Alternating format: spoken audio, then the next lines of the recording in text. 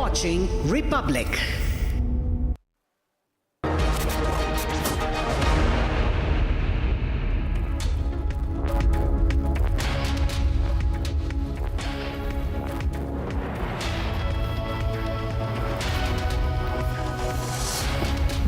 Thank you for joining us on the live report, ladies and gentlemen. 2 days before the results are out in Bengal, and boy oh boy, the theatrics have only increased, they've intensified, and Mamata Banerjee, at the heart of it, trying to fight before perhaps she loses. We don't know, that's what she is anticipating. She's already anticipating a loss. We'll tell you why, and we'll tell you all about the drama and how the Election Commission has rubbished every claim so far. Here are the headlines on the live report. Counting centers reduced in Bengal. That's the breaking input. The counting centers have been reduced from 87 to 77. Further reduction in the last few days when they came down from 108 to 87, now finally 77.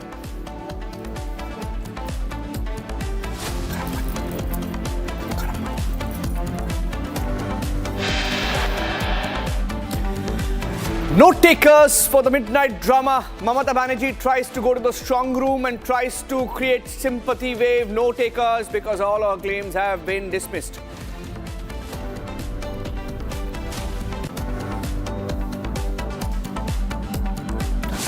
EC rubbishes the Trinamool Congress claim.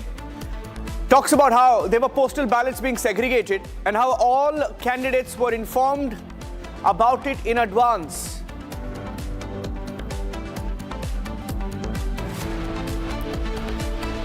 Republic accesses the letter from the Election Commission to all candidates, and that letter exposes the very basis of the claim that they made on the strong rooms.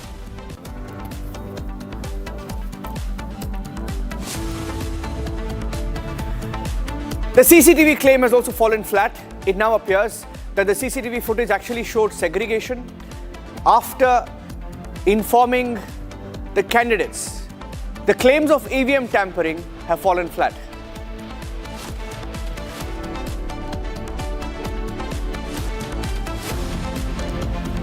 Is the Trinamool Congress anticipating defeat? Mamata Banerjee extremely nervous ahead of May 4th.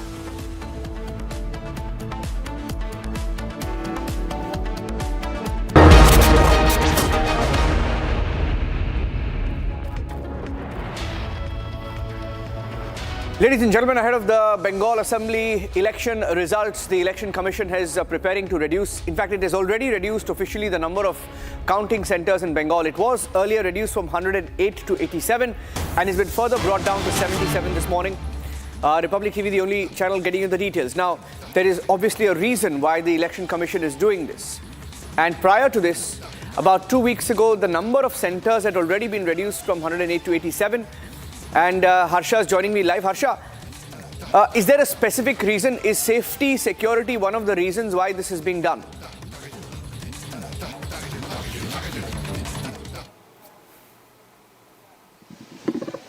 Harsha. Okay, I'm trying to see if you can hear me. Harsha, is safety, security, yes, security primarily the reason? Yeah. Security primarily the reason regarding at the counting centers, Ranjan, you have been stating about the security reason which Mamata is stating that it is the interference of the security that is involved in the rigging of the polls, but that's not the point here, Niranjan. What we see here is the desperation, and what we see here is the Chief Minister herself getting rattled. And Niranjan, whomsoever I've spoken to from 2011 to 2021, all this time, whenever Mamata Banerjee has been contesting election, she has not came out a single time during the day of the polling, and also she has never visited a strong room. This is for the very first time that Mamata Banerjee herself has visited to the strong room. Right now, showing you the visuals from the counting center in Bhabanipur, Niranjan, where exactly the chaos broke out yesterday night, where there was a clash between TMC and BJP. TMC-BJP, Mamata Banerjee herself visited the strong room. She went inside, she checked everything herself, and she came out stating everything is all right. And also Manoj Agarwal, the CEO himself, stated that to the observers and the candidates of the TMC, the letter was given by the Election Commission of India to visit the strong room at the time when there will be segregation of the postal ballot. The TMC chose not to come, and if they are not available, if they are not coming to the strong room, even then we have to do the segregation of the postal ballot. That is the reason why yesterday was the chaos, because TMC didn't come at the point where actually the segregation of the postal ballot was happening. After that, there was CCTV footage. The CCTV was right, Shravan, but the Niranjan, but the allegation were wrong, Niranjan. The allegation were completely wrong, which also in the press conference CEO Manoj Agarwal himself stated. Right now, if you see, Niranjan, this looks like counting centers are becoming and transforming into the fort, as we see more and more security deployment has been enhanced overall. Earlier, the counting centers were 108 in number. Now they have been reduced to 77 number. And Niranjan, this all so that in counting centers remain in headquarter and in subdivision, so that the security can be adequately deployed each and everywhere. You see the number of forces which are now here after the polling in the state of West Bengal, 700 companies. And in that 700 company, 200 company will only protect the strong room and the counting center. The 500 will be engaged in ensuring that there is no law and order situation in the state of West Bengal. This is the situation of West Bengal right now. Allegations coming from the TMC party, and also BJP is not leaving any stone unturned to give back the response to the TMC, because yesterday night when Shashi Panja and Kunal Ghosh were here at the counting center, immediately BJP leaders like Priyanka Tibrewal and others reached the spot. There was immense chaos here, Niranjan, immense chaos, and that all because of the allegations of the TMC of deletion and coercion of the votes, which was completely fake, which was misleading, which Election Commission also have stated. But right now, this is the place, this is the counting center, Niranjan, where the votes of the Bhawanipur along with other places of the South 24 Parganas are sealed, are locked in the strong room. We show you the visuals. More than 20-25 security officials, the companies who have been deployed here to ensure that the security measures are adequate. You see how alert the security forces have now been deployed. Not only the police officials from the south region, but also the para forces who have been deployed here to ensure the security measures at the counting center. This is one counting center, Niranjan, where eyes are from each and every vantage, each and every political party has the eyes on this particular counting center, because this is a place where on 4th we will see a lot of action. Immense action will be seen from this counting center, because we are expecting Suvendu Adhikari, Mamata Banerjee, all will be here on the day of the counting. And counting center, as we were talking, has been reduced to 77, but deployment of massive forces here at the counting center, which also gives a lot of sense of the deployment by the election machinery for the counting day of counting, as Bengal has always witnessed the history of the post-poll violence, be 2021, be 2024 parliamentary election, or be 2023 panchayat post or 2011 elections. Post-poll have always been witnessed at the highest of level, and that is the reason why these visuals become very important to show you, because it's just today, after 3 days, there is counting, and all eyes, Niranjan, are on the counting centers, which are deliberately being stated that the tampering is happening, deletion is happening, coercion is happening. But the reality is that no one is allowed to enter the counting center. In fact, this time Election Commission of India has given the QR code, and photo identity card has been issued to the people who are only allowed to enter the counting center. If they don't have a QR code and the photo identity, then those will not be allowed inside the counting center. So that's the kind of arrangement which Election Commission has done this time to ensure that the security measures are intact and there is no rigging, and no one tries to create chaos inside the counting center on the day when actually the counting of votes is taking place. Back to you, Niranjan. You know, the whole fight between Mamata Banerjee and the Election Commission. Let's pull out the pictures from last night because the story is about what happened last night. And we were live last night from outside the strong room. And Republic Bangla is live there even now. Harsha is outside another strong room right now. Mamata Banerjee has alleged, and that's my next angle. Let's go across to that.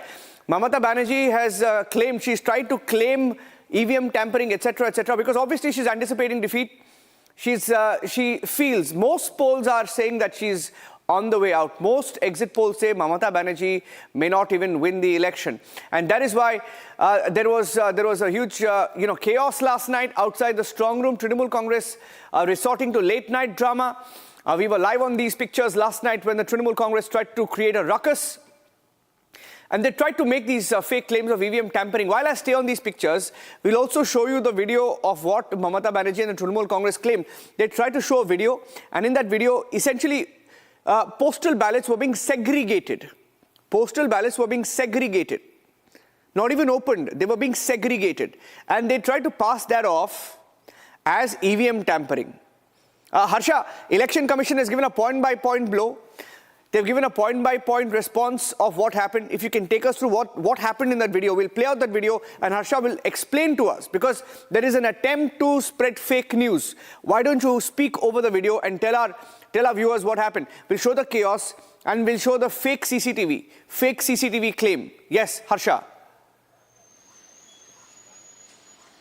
So, Niranjan, on our screen, we play the CCTV playout, which exactly was the video which was posted by the TMC on their social media platform, stating that this is the deletion and coercion of the votes of majorly of the TMC, because Mamata Banerjee now seems to be rattled and completely furious over. She believes that this is a very tough competition. Both, as she's on edge. If anyone who wins from this constituency, Niranjan, it's going to be, the difference is going to be only of 900 to 1,000 votes and not more than that. And if I tell you about CCTV, morning strong room was completely sealed and locked in the presence of observers and candidates. The candidates from both TMC and BJP and other parties were present here when the strong room was locked. But after that, at 4 o'clock, before the segregation of the postal vote, it was told to each and every political party to come at the strong room for the segregation of postal ballot, because postal ballot from several places it has come. It has to be segregated according to assembly constituency. Let's say there's assembly constituency number 102, assembly constituency number 119, 117, 118. If you see, there are polling station, and we can clearly understand how many numbers of polling station there are. And according to the segregation of assembly constituencies, Niranjan, the segregation of postal ballots was to be done. And Election Commission of India invited BJP, TMC, Congress, CPM, all the parties to come here, so that in presence of the candidates, this entire segregation of postal ballot could take place. But what happened was, no one from TMC came. Neither Shashi Panja came, neither Kunal Ghosh came, no one from TMC party came. BJP sent its one of the candidates from BJP reached here, CPM candidate reached here, and this particular video from strong room is that only. There's no opening of the seal, there's no opening of the postal ballot. No one has actually opened the votes and seen who has voted for whom. Only the ballots are being segregated according to assembly constituency wise. If you see, Niranjan, the women there who are working, they are taking out the postal ballot and they are segregating it according to the assembly constituency. The work is being done because that is important. We spoke to Manoj Agarwal this morning, Niranjan. He said this is the works of Election Commission of India. Election Commission of India will perform its duty. The candidates have to come, then welcome. If they don't want to come, then okay. But we have to do our duties. We have to do this work before the day of the counting, which is very important. And this CCTV camera is right, Niranjan, but the allegation and the entire manipulation of this entire CCTV is what was done by the TMC, which was actually fact checked by Election Commission of India later on. And now you see, if you see, this entire counting center has become a fort, has converted into a fortress. You see, so many security arrangements, so many deployment of the forces. This is only because of the mere allegation of the TMC. Yes, the counting center has to be secured. The preparations are being done, and you see already the deployment has been ensured at the counting center. But such forces deployment at only one counting center, that has happened after yesterday night chaos broke out, Niranjan, here, only of the mere allegation of TMC of Mamata Banerjee. Let me tell you, Niranjan, that this is just a desperate move of the Mamata Banerjee. Now, very well, there's a demotivation amongst the cadre of the TMC. They very well know that Mamata Banerjee is on edge. They also have their internal report where it is being stated that there's a tough fight between Mamata and Suvendu and anyone can win. This time no one is confident to say that Mamata Banerjee is winning from Bhawanipur constituency. No one is apparently confident about it, and internal reports of TMC itself states that whosoever will be winning, the margin is going to be very less, very low the margin is going to be. And that's the desperation because of which, that's the rattleness of Mamata Banerjee, which drew the Chief Minister straight from her house to the counting centre, mobilizing TMC cadre, TMC supporters to reach here on spot, create ruckus and chaos. And it is all post-poll clashes which we are witnessing right now, Niranjan, in the state of West Bengal. And this is going to be much more on the day of the counting and after counting. Back to you. I want to play out what Mamata Banerjee said. We'll play out what Mamata Banerjee said and the different reactions that are coming in from the BJP. Of course, there's a huge political fight in Bengal. BJP countering Mamata Banerjee as she makes those claims, perhaps nervous. EC also contradicting her. Let's put that graphic out. How the EC responded to Mamata Banerjee. We have a graphical representation of the war of words between the Trinamool Congress and the Election Commission. And the EC has, in a point-by-point counter, has busted that claim. They said there is a CCTV footage that shows, and this is what the AITMC, that is All India Trinamool Congress claimed, AITC or Trinamool Congress claimed, that this is murder of democracy, and that CCTV footage exposes the BJP in active collusion, etc., etc. Typical fake news being pushed by the Trinamool Congress, and they got called out because all political parties were told that postal ballots were being segregated. Perhaps the Trinamool Congress being selective and trying to hide behind selective claims. They've gone completely on the back foot now. Their protest has fizzled out overnight. Here's what Mamata said, and then we'll go across to some more breaking news coming in from other election states.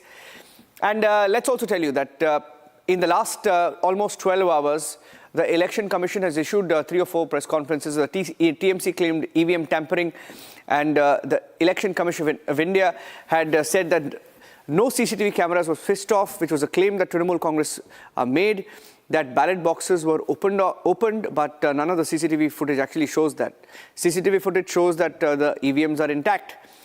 And TMC claimed that boxes were opened without candidate or agent, voting agent, polling agent.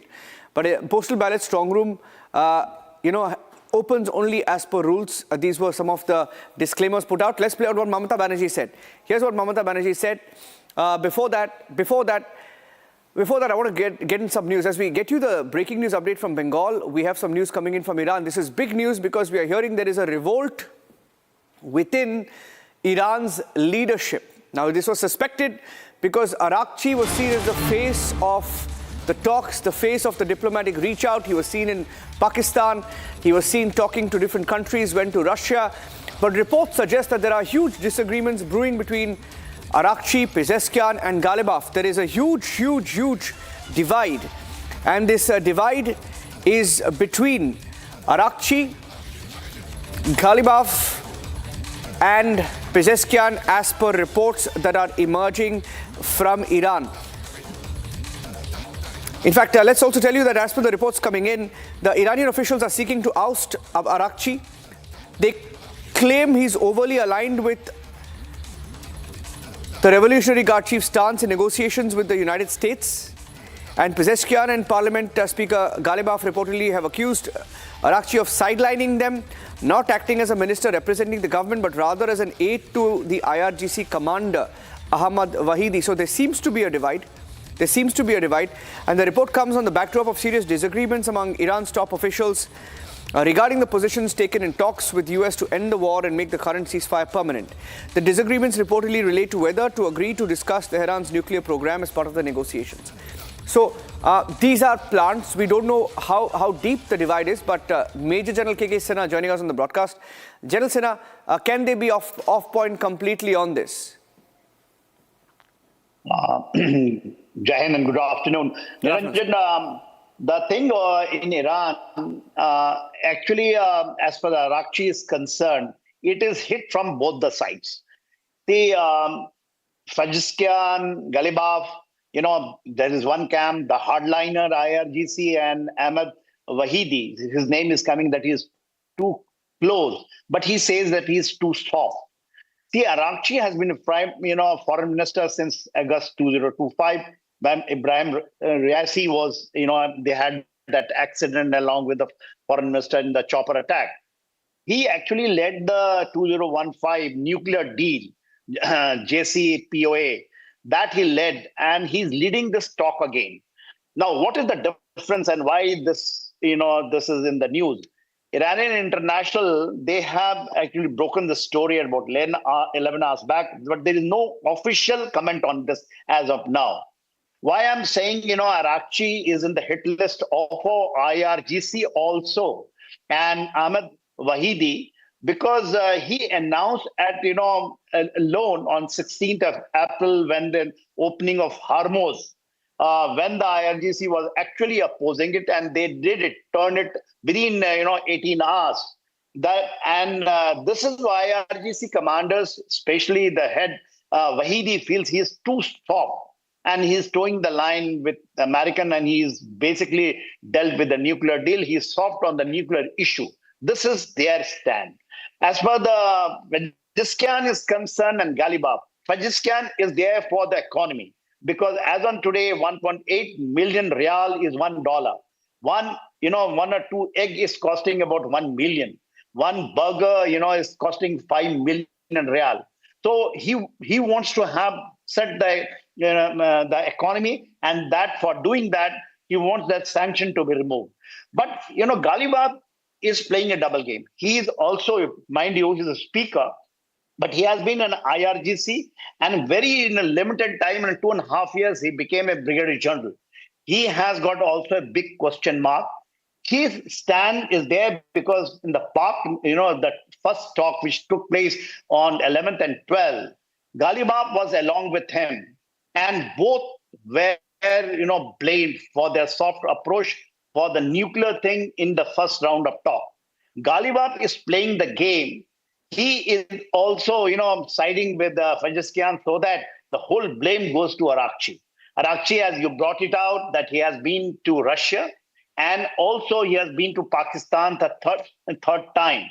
So Arakchi is also doing, is pushing the things, and he has got a, back experience of nuclear deal of 2015. And that's why he is pushing, but everyone feels it, especially the IRGC commanders, complete rank and file, they feel that he is too soft. So he is hit from both the sides. Let's see. Only chances, of his removal has got, two possibility. If there is an attack by Americans again, then probably he is going to stay on. And I think, the Supreme Commander is going to declare him as, as an IRGC man, because the state media is saying that way. But if there is a deal, probably he will be going to be out because Fajiskian feels it that, he is not able to, work with him. This is the way it is coming loud and clear in Iran. So my stand is there. We have to wait for first thing for the official comment from the Iranian International. Basically they are giving the official version of it. If they declare there is a change in the government, probably he will be out. But we have to wait and see that because he's being hit from both the sides. In my judgment, Arakchi is not doing a good job. I also feel it because at his standalone mode, he's declaring the Hormuz to be open. I think he is too soft, becomes as far from IRGC point of view. Significant, sir. I don't know how true that is. Like we've been waiting for a response from the Iranian regime. But the fact that even the Iranian sections of Iranian media are reporting this makes it significant. General Sanath, I'd like to thank you at this point because all our eyes, we just want the war to end. And how is it going to end if there is a rebellion, if everyone is not on the same page, even including inside Iran? Thank you, sir, for joining us on that brief intervention we had from Iran. Okay, breaking news also coming in. Republic Business breaking. Good news in terms of the GST collections, witnessing a big jump. GST collections have seen a huge jump. Integrated GST collections have witnessed a big jump of 12.2%, touching 1.29 lakh crore versus 1.15 lakh last April. Pranav joining us live. Pranav. And in fact, the integrated GST collection, as you rightly said, has in fact jumped 12.2%. It just shows that it's basically the kind of GST collection that is collected interstate and via export. So it just shows that there is a thriving domestic consumption within the states. There is a thriving, tax base, that increasing tax base. So that's the indication that the integrated GST collection is showing. We're witnessing a massive hike of across the GST collection in terms of the overall GST collection. It has increased to 2.43 lakh crore. That's an 8.7% rise from April last. So just shows that as trade normalizes post Donald Trump's tariffs that were struck down by the US Supreme Court, we are seeing some sort of relief within the domestic economy, and the GST collections are just a reflection of that. For that, Pranav, with that quick input of the GST collections from Republic Business, taking a short break, ladies and gentlemen, on the live report. We'll take a break, coming back with elections 2026, verdict 2026. We have some news from Tamil Nadu as well. And the big dramatic development in Bengal. Is Mamata anticipating defeat? Pictures, the allegations, the counters coming up. Stay tuned.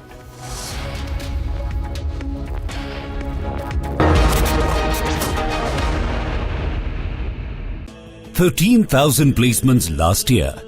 At Amity, we are committed to nurturing passionate, hardworking and proactive professionals.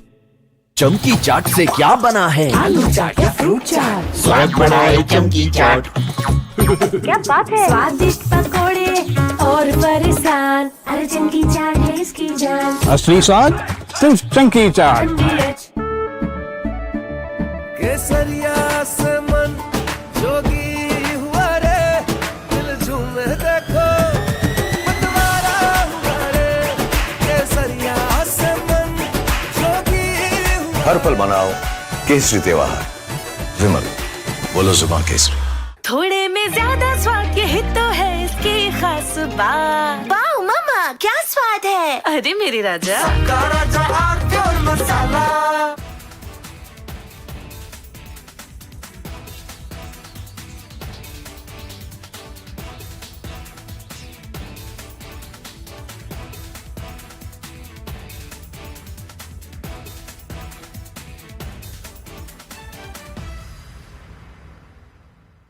The Indian Air Force is giving its old MiG-29 fighter jets a powerful new weapon from Britain that turns them into modern fighters ready for today's battles.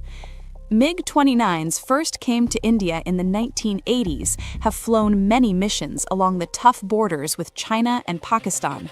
Now they are getting equipped with British ASRAAM missiles that make them as strong as NATO planes in close fights. The Ministry of Defense sent out a request for proposals to fit the Advanced Short-Range Air-to-Air Missile on the MiG-29 UPG version.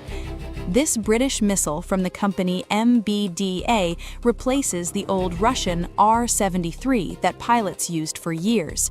The R-73 could only reach targets 10 to 15 kilometers away, which forced pilots to fly too close to the enemy and take big risks.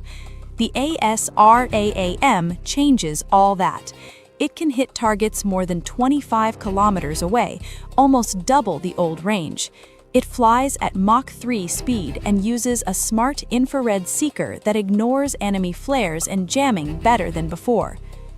The Indian Air Force flies more than 55 of these MiG-29 UPG jets in frontline squadrons.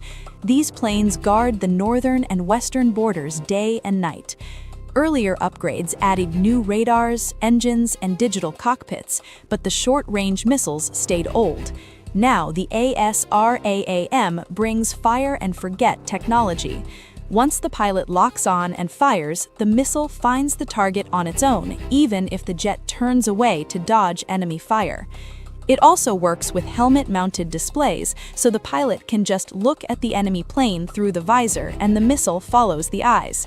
This high off-bore sight ability lets the jet attack from strange angles without turning the whole plane first. This upgrade matters a lot because the region stays tense. Pakistan flies JF-17 jets with modern PL-10 missiles that reach farther and lock on quicker. China uses even better systems on its J-20 stealth fighters and other planes. In a real dogfight, the old MiG-29 with R-73 could lose the first shot. With ASRAAM, the Indian pilots get longer reach, faster lock, and higher chance to survive. The missile also works well against low-flying drones that are hard to see on radar. Many experts see drone swarms as the new big threat in air wars, and this upgrade gives the MiG-29 a strong answer. The ASRAAM already proved itself on Indian planes. The Air Force fitted it successfully on the homemade LCA Tejas and the Jaguar fighters. Those tests went smooth, so putting it on the MiG-29 UPG is a natural next step. The request includes new launchers, special tools, testing equipment, and training for ground crews and pilots. Once the work finishes, the whole fleet will get the missiles step by step. This keeps the MiG-29 useful for many more years until newer Indian planes, like more Tejas and the Advanced Medium Combat Aircraft, join in big numbers. Upgrading the existing MiG-29 fleet saves huge money compared to buying fresh fighters from abroad. It also shows a smart way of mixing.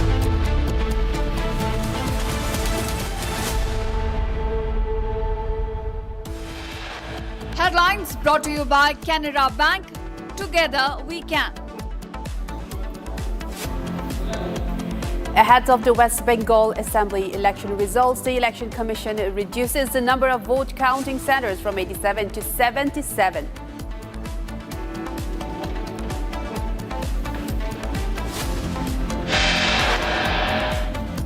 Drama before counting day, TMC alleges segregation of postal ballots in the presence of BJP agents. EC fact checks. Trinamool says all strong rooms closed and sealed in presence of candidates and observers. Republic accesses letter to all candidates, which has now exposed the claims of TMC. CCTV claims fall flat after ECI's fact check. Is TMC anticipating defeat? Mamata Banerjee extremely nervous.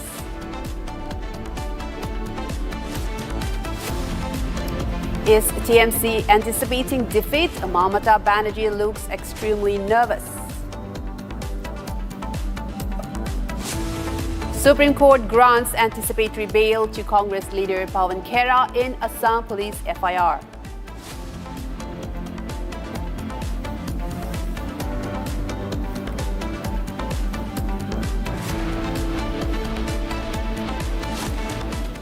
Viewers, we have a big breaking news today coming in from Tamil Nadu as Vijay's as he was visiting a temple, a masjid and a church on the same day, a big secular push before the election results on May 4.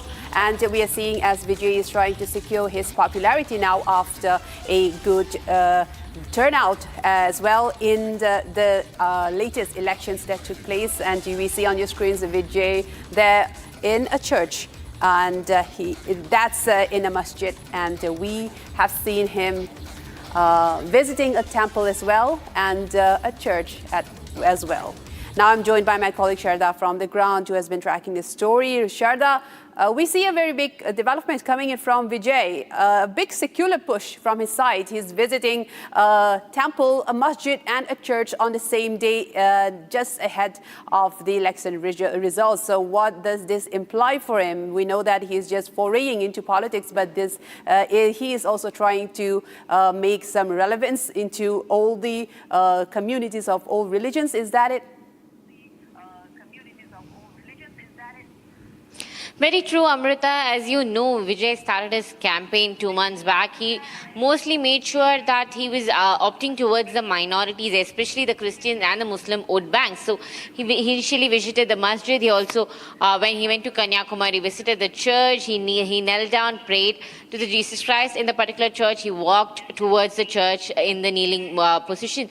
So now following that, he started his temple visits after the elections happened in the state of Tamil Nadu on 23rd. but on 24th we saw him going to Temple Tiruchendur in near Thoothukudi district, and also he went to Shirdi Sai Baba temple near Mumbai. So now following that, tomorrow he is expected to go to the Nagapattinam church, which is very famous, the Lady Velangani church in Tamil Nadu. Following that, he is also going to visit the masjid tomorrow. So showing that he is a secular leader following a secular position in even in politics is what Vijay is trying. So this comes after he visited the temple as well. So now portraying himself as a political leader who visits all temples, churches, and also the masjid gives the hope to the people that if Vijay is elected to power, he will behave like a secular political leader and not a person who is either supporting the minority or the Hindus who is the majority in the state.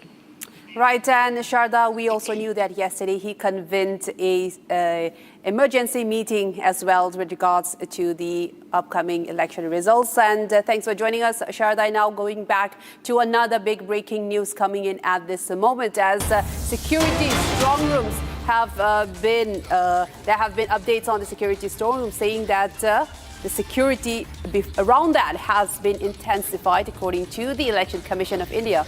A commission official will now be stationed 24/7 in front of these strong rooms, and this role will be handled by the designated officer under the returning officer or any assistant returning officer.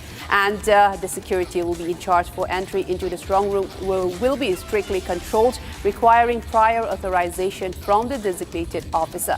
The security have in fact been intensified with the whole drama now unfolding in West Bengal. The existing three-tier security system with the central armed police forces is being strengthened with additional security as well. As of now, we are saying that there have been a massive deployment of security personnel with both the state police and central forces as well. Additionally, Section 163 of the Bharatiya Nyaya Sanhita will be enforced around the strong room to maintain strict order and prevent unlawful assembly. The State Chief Electoral Officer Manoj Kumar Agarwal stated that these measures are aimed at ensuring maximum security and transparency in handling the EVMs ahead of counting day, which is scheduled for May 4th. And we are also seeing huge drama being unfolded in West Bengal regarding the strong room, and we are now seeing that the Election Commission has in fact beefed up the security in the strong room with the state police and central forces now in front of it, with an officer being positioned 24/7 in front of it, checking entry of every official in the strong room where the EVM and postal ballots are being placed ahead of counting to ensure a free and fair counting day.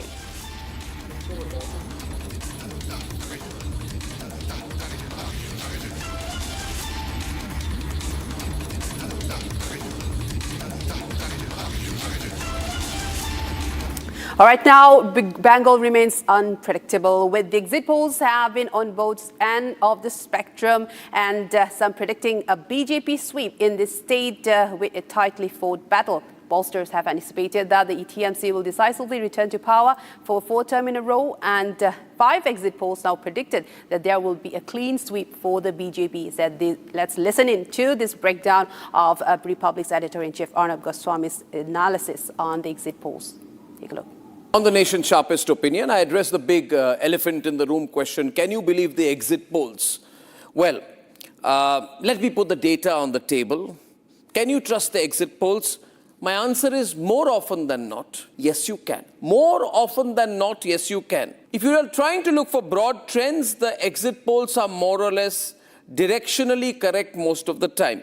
Nobody, I repeat, nobody is claiming that exit polls are surgically precise.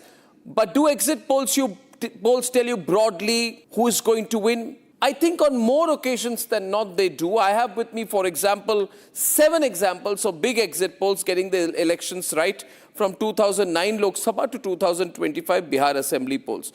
2009 Lok Sabha, 3 got it correct. 2014 Lok Sabha, all 6 got it correct. I remember I was in Times Now then. I mean, I founded Times Now. It's a channel I started from scratch. I'm not responsible for how it is right now, but we got it right. 2019 Lok Sabha, 6 out of 8 agencies got it right. Most recently, 2021 Tamil Nadu election, because it's a complicated election to predict, all of them got it right. 2021 Assam, for example, Axis My India predicted NDA 75 to 85, NDA won exactly 75. So when someone tells you that exit polls cannot be trusted at all, I want you to remember these numbers. I want you to remember that 9 out of 9 in Bihar got it right. I want you to remember 6 out of 6 in 2014. I want you to remember what the data actually says. Yes, sometimes exit polls get it wrong too. Let me give 3 examples of when they get it wrong. Directionally also they get it wrong. 2021 Bengal. Jan Ki Baat, some at that time predicted BJP victory, predicted TMC crash. Jan Ki Baat got it completely wrong. Completely wrong. We'd also published their numbers. Access My India predicted 134 to 160, completely wrong. C Voter got it completely wrong. So no poll came within 24 seats of the actual result. 2024 Haryana, so many got it wrong. Matrise got it wrong, Red Mike, P Mark, whatever, all got it wrong. The direction was wrong. 2024 Lok Sabha, that's where the biggest mistakes happened. It was a nightmare. Everybody overestimated the NDA. The actual result, the BJP only got 240. The direction on the winner was right. NDA did win, but the scale was catastrophically wrong by over 100 seats. So yes, polls have been wrong as well. I'm not hiding that. But what I'm asking you is this, that how many times were they right versus how many times they were wrong? The fact is, exit polls, if you look at it, there is a survey done which says on 16 occasions, they're roughly correct on 7, wrong on 4. Directionally, they are more or less right. So if you want to look at a directional sense of the result, you will get it now through the exit polls. Now, one point I want to make on Bengal. I want to spend a moment on today's Chanakya. In 2021, today's Chanakya exit poll was the closest pollster to the actual result. Closest to the actual result, right? And today's Chanakya, Jan Ki Baat got it terribly wrong. Very, very bad poll they did. They gave 160 to 185. But on the other hand, today's Chanakya placed TMC at 180 seats. TMC won 215. The same pollster that gave them 180 seats and were the closest to their numbers in 2021 are saying in 2026 that the BJP could get about 190 on an average in a range of 181 to 203. So today's Chanakya is predicting a big TMC win in 2021 which happened, is predicting this cycle in 2026 has changed and is saying the ground strength of the Trinamool is gone and the BJP is sweeping Bengal. If the TMC wants to look at it, the only pollster that had got it right for them in 2021 has predicted that they are out, completely out of the game in 2026. But one point also, people have been asking me personally, who will win? Will it be 50-50? Viewers, the political world in India is not 50-50. The way we are reading exit polls. When was the last time, for example, in a major state in India, you had a genuine 50-50 contest? A result where neither side would know who would win until the very last seat, a hung assembly situation. A result where even the exit polls say too close to call. It doesn't happen, ladies and gentlemen. 2019 Haryana was the last true hung assembly. BJP 40, Congress 31, JJP 10 in a 90-seat house. Since then, we are not seeing hung verdicts. No hung verdict in Maharashtra. NDA won 235 out of 288. Haryana 2024, BJP won 48 seats. Comfortable win. Bihar 2025, NDA won 202 out of 243 seats. Delhi 2025, BJP, which was down and out, won 48 out of 70 seats in a remarkable comeback. So one point you must keep in mind, that elections are complex. Decisions of the people are difficult to decipher, but broadly it would not be wrong to say that as of today, the era of shaky, middle of the road, 50-50 verdicts is over. So one point to repeat once again, more or less exit polls are directionally right. My question for May 4th is not whether the polls are right in that direction. The question is whether the scale of the victory will be more than what has been predicted. I do not believe in hung verdicts anymore. Of course, we can be corrected if that's what the people want. But hung verdicts don't really happen. After this, if you want to have trust on the exit polls, it's your choice. but you can't disregard them either. Now taking a short break, but don't go anywhere because we have more stories lined up for you on the other side as the ECI fact-checks TMC's claim of EVM tampering, says Strongroom sealed in front of observers. And ahead of the West Bengal Assembly election results, the Election Commission reduces the number of vote counting centers from 87 to 77 about 2 weeks ago. The number of centers were reduced from 108 to 87.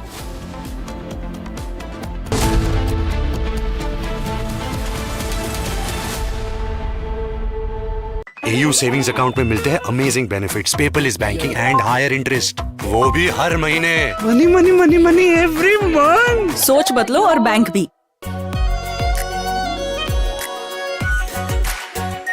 Are pure shahi paneer masala, delicious, healthy every day.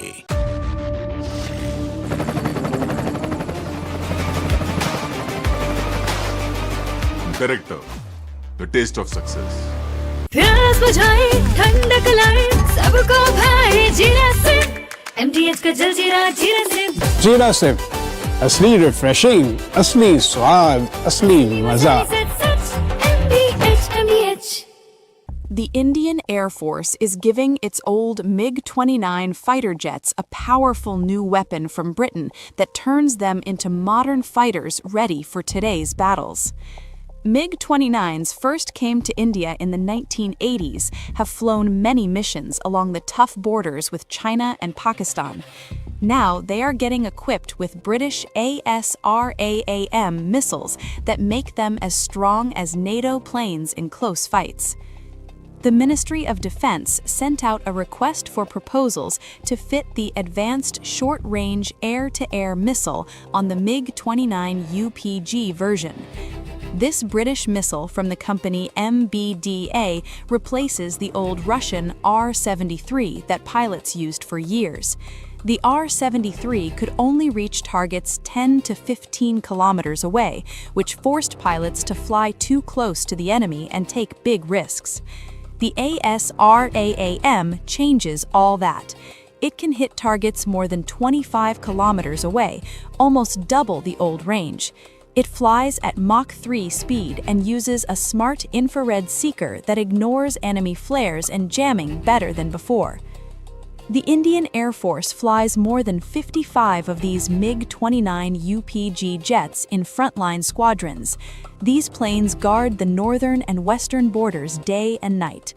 Earlier upgrades added new radars, engines, and digital cockpits, but the short-range missiles stayed old. Now the ASRAAM brings fire-and-forget technology. Once the pilot locks on and fires, the missile finds the target on its own, even if the jet turns away to dodge enemy fire. It also works with helmet-mounted displays, so the pilot can just look at the enemy plane through the visor and the missile follows the eyes. This high off-bore sight ability lets the jet attack from strange angles without turning the whole plane first. This upgrade matters a lot because the region stays tense. Pakistan flies JF-17 jets with modern PL-10 missiles that reach farther and lock on quicker. China uses even better systems on its J-20 stealth fighters and other planes. In a real dogfight, the old MiG-29 with R-73 could lose the first shot. With ASRAAM, the Indian pilots get longer reach, faster lock, and higher chance to survive. The missile also works well against low-flying drones that are hard to see on radar. Many experts see drone swarms as the new big threat in air wars, and this upgrade gives the MiG-29 a strong answer. The ASRAAM already proved itself on Indian planes. The Air Force fitted it successfully on the homemade LCA Tejas and the Jaguar fighters. Those tests went smooth, so putting it on the MiG-29 UPG is a natural next step. The request includes new launchers, special tools, testing equipment, and training for ground crews and pilots.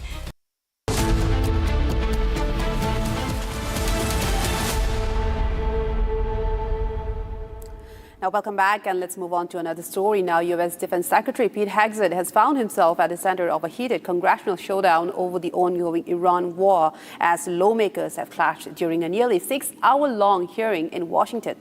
The hearing turned combative, with Democratic lawmakers questioning the cost, justification, and the strategy of the war, which they describe as an expensive war of choice launched without full congressional approval. Let's take a look at the full report.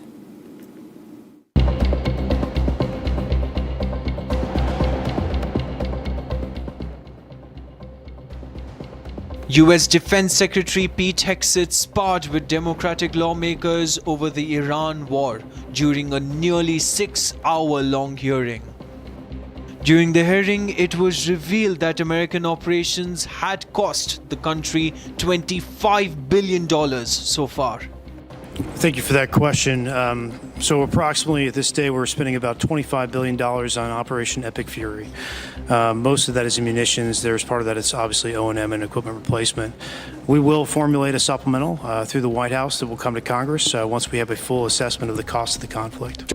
Hegseth, who faced questions under oath for the first time since the war started, appeared on Wednesday before the House Armed Services Committee. Secretary Hegseth, you have been lying to the American public about this war from day one, and so has the President. You have misled the public about why we are at war. You and the President have offered ever-changing reasons for this war. You've misled the public about the progress of the war. While the military has executed this war with tactical success, the strategy has been an astounding incompetence. Defense Secretary Pete Hegseth defended the war to lawmakers amid skepticism from some Democrats on the committee about the rationale for going to war and the toll it's taken on U.S. readiness. Given up their nuclear ambitions, and they had a conventional shield of thousands of Operation. Democrats on the committee often characterize the U.S. military action in Iran as an expensive war of choice that had been waged without the approval of Congress.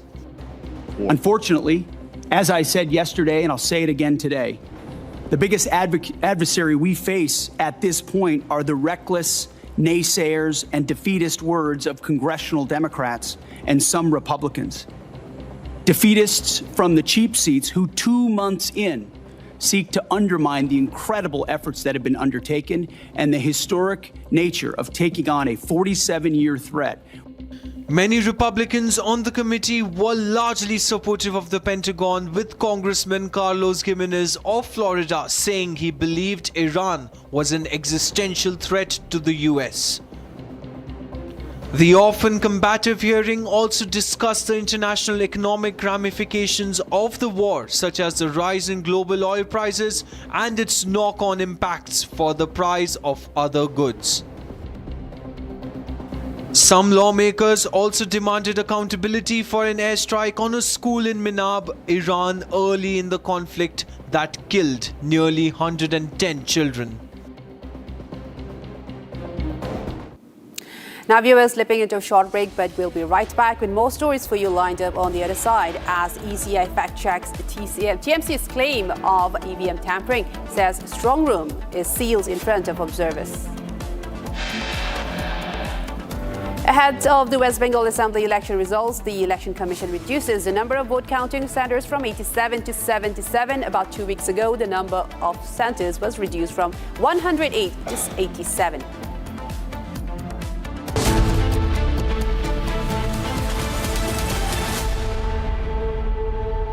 13,000 placements last year.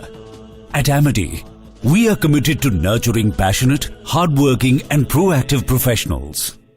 चमकी चाट से क्या बना है? Sandwich, लस्सी और छाछ। हर घूंट में चमकी चाट। ड्राई फ्रूट और दही बड़े। चमकी चाट से स्वाद बढ़े। असली स्वाद सिर्फ चमकी चाट।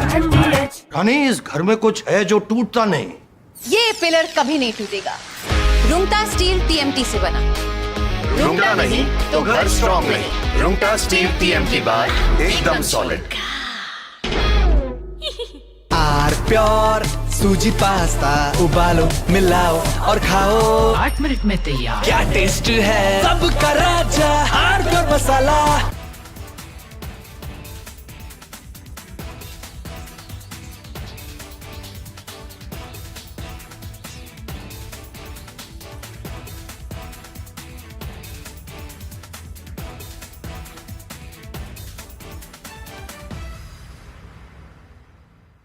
The Indian Air Force is giving its old MiG-29 fighter jets a powerful new weapon from Britain that turns them into modern fighters ready for today's battles. MiG-29s first came to India in the 1980s, have flown many missions along the tough borders with China and Pakistan. Now they are getting equipped with British ASRAAM missiles that make them as strong as NATO planes in close fights. The Ministry of Defense sent out a request for proposals to fit the Advanced Short-Range Air-to-Air Missile on the MiG-29 UPG version. This British missile from the company MBDA replaces the old Russian R-73 that pilots used for years. The R-73 could only reach targets 10 to 15 kilometers away, which forced pilots to fly too close to the enemy and take big risks. The ASRAAM changes all that. It can hit targets more than 25 kilometers away, almost double the old range. It flies at Mach 3 speed and uses a smart infrared seeker that ignores enemy flares and jamming better than before. The Indian Air Force flies more than 55 of these MiG-29 UPG jets in frontline squadrons. These planes guard the northern and western borders day and night. Earlier upgrades added new radars, engines, and digital cockpits, but the short-range missiles stayed old. Now the ASRAAM brings fire-and-forget technology. Once the pilot locks on and fires, the missile finds the target on its own, even if the jet turns away to dodge enemy fire. It also works with helmet-mounted displays, so the pilot can... From Asia's largest news headquarters, setting the agenda for Bharat.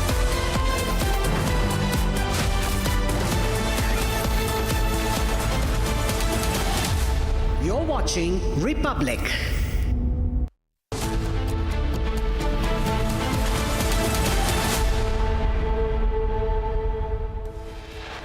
Headlines brought to you by Canara Bank. Together we can.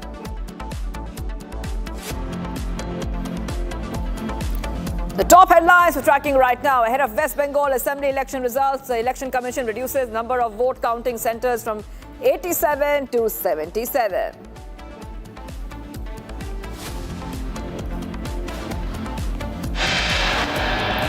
No drama before counting day. TMC alleges segregation of postal ballots in the presence of BJP agents.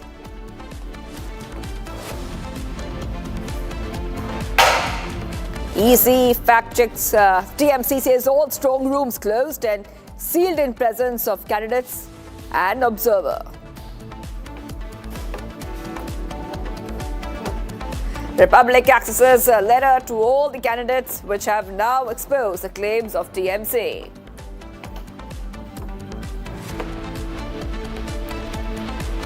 CCTV claims fall flat after Election Commission's fact check. Is TMC anticipating defeat? Mamata Banerjee extremely nervous. A Supreme Court grants anticipatory bail to Congress leader Bhabanipur in the Assam police FIR.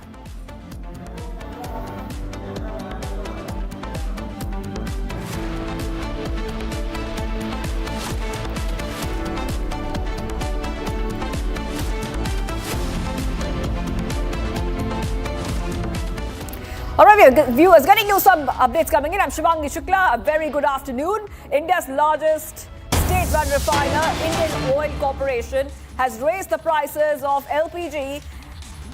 That is right, LPG has raised the prices of LPG viewers used by industries and jet fuel for foreign airlines from Friday onwards. The company has said this in a statement. The statement is out on this matter. Jet fuel and industrial LPG prices are going up. So foreign air travel will become more expensive for you. Foreign air travel will become more expensive for you, viewers. The price of a 19-kilogram commercial LPG cylinder for industrial clients was hiked by 993 rupees or 47.8% to around 3,071.5 rupees. The refiner has said this. Aviation turbine fuel prices for international airlines raised by $76 per kiloliter to $1,511 per kiloliter. That is right, viewers. So we're getting these updates coming in. What this essentially means, and try to go across to a Republic business desk as well to help us understand and break down what are the implications of this price rise. But definitely, foreign air travel will get more expensive. Let's go straight across to my colleague Pranav joining us live from Republic Business. Yes, Pranav, what does this really mean? You know, does this mean that the prices are rising for those who want to travel abroad? How much of a price rise are they looking at right now, Pranav?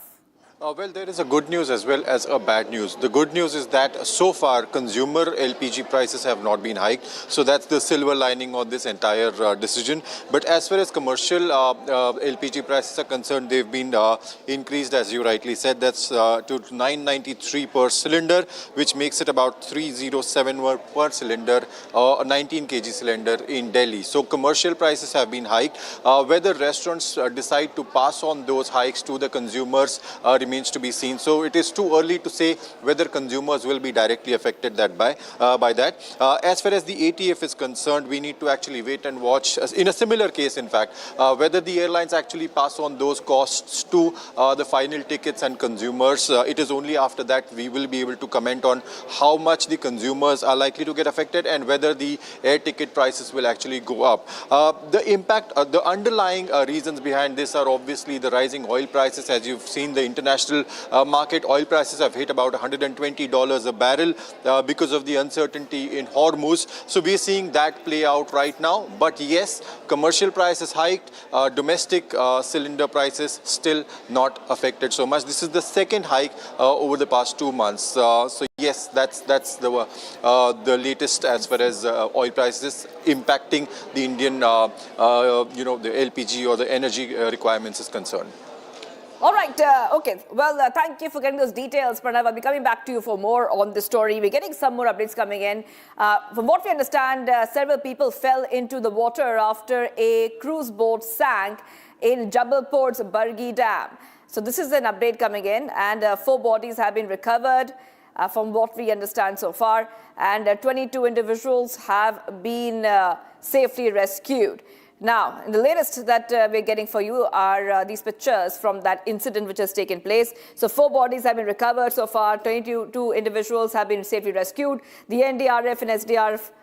Okay, let's go to Satya Vijay is joining us. Satya Vijay, rescue operations rescue के लिए वो remain underway. जल्द क्यों नहीं पहुंची, ये वो सवाल हैं जिनके जवाब अब तक नहीं आए। हालांकि बार बार जो स्थानीय नेताओं से लेकर कैबिनेट मंत्री से लेकर डिप्टी सीएम जगदीश देवड़ा तक जो हैं वो कह रहे हैं कि जांच के निर्देश दे दिए हैं, टीम गठित कर दी है, जल्द ही कठोर कार्रवाई भी सुनिश्चित की जाएगी जिनकी लापरवाही होगी उनके खिलाफ। लेकिन पूरा घटनाक्रम काफी दुखद है।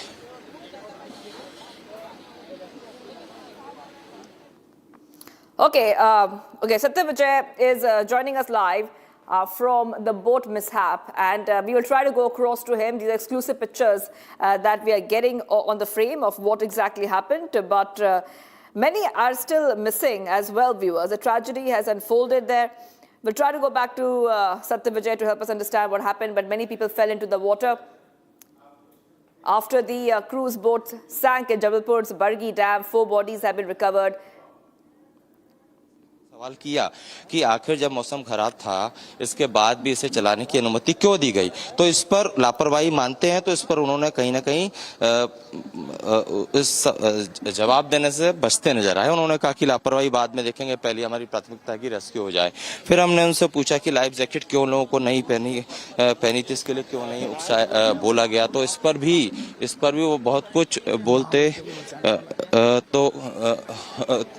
तो ये जो तमाम तस्वीर है। ये जो सर आपसे जानना चाहेंगे, आपने लोगों को बचाया इसमें उनके बारे में? चलिए, तो चूंकि जो रेस्क्यू में मौजूद लोग हैं वो बहुत फिलहाल बात नहीं कर रहे हैं, लेकिन हमने यहाँ पर जितने जनप्रतिनिधि हैं उनसे भी बात की। धर्मेंद्र जी जो पर्यटन मंत्री उनसे बात की, उनके जवाब हालांकि संतोषजनक नहीं थे, क्योंकि उनका यही कहना था जांच के आदेश दे दिए हैं। हमने उनसे सीधे पूछा कि लापरवाही मानते हैं, तो उनका कहना था ये जांच के बाद तय होगा। 9 लोगों की मौत हो चुकी है, 9 डेड बॉडियां यहाँ पर निकल चुकी हैं। ये क्रूज मौत का क्रूज साबित हो चुका है। कई और डेड बॉडी हो सकता है इसमें से निकले, क्योंकि 6 लोग अभी भी मिसिंग है। इसके बाद भी हर घटनाक्रम में जिस तरह के जवाब सरकार द्वारा आते हैं, उसी तरह का जवाब इस घटनाक्रम में भी सामने आ रहा है कि जिन जांच के आदेश दे दिए हैं, जो लापरवाह जिसकी तय होगी उसके खिलाफ कार्रवाई की जाएगी। लेकिन जो लोग देश भर से यहाँ इस बरगी डैम में लोग पर्यटन आते हैं, घूमने आते हैं, उनके All right. Okay, we are getting these updates coming in from Satya Vijay live from Jabalpur, and just telling you what exactly happened. This is a tragedy, a very terrifying moment when this cruise boat flipped over at Jabalpur Dam mid-ride. Some people have lost their lives. This is a big loss coming in. The cruise boat was capsized in a reservoir at Bergi Dam, leaving many people missing, and 22 people have been rescued so far. So all the efforts are underway. The rescue operations are underway to find those who are missing and to conduct the rescue operations. So around 43 people were on board, including the captain and 2 crew members, when this boat was caught in a very, very sudden storm triggered by an abrupt weather change. Then the high velocity winds caused the boat to lose control and overturn in the reservoir. My colleague Satya Vijay is on the spot. We'll again go back to him because he's reporting live for us. But these are some of the pictures, exclusive pictures we're getting from Jabalpur, and the rescue operations which have been pressed into action to find all those who are missing. Remember, a large chunk of the passengers on that boat are still missing.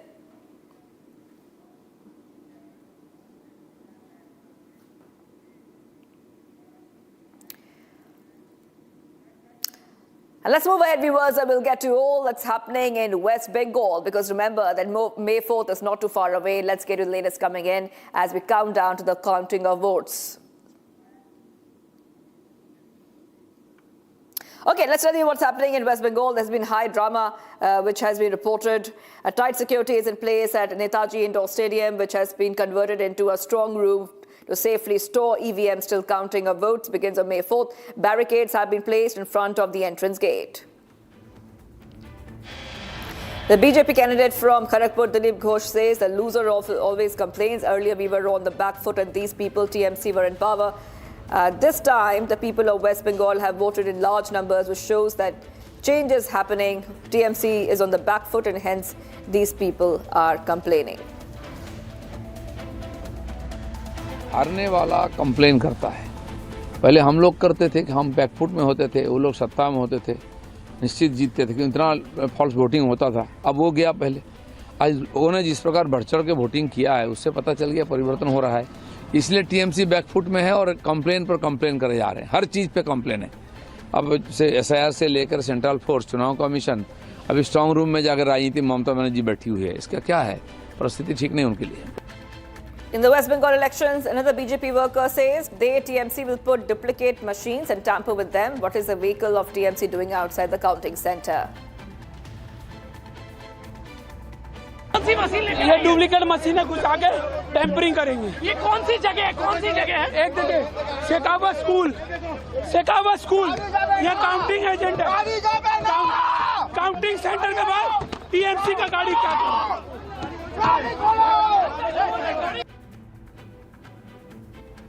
Viewers, so all eyes are on May 4th and the exit polls have come out with some numbers. Now, as we count down to the polls, the numbers from Assam, Kerala, Puducherry, West Bengal, we are seeing a close contest ahead of the May 4th results. Now, high voter turnout, including 92% in Bengal and over 84% in Tamil Nadu, has now added to the contest. And there's a lot of questions about leadership. about outcomes. However, we see that the past trends are also throwing in some caution. Let's take a look at this report as we tell you the latest coming in. 2026 Assembly elections in West Bengal, Tamil Nadu, Assam, Kerala and Puducherry, focusing on exit poll predictions for winners, next CMs, seat shares and trends after West Bengal's second phase voting on April 29. It notes high voter turnouts, 92% in West Bengal's first phase despite violence and 84% in Tamil Nadu. देखिए एक क्या गुंडाराज चल रहा है, देश को बेच दिया। ऐसे वोट कभी होता है? ऐसे कभी वोट नहीं होता है। वोट शांति से होता है। लोकतंत्र डेमोक्रेसी का फेस्टिवल होता है, लेकिन ये तो लोकतंत्र को पूरा बालोटा बजा दिया, पूरा इसको एट्रोसिटीज कर दिया।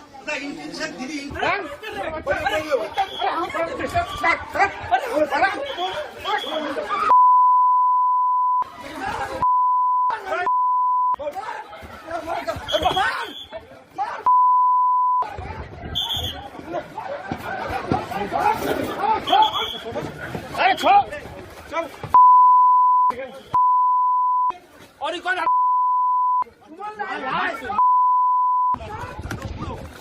पूरा बना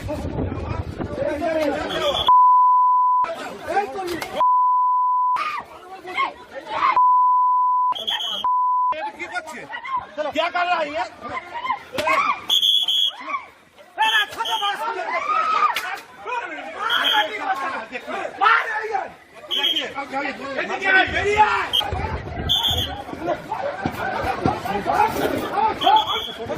अरे छो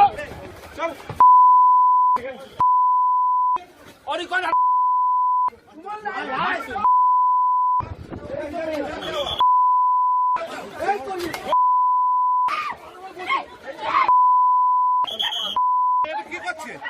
क्या कर रहा है ये?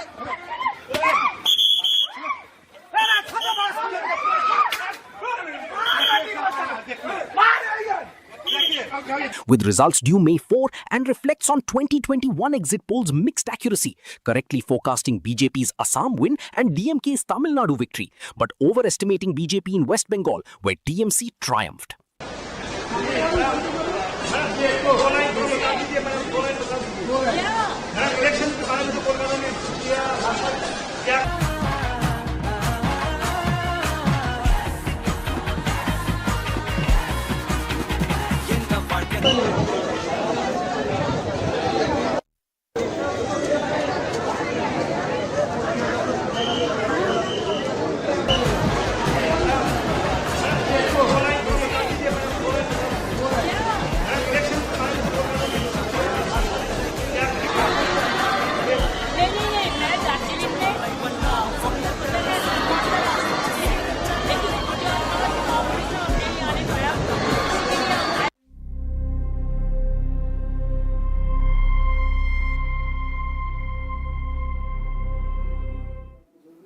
Okay, we're getting some updates coming in, viewers. Now, there has been the release of a video. This is a video. The clearest video of the Trump shooter has emerged. So we'll just put that out for you. Okay, there you go. That is on your screens. This is the U.S. federal prosecutors releasing a video showing Cole Thomas Allen running through censor gates, firing at a policeman as he rushes towards a ballroom where President Trump was attending the April 25th White House Correspondents' Dinner for the first time in his 2 terms. And this video has been posted amid questions over whose bullet struck the Secret Service officer as Allen ran towards a ballroom that had over 2,000 attendees, including scores of Trump officials. Let's go to Shivam. Shivam, yes, tell us what does this video really say? Shiva. Yeah, this is the latest video. As you can very well see, he was trying to enter. While it's important to highlight that the body check security arrangements were being in place, were being installed while he made use of the opportunity. So the attacker had done recce of the hotel because we all must remember the very fact that he already had checked in the hotel. He was there in the hotel since the day before. So he was residing in the hotel for a long time to inspect. He also went to the gym of the hotel. Now, it is a dramatic moment where you can see him sprinting, running out trying to enter because his plans were to assassinate Donald Trump. Now that's what the claims are. Now while there was a setup being made of the body search, installations were being made, he rushed in and he also allegedly fired a shot at the security agent. Now it's also being told, now this was confirmed on that day also, that thanks to the bulletproof vest that the security agent was wearing, he tried to shoot because he was carrying a shotgun with him, and he shot at the security agent, and also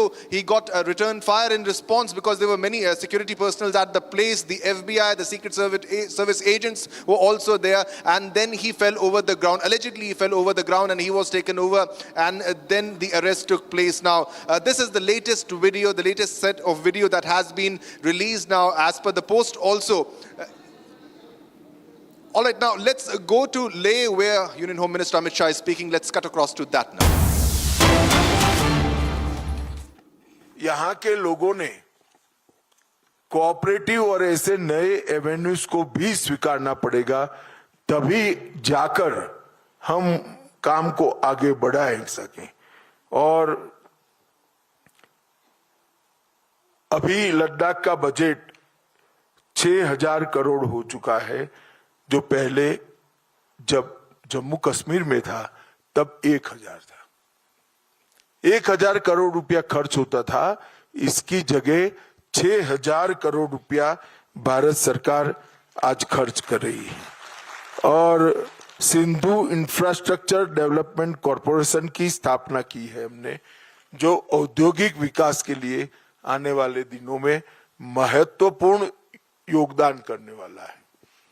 हम चाहते हैं कि ये सीमांत प्रदेश आत्मनिर्भर बने, और मैं तो धन्यवादी हूं लेह, लद्दाख और कारगिल के बाशिंदों का।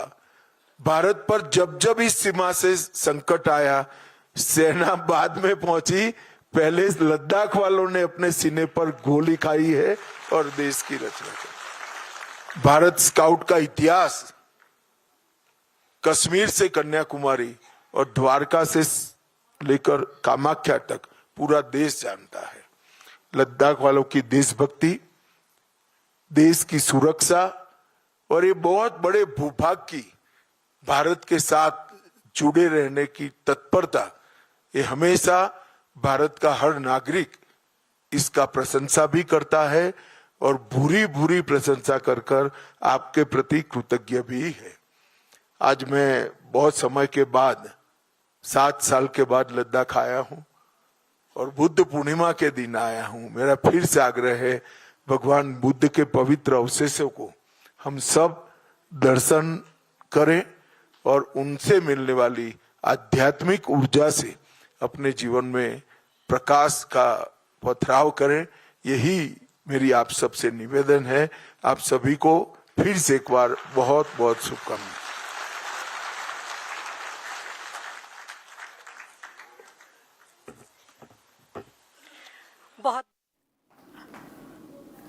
And we're getting these updates coming in. Home Minister Amit Shah is speaking there in Ladakh. We'll get our viewers more updates coming in on Republic. Let's move ahead to some of the other stories that we are tracking here on Republic TV. We'll put our focus on what is happening in West Bengal. We're counting down to the West Bengal result day. That's May 4th. Let's see the top developments coming in.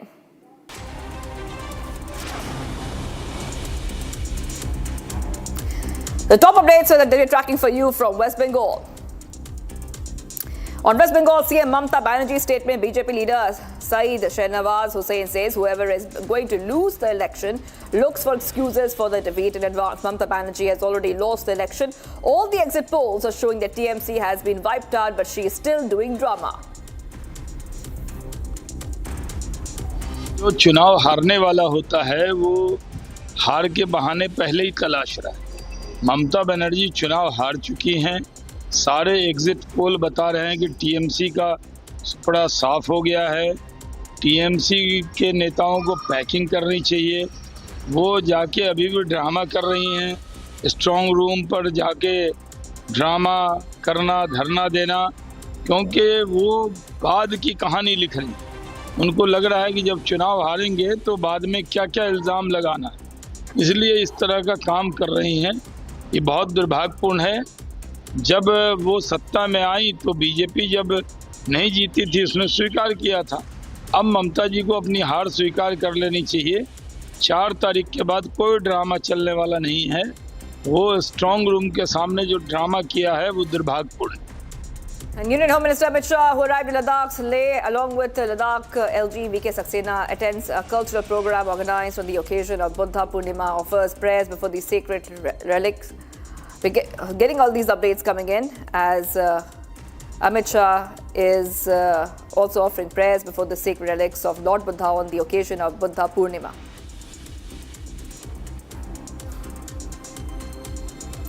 The Jabalpur cruise boat tragedy, Chief Medical and Health Officer of Jabalpur says the 24 people who have been rescued are giving proper treatment. Unfortunately, 9 people have lost their lives in that incident.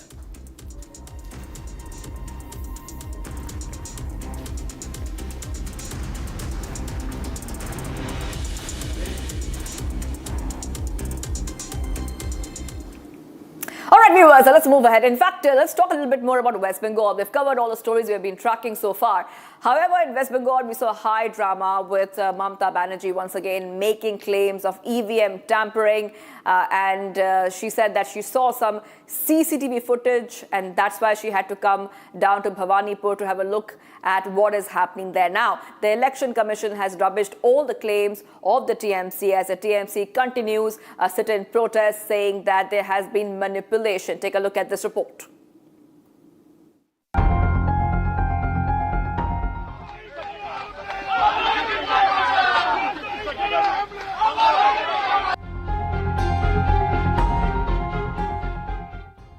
High drama ensued in Kolkata on Thursday, a day after the polling concluded in Bengal Assembly polls, after TMC claimed that the BJP and the Election Commission were attempting to open postal ballots in the absence of party representatives.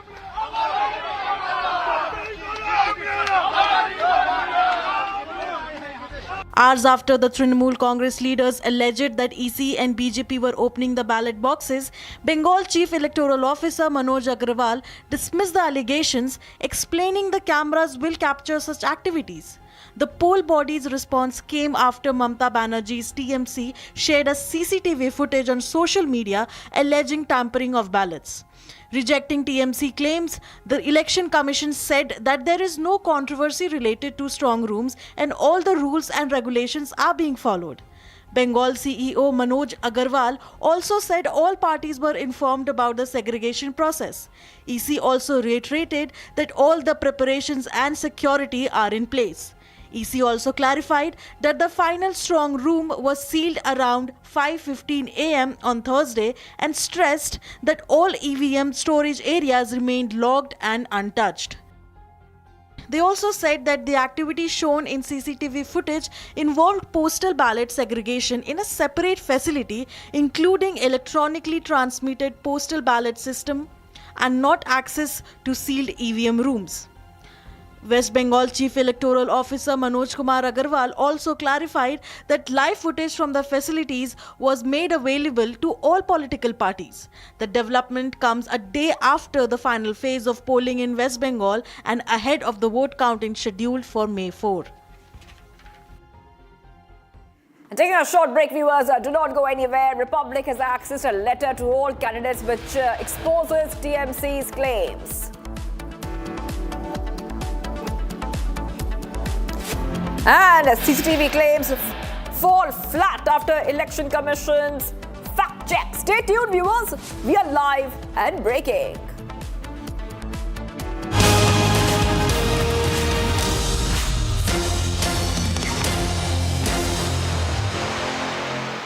थोड़े में ज्यादा स्वाद यही तो है इसकी खास बात। वाओ मामा, क्या स्वाद है? अरे मेरे राजा, राजा और मसाला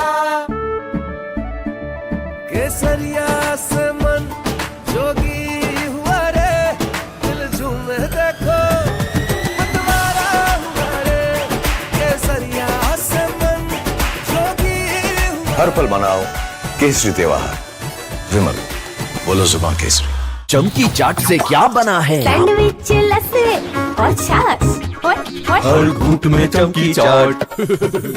अब बताओ स्वाद आया? असली स्वाद सिर्फ chunky chaat.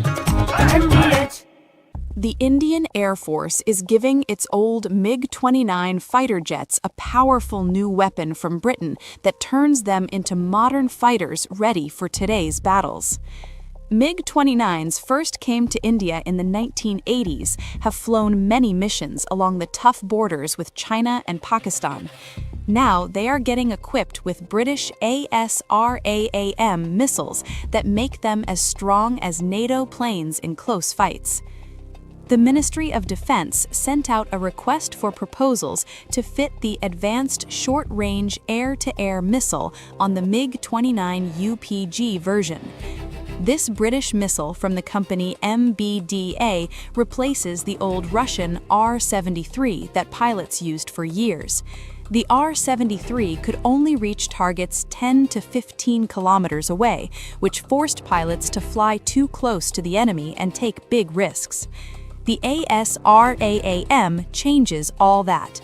It can hit targets more than 25 kilometers away, almost double the old range. It flies at Mach 3 speed and uses a smart infrared seeker that ignores enemy flares and jamming better than before. The Indian Air Force flies more than 55 of these MiG-29 UPG jets in frontline squadrons. These planes guard the northern and western borders day and night. Earlier upgrades added new radars, engines, and digital cockpits, but the short-range missiles stayed old.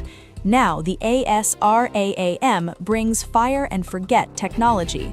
Once the pilot locks on and fires, the missile finds the target on its own, even if the jet turns away to dodge enemy fire. It also works with helmet-mounted displays, so the pilot can just look at the enemy plane through the visor and the missile follows the eyes. This high off-bore sight ability lets the jet attack from strange angles without turning the whole plane first. This upgrade matters a lot because the region stays tense. Pakistan flies JF-17 jets with modern PL-10 missiles that reach farther and lock on quicker. China uses even better systems on its J-20 stealth fighters and other planes. In a real dogfight, the old MiG-29 with R-73 could lose the first shot. With ASRAAM, the Indian pilots get longer reach, faster lock, and higher chance to survive. The missile also works well against low-flying drones that are hard to see on radar. Many experts see drone swarms as the new big threat in air wars, and this upgrade gives the MiG-29 a strong answer. The ASRAAM already proved itself on Indian planes. The Air Force fitted it successfully on the homemade LCA Tejas and the Jaguar fighters. Those tests went smooth, so putting it on the MiG-29 UPG is a natural next step. The request includes new launchers, special tools, testing equipment, and training for ground crews and pilots. Once the work finishes, the whole...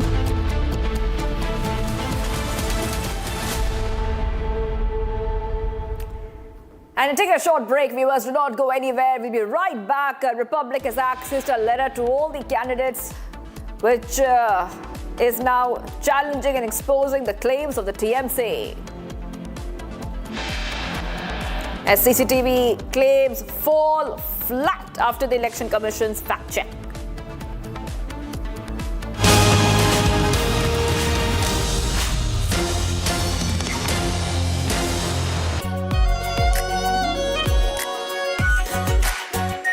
Our pure Shahi Paneer Masala. Delicious, healthy, every day. केसरिया से मन जोगी हुआ रे, दिल झूमे देखो मतवारा हुआ रे, केसरिया से मन जोगी हुआ। हर पल मनाओ केसरी त्योहार। विमल, बोलो जुबान केसरी। प्यास बुझाए, ठंडक लाए, सबको भाए जीरा से। MTH का जलजीरा जीरा से। जीरा से असली रिफ्रेशिंग, असली स्वाद, असली मजा। MTH।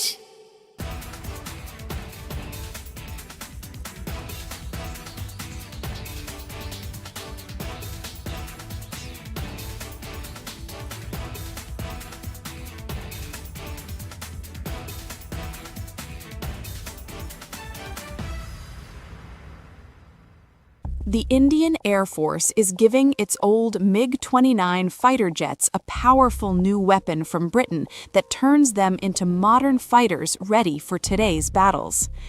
MiG-29s first came to India in the 1980s, have flown many missions along the tough borders with China and Pakistan. Now they are getting equipped with British ASRAAM missiles that make them as strong as NATO planes in close fights. The Ministry of Defense sent out a request for proposals to fit the Advanced Short-Range Air-to-Air Missile on the MiG-29 UPG version. This British missile from the company MBDA replaces the old Russian R-73 that pilots used for years.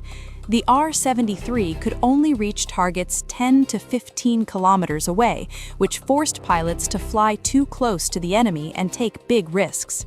The ASRAAM changes all that. It can hit targets more than 25 kilometers away, almost double the old range. It flies at Mach 3 speed and uses a smart infrared seeker that ignores enemy flares and jamming better than before. The Indian Air Force flies more than 55 of these MiG-29 UPG jets in frontline squadrons. These planes guard the northern and western borders day and night. Earlier upgrades added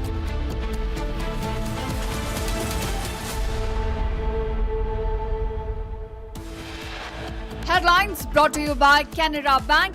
Together we can. Ahead of the West Bengal Assembly election results, the Election Commission reduces the number of vote counting centres from 87 to 77. And drama before counting day, TMC alleges segregation of postal ballots in the presence of BJP agents.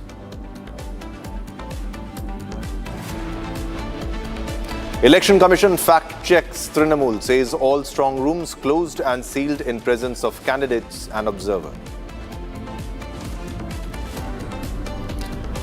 And Republic accesses letter to all candidates, which has now exposed the claims of TMC. And CCTV claims fall flat after ECI's fact-check.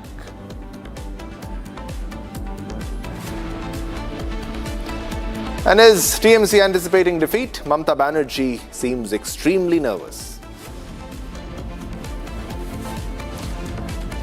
Supreme Court grants anticipatory bail to Congress leader Pawan Khera in Assam police FIR.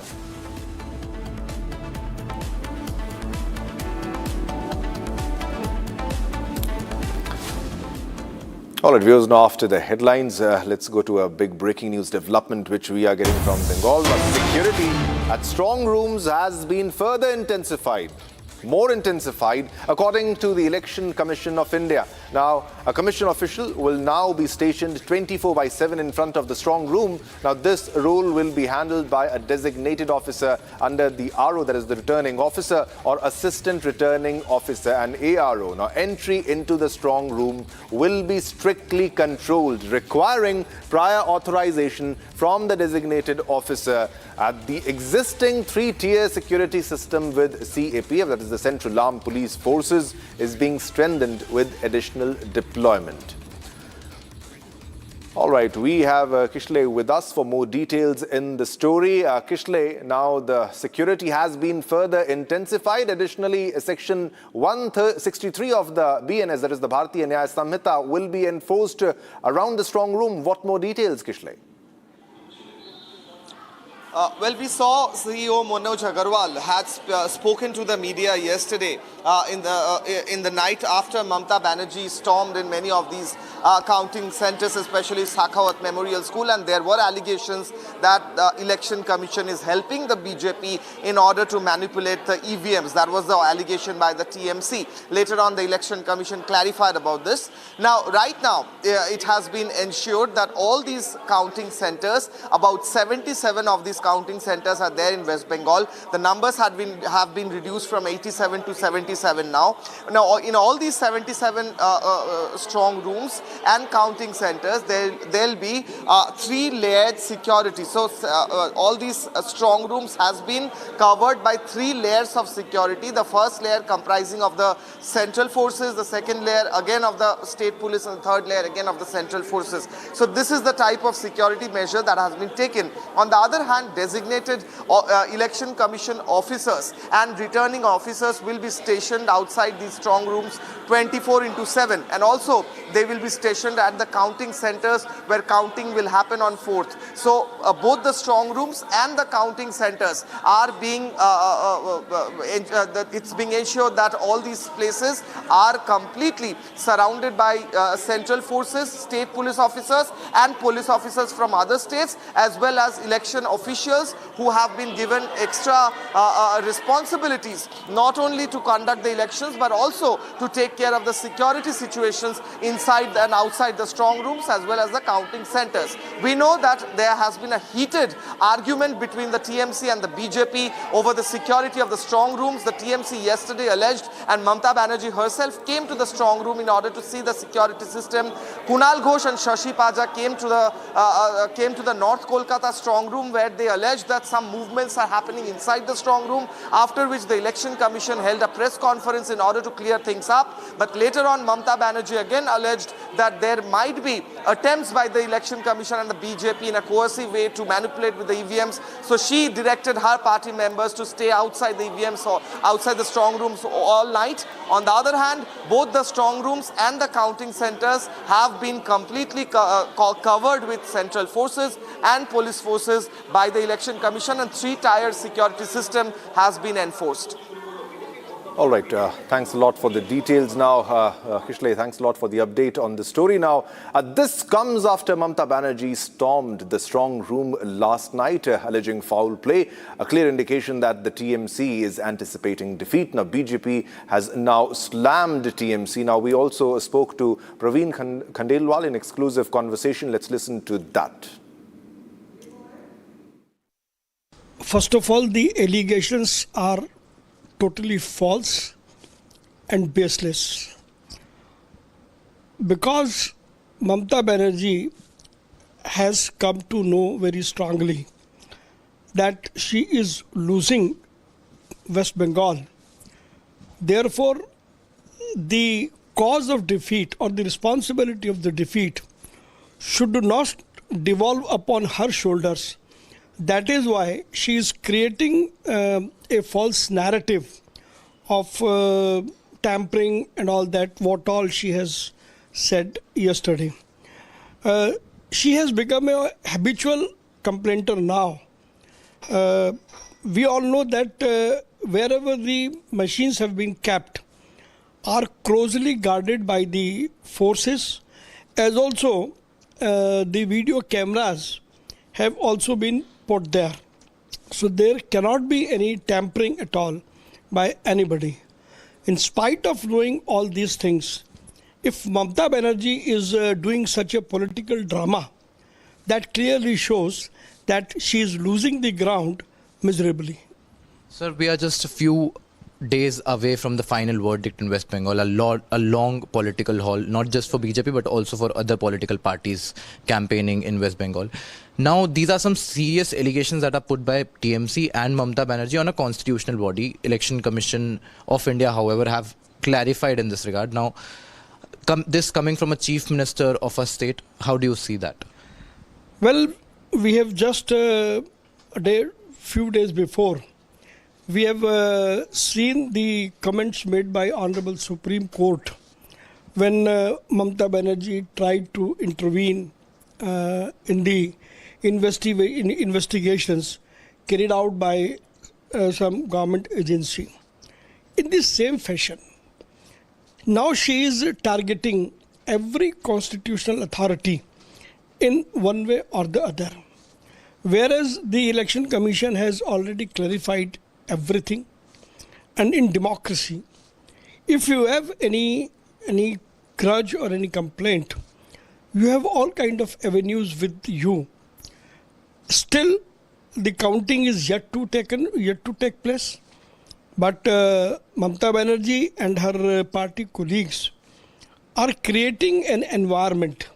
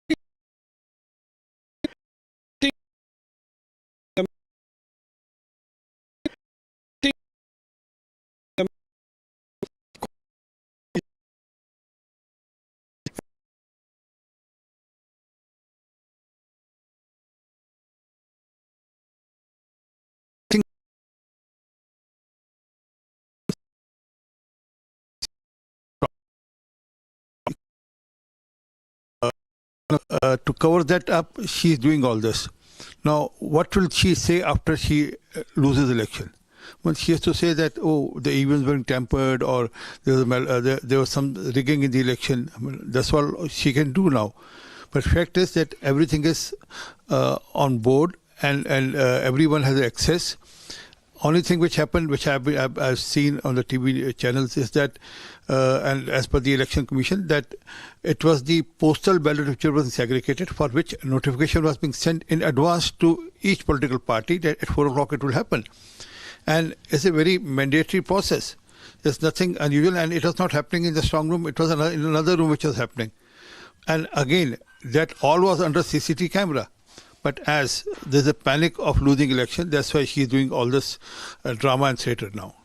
Sir, she is also alleged that the CCTV cameras were shut down and the people enter without any permission in the strong rooms. If she has any proof for that, she should show to the Election Commission, and she has all the right to go to the court. They have gone to the court also. Court has again rejected the plea. But fact is that, as I know, that there is no CCTV cameras which are switched off, and the CCTV cameras are there outside the strong rooms also, where the agents of the political parties are there, and they keep watching that cameras also. It is all just because she is losing election, and then she is trying to create some sort of alibi for what her loss now, because what will she say after losing election? So she is building up for that now. देखो, रहने के लिए तो हर party का व्यक्ति नियुक्त होता है. हर पार्टी में स्ट्रांग रूम पर रहने के लिए हर पार्टी के एक व्यक्ति को नियुक्त किया जाता है चुनाव आयोग के द्वारा. लेकिन आप वहां भी जाना चाहती हैं जो आपका क्षेत्र नहीं है. कल तो आपने वहाँ के चुनाव आयोग के सीईओ का प्रेस कॉन्फ्रेंस भी सुना होगा, आपके जहाँ चला भी है. सच्चाई ये है कि ये बेचैनी है. मुझे तो ये लग रहा है कि ये पहले से भी कुछ गड़बड़ी करते होंगे स्ट्रांग रूम में, तो वही करने पहुँचे होंगे, पकड़ में आ गए तो धरने पे बैठ गए. बाद में उनको अपने चुनाव आयोग के लोगों ने समझाया बुझाया, कहीं कहीं कुटाए भी लोग हैं. तो भाई व्यवस्था से अब आप नहीं लड़ पाओगे. पश्चिम बंगाल की जनता डिसाइड कर चुकी है, और जो भी रिजल्ट खुलेगा उसके आधार पर रिजल्ट का इंतजार करो. हमें रिजल्ट भारतीय जनता पार्टी के पक्ष में आता हुआ दिख रहा है. Well, it appears now Bengal remains unpredictable. The exit polls have been on both ends of the spectrum, with some predicting a BJP sweep while the others predicting a tightly fought battle. Now, two pollsters anticipated that the TMC will decisively return to power for a fourth term in a row, while 5 exit polls predicted that the BJP would breach Mamata Banerjee's Bengal fort, which the party called its final frontier. Watch this report.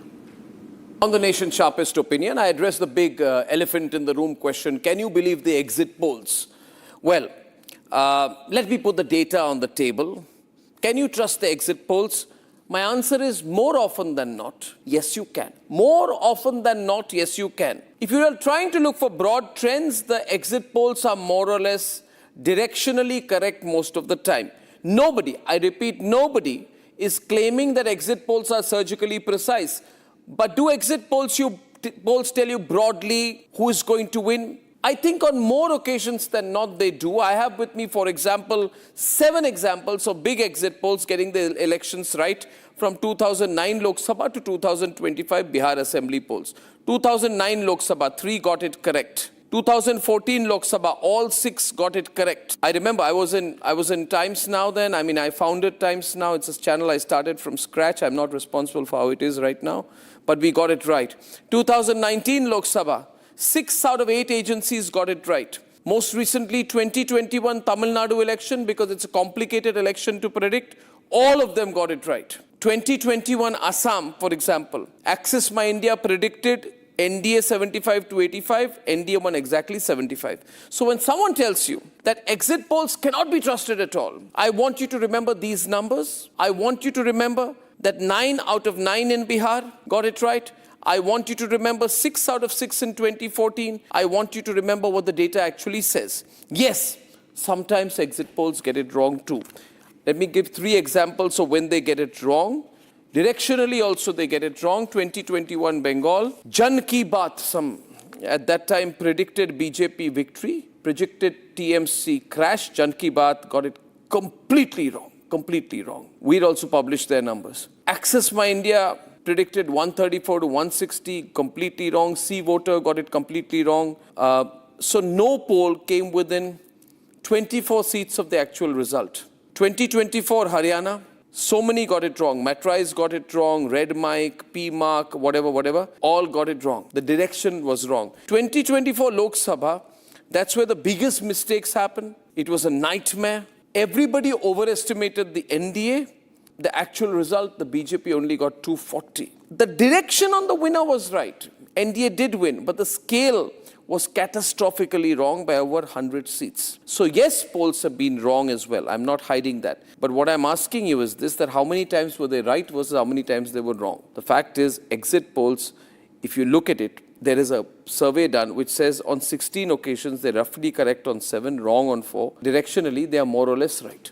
So if you want to look at a directional sense of the result, you will get it now through the exit polls. Now, one point I want to make on Bengal. I want to spend a moment on today's Chanakya. In 2021, today's Chanakya exit poll was the closest pollster to the actual result. Closest to the actual result, right? And today's Chanakya, Jan Ki Baat got it terribly wrong. Very, very bad poll they did. They gave 160 to 185. But on the other hand, today's Chanakya placed TMC at 180 seats. TMC won 215. The same pollster that gave them 180 seats and were the closest to their numbers in 2021 are saying in 2026 that the BJP could get about 190 on an average in a range of 181 to 203. So today's Chanakya is predicting a big TMC win in 2021 which happened, is predicting this cycle in 2026 has changed and is saying the ground strength of the Trinamool is gone and the BJP is sweeping Bengal. If the TMC wants to look at it, the only pollster that had got it right for them in 2021 has predicted that they are completely out of the game in 2026.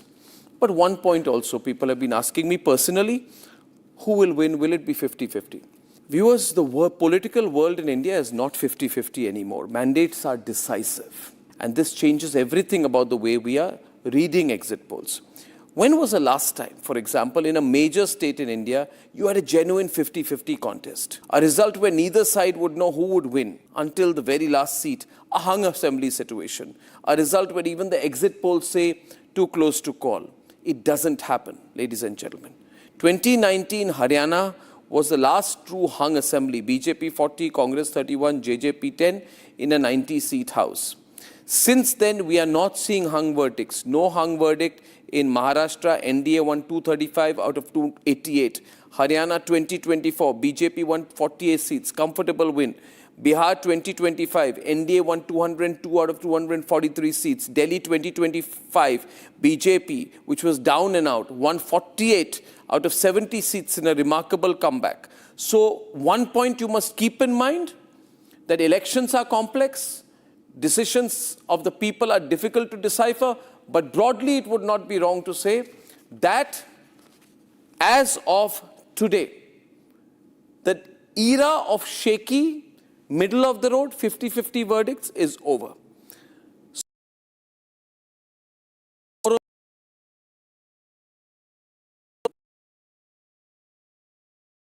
Not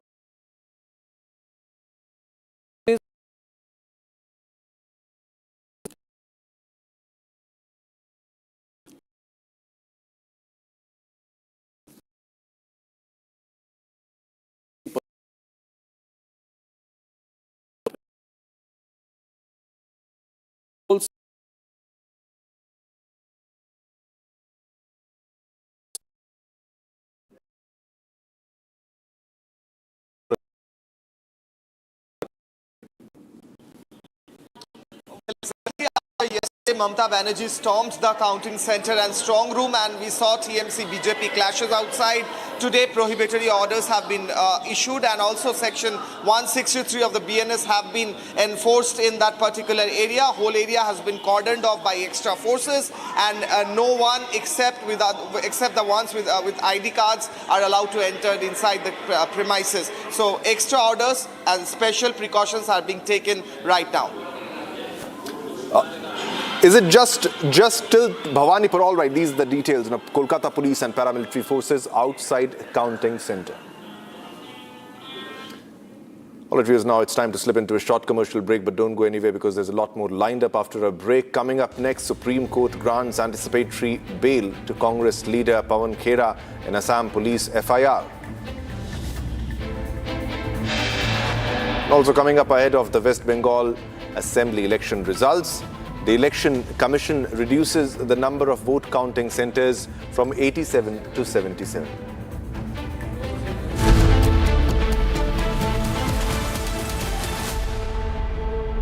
$13,000 placements last year. At Amity, we are committed to nurturing passionate, hardworking and proactive professionals.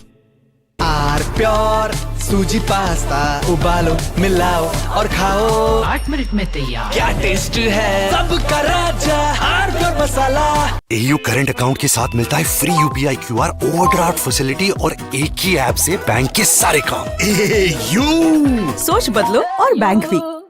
The Indian Air Force is giving its old MiG-29 fighter jets a powerful new weapon from Britain that turns them into modern fighters ready for today's battles. MiG-29s first came to India in the 1980s, have flown many missions along the tough borders with China and Pakistan. Now they are getting equipped with British ASRAAM missiles that make them as strong as NATO planes in close fights. The Ministry of Defense sent out a request for proposals to fit the Advanced Short-Range Air-to-Air Missile on the MiG-29 UPG version. This British missile from the company MBDA replaces the old Russian R-73 that pilots used for years. The R-73 could only reach targets 10 to 15 kilometers away, which forced pilots to fly too close to the enemy and take big risks. The ASRAAM changes all that. It can hit targets more than 25 kilometers away, almost double the old range. It flies at Mach 3 speed and uses a smart infrared seeker that ignores enemy flares and jamming better than before. The Indian Air Force flies more than 55 of these MiG-29 UPG jets in frontline squadrons. These planes guard the northern and western borders day and night.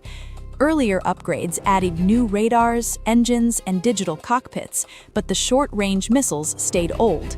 Now the ASRAAM brings fire-and-forget technology. Once the pilot locks on and fires, the missile finds the target on its own, even if the jet turns away to dodge enemy fire. It also works with helmet-mounted displays, so the pilot can just look at the enemy plane through the visor and the missile follows the eyes. This high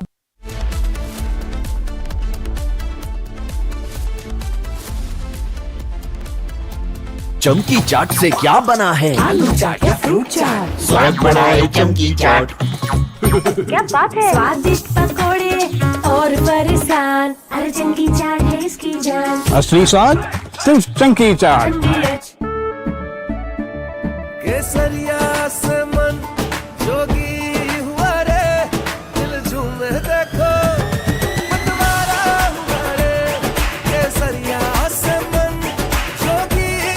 हर पल मनाओ केसरी त्योहार।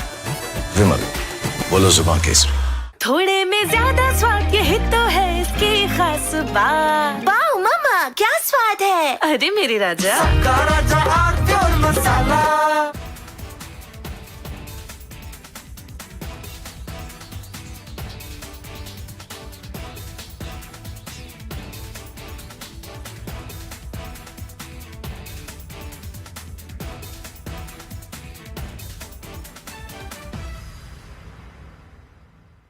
The Indian Air Force is giving its old MiG-29 fighter jets a powerful new weapon from Britain that turns them into modern fighters ready for today's battles.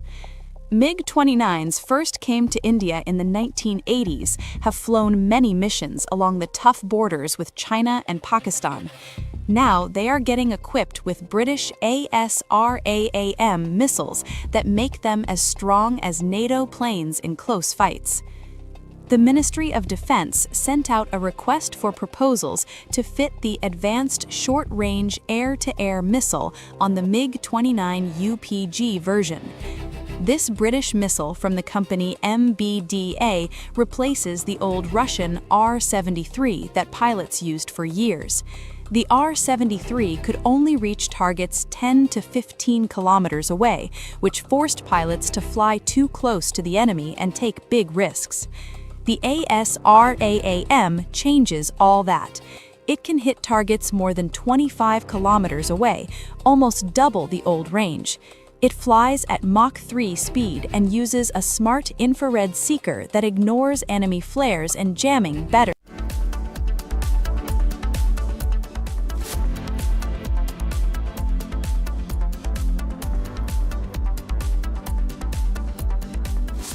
चमकी चाट से क्या बना है? Sandwich, लस्सी और छाछ। हर घूंट में चमकी चाट।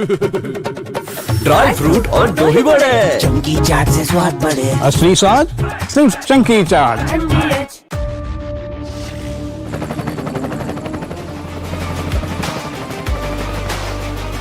Character, the taste of success.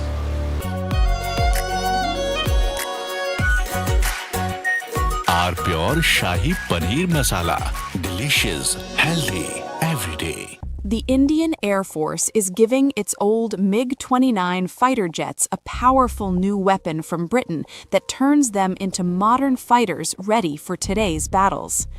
MiG-29s first came to India in the 1980s, have flown many missions along the tough borders with China and Pakistan. Now they are getting equipped with British ASRAAM missiles that make them as strong as NATO planes in close fights. The Ministry of Defense sent out a request for proposals to fit the Advanced Short-Range Air-to-Air Missile on the MiG-29 UPG version. This British missile from the company MBDA replaces the old Russian R-73 that pilots used for years. The R-73 could only reach target. From Asia's largest news headquarters, setting the agenda for Bharat.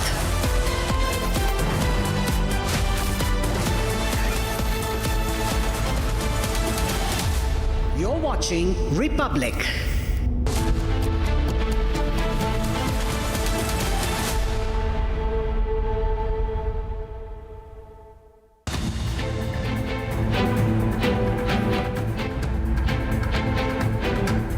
PCI shuts down Mamata's claims on poll manipulation regarding strong rooms, states no CCTVs were turned off, as Mamata started a drama after sensing a defeat.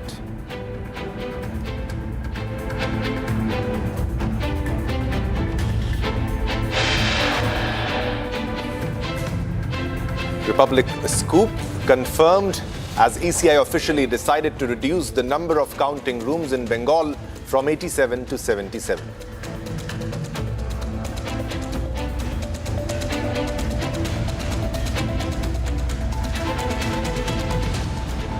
TMC MP Kalyan Banerjee threatens Amit Shah, uses words like coward, gunda, alleges centre misusing agencies against TMC before elections.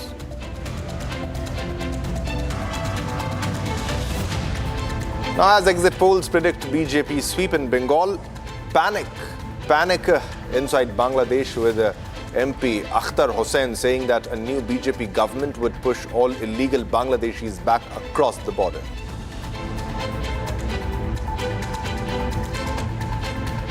CEO of Zoho terms TVK chief Vijay's political rise as remarkable, says the Vijay phenomenon is in Tamil Nadu should not be dismissed.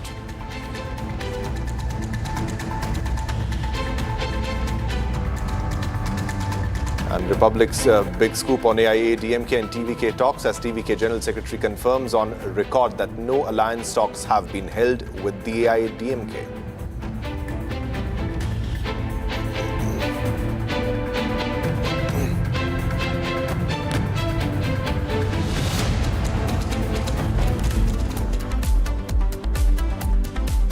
A very warm welcome, viewers. You're watching Republic TV. This is Shivam Dutt Mehta. Let's begin with the big breaking news that we are getting from Pakistan. Now, this is yet again a reality check for pro-Pak brigade in India.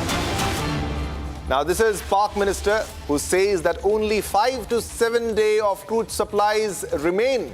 Now, Pakistan Minister says that we are not like India, which has a 60 to 70 day reserves. The Pakistani minister praises India's handling post the Iran conflict, post the Iran war. So this is a reality check for all the pro-Pak brigade who reside in India.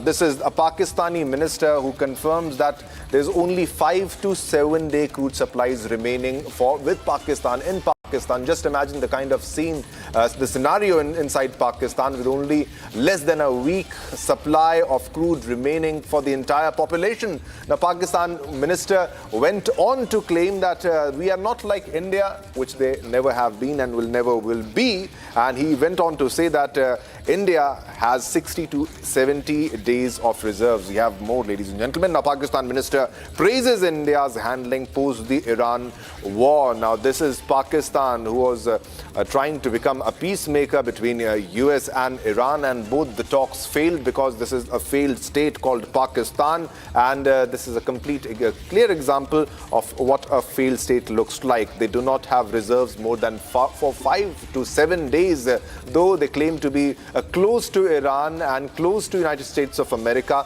but they do not have enough crude supplies. Their supplies are not more than for 5 to 7 days for the entire population. The Pakistani minister went on to speak truth, praising India like they should, and he said that India's handling is better after the Iran war, during the Iran-US war. Big development coming in from Pakistan, a reality check for all the pro-Pakistanis who reside in India, giving a reality check on how better was India's handling during the war between Iran and US, and because the Strait of Hormuz was choked and there was less movement of oil tankers and vessels from the Strait of Hormuz, which is very critical for India and around the globe. Now, this is coming from Pakistan. A reality check for pro-Pakistani brigade in India. Pak minister says only 5 to 7 day crude supplies remaining with Pakistan. Now, Pakistan minister says we are not like India, which has 60 to 70 day of reserves.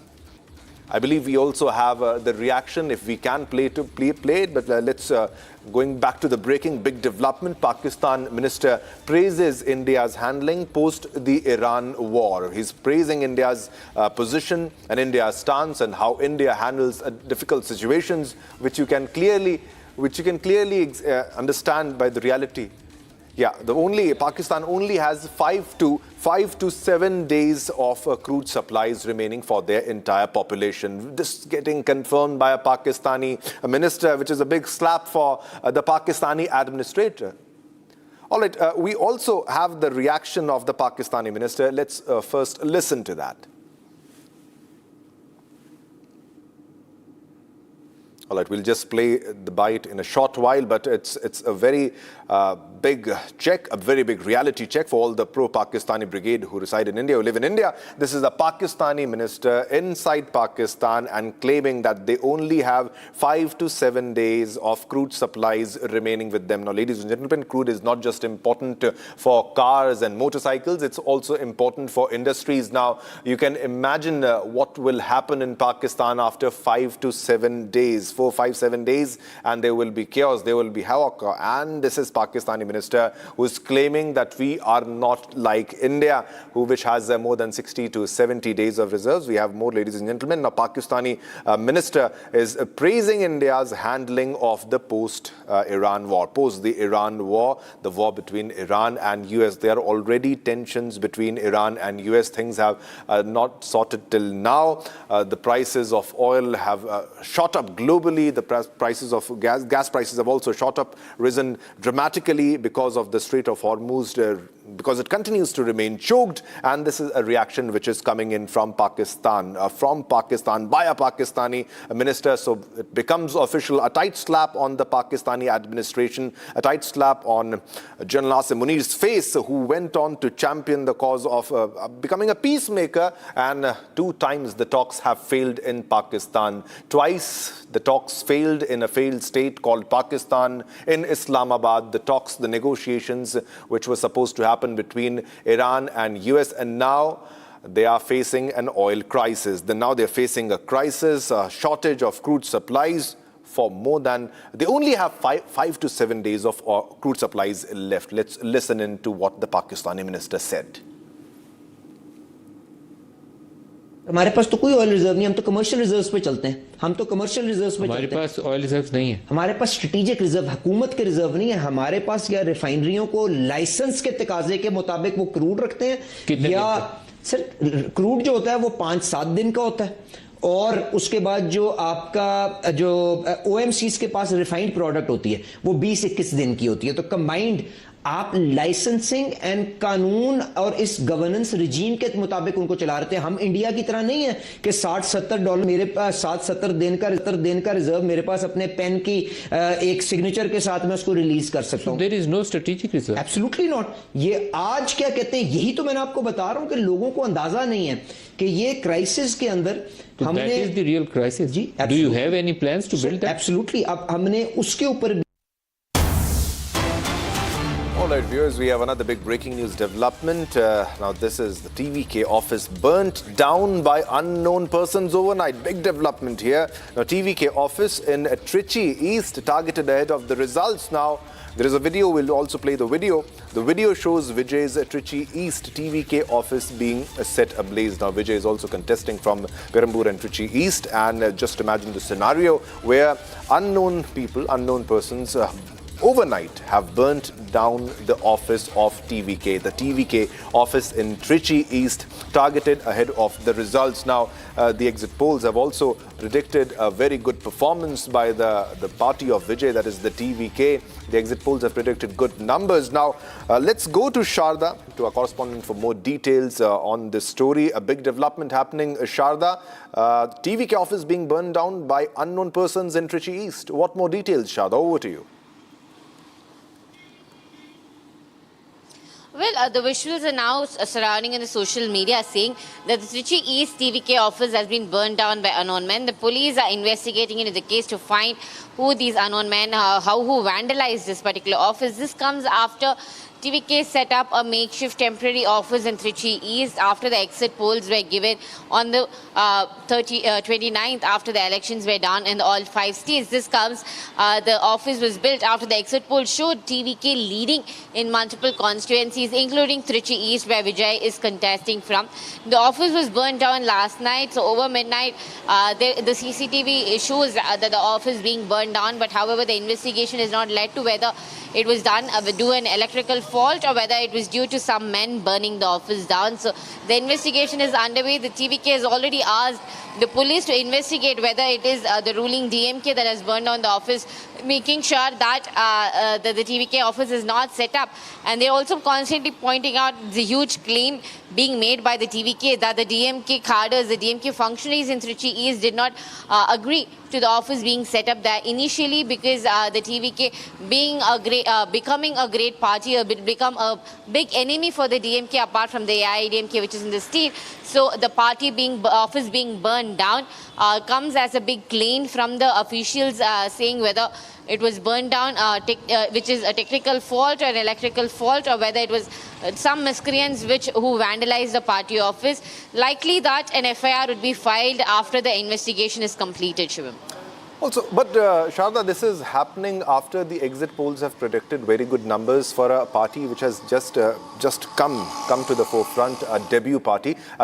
Now, if you can clearly explain the kind of negotiations which were happening on a formation of an alliance, because TVK has not agreed to either DMK or AIADMK. Now, this happens after the exit polls and also when no finalization has taken place on alliance talks.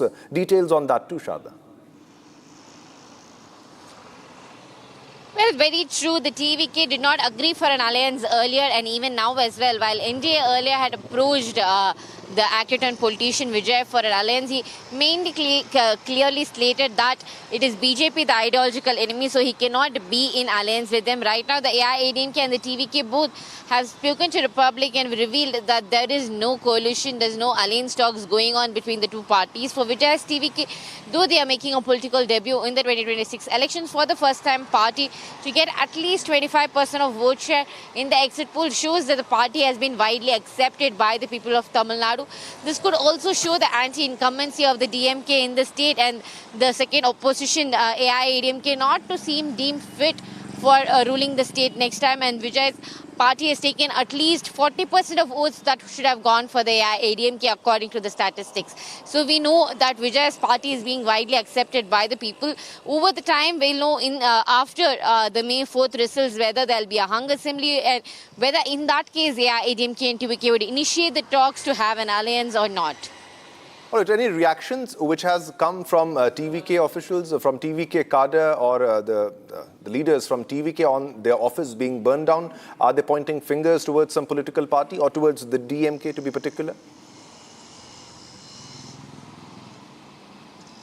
Well, the TVK cadres in Trichy East, when complaining to the police, mentioned that the DMK functionaries were not happy with the TVK office being set up. So directly did not mention that the DMK is involved in the action, but pointed out that there might be an underhand dealing of the DMK. So only after the investigation would it be finalized whether if the opposition, the ruling, the opposition or any other political enemies of the TVK had any hand in the office being burned down in Trichy. All right, so this is the TVK office which was set on fire. If you can tell more about the office, Sharda, was it a makeshift office or it was a newly made, and there were objections as you highlighted by the DMK in this regard?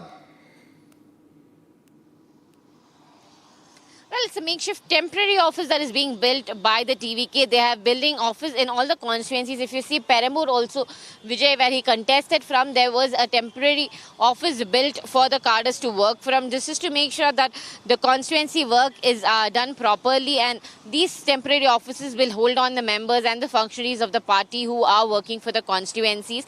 This comes in time, especially in Perambur before the elections happen, while the assembly constituencies campaigns was going on. It was built, while in Trichy East it was built after the exit polls. As we see, TVK is getting a huge number, of vote share policy as well, in numbers leading the AIADMK as well. So in that case, TVK is getting itself prepared in all the constituencies that they are going to be winning, likely to be winning. Candidates are setting up offices, while many have permanent offices in districts as well. Trichy East did not have a TVK office, and the party was temporarily set up in that place just for the election. So following the election results is when the TVK, if gaining upper hand in the Trichy, would have built their own district office. So now this was the temporary office of the TVK there. Yeah. Thanks a lot, Sharda, for all the details. Now, the TVK will go on and claim that these are signs that we are winning with big numbers. Thanks a lot, Sharda. All right, viewers, now exit polls for the 2026 Assembly elections in West Bengal, Tamil Nadu, Assam, Kerala and Puducherry hint at close contests ahead of the May 4 results. Now, high voter turnout, including 92% in Bengal and over 84% in Tamil Nadu, has added to the suspense around seat shares and leadership outcomes. However, past trends raise caution. In 2021, exit polls got Assam and Tamil Nadu right, but misread West Bengal, where TMC won big. Now, with that in mind, all eyes are now on whether these predictions hold or another surprise awaits. Watch this report. 2026 Assembly elections in West Bengal, Tamil Nadu, Assam, Kerala and Puducherry focusing on exit poll predictions for winners, next CMs, seat shares and trends after West Bengal's second phase voting on April 29. It notes high voter turnouts, 92% in West Bengal's first phase despite violence and 84% in Tamil Nadu. देखिए एक क्या गुंडाराज चल रहा है, देश को बेच दिया। ऐसे वोट कभी होता है? ऐसे कभी वोट नहीं होता है। वोट शांति से होता है। लोकतंत्र डेमोक्रेसी का फेस्टिवल होता है, लेकिन ये तो लोकतंत्र को पूरा बालोटा बजा दिया, पूरा इसको एट्रोसिटीज कर दिया।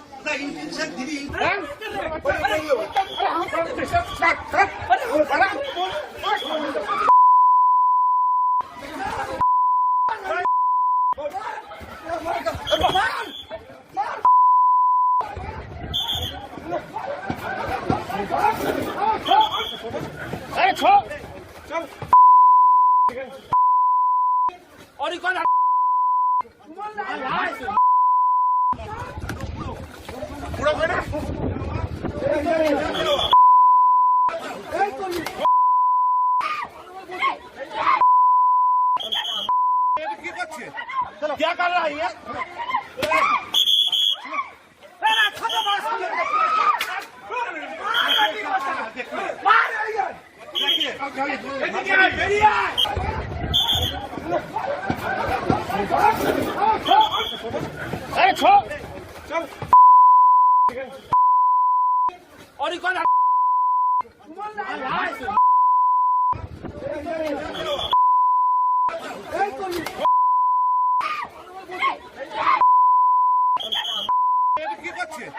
क्या कर रहा है ये?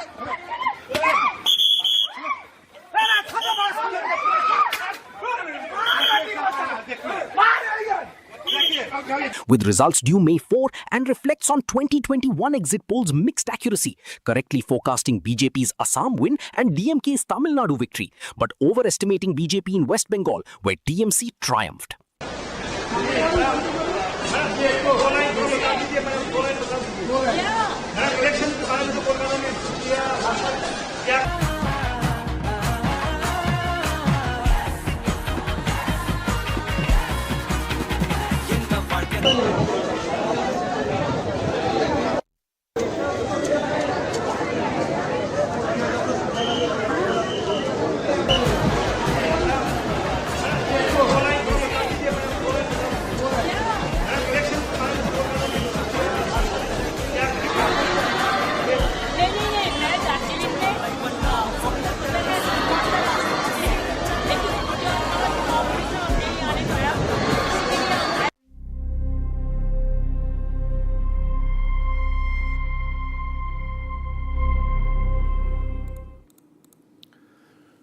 Well, viewers, now let's move on to another top story. Now, West Bengal Minister and TMC candidate from Shyampukur Assembly seat, Shashi Panja, says that there has been a very serious lapse in the election process. Now, she said that in camera number 17, we saw that there were people in the strong room who were actually sealed by our agents. Now, if you are opening that door, you should have informed all the political parties. Let's watch that.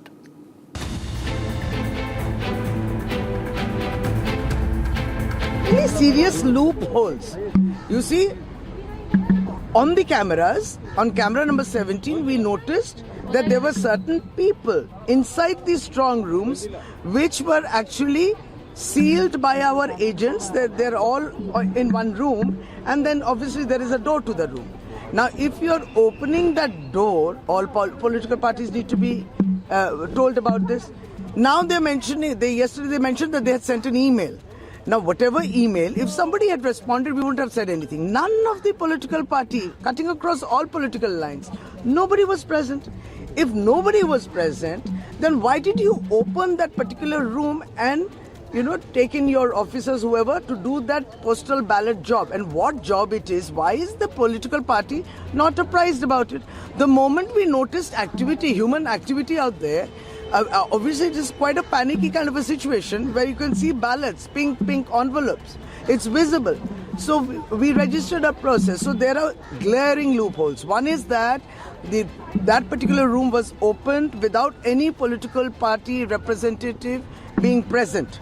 Secondly, we are not apprised that this kind of a activity of postal ballots, etc. will take place. Now, if postal ballots are also being aggregated or, settled into different districts because they have to go to the districts for counting, why was no political representative present for that?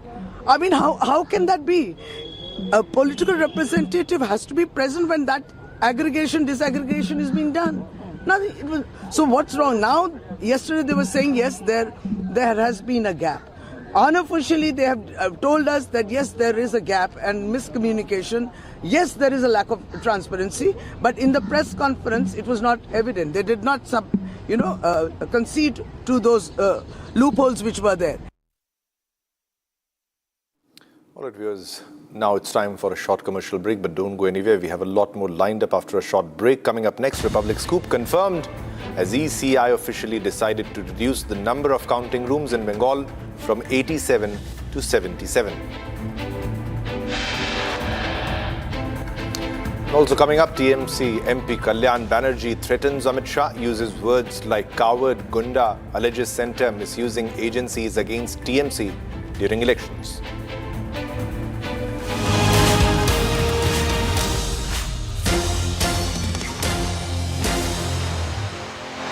13,000 placements last year.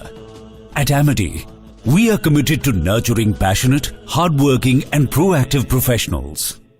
Are pure suji pasta उबालो मिलाओ और खाओ 8 minute में तैयार। क्या taste है सबका राजा R pure masala. AU current account के साथ मिलता है free UPI QR overdraft facility और एक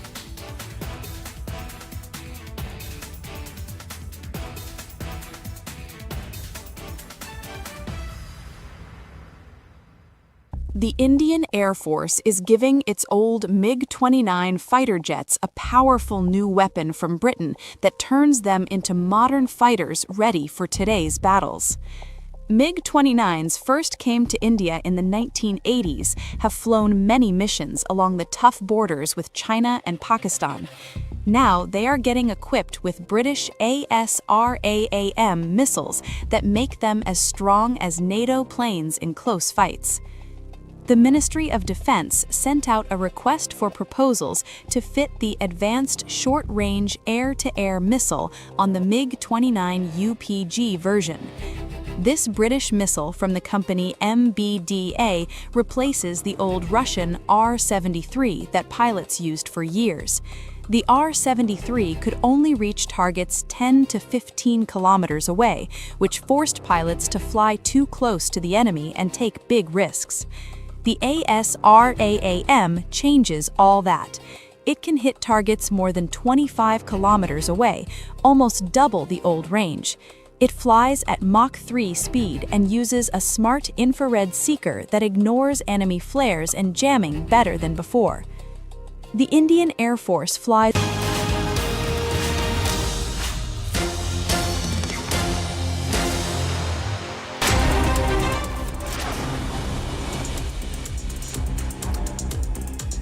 On West Bengal, CM Mamata Banerjee's statement, BJP leader said Shahnawaz Hussain says whoever is going to lose the election looks for excuses for the defeat in advance. Mamata Banerjee has already lost the election. All the exit polls are showing that TMC has been wiped out, but she is still doing drama.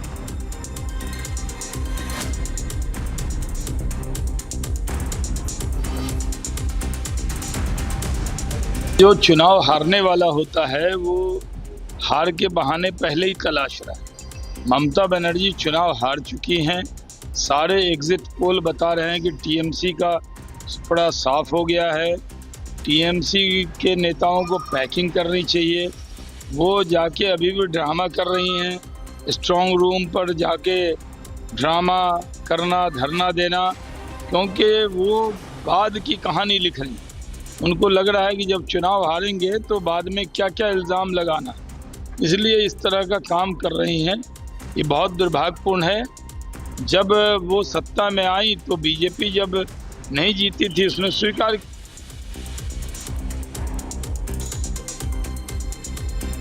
Union Home Minister Amit Shah, who arrived in Ladakh's Leh on Thursday, along with Ladakh LG VK Saxena, attends a cultural program organized on the occasion of Budh Purnima and offers prayers before the sacred relics of Lord Buddha on the occasion of Budh Purnima.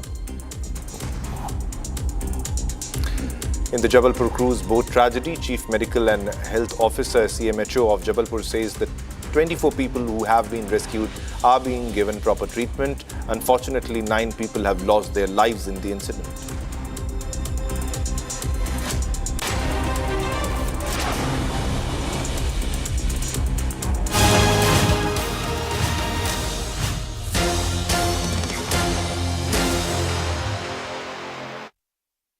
थोड़े में ज्यादा स्वाद, यही तो है इसकी खास बात। वाओ मामा, क्या स्वाद है। अरे मेरे राजा, सबका राजा और मसाला। केसरिया से मन जोगी हुआ रे, दिल झूमे देखो मतवारा हुआ रे। केसरिया से मन जोगी हुआ। हर पल मनाओ केसरी त्योहार। विमल, बोलो जुबान केसरी। प्यास बुझाए, ठंडक लाए, सबको भाए जीरा से। MTH का जल जीरा, जीरा से। जीरा से असली रिफ्रेशिंग, असली स्वाद, असली मजा। The Indian Air Force is giving its old MiG-29 fighter jets a powerful new weapon from Britain that turns them into modern fighters ready for today's battles. MiG-29s first came to India in the 1980s, have flown many missions along the tough borders with China and Pakistan. Now they are getting equipped with British ASRAAM missiles that make them as strong as NATO planes in close fights. The Ministry of Defense sent out a request for proposals to fit the Advanced Short-Range Air-to-Air Missile on the MiG-29 UPG version. This British missile from the company MBDA replaces the old Russian R-73 that pilots used for years. The R-73 could only reach targets 10 to 15 kilometers away, which forced pilots to fly too close to the enemy and take big risks. The ASRAAM changes all that. It can hit targets more than 25 kilometers away, almost double the old range. It flies at Mach 3 speed and uses a smart infrared seeker that ignores enemy flares and jamming better than before. The Indian Air Force flies more than 55 of these MiG-29 UPG jets in frontline squadrons. These planes guard the northern and western borders day and night. Earlier upgrades added new radars, engines, and digital cockpits, but the short-range missiles stayed old. Now the ASRAAM brings fire-and-forget technology. Once the pilot locks on and fires, the missile finds the target on its own, even if the jet turns away to dodge enemy fire. It also works with helmet-mounted displays, so the pilot can just look at the enemy plane through the visor and the missile follows the eyes. This high off-bore sight ability lets the jet attack from strange angles without turning the whole plane first. This upgrade matters a lot because the region stays tense. Pakistan flies JF-17 jets with modern PL-10 missiles that reach farther and lock on quicker. China uses even better systems on its J-20 stealth fighters and other planes. In a real dogfight, the old MiG-29 with R-73 could lose the first shot. With ASRAAM, the Indian pilots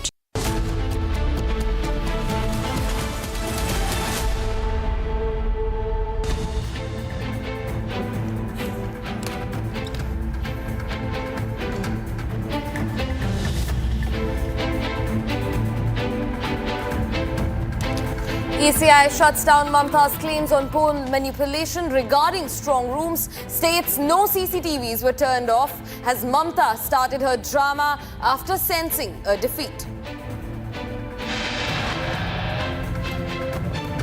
Republic scoop confirmed as ECI officially decided to reduce the number of counting rooms in Bengal from 87 to 77.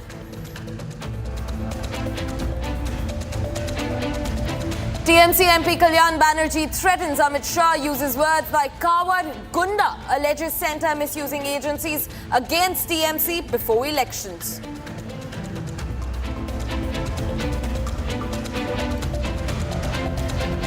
As exit polls predict BJP's sweep in Bengal, panic inside Bangladesh with MP Akhtar Hussain saying that a new BJP government will push all illegal Bangladeshis back across the border. CEO of Zoho terms TVK Vijay's political rise is remarkable, says the Vijay phenomena in Tamil Nadu should not be dismissed. Republic's big scoop on AIADMK and TVK talks as TVK General Secretary confirms on record that no alliance talks have been held with the AIADMK.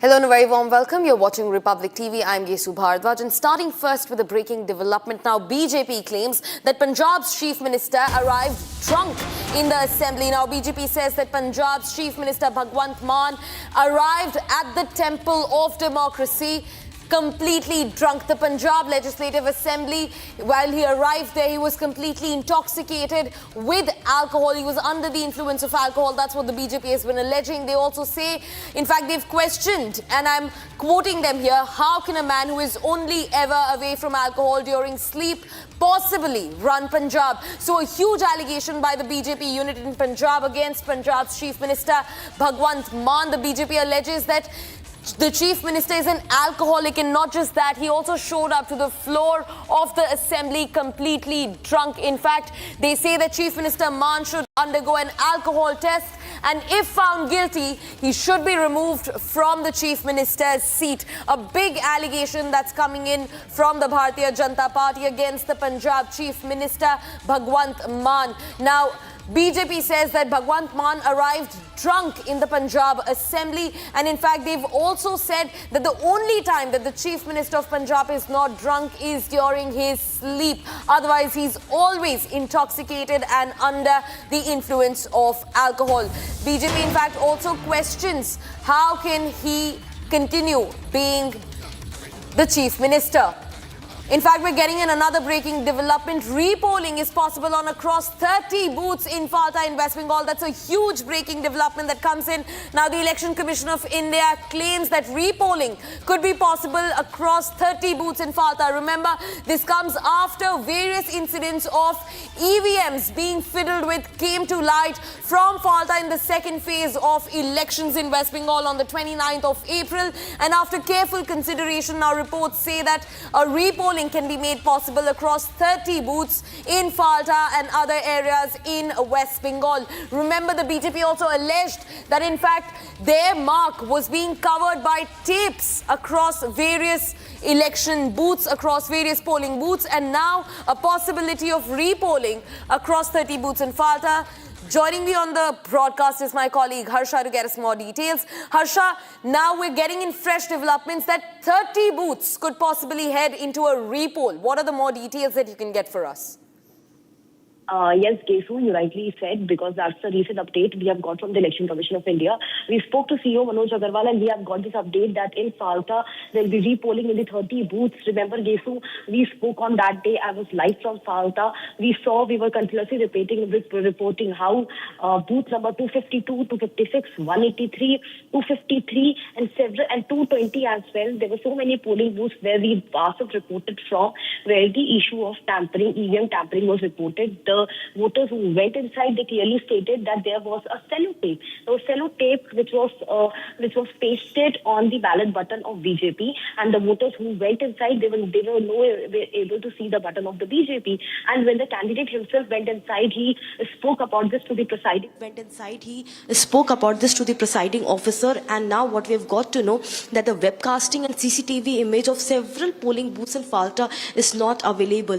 Falta is that place, Gesu, where we have seen the stronghold of TMC and Jahangir Khan as well, who earlier threatened the officer Ajaypal Sharma as well. So now what we are learning is that the special officer went to Diamond Harbour, he went to Falta, they visited, and the report has been submitted to Election Commission of India regarding the repolling, which has to be conducted not only in Falta but different polling booths in Diamond Harbour and Magrahat West as well.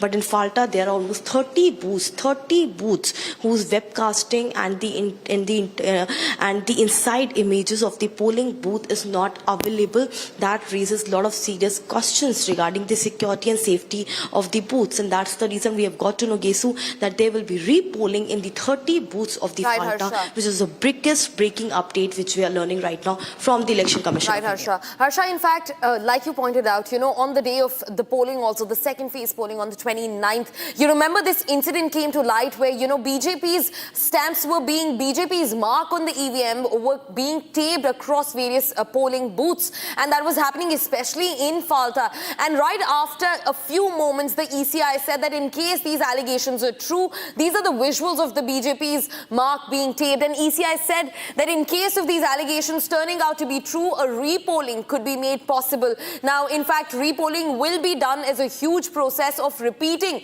the polling, so voters will have to come back to their booths once again to exercise their franchise, and this will have to happen before the 4th of May so that these votes can again be counted and finally the results can be out on D-Day. In fact, Harsha continues being with us on the broadcast. Harsha, we had this conversation that day also. ECI said that there will be a possibility of a repolling, but today we learned that across 30 booths repolling can take place. That's a huge number. Speak to us about more details that you can get us in the matter, Harsha. Yes, Kesu, we saw on that day where there was a sellotape which was pasted on the BJP ballot button, and from that day only Manoj Agarwal himself told about it, and Suvendu Adhikari also spoke about it and stated that he has informed and spoken to HM about the Falta situation. The election machinery also took cognizance from Delhi to West Bengal, cognizance of the Falta issue, that how there was sellotape. There was also the sprinkling of ittar or perfume on the ballot button of the other parties as well. So as the TMC supporters were ensuring that the voters have voted for TMC or not, all these allegations were levelled, and straight it was told to Election Commission of India. Manoj Agarwal on that day only have told to all our reporters that if needed, we'll call for the CCTV footage, we will check with webcasting and monitoring, and if we found that there was the issue with the EVM VVPAT machine, then the repolling will take place. He assured to each and every voter. So that day the voting continued. However, it was continuing. The sellotape was removed after the complaints were received. But yes, repolling is important, Gesu. Repolling is important because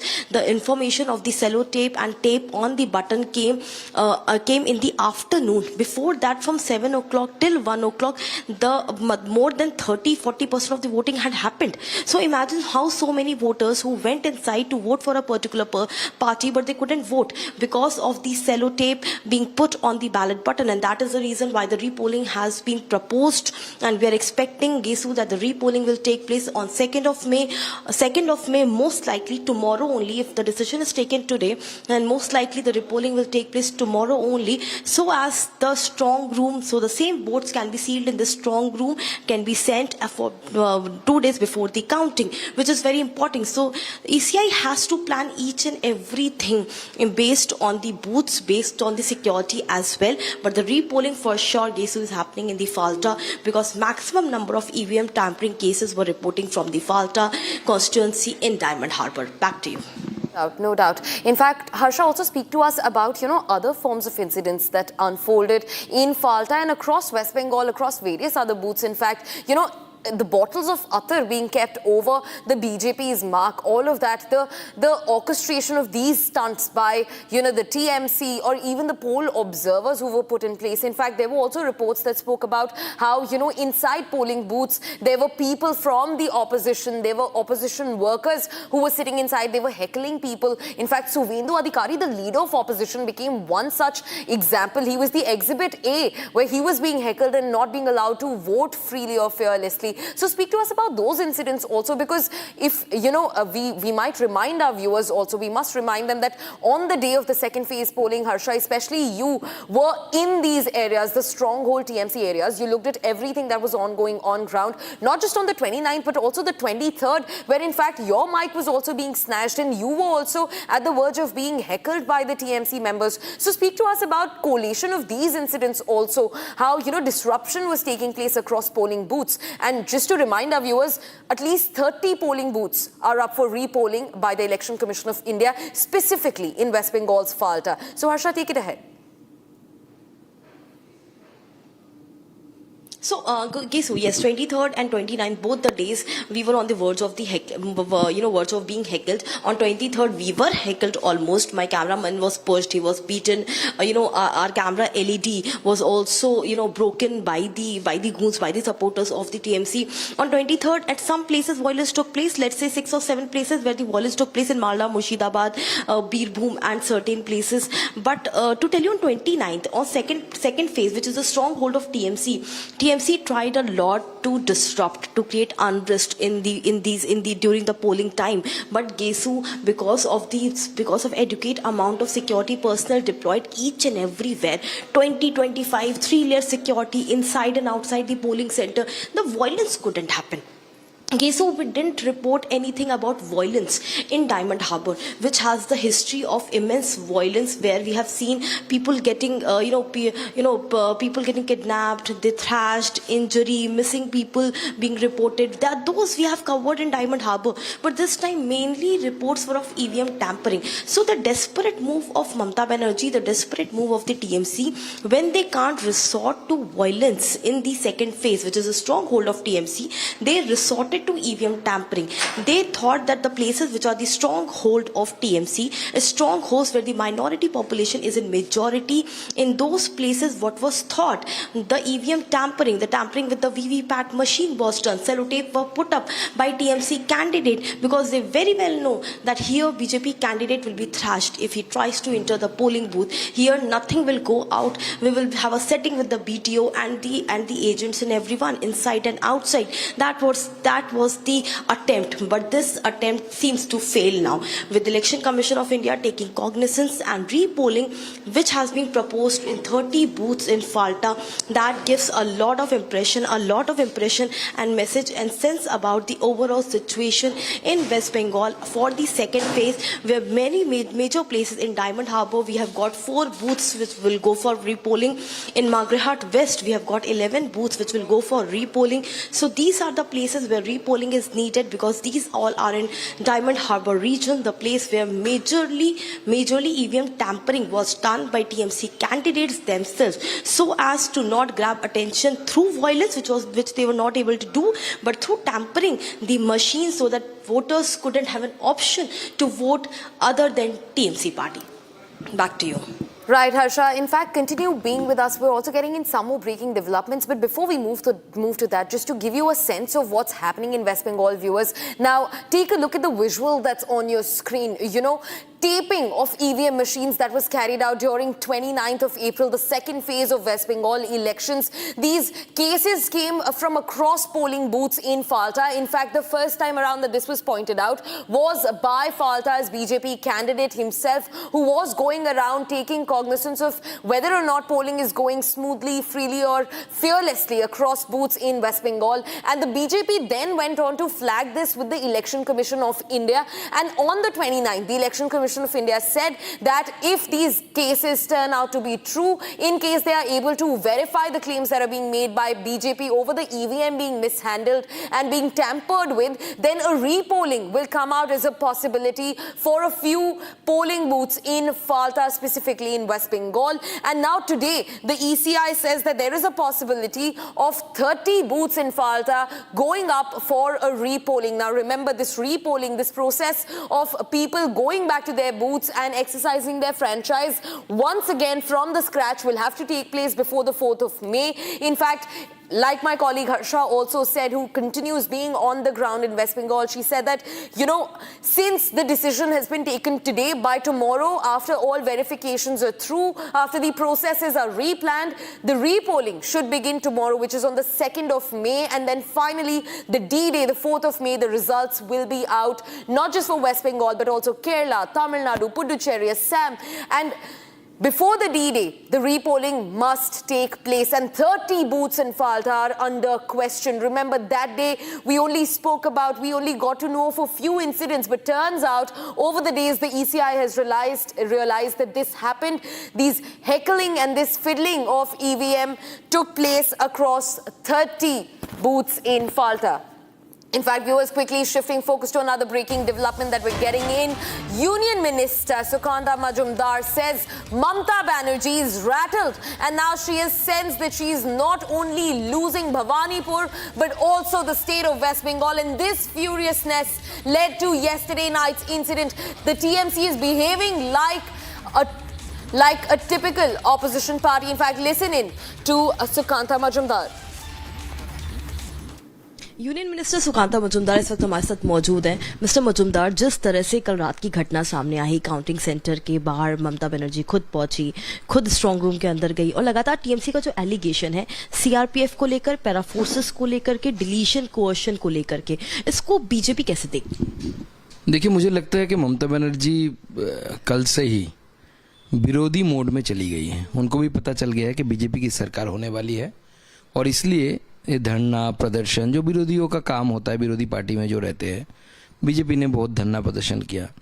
और जो allegations हम पहले लगाते थे, हम डरते थे कि ईवीएम का चेंज ना हो जाए, तृणमूल कांग्रेस ऐसे करने में वो माहिर है वहाँ पे, तो स्वाभाविक रूप से वो उस तरीके की एलिगेशंस आज ममता बनर्जी और उनकी पार्टी के लोग लगा रहे हैं, जो दर्शाता है कि ममता बनर्जी भी अंदर से मान चुकी है कि उनकी पार्टी जाने वाली है, उनकी सरकार जाने वाली है, और भारतीय जनता पार्टी की सरकार आने वाली है। क्या आपको लगता है कि चीफ मिनिस्टर बहुत रैटल्ड हो गई हैं, बहुत डेस्परेट हो गई हैं? लेकिन उन्होंने एक वीडियो मैसेज भी जारी किया था जिसमें उन्होंने कहा अपने कार्यकर्ताओं को कि घबराने की जरूरत नहीं है, एग्जिट पोल सारे प्लान सारे एग्जिट पोल खरीदे हुए हैं और सरकार ममता बनर्जी ही बना रही हैं।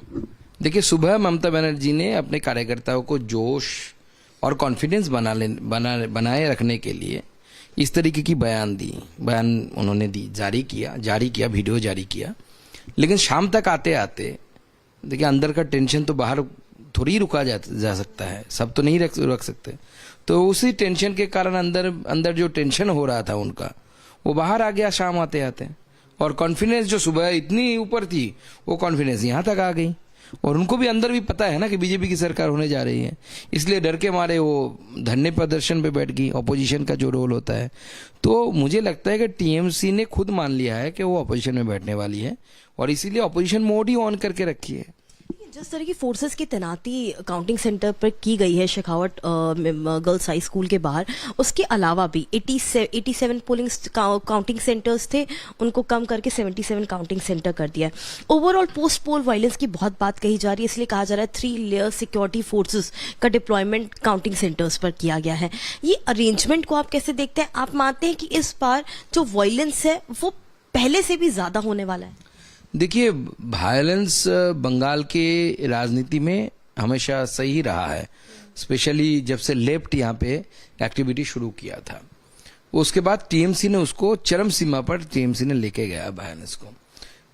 और इस बार जिस तरीके से इलेक्शन कमीशन ने वोट को हैंडल किया है, उसको देखते हुए मुझे लगता है कि अगर इस तरीके की व्यवस्था रही नए सरकार बनने तक, यानी भारतीय जनता पार्टी की सरकार बनने तक, तो कोई पोस्ट पोल वायलेंस ज्यादा नहीं हो पाएगा, और भारतीय जनता पार्टी की सरकार भी सेंट्रल फोर्सेस की हेल्प लेकर जो पोस्ट पोल वायलेंस होगा उसको रोकने की कोशिश करेंगे और रोक के दिखाएंगे इसको।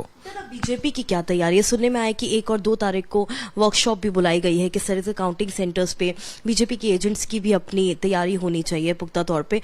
तो आप लोग भी कैसे इंश्योर कर रहे हैं कि काउंटिंग सही हो, काउंटिंग रिग ना हो और कोई समस्या ना आए? देखिए, काउंटिंग में हमारे कार्यकर्ता जो जाएंगे उसको तो ट्रेनिंग देना हर पॉलिटिकल पार्टी का काम होता है, तो उसका ट्रेनिंग भी होगा। पॉलिटिकल पार्टी के नाते वो हमारा काम है, शुरू हो चुका है उसकी तैयारी। और हम कार्यकर्ता को, यानी काउंटिंग एजेंट जिसे बोला जाता है, काउंटिंग एजेंट सबको उनकी ट्रेनिंग होगी बाकायदा, क्या क्या चीज़ों पर ध्यान रखना है, कैसे ऑब्जेक्शन जताना है जहाँ पे ऑब्जेक्शन की ज़रूरत होगी, तो कहाँ पे रिकाउंटिंग की अगर ज़रूरत होगी वहाँ पे सारी चीज़ें समझाने के लिए हमारा वर्कशॉप हो रहा है। हमारे कार्यकर्ता लास्ट 2-3 इलेक्शनों से इस पे एक्सपीरियंस भी है। पहले हमारे पास ऐसे कार्यकर्ता की संख्या में कमी थी जो एक्सपीरियंस कार्यकर्ता है। अभी हमारे कार्यकर्ता धीरे धीरे 24 देख चुके हैं, वो इससे पहले 21 देख चुके, 19 देख चुके, कॉन्जिक्यूटिव 3 इलेक्शंस में जिन लोगों ने काम किया वो भी बहुत एक्सपीरियंस हो चुके हैं। मुझे लगता है काउंटिंग में भी ज़्यादा समस्या नहीं होगी। सबकी निगाहें भवानीपुर पे टिकी हुई है कि भवानीपुर का रिजल्ट क्या आएगा। आप लोग को क्या लग रहा है, भवानीपुर एकदम एज पर है, बाकी वहां से जीत होगी या ममता रिटेन कर लेंगे अपनी सीट? देखिए, मुझे लगता है कि भवानीपुर में हमारे लीडर ऑफ ऑपोजिशन शुभेंदु अधिकारी जी जीतने वाले हैं और अच्छी खासी मतों से वो जीतने वाले हैं। एक आखिरी सवाल दादा, एग्जिट पोस्ट में सबने 140, 145, 150, 170 के अराउंड बीजेपी को दिखाया है, लेकिन आप लोग अपने जो आप लोग का इंटरनल स्टैट्स कहता है, आप लोग कितने नंबर एक्सपेक्ट कर रहे हैं? देखिए, मुझे जो लगता है कि 170 से ज़्यादा सीटों के साथ भारतीय जनता पार्टी की सरकार बनने जा रही है और रिजल्ट ऐसा आ सकता है, जो हवा चली है वो हवा अगर हम सब सही से समझ पाए, ऐसा भी संख्या आ सकती है जो संख्या हम कभी सोचे नहीं है। यानी कि चौंकाने वाला नतीजा भी हो सकता है। वो हवा जो हवा चली है उसको भाप पाना इतनी आसान नहीं है। Viewers, now quickly shifting focus to Tamil Nadu, where we're getting another breaking development from. TVK's office has been burnt down by unknown persons overnight. This has happened in Trichy East, where TVK's office has been targeted ahead of the results of the polls on the 4th of May. Now remember, Vijay's TVK election office in Trichy East has reportedly been set on fire and burnt down by unknown persons, and this happened early morning just today, that is on the 1st of May. Now this office was located in the Trichy district within the Sri Rangam Assembly constituency. Now the office was not only completely destroyed and charred, but in addition to the fire, posters and party materials at the site were also reportedly completely torn down by hands. Take a look at the party office, completely charred, completely destroyed. Now, TVK Sri Rangam candidate Ramesh also says that they are seeking immediate arrest of the culprits. In fact, a formal complaint has been lodged with the police as well from the side of the TVK. Now, this incident occurs just days ahead of election results. In fact, joining me live on the broadcast is my colleague Sarda to get us more updates. Sarda, this is huge. TVK's office in Trichy has been burnt down. Party posters were found to be torn, and now a formal police complaint has been registered. What details do you have on this, Sarda?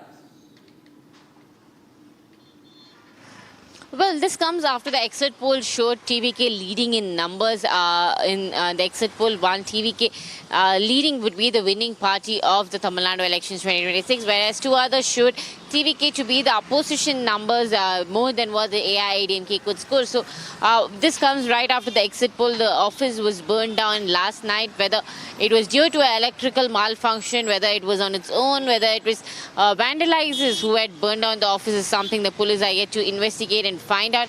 A complaint has been registered as the TVK office in Trichy East has been burned down to ashes, and the police are inquiring this, also looking at the CCTV footages near the office to make sure that if it is not a vandalizer, just an electrical malfunction is what the police is an angle that they are looking at. However, the TVK has registered a complaint telling that the DMK functionaries might have a hand in it, and also complaint that while they were setting up the office for the election in Trichy East, that the DMK supporters did not allow them to. And now, after the exit poll results, with the results coming on the May 4th for the final results for the election, the TVK is setting up their office in almost all assembly constituencies where they are likely to win. And this comes right before the counting days, and the TVK has pointed out that if it is a man-made action, severe action should be taken. Right, Sarada, thanks for getting us those details. In fact, severe chaos that's unfolding in Trichy now, where TVK says that their office was burnt down by opposition members, but the police is now looking at the case as an electrical malfunction. Viewers, for now, that's all that we could wrap for you in this edition of the News Bulletin. Don't go anywhere. News and updates continue on the other side, where we especially bring you, the exit polls that predict BJP's sweep in West Bengal and the panic that's now unfolding inside Bangladesh, with their MP Akhtar Hussain saying that a new BJP government will make sure that all illegal immigrants from Bangladesh are sent right back across the Indian borders. Now, in fact, also on the other side, Republic's big scoop on AIADMK and TVK talks, as TVK's General Secretary confirms on record that no alliance talks have been held with the AIADMK, clearing all air around the possible alliance. Getting you all the details. Stay tuned to Republic TV.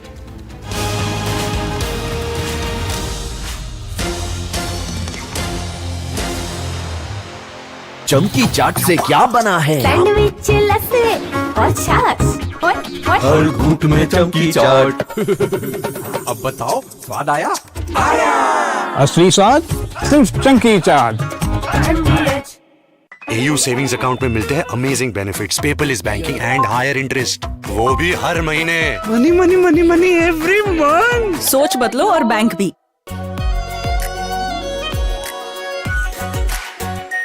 Are pure shahi paneer masala, delicious, healthy every day.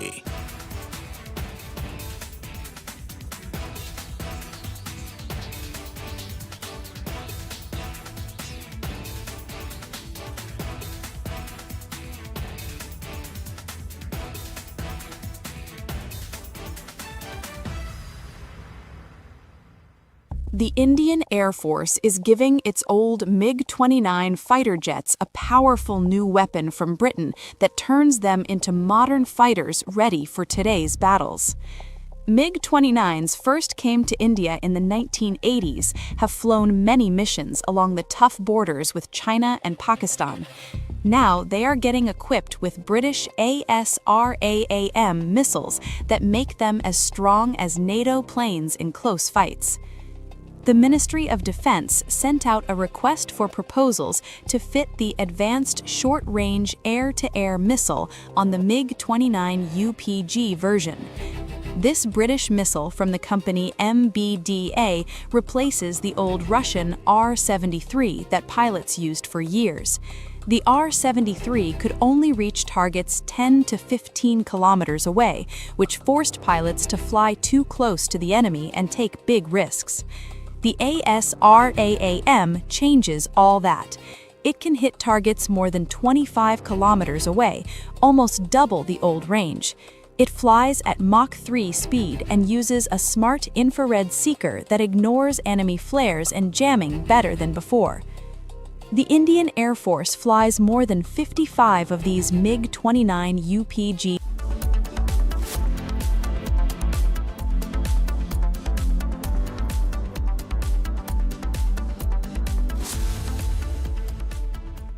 प्यास बुझाए ठंडक लाए सबको भाए जीरा से MTH का जल जीरा जीरा से जीरा सिप, असली रिफ्रेशिंग, असली स्वाद, असली मजा। MTH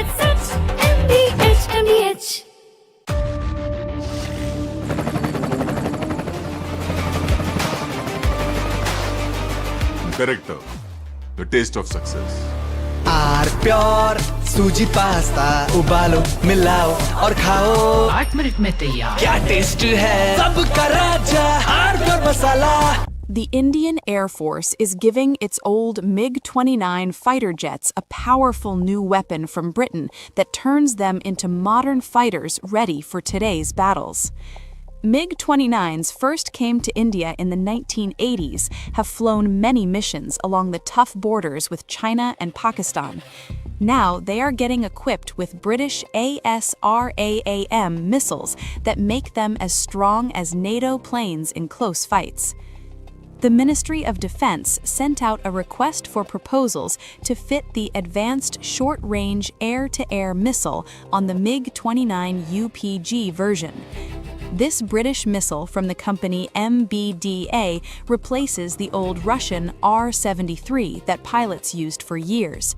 The R-73 could only reach targets 10 to 15 kilometers away, which forced pilots to fly too close to the enemy and take big risks. The ASRAAM changes all that. It can hit targets more than 25 kilometers away, almost double the old range. It flies at Mach 3 speed and uses a smart infrared seeker that ignores enemy flares and jamming better than before. From Asia's largest news headquarters, setting the agenda for Bharat.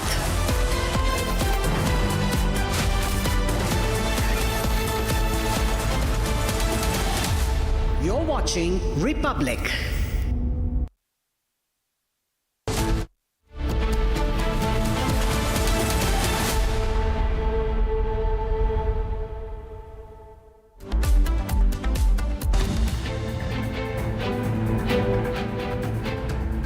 Election Commission of India shuts down Mamata Banerjee's claims on manipulation of the EVMs. Regarding strong rooms, states no CCTVs were turned off. Is it Mamata Banerjee panicking, sensing a defeat? Republic scoop confirmed as the Election Commission of India officially decides to reduce the number of counting rooms in Bengal from 87 to 77.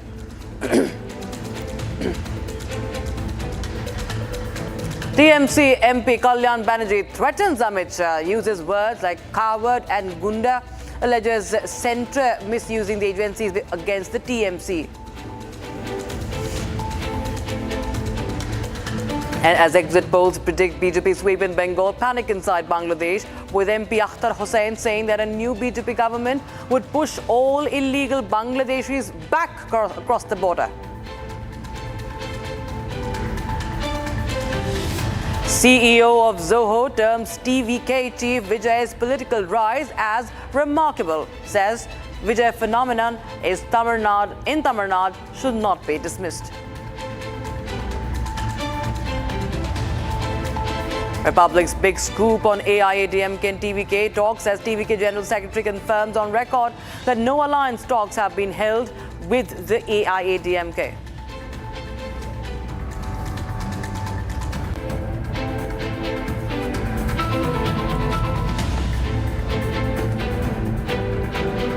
All right, viewers, let's start with one of the top stories. I'm Rakshita Mishra with you watching the news. Now, Tughlaq's editor S. Gurumurthy has, on his social media platform, has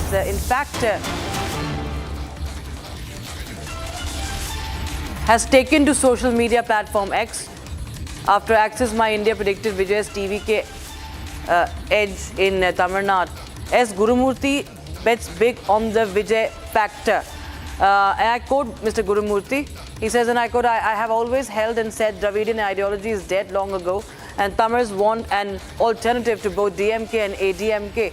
Under Annamalai, BJP was emerging in 2024, but it again went for a shortcut in 2026. If this wildcard entry happens, it only means that Dravidian ideology is dead. So this is a lot of, we see that a lot of endorsement, or rather we say a lot of confidence as far as the actor turned politician Vijay is concerned. The Vijay factor, the Vijay phenomena in the Tamil Nadu elections is being widely talked about and speculated to be one of the biggest disruptors this time. Gurumurthy indicates that BJP has taken a shortcut in 2026 polls in Tamil Nadu. So this is Gurumurthy's reaction on social media platform X. So we see from Sridhar Vembu to even Mr. Gurumurthy, we see a lot of voices coming out in support, rather showing confidence in the Vijay factor as far as Tamil Nadu is concerned. Of course, it all boils down to the numbers on the 4th of May. But we will just, of course, play out those visuals from the exit poll, viewers. What the exit polls say, it's a big number when we say 98 to 120 to TVK. That, of course, is and remember, he's a debutant. He's a star having a huge popularity, of course. But 98 to 120 in his debut in the elections, this is, of course, something that could be unprecedented if you see in the history of Indian politics. One of those historic cases, rather, I would put it like that. So 92 to 110 for the DMK, the alliance led by DMK. For the AIADMK, a meager 22 to 32. So the Vijay factor has been much talked about. How, in fact, the Vijay, I'll just quote Mr. Gurumurthy once again. I've always held that under Annamalai, BJP was emerging in 2024, but it has taken the shortcut. That is what Mr. Gurumurthy is saying. It again went for a shortcut in 2026. If this wildcard entry happens, says Mr. Gurumurthy, then, we can just move the graphics so that I can quote him in a flow. Can we just move the quote of Mr. Gurumurthy, the tweet of Mr. Gurumurthy?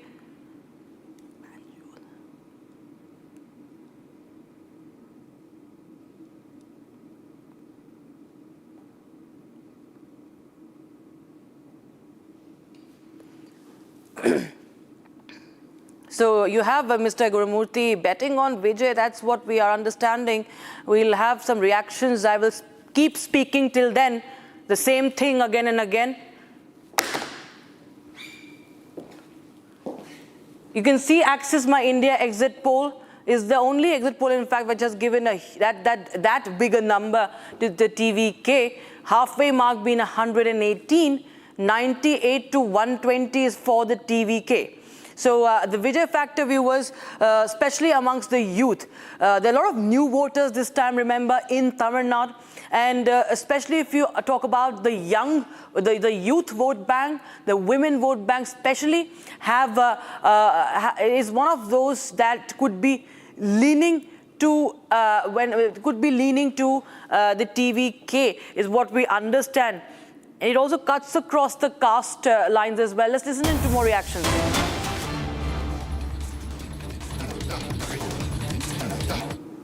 Exit polls, 5 or 6 have predicted that DMK is coming to power. Only one TV had predicted that Vijay is coming to power. And 1 or 2 TVs said that the ADMK is coming to power. But majority report is that the DMK is coming to power. DMK will win around 145 to 150 seats is the prediction. That's all. Sir, there is also a question now that whether TVK is an emerging factor, because most of them show TVK in the secondary place and not the DMK. DMK is likely to win only 20 to 40 seats if we take averagely all these exit polls. Do you think that the Dravidian ideology is not being accepted by the people and TVK is coming as an alternate to these? TVK cannot come as an alternative. He has no policy. He has not mentioned what his policy is. We have a strong policy and we have performed well. During the last 5 years, our performance was very good, and every section of the society, every household is benefited by our schemes. Not only that, in 2024 parliament election, we swept. We got all the seats. But of course, Vijay did not contest, but still, even now, only about 19 lakh votes have come, more than what was polled last year. Last 2024 parliament election has been polled this time. But that 20 lakh votes are new votes. Maybe he will get that 20 lakh votes, that's all. 20 lakh votes will not change any destiny. But all 29 lakhs votes will not also go to him. So now, do you see TVK is a debutant party coming for the first time? Even if it is 20 to 30 seats as the few exit polls are showing, do you think it is a very good beginning for Vijay as a political leader? No. What happened to Vijaykant? DMDK. He had won first election. Then he was the main opposition party in the second election, joining with ADMK. Now his party is with us. And in between, during many elections, they could not win. Actors' party is like that only. But they are with us now and they will win. That apart, Vijay has no policy, no ideology. He doesn't even go for campaigning. In his own constituency, he didn't go. When all the political leaders were going around the state in every constituency, Vijay is at home. He didn't do any campaigning. Even in Trichy, where he is contesting, he went there and came off. Sir, also yesterday TVK held meeting with all its candidates. At the same time, DMK leader MK Stalin held conference. The senior leaders were also present at the DMK office. Today also MK Stalin had arrived at the DMK office. So there is a question raising now whether the DMK is scared of the TVK, and that's the immediate meeting being convened by the DMK leaders. When our Chief Minister comes, he had come to party office only because many of our candidates, ministers, were contesting, and the district secretaries who are contesting wanted to tell what is happening in their constituency. Today also, both yesterday and today, all candidates who had contested and all our district secretaries had come and met him and said that we will win. Confidently they said. They wanted to meet the leader after the polls are over, that's all. Beyond that, there is no meeting, nothing. Sir, after this exit poll numbers have come, there is a question that TVK and the AIADMK will form a post-poll alliance. From yesterday, there are news, and multiple people have been constantly telling that the AIADMK and TVK will come together to go against the DMK. They will do anything. They have no scope.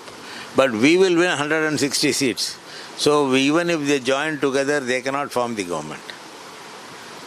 Our victory margin, our victory is ensured, and it is around 160 plus seats, and we will form the government independently. When we form the government independently, let them do whatever they want.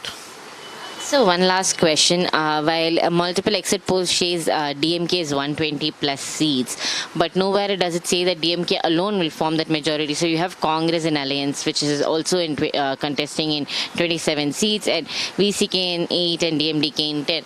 So there is also a question arising if DMK allies decide to go back to AIADMK, because there was a lot of tussle during the seat sharing. Multiple parties asked for more seats. DMK did not give them. And Communist, VCK are parties who, even after post-poll alliance in the past, we have seen that they have changed their parties if whoever is in the ruling government. So do you think your alliance parties might go back to the AIADMK, which will bring a downfall for the DMK? I'll tell you one thing. AIADMK is in alliance with BJP. None of the political parties who are with us will choose BJP as their partner. They will never go with BJP.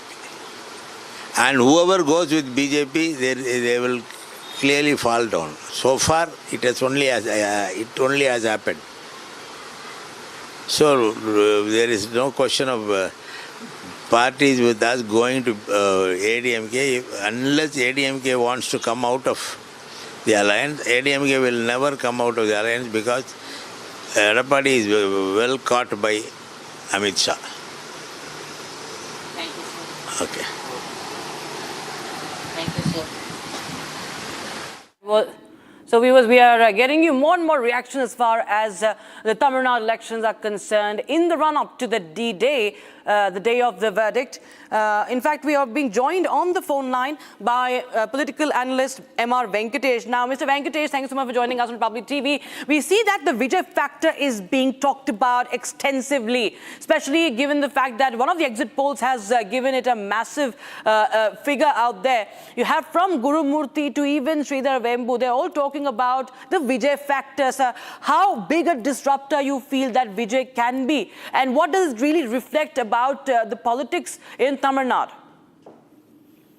As far as I see that Vijay's voters, basically youngsters, probably age 18 to 30, maybe 35, who have actively substituted for party cadres and ensured that they brought people from their mohalla, people from the family, converted fence-sitters into voters. Having said that, this tsunami was so micromanaged, even experts could not anticipate or see this happening. But as the poll went, and when you asked and did all these exit polls and other things, you found that people who are once telling that Vijay was voting anywhere between 8 to 12%, quietly shifting it from 10 to 20%. That means he is no longer disruptor at the margins, but he is disruptor at the core. That means he will determine who loses and who wins. And from 20% onwards, if you add 1% each, which is very good chance that he may end up at 25, 26, 27%, in which case he starts getting seats disproportionate to the vote share from there on. So till 20%, probably he'll be a disruptor. If he gets anything more than that, he starts eating into the vote share. The other day with Arnab, I did point out that the manner in which the DMK spookies and supporters in the social media are lamenting and cursing on Vijay, it is very apparent that Vijay has eaten into the vote share of DMK. And I have a good friend who has done an exit poll only at Chennai. Only at Chennai he has done some exit polls. And it is no longer a case where DMK votes are hemorrhaging towards Vijay. They are combusting. I'm not speaking of anything outside. But within the 20 seats of Chennai in and around Chennai, I see that DMK is hemorrhaging big time, and DMK is losing big time in and around Chennai. That's a fortress. Fortress of Chennai getting dented big time is no small news, and that, whether it will translate into a big dent across the state, I think I'll wait till 4th. I'm with Arnab on that day. Let me hope that things will dramatically unfold itself on that day. But beyond this, I think we cannot make a rational guess at this point in time. All right, Mr. M.R. Venkatesh, many thanks for joining us on the broadcast with your reaction on that story that we are tracking for your viewers. Now, shifting focus to what's happening in Bengal. All right, we can go across to the breaking that we have right now. Election Commission of India, in fact, Election Commission of India has initiated a probe into the missing webcast and inside booth footages of Falta and Magrahat West and several other polling booths. Network operators have been asked to submit report or why no recording of the certain booths is available. So it's a big update coming in from Jahangir Khan's constituency. Recording inside the polling booth is reportedly missing. And that's a big, you would say a mishap rather, if you could call it, in terms of the elections. Webcast is missing inside the polling booth in Falta. It's a massive revelation that is coming to the fore from Jahangir Khan's constituency. My colleague Harsha is joining us on the broadcast. Harsha, tell us more details. That is the recording booth, is the webcast missing, and what is being done? What's really the Election Commission of India saying? So, Rakshita, there's a pattern. If you have to see a live webcasting of any certain polling booth, there are the certain network operators who have been given this responsibility, and they had their network operators who were responsible for issuing a live webcasting. But in the case of Falta, Magrahat West and several other places in the Diamond Harbour, what we have noticed and what Election Commission of India has got to see is that webcasting is missing. There's no recording of the live webcasting. In fact, there's no recording at all of the polling booth, and this raises a lot of question that how come network operators didn't even inform Election Commission of India that if there was a network issue on the day of the polling in the polling centers and booth. And now now a probe has been initiated by Election Commission of India in this issue, and the two big network operators who were given this responsibility, a notice has been sent to those network operators, and they have to submit their response. To Election Commission of India by end of the day today, exactly what went wrong, and on the basis of that, a press note will be issued by Election Commission of India, and so as a special observer can also brief at the end of the day that how and when the repolling will take place. Because, Rakshita, if in case repolling has to take place in Falta, Magrahat and Diamond Harbour, certain booths which in Falta is more than 30, in Diamond Harbour it's 4, in Magrahat West it's 11 booths where such mishap has been reported, then the repolling has to take place tomorrow. At any cost, the repolling has to happen tomorrow, so as the EVM VVPAT can be sent to strong room on 3rd of May and the counting can happen on 4th of May. That's the timeline which is very important for Election Commission of India to follow, and that is the reason special officers, special observers, the investigation team, the team which is probing this entire matter, all are right now working 24/7. They are continuously in touch with Election Commission of India and the special observers, designated officers who went to Diamond Harbour, Falta and Margaret West, so that the report could be submitted. This all has to be done, Rakshita, by end of the day today, because each and everything is moving in a fraction of seconds in the state of West Bengal. So much at stake. The entire country is watching what is going to be the result of West Bengal. Webcasting is important just to avoid, so that there's a check on booth capturing, so there's a check on money distribution, bogus voting as well, viewers. So webcasting is very, very important to capture faces of the voters who are coming to the polling station. Thank you so much, Harsha. We'll just go across to some more breaking news that we are getting in right now. This is from Punjab. BJP claimed that Punjab Chief Minister arrived drunk in Punjab Assembly. BJP is alleging that Bhagwan Mann arrives drunk in the Assembly. Punjab Assembly leader of opposition Pratap Singh Bajwa demands a closed-door alcohol test now. Swati Maliwal also goes on to say that Chief Minister Mann is intoxicated. She's a former Aam Aadmi Party Rajya Sabha MP, and now she says, in fact, that Swati Maliwal is in fact a former MP. She says that Bhagwan Mann arrives drunk in the Assembly. We just play out that video, viewers, that is being tweeted by the Congress and the Akali Dal, saying that Bhagwan Mann has come drunk to the Assembly.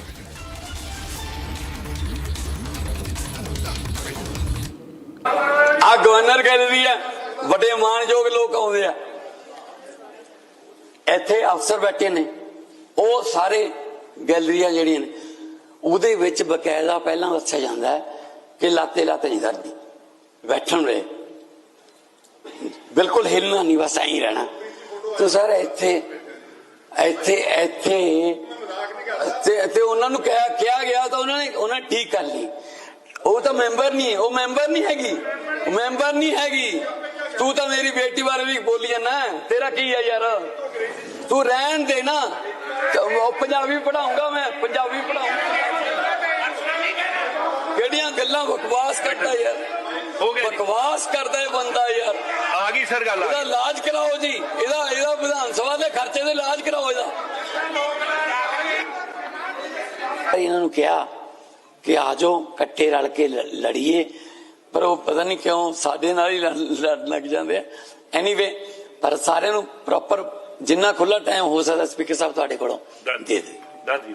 ਤੁਸੀਂ ਕਹਿ ਸਕਦੇ ਹੋ ਯਾਰ ਸਾਡੇ ਸਾਹਮਣੇ ਵਾਅਦਾ ਕੀਤਾ, ਆਪਣੀ ਮਾਂ ਦੇ ਸਾਹਮਣੇ।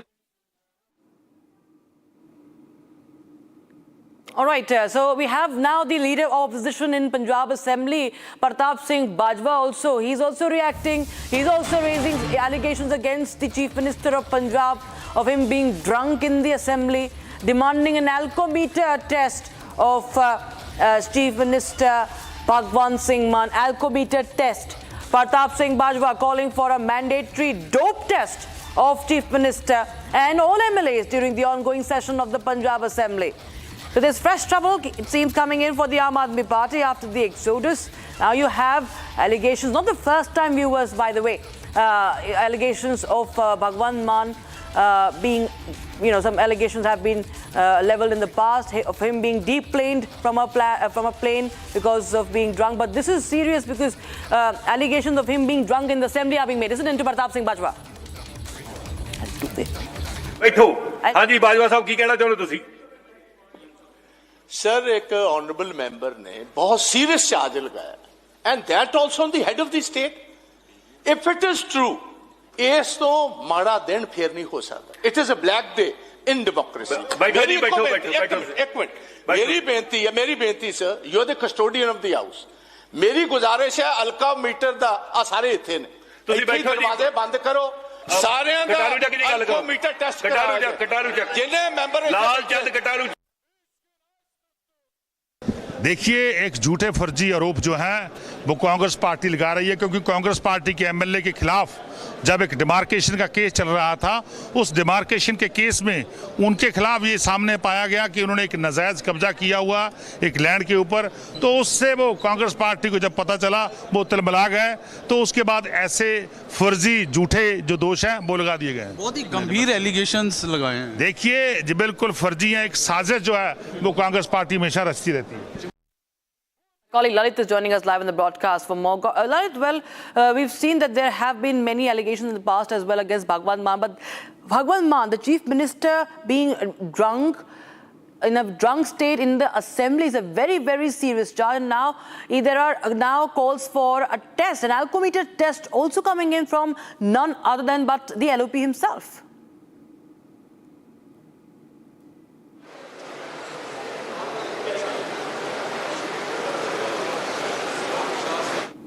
Lalit, can you hear me? All right, we'll just reconnect with Lalit in a short while from now. He's getting us more and more reactions from the assembly, because you can see that slogans have been raised against Bhagwan Maan. In fact, the alcometer test of not just Chief Minister Maan, but all MLAs there is being demanded by the LOP. It's called for a mandatory dope testing also of Bhagwan Singh Maan. And there have been many allegations being made by his opponents in the past that he's a heavy drinker, that he's been, there are claims made that he drinks day and night, and which have been refuted by the Aam Aadmi Party. And for what? For what? Okay, we'll once again listen in to Pratap Singh Bajwa's reaction. ये देखो ऐसे है, आपको हालात बताई दिए, इससे गंभीर हालात और बदकिस्मती के हालात क्या हो सकते हैं। जो लीडर ऑफ द हाउस है, चीफ मिनिस्टर है मौजूदा, वो अगर शराबी हालत में हाउस में आ जाए तो हाउस कैसे चलेगा। One of the senior members of the house pointed out today he was in a drunken condition. तो as leader of the opposition I have demanded एक ब्रेथलाइजर टेस्ट और वो जो शराब का और डोप टेस्ट सारी असेंबली का करवाया थे। चीफ मिनिस्टर का पहले हो, दूसरा मेरा हो, फिर इनकी जितनी कैबिनेट उसका और सारे एमएलएस का मौजूदा दरवाजे बंद किए जाएं, पीजीआई के डॉक्टर्स बुलाए गए और इधर डोप टेस्ट हो उनका। बहुत ही गंभीर चीज है सर ये, जिस तरह इससे और गंभीर क्या हो सकती है। If the head of a state comes drunk to the assembly, what else do you expect, what do the क्या डिमांड क्या कर रहे हैं सर। हम यही कर रहे हैं कि अभी टेस्ट करवाया जाए। He is still in the assembly? Sir session के पीछे क्या लगता है कि कॉन्फिडेंस मोशन लानी थी आज? नहीं, वो देखो ये तो एक तरीका था। बेसिकली ये बताना चाहते थे अभी एमएलएज हमारे साथ, और ये पार्टी अकेली ऐसी पार्टी है जो एक दफ़ा 22 में सितंबर में भी ये इन्होंने मेजॉरिटी शो करने की कोशिश की जब ऑपरेशन लोटस का टाइम था। अब फिर सेकंड टाइम ये हो रहा है, और ये बेसिकली तो ऑपोजिशन पार्टी मूव करती, हमने तो किया नहीं, क्योंकि उसके लिए जो स्ट्रेंथ चाहिए वो हमारे पास नंबर नहीं है। You need 1/5 to go. तो ये बिल्कुल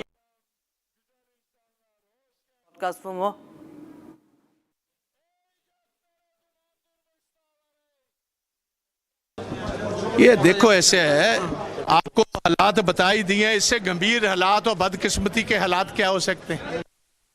जो लीडर ऑफ द हाउस है, चीफ मिनिस्टर है मौजूदा, वो अगर शराबी हालत में हाउस में आ जाए तो हाउस कैसे चलेगा।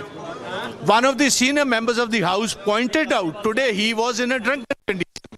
तो as leader of the opposition I have demanded एक ब्रेथलाइजर टेस्ट और वो जो शराब का और डोप टेस्ट सारी असेंबली का करवाया थे। चीफ मिनिस्टर का पहले हो, दूसरा मेरा हो, फिर इनकी जितनी कैबिनेट उसका और सारे एमएलएस का मौजूदा दरवाजे बंद किए जाएं, पीजीआई के डॉक्टर्स बुलाए गए और इधर डोप टेस्ट हो उनका। बहुत ही गंभीर चीज है सर ये, जिस तरह इससे और गंभीर क्या हो सकती है। If the head of a state comes drunk to the assembly, what else do you expect, what do the क्या डिमांड क्या कर रहे हैं सर। हम यही कर रहे हैं कि अभी टेस्ट करवाया जाए। He is still in the assembly? Sir session के पीछे क्या लगता है कि कॉन्फिडेंस मोशन लानी थी आज? नहीं, वो देखो ये तो एक तरीका था। बेसिकली ये बताना चाहते थे अभी एमएलएज हमारे साथ, और ये पार्टी अकेली ऐसी पार्टी है जो एक दफ़ा 22 में सितंबर में भी ये इन्होंने मेजॉरिटी शो करने की कोशिश की जब ऑपरेशन लोटस का टाइम था। अब फिर सेकंड टाइम ये हो रहा है, और ये बेसिकली तो ऑपोजिशन पार्टी मूव करती, हमने तो किया नहीं, क्योंकि उसके लिए जो स्ट्रेंथ चाहिए वो हमारे पास नंबर नहीं है. You need 1/5 to go. तो ये Lalit is joining us live on the broadcast. Lalit, tell us more details as far as this serious allegation against Bhagwan Maan is concerned. The Congress is now upping the ante. More trouble brewing for the Aam Aadmi Party.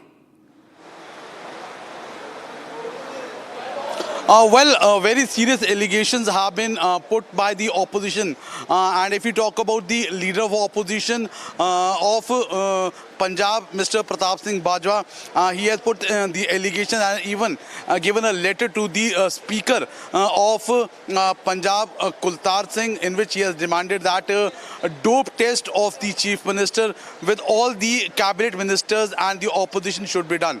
For that, the doctors from the PGI should be called. So these are the allegations which have been put forward by the leader of opposition, Pratap Bajwa, as there are allegations that the Chief Minister of Punjab, Mr. Bhagwant Mann, entered into the Vidhan Sabha under the influence of liquor. So all the opposition parties of Punjab, whether it's the BJP or the Akali Dal, they have shared the video of the Punjab Chief Minister while speaking in the Vidhan Sabha and have demanded that the dope test and the alcometer test should be conducted of all the ministers, all the MLAs present in the Vidhan Sabha. Other than that, if you talk about the letter which was being given to the Speaker of Punjab, Mr. Kultar Singh, that letter has been rejected by the Speaker, saying that no such demand would be taken into consideration by the opposition which was being given. So there are very serious allegations against the... Of course, we have to wait and see what the Aam Aadmi Party says. Thank you so much, Lalit, for the time being joining us on that story. Viewers, now shifting focus to Bengal once again. The Trinamool Congress MP, Kalyan Banerjee, has sparked outrage after crossing the line with a series of personal attacks and insults against Home Minister Amit Shah, calling him Gunda, Jallad, coward, dirty man, also saying, I will turn you upside down. And these are the this is the kind of words that have been used against the Home Minister of the country. In fact, it goes on to say that Shah had come to a state to threaten the opposition leaders ahead of the elections. And this is what Kalyan Banerjee says, that he's working for the BJP, that he comes and hurled the threats. We have the statement of Kalyan Banerjee. I think we can play that out.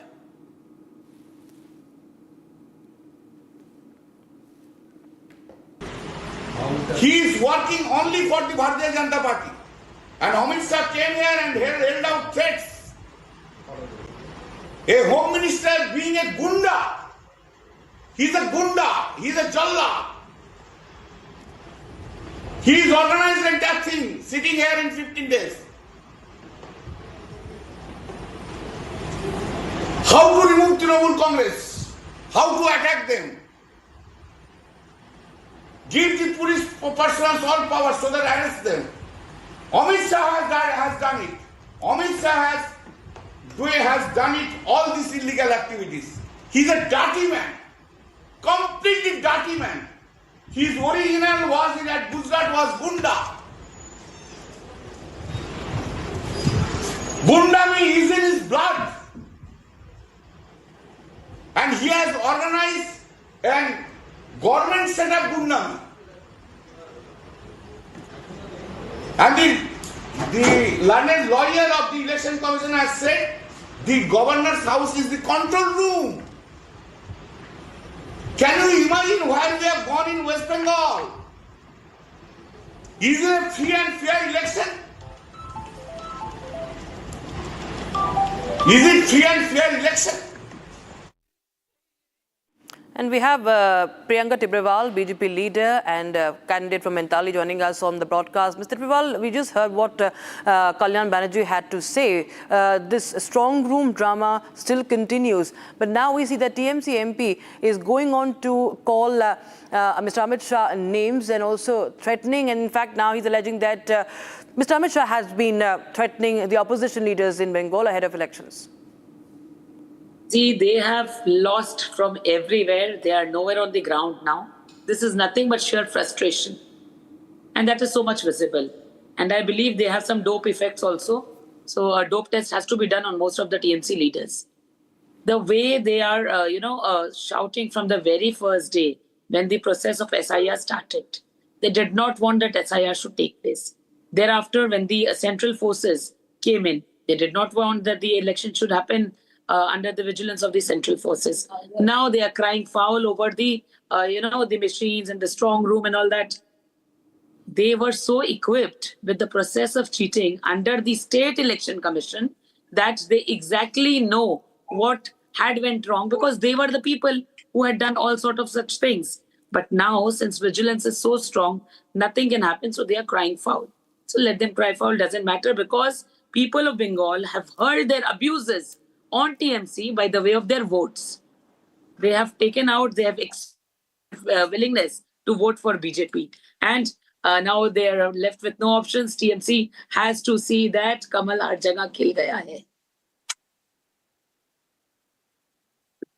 Seen that there are many insults that are being heard, but do you feel that there is a lot of, what we see is that the TMC is so spooked by even the numbers that have come out, or we've seen that the kind of turnout is being witnessed. Perhaps that's also one of the reasons why the leaders, the MPs from the Trinamool are resorting to such antics now. Everybody has seen their drama. Nothing is now left. They know everything is over. Now they are so scared what will happen on the 4th, because on 2nd of May in 2021, the way they spread violence everywhere in Bengal. But I would like to tell them that this is BJP and our culture and ideology is completely different from yours. So we assure you that there won't be any violence anywhere in West Bengal, unlike you guys did in 2021. So don't be scared. Peacefully stay at your places. So there has been allegations of manipulation that have been put to rest by the Election Commission, but we see that the outrage among the TMC the workers and the none other than the BJP, I beg your pardon, the TMC chief and the West Bengal CM is palpable. We see that she has been camping there at the strong room for a long time, and going on to, make several allegations which have been now thwarted, refuted by the Election Commission. What do you have to say about that entire Kalyan Banerjee has been very sound everywhere, whether it was the courts, whether it was on the streets, everywhere, he has been very vocal. So he should understand, being an advocate, that allegations are allegations without evidence. If they had any evidence, they would have produced it in the court of law, whether it was the High Court or whether it was the Supreme Court. Number of times he has gone. Now also he's there wasting the time of the courts, because he needs to understand that there are many important cases which has to be dealt by the court. So do not disturb the courts like this. And that is the reason now nobody is entertaining him, neither the Supreme Court nor the High Court. He has wasted all his energy and that has gone all in vain, because everybody knows on the face of it that this is nothing but theatrics, drama. Absolutely. Well, we see the response that is coming in from the BJP viewers, but the kind of language that has been used by several others also, Ms. Tibrewal, we've seen the kind of statements that have been given by some other leaders as well against Amit Shah. Time and again, because we've seen that Amit Shah has been, for a long time working in West Bengal very closely ahead of the elections. And from likes of Mahua Moito to many others, they've been making many claims against Amit Shah, against the Prime Minister also. And they've been raking up the sort of a sub-nationalistic kind of statements are also being made when the Prime Minister has jhalmuri, from the street vendor. They make statements and after statements against him against the top brass of the BJP. All the star campaigners have been targeted time and again. What do you have to say to all of them when they continue to make these these kind of statements, even going on to their state, talking about Gujarat, talking about who is outsider, the Boire Goto undertones in their statements continue? Everything has failed. All their plans have failed, whether it was Bairagato, whether it was Bengali Ashmita, whether it was about the Bengali language, whether it was about taking names of all the great personalities of Bengal. Nothing worked this time. That is the reason they are so frustrated. That is the reason I would say that, bhai, hum to raste se ja rahe the, bhel mudi kha rahe the, tumko mirchi lagi to main kya karu? So that is exactly what has happened. See how low they have gone. They had nothing to talk about their work, if at all they had done in 15 years. Their entire campaign was throw BJP out. Their entire campaign was BJP should not win. But why? Give us one valid reason why BJP should not win Bengal. You were unable to state what work of development you have done in the last 15 years. People were frustrated with TMC. They gave a proper and fit response to that. Now that they are frustrated, nothing can save them. They know that very well because they have been missing from the ground. They have been missing through the rallies. That is the reason from the very first day they have been continuously abusing our Honorable Home Minister and Prime Minister. All right. But that would not work. Rather, it has gone against them. Again, I would like to say, tumko mirchi lagi to hum kya kare? All right, very rightly put it out there. Thank you so much, Mr. Birwal, for joining us on Republic TV with your reaction on the statement coming in from TMC MP. Now, viewers, we shift our focus to more, of course, the more stories that are coming in from West Bengal. Now, we have Shukanta Majumdar, the Union Minister and Bengal BJP leader. He has trained his guns against Mamata Banerjee, saying that Mamata Banerjee is so rattled. Now she has sensed that she is losing not only Bhawanipur, but they've not just Bhabanipur, but also the state. And this furiousness led to yesterday night incident. He goes on to write, and I quote, TMC is behaving like the opposition party. BJP used to do similar when we were in opposition, and we know this tactic. So now Mamata Banerjee has sensed that she is going to sit in the opposition and doing same things. No election in Bengal is without violence, but first time I'm assuring no violence will be on counting day, and security arrangement is more than the requirement. This time the result of West Bengal will shock you, claims Shukanta Majumdar. Shukanta Majumdar is the Union Minister and is also, of course, a senior BJP leader in Bengal.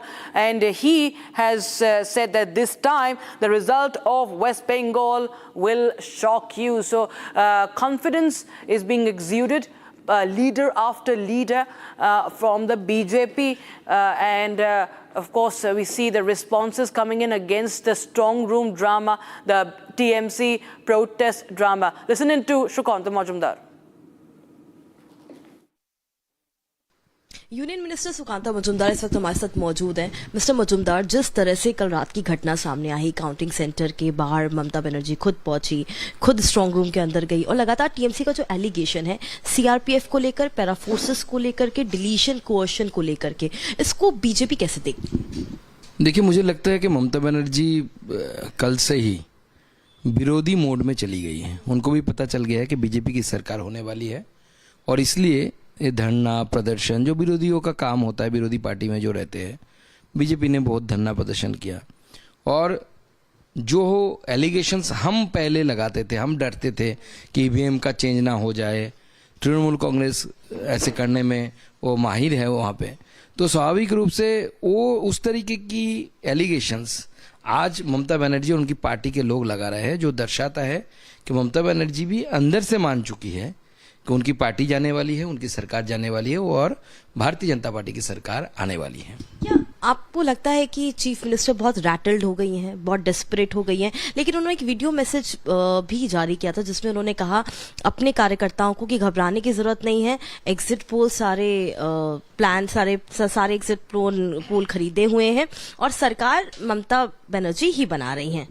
देखिए, सुबह ममता बनर्जी ने अपने कार्यकर्ताओं को जोश और confidence बनाए रखने के लिए इस तरीके की बयान उन्होंने जारी किया, वीडियो जारी किया। लेकिन शाम तक आते आते देखिए, अंदर का टेंशन तो बाहर थोड़ी रुका जा सकता है, सब तो नहीं रख सकते। तो उसी टेंशन के कारण अंदर जो टेंशन हो रहा था उनका, वो बाहर आ गया शाम आते आते, और कॉन्फिडेंस जो सुबह इतनी ऊपर थी वो कॉन्फिडेंस यहाँ तक आ गई। और उनको भी अंदर भी पता है ना कि बीजेपी की सरकार होने जा रही है, इसलिए डर के मारे वो धरने प्रदर्शन पे बैठ गई। ऑपोजिशन का जो रोल होता है, तो मुझे लगता है कि टीएमसी ने खुद मान लिया है कि वो ऑपोजिशन में बैठने वाली है, और इसीलिए ऑपोजिशन मोड ही ऑन करके रखी है। जिस तरह की फोर्सेस की तैनाती काउंटिंग सेंटर पर की गई है शेखावट गर्ल्स हाई स्कूल के बाहर, उसके अलावा भी 87 पोलिंग काउंटिंग सेंटर्स थे, उनको कम करके 77 काउंटिंग सेंटर कर दिया है। ओवरऑल पोस्ट पोल वायलेंस की बहुत बात कही जा रही है, इसलिए कहा जा रहा है 3 लेयर सिक्योरिटी फोर्सेस का डिप्लॉयमेंट काउंटिंग सेंटर्स पर किया गया है। ये अरेंजमेंट को आप कैसे देखते हैं? आप मानते हैं कि इस बार जो वायलेंस है वो पहले से भी ज्यादा होने वाला है?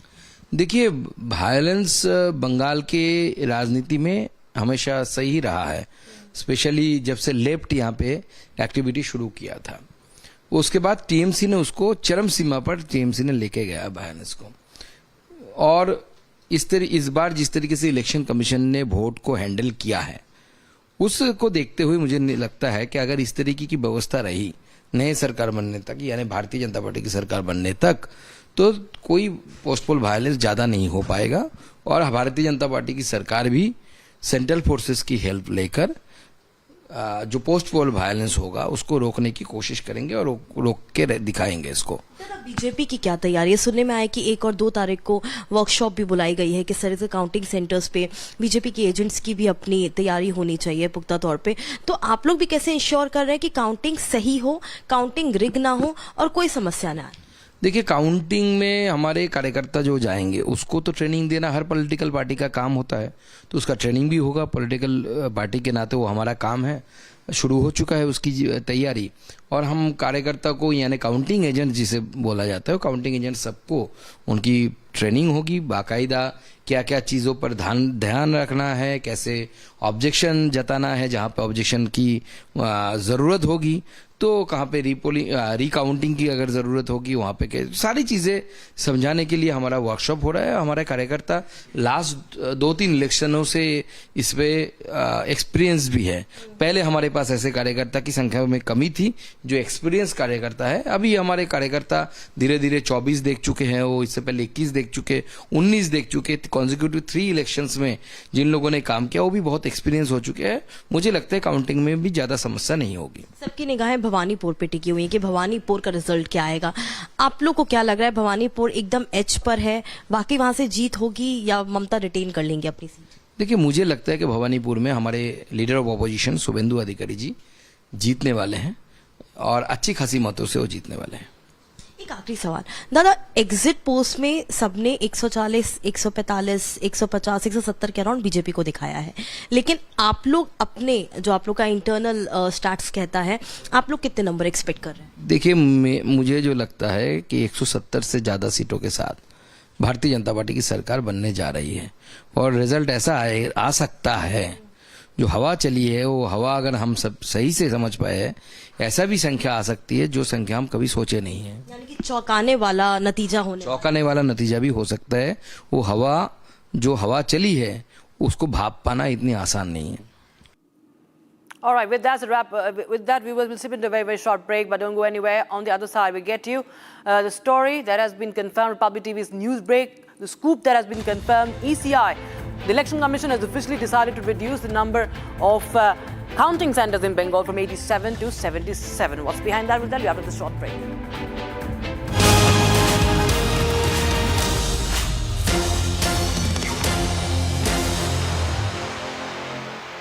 थोड़े में ज्यादा स्वाद, यही तो है इसकी खास बात। वाओ मामा, क्या स्वाद है? अरे मेरे राजा, राजा और मसाला,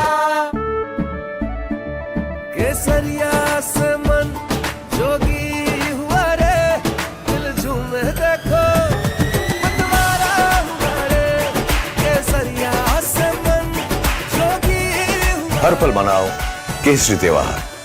विमल, बोलो जुबान केसरी। चमकी चाट से क्या बना है? आलू चाट या फ्रूट चाट, स्वाद बनाए चमकी चाट। क्या बात है? स्वादिष्ट पकोड़े और फरसान, अरे चमकी चाट है इसकी जान। असली स्वाद सिर्फ चमकी चाट।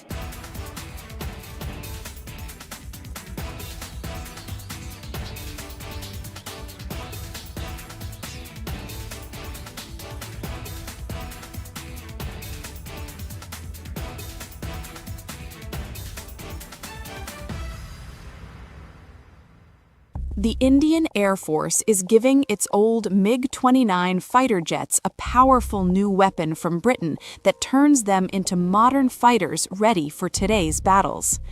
MiG-29s first came to India in the 1980s, have flown many missions along the tough borders with China and Pakistan. Now they are getting equipped with British ASRAAM missiles that make them as strong as NATO planes in close fights. The Ministry of Defense sent out a request for proposals to fit the Advanced Short-Range Air-to-Air Missile on the MiG-29 UPG version. This British missile from the company MBDA replaces the old Russian R-73 that pilots used for years. The R-73 could only reach targets 10 to 15 kilometers away, which forced pilots to fly too close to the enemy and take big risks. The ASRAAM changes all that. It can hit targets more than 25 kilometers away, almost double the old range. It flies at Mach 3 speed and uses a smart infrared seeker that ignores enemy flares and jamming better than before.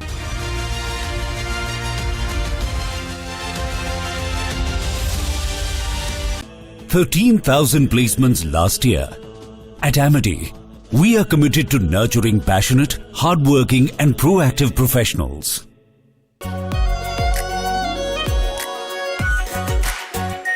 Our pure Shahi Paneer Masala. Delicious, healthy, every day. AU savings account में मिलते हैं amazing benefits, paperless banking and higher interest, वो भी हर महीने। Money money money money every month. सोच बदलो और बैंक भी। The Indian Air Force is giving its old MiG-29 fighter jets a powerful new weapon from Britain that turns them into modern fighters ready for today's battles. MiG-29s first came to India in the 1980s, have flown many missions along the tough borders with China and Pakistan.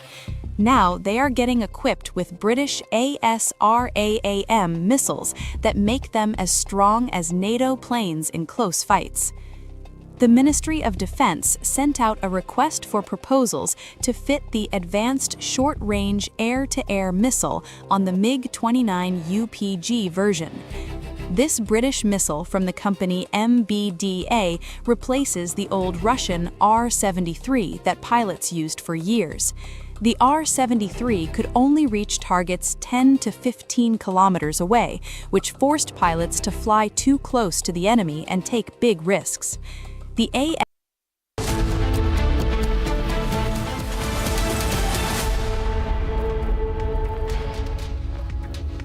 Welcome back, viewers. Now news from across the globe. President Trump is turning up the heat on Tehran, claiming Iran is badly looking for a deal. Just repeating this claim, with the US as its economy is spiraling. Now, citing the combined pressure of a collapsing financial system, US military action, and a tightening naval blockade, the President of America is now questioning just how much longer can the Iranian government actually hold it out. There's more in this report. Nations all over the globe continue to face an economic and energy crisis consequent to the West Asia war and its complications. And amidst this, an April ceasefire hung by a thread. Even now, as of May 1, Trump's claims on negotiations to have come a long way are contradicted by his own social media issued warnings for Iran. Most recently, however, the American president made a series of claims about Iran, its internal situation, and ongoing Washington's actions there, asserting that American intervention has prevented mass executions and significantly degraded Iran's military capabilities. All of this, as he affirmed, the impending deal to be more of Iran's plea, alleging there to be an urgency for Iran to strike a ceasefire deal amid leadership confusion and military capabilities failing. I don't know what stubborn is, because really nobody knows what the talks are except myself and a couple of other people. They want to make a deal badly. We have a problem because nobody knows for sure who the leaders are. It's a little bit of a problem, you know. The leaders have been wiped out along with their military, almost all of their military. I mean, think of it. 159 ships was their total Navy. 159 ships are gone. They're underwater. They're way below sea level. Sea level is a big difference. Pretty deep waters over there, too. So, I don't know that we need it. We might need it. We might need it. Trump did not stop there. He, in fact, went on to laud the US's military capabilities for obliterating Iranian military capabilities and credited recent pressure tactics, including actions involving the Strait of Hormuz, for weakening Iran's position. Look, the country's doing really well, and that's despite a military operation. I don't call it a war. Would you rather have a military operation where really, I mean, Iran is dying to make a deal. I can only tell you that. I don't want to get into it, but they cannot be nuclear. Other than that, but their Navy's gone, their Air Force is gone. Every ounce of any form of equipment practically is gone. You know, their drone factories are about 82% down, and their missile factories are almost 90% down. And many of their missiles have been knocked out. They used some, but we knocked out more than they used. And it's pretty amazing what's happened. They want to make a deal. But despite the fact that we are in what some people would call a war, we just hit a new high today on the stock market. We have S&P is through the roof. They're through the roof. And that's not all. He acknowledged the impact of the blockade as he spoke about the economic impact Iran's faced consequent to the naval blockade on Hormuz, obstructing its primary oil tradings. Can't let Iran have a nuclear weapon, and their economy is crashing. The blockade is incredible. The power of the blockade is incredible. They're not getting any money from oil, and hopefully it can be worked out very soon. More importantly, he reiterated his stance on how Iran is to not have any nuclear power. If we didn't have that B-2 bomber, if we didn't go in and do what we did, we obliterated that nuclear capacity of theirs, and so they didn't get the nuclear bomb. If we didn't do that attack, should have been done long before I came along by other presidents or by another country or something, but it should have been done long before I came along. But they are in very bad shape. They've got nothing going, including leadership. I mean, you know, their leaders are gone. Now they have a whole new, their first string leaders are gone, their second string leaders are gone. Now we're dealing with their third string. But we'll see what happens. All of these claims from Washington amid Iranian President Masoud Pezeshkian on Thursday denounced the U.S. naval blockade as an extension of military operations against Iran, calling its continuation intolerable. What's left to be seen is when and how the taunts back and forth will eventually translate into a successful ceasefire deal struck amidst the sparring nations.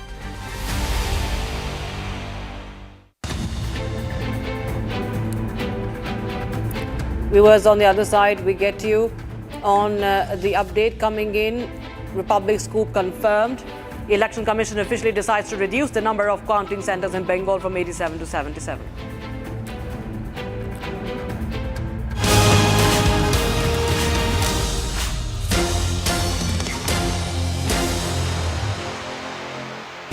Pure suji pasta उबालो मिलाओ और खाओ 8 minute में तैयार क्या taste है सबका राजा R pure masala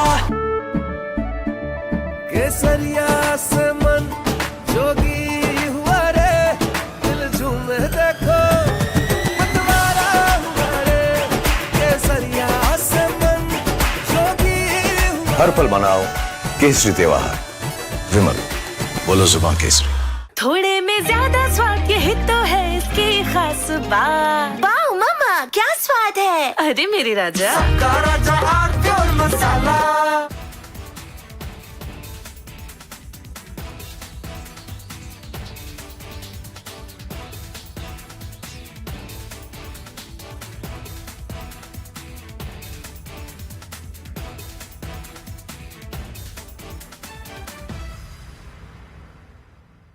The Indian Air Force is giving its old MiG-29 fighter jets a powerful new weapon from Britain that turns them into modern fighters ready for today's battles. MiG-29s first came to India in the 1980s, have flown many missions along the tough borders with China and Pakistan. Now they are getting equipped with British ASRAAM missiles that make them as strong as NATO planes in close fights. The Ministry of Defense sent out a request for proposals to fit the Advanced Short-Range Air-to-Air Missile on the MiG-29 UPG version.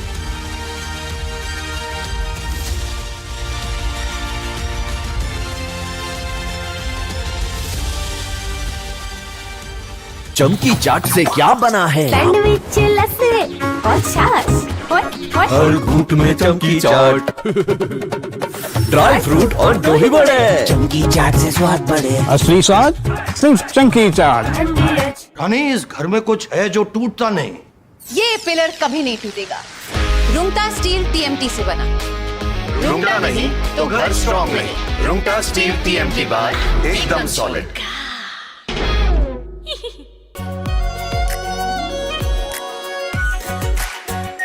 Are pure shahi paneer masala, delicious, healthy everyday.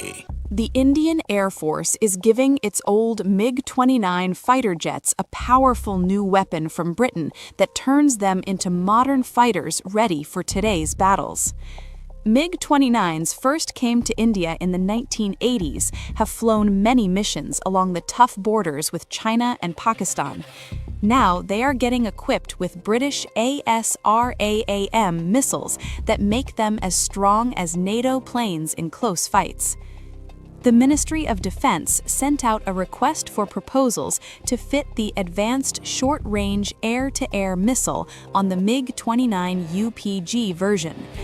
This British missile from the company MBDA replaces the old Russian R-73 that pilots used for years.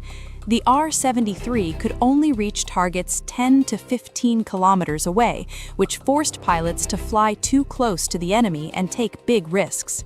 The ASRAAM changes all that. It can hit targets more than 25 kilometers away, almost double the old range. It flies at Mach 3 speed and uses a smart... From Asia's largest news headquarters, setting the agenda for Bharat.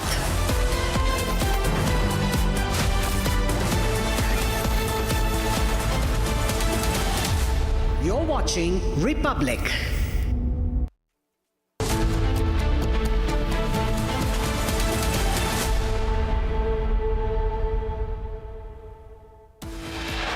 Headlines brought to you by Canara Bank. Together we can. Reports emerge that President Trump is set to convene high-level meetings on the war in Iran as CENTCOM also briefed the US President on final blow to Iran. Reports emerge of cracks in Iran administration. Reports say Pezeshkian, Gharibaf and others want Arakchi out. Death toll rises to 9 after tourist cruise boat capsizes during a sudden storm. Several feared missing. Rescue efforts underway. Supreme Court grants bail to Congress leader Pawan Kheda over forgery case but imposes restriction on travelling abroad and directs him to cooperate with probe.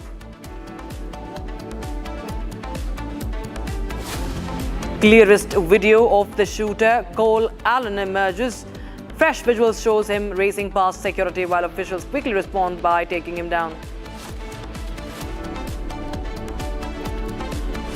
Commercial LPG prices hiked by 993 rupees amid war, pushing cylinder prices past the 3,000 rupee mark. Petrol and diesel rates remain steady.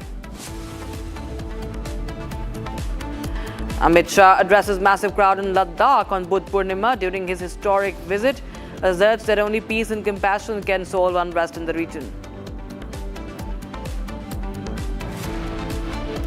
And India's gross GST collections hit a record high of 2.43 lakh crore rupees in April 2026, marking an 8.7% year-on-year growth.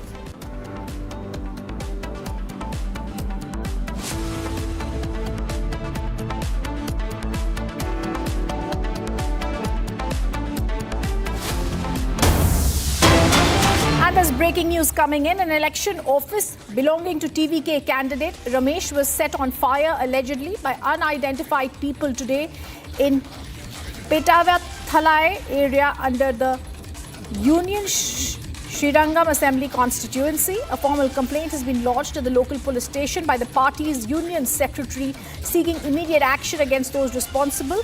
The police have now been urged to identify and arrest the culprits at the earliest. We're now getting you the breaking news that's just coming in.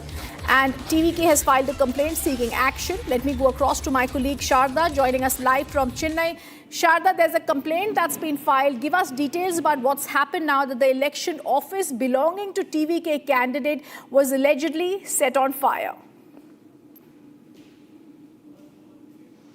Well, the TVK party office in Trichy East was burnt to fire last night, and the police are investigating the case. They are yet to identify whether it was electric malfunction or it was some vandalizers who burned the office down. The question in place is whether the TVK's allegation is true. The TVK is alleging that the DMK, the former who did not apply, allowed them to open the office initially, even before the elections. They pointed out towards them, telling that the allegation is against them, saying that they might have used vandalizers to burn down the office. This comes after the exit polls showed TVK in leading numbers, while the DMK comes as secondary after the TVK, showing Vijay leading the race in certain exit polls. However, the DMK is though sure on winning this poll, though they directly do not acknowledge Vijay's party TVK to be in direct competition. They also agree that this 30% of vote share being taken by a political debut party would seem to be a threat to them in the future as well. And now the party office being burned down, the election office which was used only for the election purpose was a temporary office. Now the TVK, which is likely to win in multiple constituencies, is setting up permanent offices of the party in different district headquarters, and this particular office which is being burned down was a temporary office of the TVK in Trichy, where in Trichy East is where Vijay is contesting from, and this particular office was set up in the Srirangam constituency. Thank you, Sharda, for giving us those details. Viewers, the other top focus, we are now shifting to West Bengal. Prohibitory orders have also now been put and clamped by the Kolkata police at 7 counting centres in Kolkata. Prohibitory orders imposed outside the several areas, the Bhabanipur counting centre and the EVM Strongroom, Shekhawat Memorial Girls High School. There's a huge cordon of the Kolkata police outside and the paramilitary forces laid outside that centre. We are showing you what's been happening right there. There are prohibitory orders that have been imposed outside the counting centre and the strong room. They've been imposed outside Mamata's constituency. There's a huge presence of Kolkata police and the paramilitary forces there. I want to go across to Harsha joining us live. But before I go across to my colleague, let me show you the various reactions coming on our top story.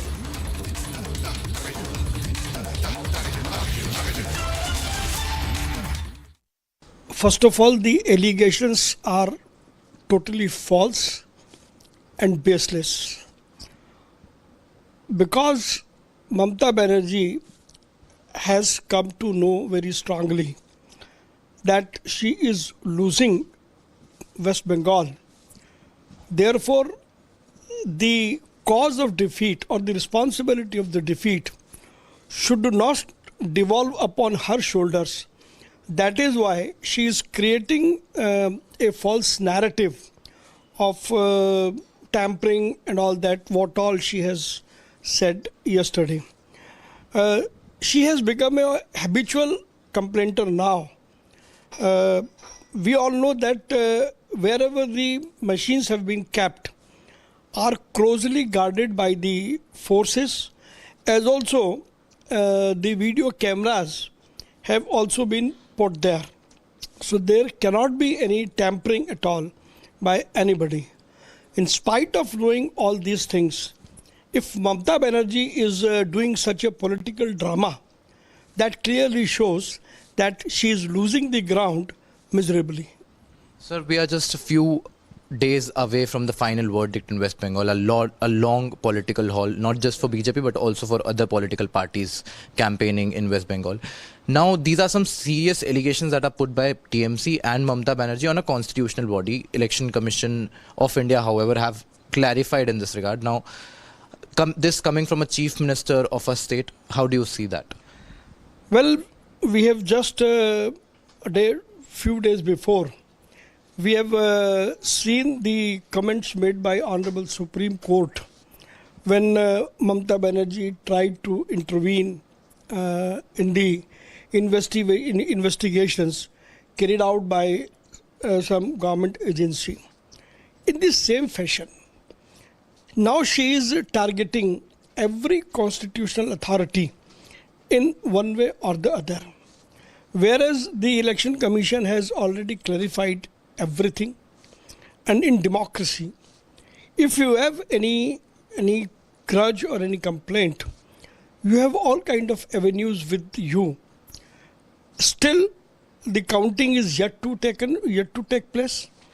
But Mamata Banerjee and her party colleagues are creating an environment where they could level baseless charges of tampering the machine or casting reflections on impartiality of the Election Commission. And this is not the first time. Every time, not only Mamata Banerjee, but any political party in a position, if they lose the battle, then the easy target becomes the EVM and the Election Commission. And of course, the BJP, because under the dynamic and visionary leadership of Prime Minister Shri Narendra Modi, the people are reposing their utter faith in his leadership. That is why these political parties in opposition are not only making false allegations, targeting not only the Election Commission or the constitutional bodies, but even the BJP, and these all charges are totally baseless. Everything in the strong room is under the cover of the CCTV cameras, and the access of the CCTV cameras with each political party also. And then it's there outside the strong rooms also, the room where the complete projection of CCTV camera is there. But fact is, it is a panic of losing election, and then to cover that up, she is doing all this. Now, what will she say after she loses election? Well, she has to say that, oh, the events were tampered, or there was some rigging in the election. I mean, that's all she can do now. But fact is that everything is on board, and everyone has access. Only thing which happened, which I've seen on the TV channels, is that, and as per the Election Commission, that it was the postal ballot which was segregated, for which notification was being sent in advance to each political party that at 4 o'clock it will happen. And it's a very mandatory process. There's nothing unusual, and it was not happening in the strong room. It was in another room which was happening. And again, that all was under CCTV camera. But as there's a panic of losing election, that's why she's doing all this drama and theatre now. Sir, she is also alleged that the CCTV cameras were shut down and the people enter without any permission in the strong rooms. If she has any proof for that, she should show it to the Election Commission, and she has all the right to go to the court. They have gone to the court also. Court has again rejected the plea. But fact is that, as I know, that there is no CCTV cameras which are switched off, and the CCTV cameras are there outside the strong rooms also, where the agents of the political parties are there, and they keep watching that cameras also. It is all just because she is losing election, and then she is trying to create some sort of alibi for what her loss now, because what will she say after losing election? So she is building up for that now. देखो, रहने के लिए तो हर party का व्यक्ति नियुक्त होता है. हर पार्टी में स्ट्रांग रूम पर रहने के लिए हर पार्टी के एक व्यक्ति को नियुक्त किया जाता है चुनाव आयोग के द्वारा. लेकिन आप वहां भी जाना चाहती हैं जो आपका क्षेत्र नहीं है.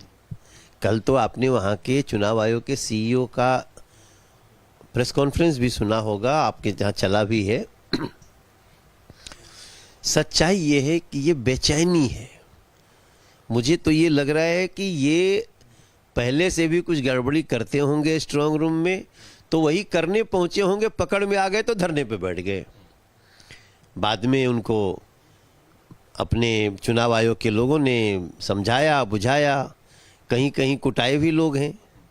तो भाई व्यवस्था से अब आप नहीं लड़ पाओगे। पश्चिम बंगाल की जनता डिसाइड कर चुकी है और जो भी रिजल्ट खुलेगा उसके आधार पर रिजल्ट का इंतजार करो। हमें रिजल्ट भारतीय जनता पार्टी के पक्ष में आता हुआ दिख रहा है। And there's more breaking news that's coming in. The Election Commission of India has now initiated probe into the missing webcast and also inside booth footage of Falta, Margaret West and several other polling booths.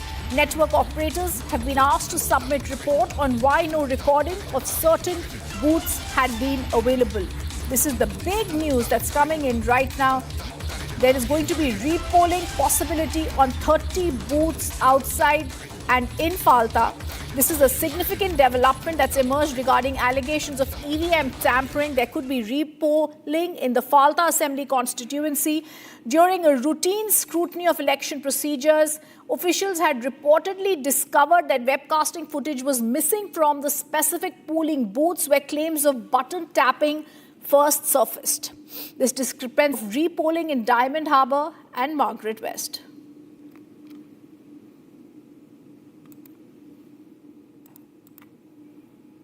Union Minister Sukanta Majumdar has said Mamata Banerjee is rattled and now she has sensed she's fooling and losing not only Bhawanipur but also the state, and this furiousness has led to yesterday night incident. The TMC is behaving like the opposition party. The BJP used, they saying, to do similar when we were in opposition, and we know this tactic. So now Mamata Banerjee has sensed that she's going to be in opposition and doing the same things. Union minister Sukanta Majumdar इस वक्त हमारे साथ मौजूद हैं। Mister Majumdar, जिस तरह से कल रात की घटना सामने आई, काउंटिंग सेंटर के बाहर ममता बनर्जी खुद पहुंची, खुद स्ट्रांग रूम के अंदर गई, और लगातार टीएमसी का जो एलिगेशन है सीआरपीएफ को लेकर, पैरा फोर्सेस को लेकर के, डिलीशन कोएशन को लेकर के, इसको बीजेपी कैसे देखती?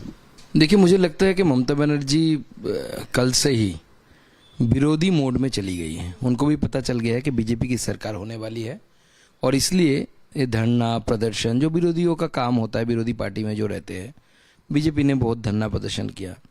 और जो एलिगेशंस हम पहले लगाते थे, हम डरते थे कि ईवीएम का चेंज ना हो जाए, तृणमूल कांग्रेस ऐसे करने में वो माहिर है वहाँ पे, तो स्वाभाविक रूप से वो उस तरीके की एलिगेशंस आज ममता बनर्जी और उनकी पार्टी के लोग लगा रहे हैं, जो दर्शाता है कि ममता बनर्जी भी अंदर से मान चुकी है कि उनकी पार्टी जाने वाली है, उनकी सरकार जाने वाली है और भारतीय जनता पार्टी की सरकार आने वाली है। क्या आपको लगता है कि चीफ मिनिस्टर बहुत रैटल्ड हो गई हैं, बहुत डेस्परेट हो गई हैं? लेकिन उन्होंने एक वीडियो मैसेज भी जारी किया था जिसमें उन्होंने कहा अपने कार्यकर्ताओं को कि घबराने की जरूरत नहीं है, एग्जिट पोल सारे प्लान सारे एग्जिट पोल खरीदे हुए हैं और सरकार ममता बनर्जी ही बना रही हैं।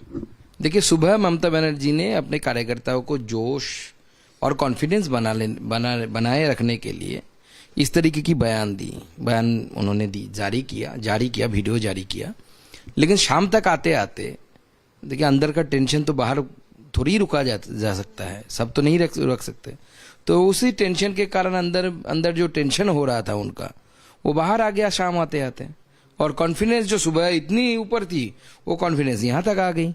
और उनको भी अंदर भी पता है ना कि बीजेपी की सरकार होने जा रही है, इसलिए डर के मारे वो धरने प्रदर्शन पे बैठ गई। ऑपोजिशन का जो रोल होता है, तो मुझे लगता है कि टीएमसी ने खुद मान लिया है कि वो ऑपोजिशन में बैठने वाली है और इसीलिए ऑपोजिशन मोड ही ऑन करके रखी है। जिस तरह की फोर्सेस की तैनाती काउंटिंग सेंटर पर की गई है शेखावट गर्ल्स हाई स्कूल के बाहर, उसके अलावा भी 87 पोलिंग काउंटिंग सेंटर्स थे, उनको कम करके 77 काउंटिंग सेंटर कर दिया है। ओवरऑल पोस्ट पोल वायलेंस की बहुत बात कही जा रही है, इसलिए कहा जा रहा है 3 लेयर सिक्योरिटी फोर्सेस का डिप्लॉयमेंट काउंटिंग सेंटर्स पर किया गया है। ये अरेंजमेंट को आप कैसे देखते हैं? आप मानते हैं कि इस बार जो वायलेंस है वो पहले से भी ज्यादा होने वाला है? देखिए, वायलेंस बंगाल के राजनीति में हमेशा सही रहा है, स्पेशली जब से लेफ्ट यहाँ पे एक्टिविटी शुरू किया था। उसके बाद टीएमसी ने उसको चरम सीमा पर टीएमसी ने लेके गया वायलेंस को।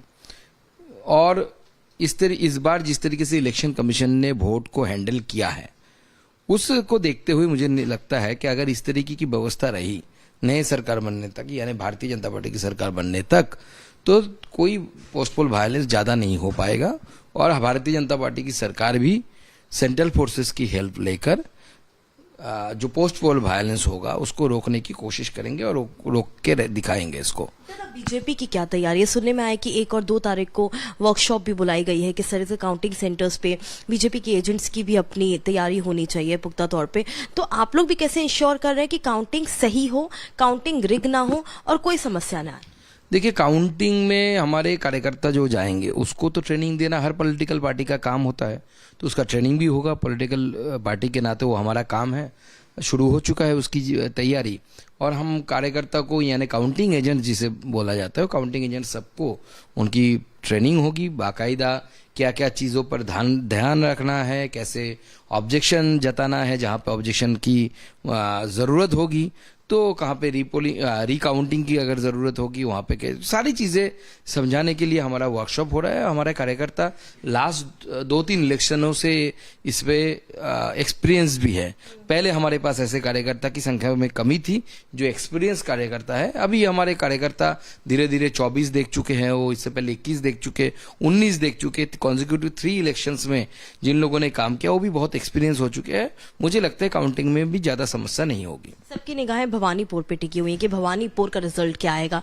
आप लोग को क्या लग रहा है, भवानीपुर एकदम एज पर है, बाकी वहां से जीत होगी या ममता रिटेन कर लेंगे अपनी सीट? देखिए, मुझे लगता है कि भवानीपुर में हमारे लीडर ऑफ ऑपोजिशन शुभेंदु अधिकारी जी जीतने वाले हैं और अच्छी खासी मतों से वो जीतने वाले हैं।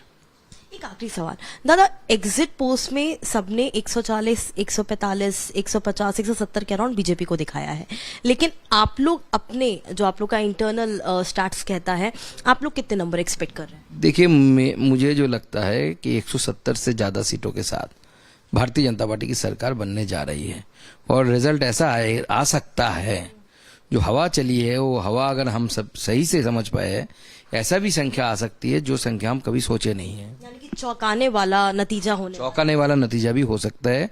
वो हवा जो हवा चली है उसको भाप पाना इतनी आसान नहीं है।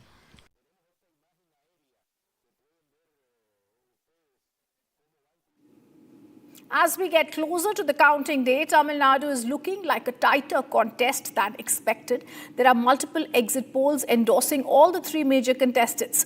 Vijay is emerging as the big disruptor in Tamil Nadu. He's expected to cut votes from both the DMK and the AIADMK. Amid this, CEO of Zoho Sridhar Vembu has also put out a post on social media platform X endorsing the actor turned politician. Take a look at this report. The TVK has emerged as the big disruptor in Tamil Nadu. Some exit polls are also predicting the TVK will be turning kingmaker in the state on the 4th of May when the votes are counted. But ahead of this, Zoho CEO Sridhar Vembu is once again making news.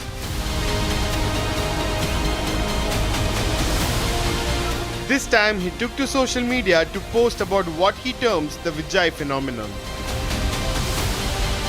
He quotes a farmer as saying that Vijay would cause a surprise at the booth level. The farmer was earlier a BJP supporter. He stated that the quote-unquote Vijay phenomenon should not be dismissed as just movies or glamour. He added that many people from various walks of life are pinning their hopes of change on Vijay. He ended the post by terming Vijay's political rise as remarkable. But Vembu's endorsement apart, Vijay is appealing to crowds of all age and religion. He has been visiting multiple temples, churches and mosques across the state in the run-up to the counting. Vijay is also set to visit the church in Nagapatnam, where he will offer special prayers at 5 a.m. tomorrow. While it's always been anti-incumbency and alternate powers coming into the governance, either the AIADMK or the DMK, this time the exit poll gives a new number with the TVK in the lead. Sridhar Vembu, the SOA Corporation CEO and the founder, has took to Twitter to explain that how people even in the north want Vijay to come to power. He's explained that a man from Odisha who spoke to him said that he was a fan of Vijay and also told that his booth will expect a lot of people to vote for Vijay. This shows that the new trend and the new change is expected in the governance of Tamil Nadu. Especially the new voters are looking for a new party to take in charge. This shows that Vijay's TVK came in with a predominancy to make a third power. Whether they come to power, whether they will rule the state in the few days, we will know on the May 4th. This is Sharda from Chennai with Vijay Nandakumar. And we're going to get you all the details on Republic's big scoop on AIADMK and TVK talks as TVK General Secretary confirms on record that there is no alliance talk that has been held with the AIADMK. Stay on with us. 2026 verdict, India's strongest editorial team covering it. We're back after a short break.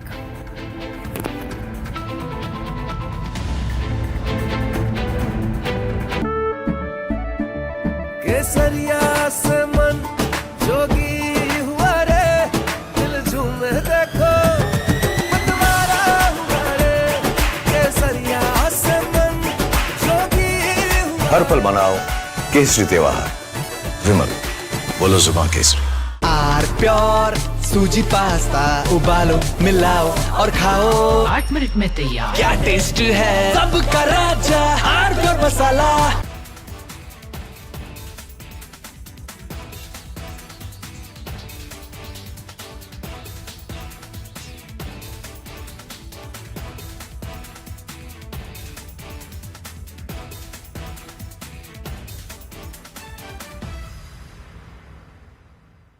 The Indian Air Force is giving its old MiG-29 fighter jets a powerful new weapon from Britain that turns them into modern fighters ready for today's battles.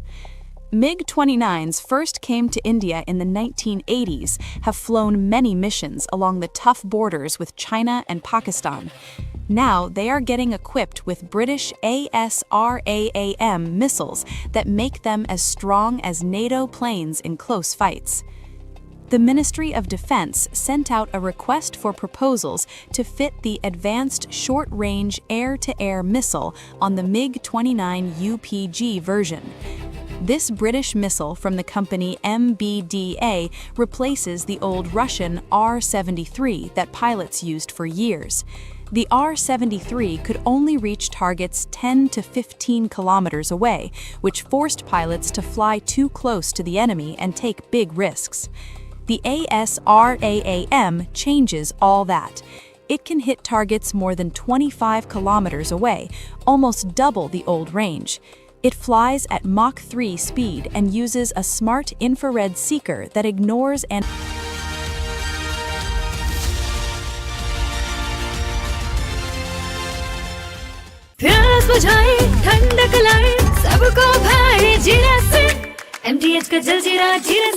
जीरा से असली refreshing असली स्वाद असली मजा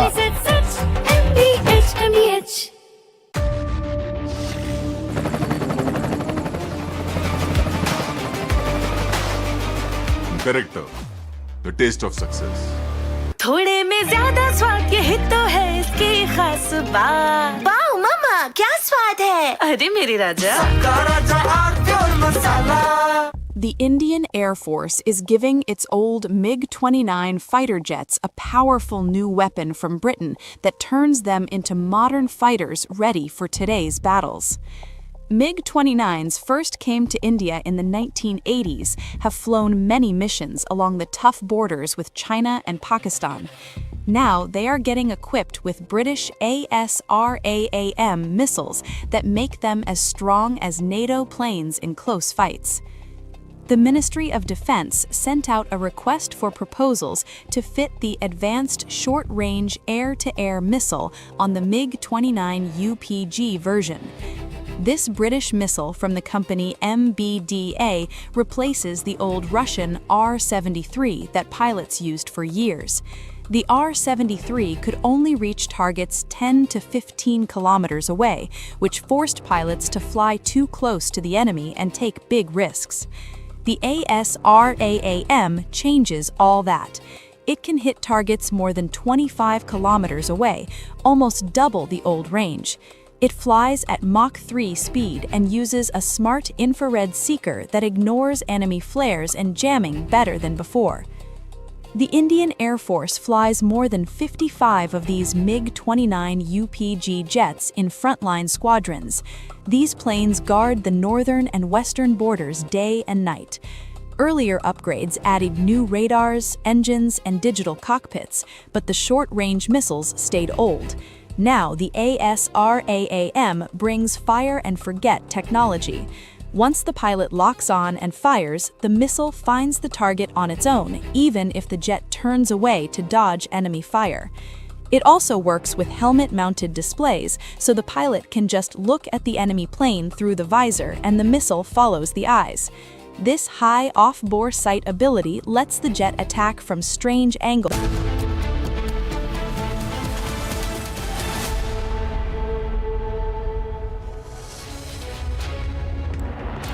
Good afternoon, viewers. You're watching Live and Breaking. I am Rakshita Mishra with you. We are getting you all the updates coming in ahead of the 4th of May from the EVM drama in Bengal to what's happening in Tamil Nadu. What is about the Vijay factor that everybody is talking? Get you more on that, but first, the headlines.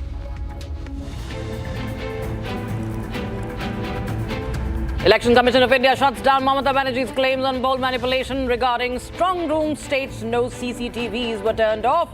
Has Mamata started her drama after sensing defeat? Republic scoop confirmed as Election Commission officially decides to reduce the number of counting centres in Bengal from 87 to 77.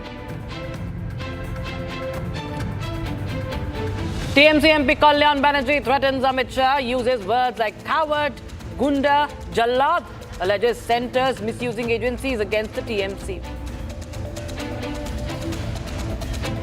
As exit polls predict BJP sweep in Bengal, panic inside Bangladesh. MP Akhtar Hussain says that a new BJP government would push all the illegal Bangladeshi immigrants back to Bangladesh. CEO of Zoho, Sridhar Vembu, terms TVK chief Vijay's political rise as remarkable, calling the Vijay phenomena, saying that the Vijay phenomenon in Tamil Nadu should not be dismissed. Republic's big scoop on AIADMK and TVK talks as TVK General Secretary confirms on record that no alliance talks have been held with the AIADMK.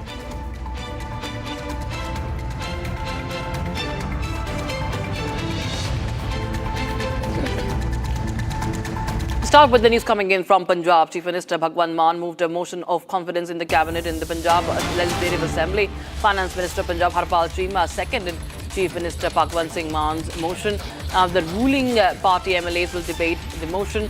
Bhagwant Mann says that the rumour mill is currently running, circulating rumours about MLAs. Therefore, this motion of confidence in the cabinet is being introduced. So there has been trouble brewing for the Aam Aadmi Party in Punjab, Punjab being the state that the party holds.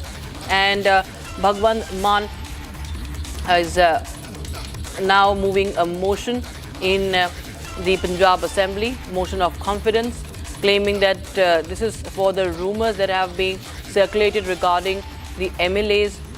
There have been reports of MLAs who are, that there could be a bigger exodus.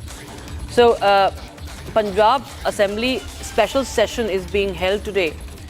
Now, we are being joined by Lalit for more on this. Lalit, the confidence motion, AAP seeking trust vote, as it also talks about Operation Lotus in the same breath.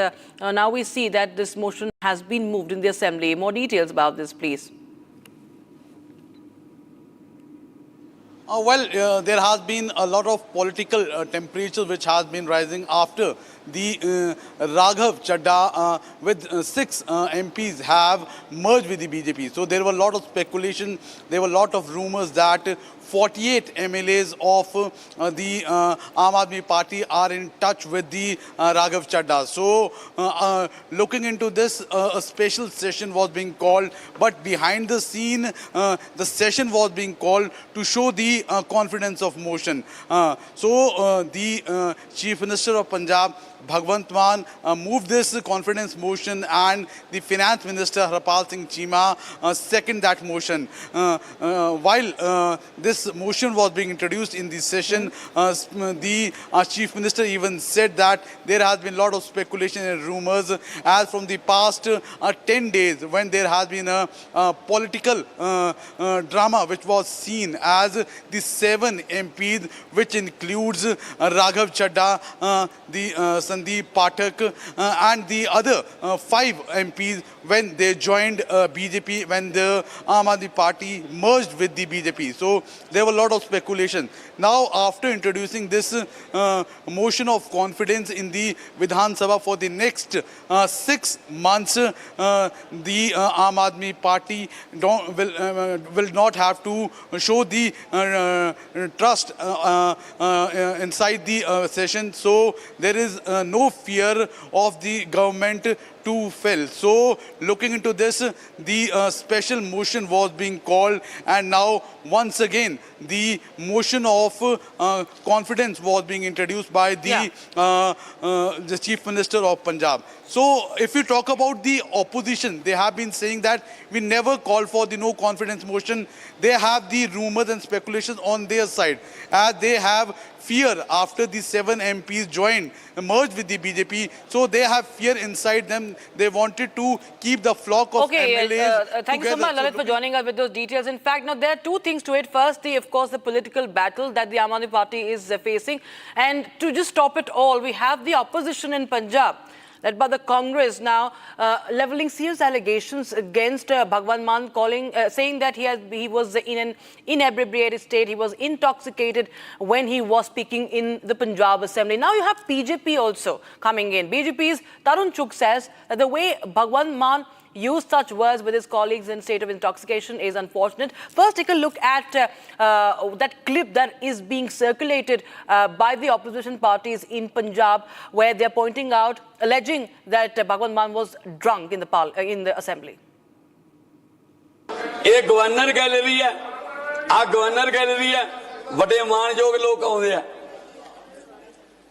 इत्थे अफसर बैठे ने, ਉਹ ਸਾਰੇ ਗੈਲਰੀਆਂ ਜਿਹੜੀਆਂ ਨੇ ਉਹਦੇ ਵਿੱਚ ਬਕਾਇਦਾ ਪਹਿਲਾਂ ਦੱਸਿਆ ਜਾਂਦਾ ਹੈ ਕਿ ਲਾਤੇ ਨਹੀਂ ਦਰਦੀ, ਬੈਠਣ ਵੇ ਬਿਲਕੁਲ ਹਿਲਣਾ ਨਹੀਂ, ਬਸ ਐਂ ਰਹਿਣਾ। ਤੇ ਸਰ ਇੱਥੇ ਤੇ ਉਹਨਾਂ ਨੂੰ ਕਿਹਾ ਗਿਆ ਤਾਂ ਉਹਨਾਂ ਨੇ ਠੀਕ ਕਰ ਲਈ। ਉਹ ਤਾਂ ਮੈਂਬਰ ਨਹੀਂ, ਉਹ ਮੈਂਬਰ ਨਹੀਂ ਹੈਗੀ, ਤੂੰ ਤਾਂ ਮੇਰੀ ਬੇਟੀ ਬਾਰੇ ਵੀ ਬੋਲੀ ਜਾਂਦਾ, ਤੇਰਾ ਕੀ ਹੈ ਯਾਰ, ਤੂੰ ਰਹਿਣ ਦੇ ਨਾ। पंजाबी पढ़ाऊंगा मैं, पंजाबी पढ़ाऊंगा। केड़ियां गल्लां बकवास करता यार, बकवास करता है बंदा यार। आ गई सर गल, इहदा इलाज कराओ जी, इहदा विधान सभा दे खर्चे दे इलाज कराओ इहदा। प्लीज बैठो। हाँ जी बाजवा साहब की कहना चाਹੁੰਦੇ ਤੁਸੀਂ? सर एक ऑनरेबल मेंबर ने बहुत सीरियस चार्ज लगाया, and that also on the head of the state. If it is true, इस तो माड़ा दिन फिर नहीं हो सकता। It is a black day in democracy. एक मिनट, मेरी बेनती sir, you are the custodian of the house. मेरी गुजारिश है अलका मीटर दा आ सारे इत्थे ने, दरवाजे बंद करो, सारे अलका मीटर टेस्ट कटारू जिन्हें मेंबर लाल चंद कटारू। गवर्नर साहब को कह रहे हैं कि इस रेजोल्यूशन में कि गवर्नर साहब जिस तरह आज पंजाब की कैबिनेट के अंदर, क्योंकि मंत्रिमंडल एक अपने आप में कॉन्स्टिट्यूशनल बॉडी है और मुख्यमंत्री वन ऑफ द मिनिस्टर है और वो मंत्रिमंडल का सदस्य है, और उन्होंने जिस तरह से अपने कोलीग्स के साथ मदहोशी में अपशब्दों का व्यवहार किया है, ये दुर्भाग्यपूर्ण है। और जिस तरह विधानसभा के अंदर सभी सदस्यों ने जब मांग की कि सभी प्रतिनिधियों का, सभी विधानसभा के सदस्यों का लीकर टेस्ट होना चाहिए, तो मुख्यमंत्री जो हाउस के नेता हैं वही वहां से बायकॉट कर गए और ये आज आम आदमी पार्टी ने विप बुलाया हुआ था। अब विप कहाँ गया मैं जानना चाहता हूं। It is utterly disgraceful. Aam Aadmi Party said they would make Nasha Mukt Punjab, but they have given Nasha Yukt CM. Today, leader of opposition parties have all demanded that Bhagwant Mann should undergo alcohol dope test so that we can understand whether he is under influence of any intoxicating material, because the manner in which he is speaking, in the temple of democracy it seems, in the assembly, that he is under influence. This is not the first time. Many people have said how he has been under influence in government meetings, in temples, in other important programs. He had taken a swear that he would leave alcohol before contesting the elections. But now it seems that rather than making Punjab Nasha Mukt, he himself is Nasha Yukt. If he is not, then all of them should take a test and they should do black and white whether they are alcoholic or whether they are coming in a proper sober manner. In such a state which is so important, sensitive, if the CM is under influence of alcohol all the time, then it raises many huge questions on national security and on other aspects. So, for the interest of the people, as demanded, there should be a clarity whether Bhagwant Mann, who has gone to parliament sometimes under the influence of alcohol in other important places, whether he has desecrated the assembly by going under influence. ये एक झूठे फर्जी आरोप जो हैं वो Congress party लगा रही है, क्योंकि कांग्रेस पार्टी के एमएलए के खिलाफ जब एक डिमार्केशन का केस चल रहा था, उस डिमार्केशन के केस में उनके खिलाफ ये सामने पाया गया कि उन्होंने एक नाजायज कब्जा किया हुआ एक लैंड के ऊपर। तो उससे वो कांग्रेस पार्टी को जब पता चला वो तिलमिला गए, तो उसके बाद ऐसे फर्जी झूठे जो दोष हैं वो लगा दिए गए। बहुत ही गंभीर एलिगेशंस लगाए हैं। देखिए जी, बिल्कुल फर्जी है, एक साजिश जो है वो कांग्रेस पार्टी हमेशा रचती रहती है।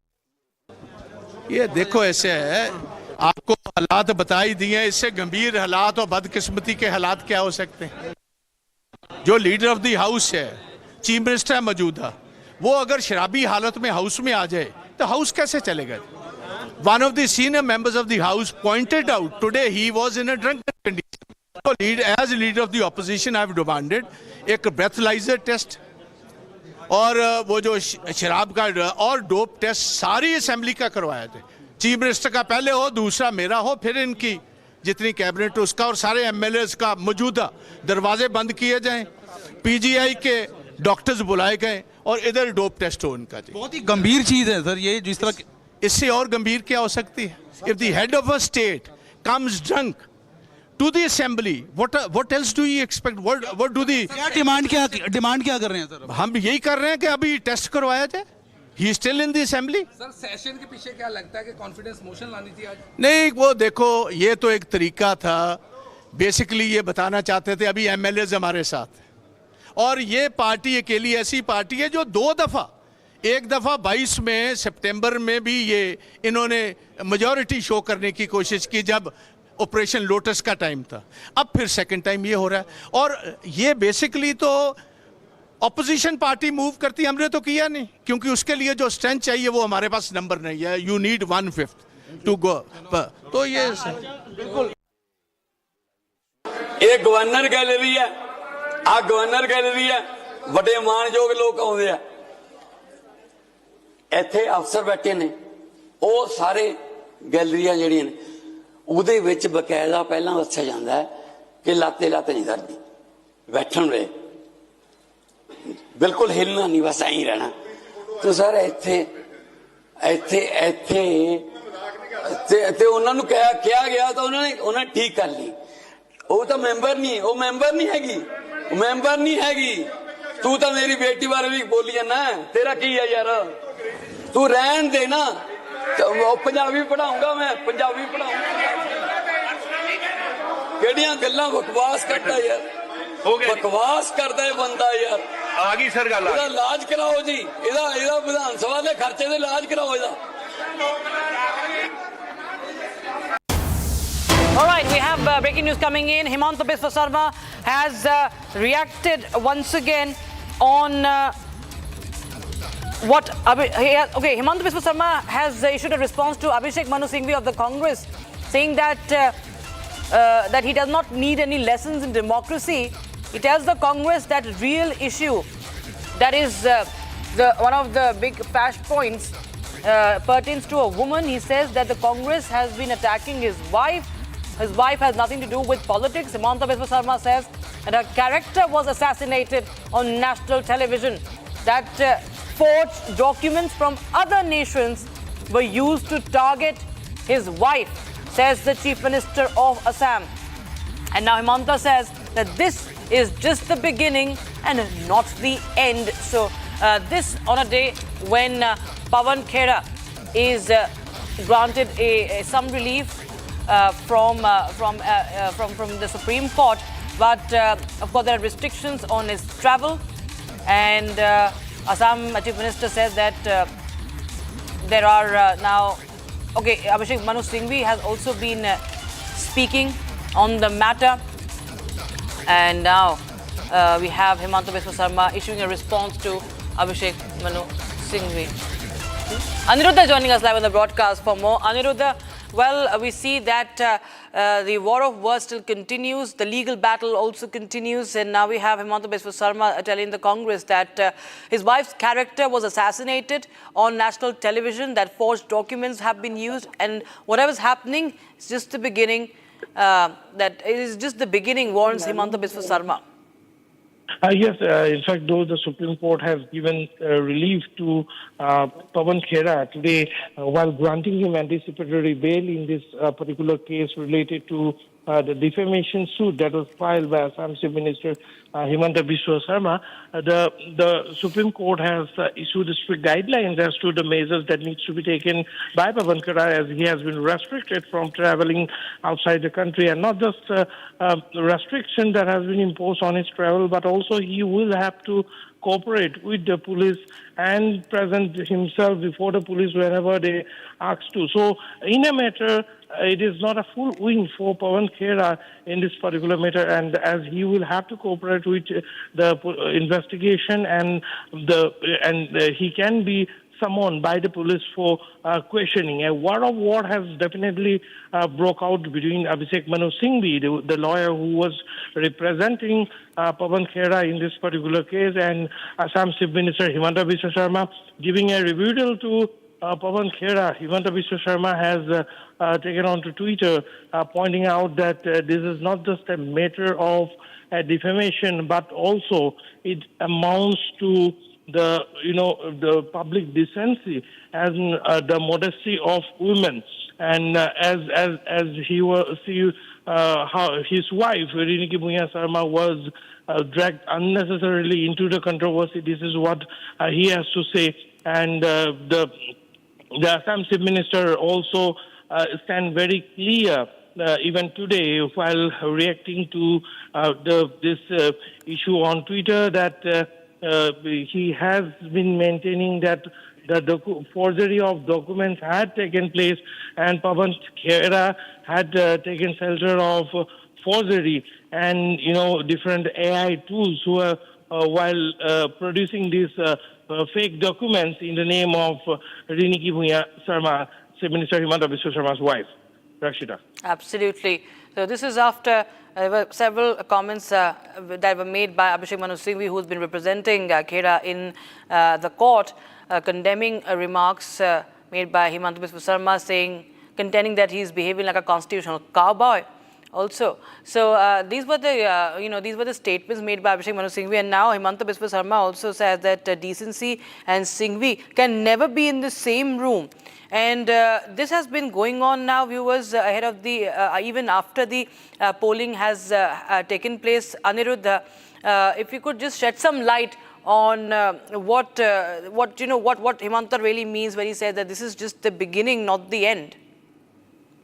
Yes, as Supreme Court has also clearly said today while granting the mass relief that Pawan Khera was seeking in the top court, the Supreme Court has maintained that Khera will have to present himself before the police for questioning or whenever summons are issued to him, and also that Pawan Khera has been restricted from traveling abroad. So, yes, in a sense, this is not though the Congress party kind of want to celebrate it as a victory for Pawan Khera, but in technical terms, in legal terms, if we dive deep into this development that has taken place in the Supreme Court, then definitely it is not it is just a breather for Pawan Khera and not a complete relief, as he will have to present himself before the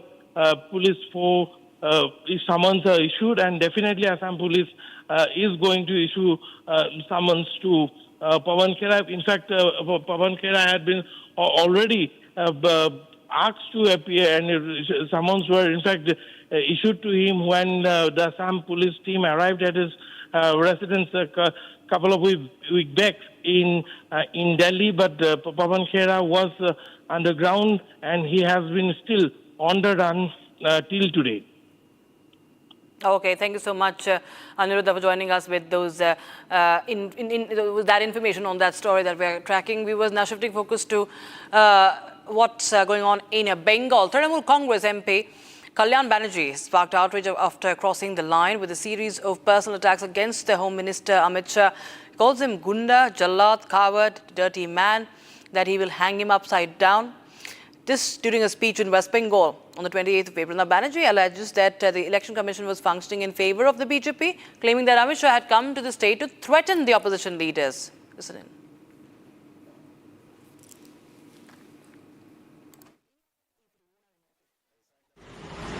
He is working only for the Bharatiya Janata Party. And Amit Shah came here and held out threats. A Home Minister being a Gunda. He's a Gunda. He's a Jalla. He's organized the entire thing, sitting here in 15 days. How to remove Trinamool Congress? How to attack them? Give the police personnel all power so that arrest them. Amit Shah has done it. Amit Shah has done it, all these illegal activities. He's a dirty man. Completely dirty man. His original was in at Gujarat was Gunda. Gundami is in his blood. And he has organized and government set up Gundami. And the learned lawyer of the Election Commission has said the governor's house is the control room. Can you imagine where we have gone in West Bengal? Is it a free and fair election? Is it free and fair election? Meanwhile, we have BJP candidate Priyanka Tibrewal responding to Kalyan Banerjee's threats. She claims that TMC is preparing for loss, preparing for defeat in Bengal. Listen in. See, they have lost from everywhere. They are nowhere on the ground now. This is nothing but sheer frustration. And that is so much visible. And I believe they have some dope effects also. So a dope test has to be done on most of the TMC leaders. The way they are, shouting from the very first day when the process of SIR started, they did not want that SIR should take place. Thereafter, when the central forces came in, they did not want that the election should happen under the vigilance of the central forces. Now they are crying foul over the, the machines and the strong room and all that. They were so equipped with the process of cheating under the State Election Commission that they exactly know what had went wrong, because they were the people who had done all sort of such things. But now, since vigilance is so strong, nothing can happen, so they are crying foul.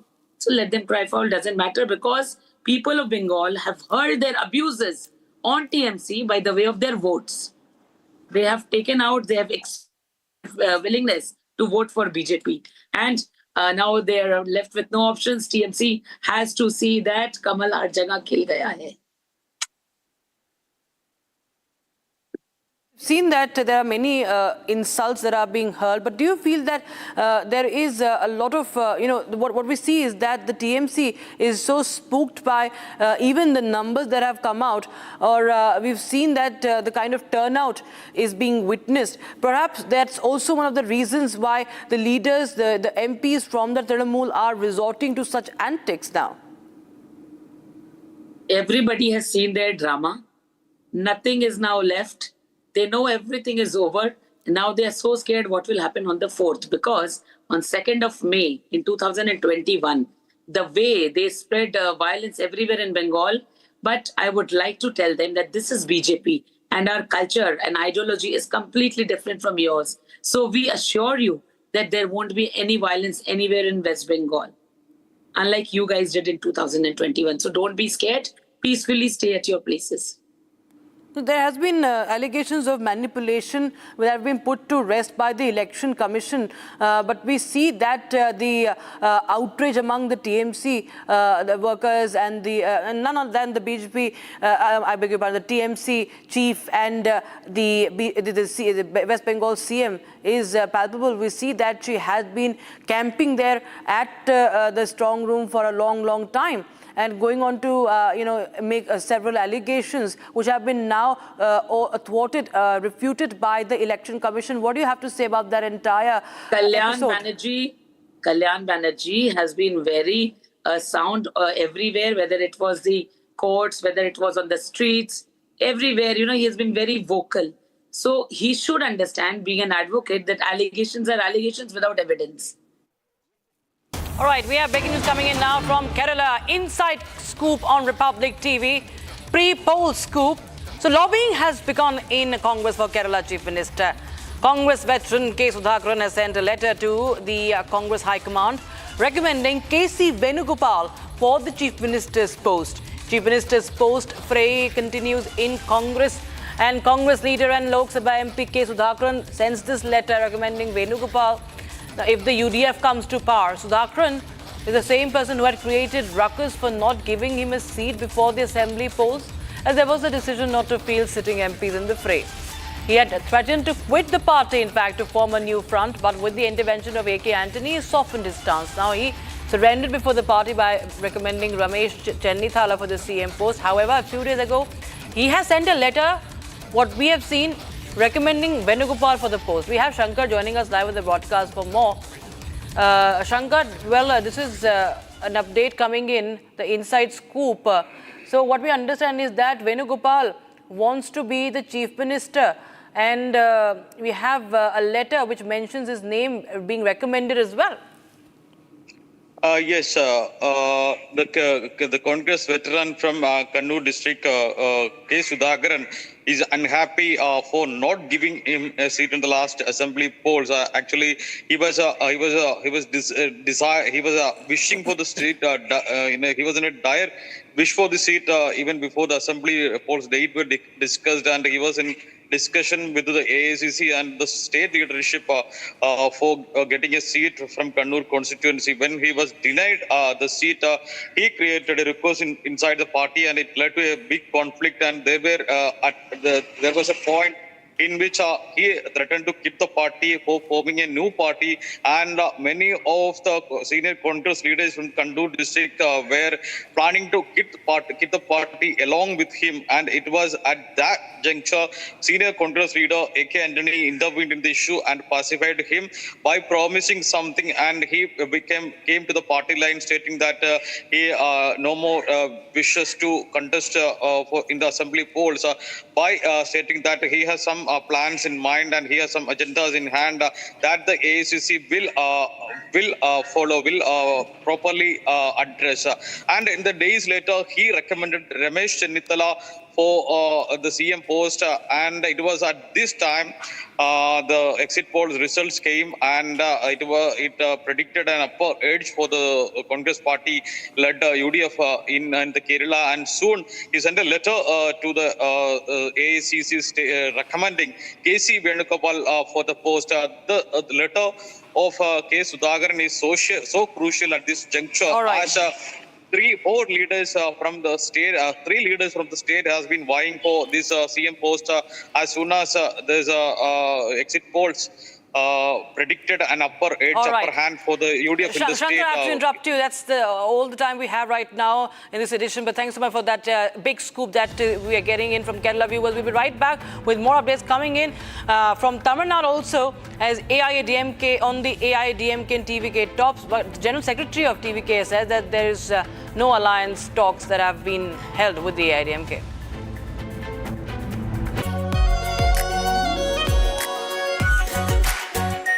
Are pure shahi paneer masala, delicious, healthy every day. AU savings account में मिलते हैं amazing benefits, paperless banking and higher interest, वो भी हर महीने। Money money money money every month. सोच बदलो और बैंक भी। चमकी चाट से क्या बना है? सैंडविच, लस्सी और छाछ और हर घूंट में चमकी चाट। अब बताओ स्वाद आया? आया। असली स्वाद सिर्फ चमकी चाट।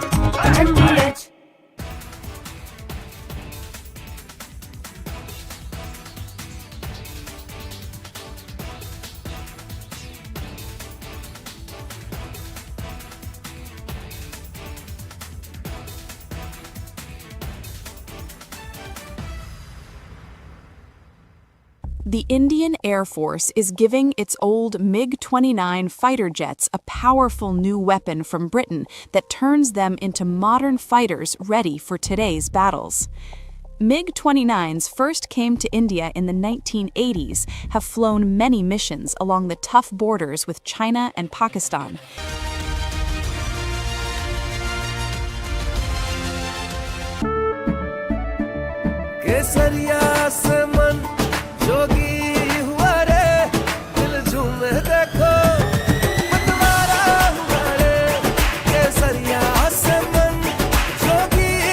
हर पल मनाओ केसरी त्योहार, विमल बोलो जुबान Kesari.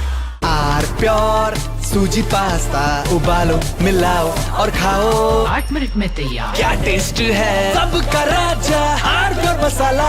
The Indian Air Force is giving its old MiG-29 fighter jets a powerful new weapon from Britain that turns them into modern fighters ready for today's battles.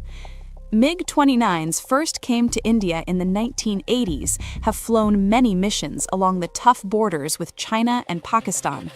Now they are getting equipped with British ASRAAM missiles that make them as strong as NATO planes in close fights. The Ministry of Defense sent out a request for proposals to fit the Advanced Short-Range Air-to-Air Missile on the MiG-29 UPG version. This British missile from the company MBDA replaces the old Russian R-73 that pilots used for years. The R-73 could only reach targets 10 to 15 kilometers away, which forced pilots to fly too close to the enemy and take big risks. The ASRAAM changes all that. It can hit targets more than 25 kilometers away, almost double the old range. It flies at Mach 3. From Asia's largest news headquarters, setting the agenda for Bharat.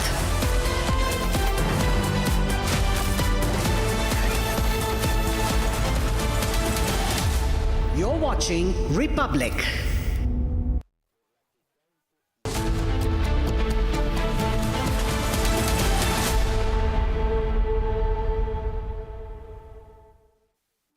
Election Commission shuts down Mamata's claims on poll manipulation regarding strong rooms, states no CCTVs were turned off.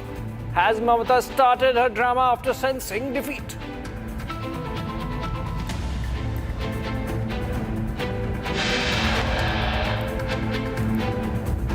Republic scoop confirmed as ECI officials decide to reduce the number of counting centers in Bengal from 87 to 77.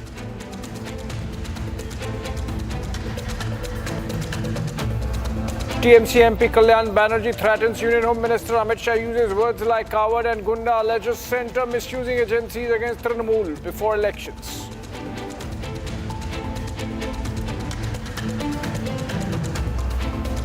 As exit polls predict BJP sweep in Bengal, panic inside Bangladesh with MP Akhtar Hussain saying or claiming that a new BJP government would push all illegal Bangladeshis back across the border.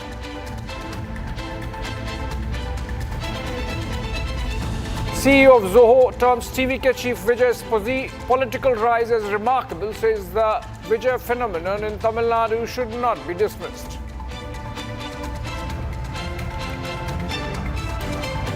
Republic's big scoop on AIA, DMK and TVK talks as TVK General Secretary confirms on record that no alliance negotiations have been held with the AIA, DMK yet.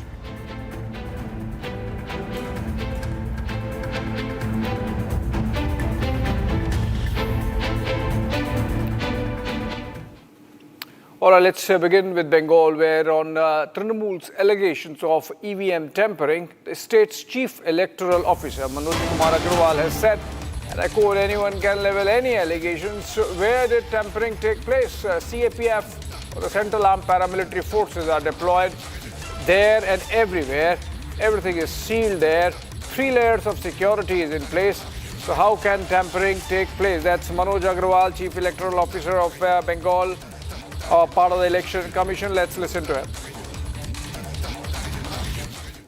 ये कोई complaint आया, बताइए कहाँ पे हुई है? खाली allegation लगाने तो कोई भी एलिगेशन लगाए, टेम्परिंग कहाँ हुई है? CAPF है वहाँ पे, पूरा सील्ड है वहाँ पे, 3 लेयर सिक्योरिटी है, कोई जा सकता है और टेम्परिंग कैसे कर लेगा?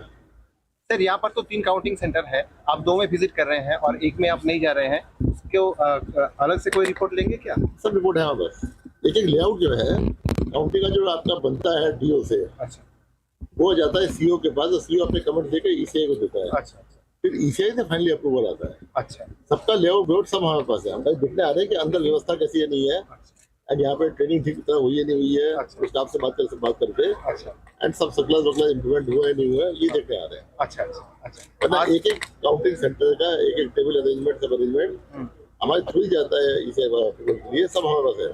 सर टेबल के इस बार बढ़ेगा कुछ?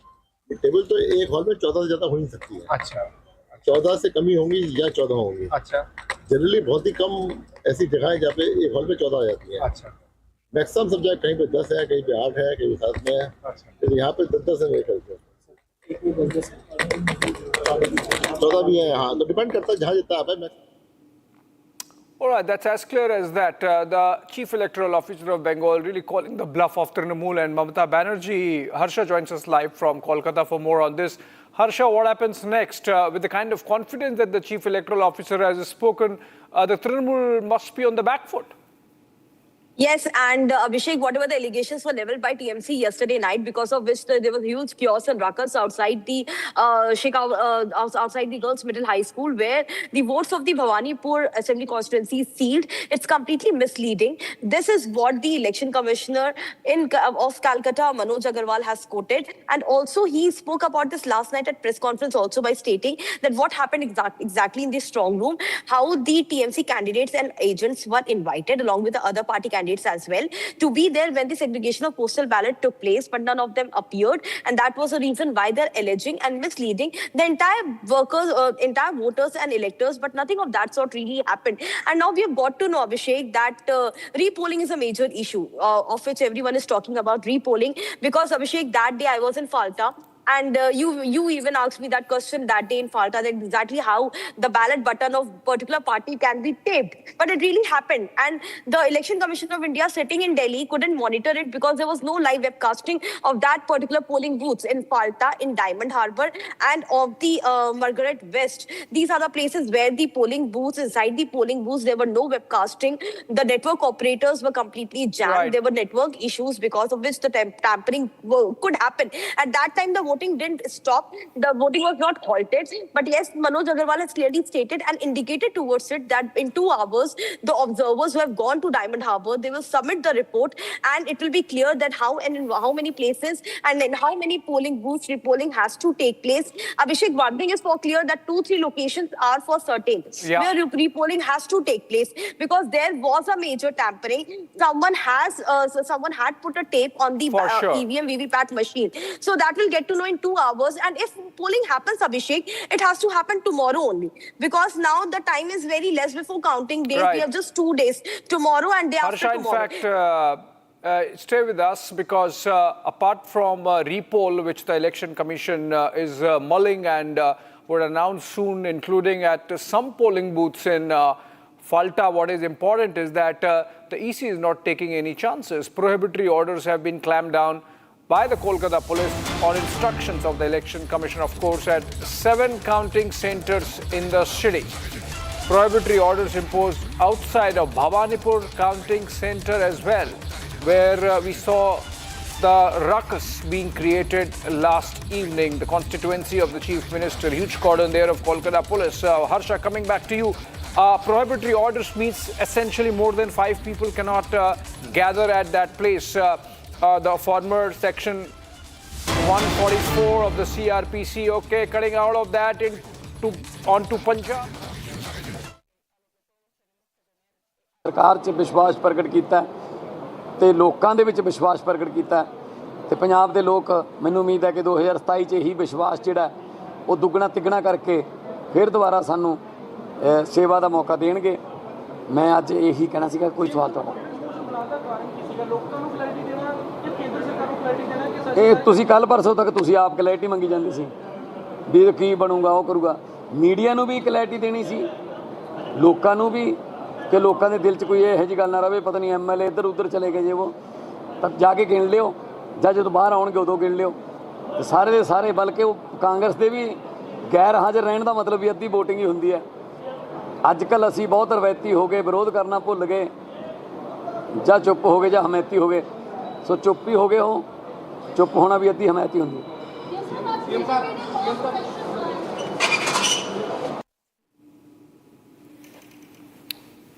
All right, that was Chief Minister Bhagwant Mann of Punjab. We cut to him because remember the row in Chandigarh around the Chief Minister with the opposition, specifically the Congress party, alleging that he came inside the state assembly in a drunken state. And in fact, Pratap Singh Bajwa of the Congress has sought an alcohol test on the Chief Minister, and in fact a permanent alcometer presence at the entrance of the assembly to make sure that it does not happen again. Of course, trashed by the Aam Aadmi Party and the Chief Minister's office, but in that backdrop, Bhagwant Mann there speaking.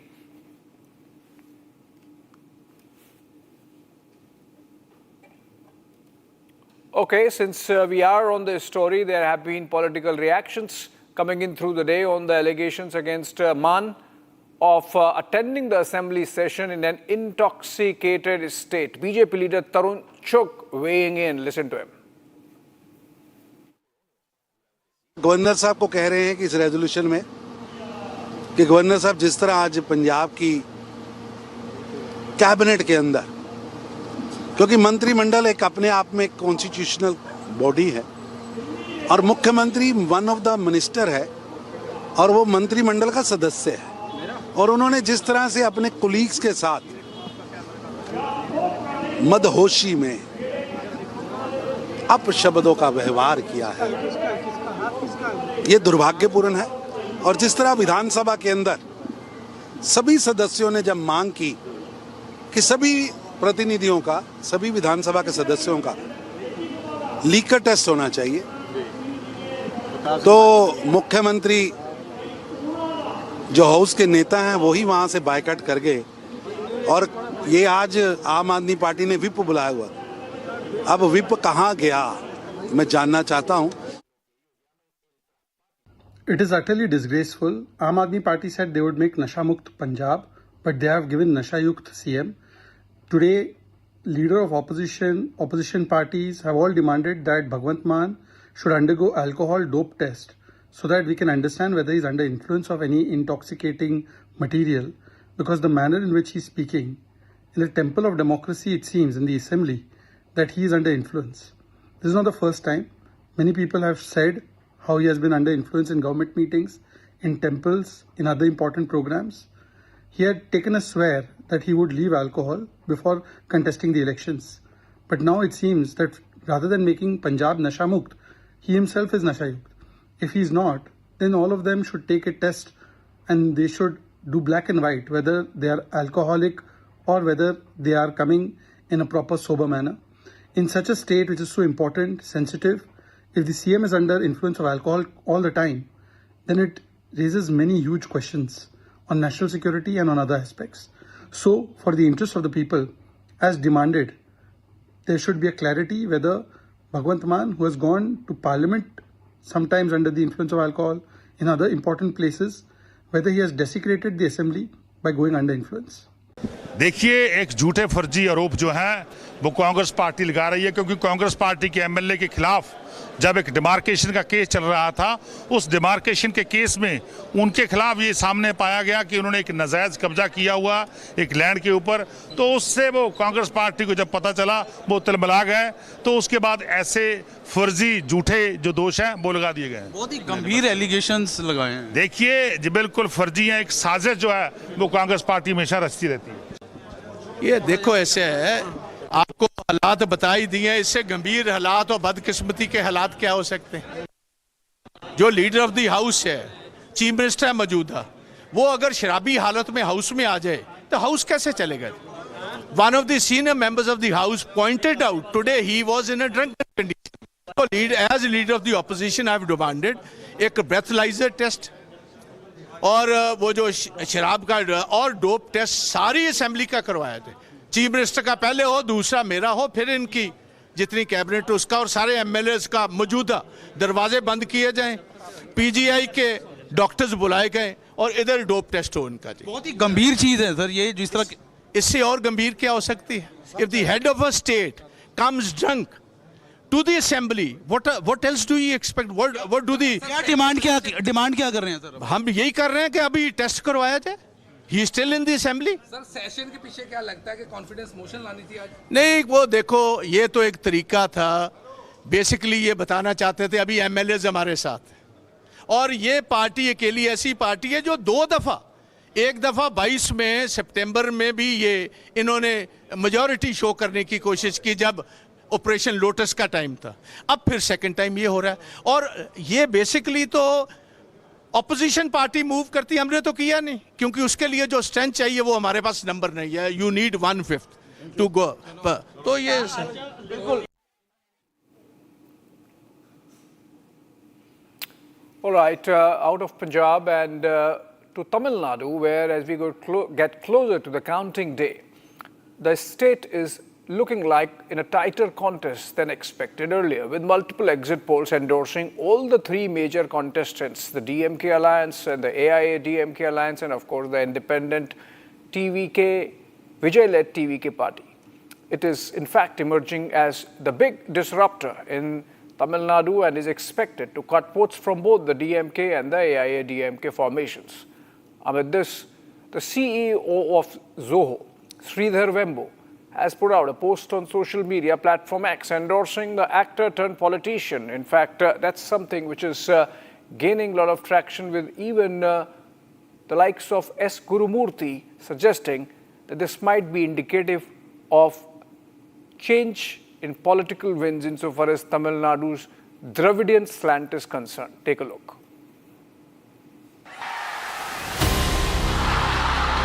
The TVK has emerged as the big disruptor in Tamil Nadu. Some exit polls are also predicting the TVK will be turning kingmaker in the state on the 4th of May when the votes are counted. But ahead of this, Zoho CEO Sridhar Vembu is once again making news.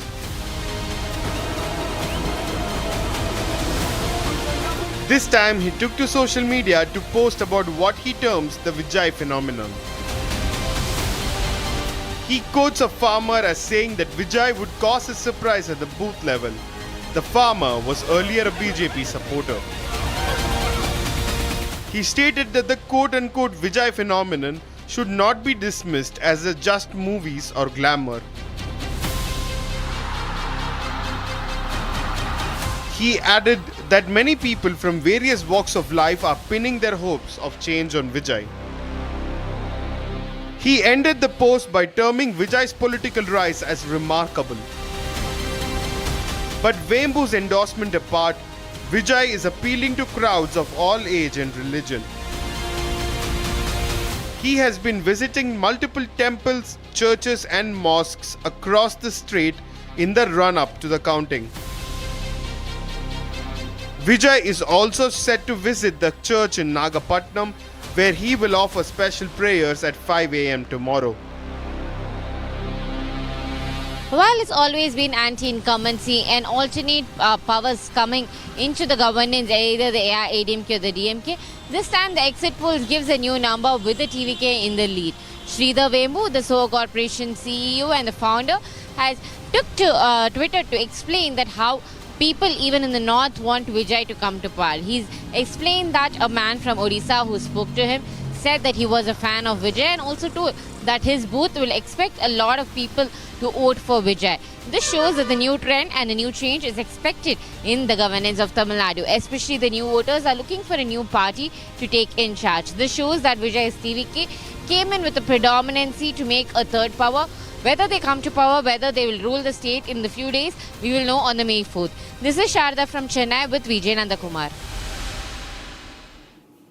All right, from Tamil Nadu back to Bengal, where it all began, and it seems it's escalating. Things are getting hot. The district election officer, a DEO of South Kolkata, that's typically the district magistrate, has submitted a report to the Election Commission of India regarding the presence of Chief Minister Mamata Banerjee outside the strong room at Shekhawat Memorial Government Girls High School last evening. The report details how long she stayed.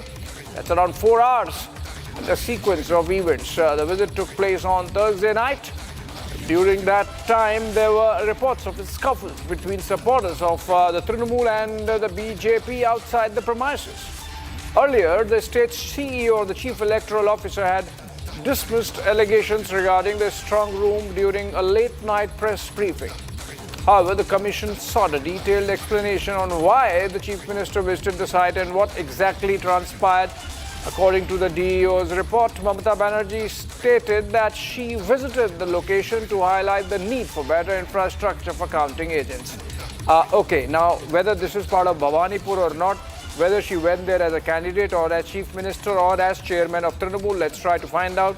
Harsha joining us live for more on this from Kolkata. Harsha, what's the explanation given by Trinamool? Was the Chief Minister present there as Chief Minister of the state or as Chairman of Trinamool or as candidate of Bhabanipur? Is the place in the Bhabanipur constituency, and what happens next?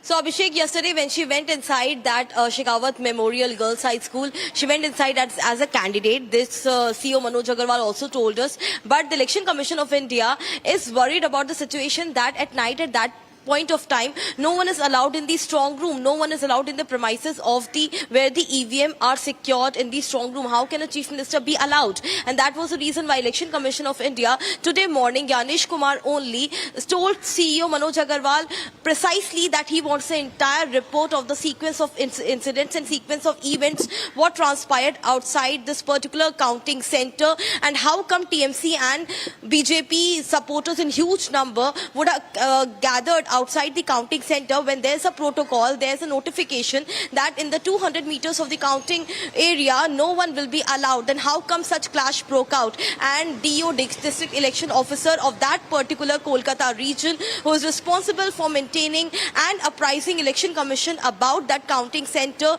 has given entire report to the CEO, to the Election Commission of India, CEC Ganesh Kumar, that what all transpired, the timing when Chief Minister arrived there, what time the clash broke out, what time Chief Minister went inside, and what all she did inside the premises of the counting center. And it was stated that she went inside to check the infrastructure for the counting agents and whether the infrastructure is well off there. That is what has been mentioned in the report. But to tell you that CEC Ganesh Kumar is right now looking at the report which has been submitted by the district election officer, how this entire incident transpired, because Abhishek, this is against the MCC. This is against the 163 BNS which has been imposed around the counting center. No one apart from the ones who are allowed with the photo identity card are allowed to go inside the strong room, be it any point of time. Back to you.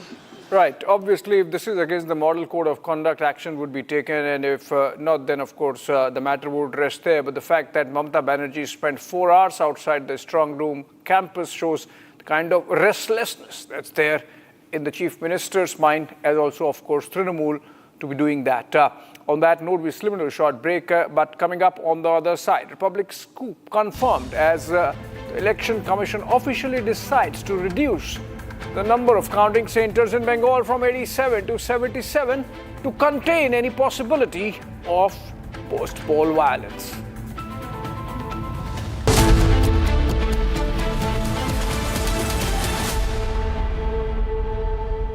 Join International Institute of Hotel Management. Call 983-10-50,000. थोड़े में ज्यादा स्वाद ये ही तो है इसकी खास बात। वाओ मम्मा क्या स्वाद है। अरे मेरे राजा सबका राजा आरती और मसाला।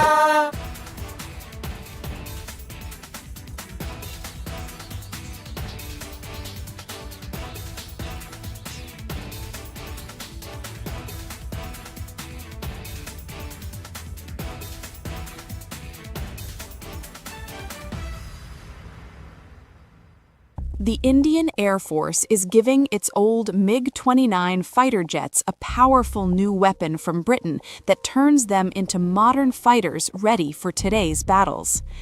MiG-29s first came to India in the 1980s, have flown many missions along the tough borders with China and Pakistan.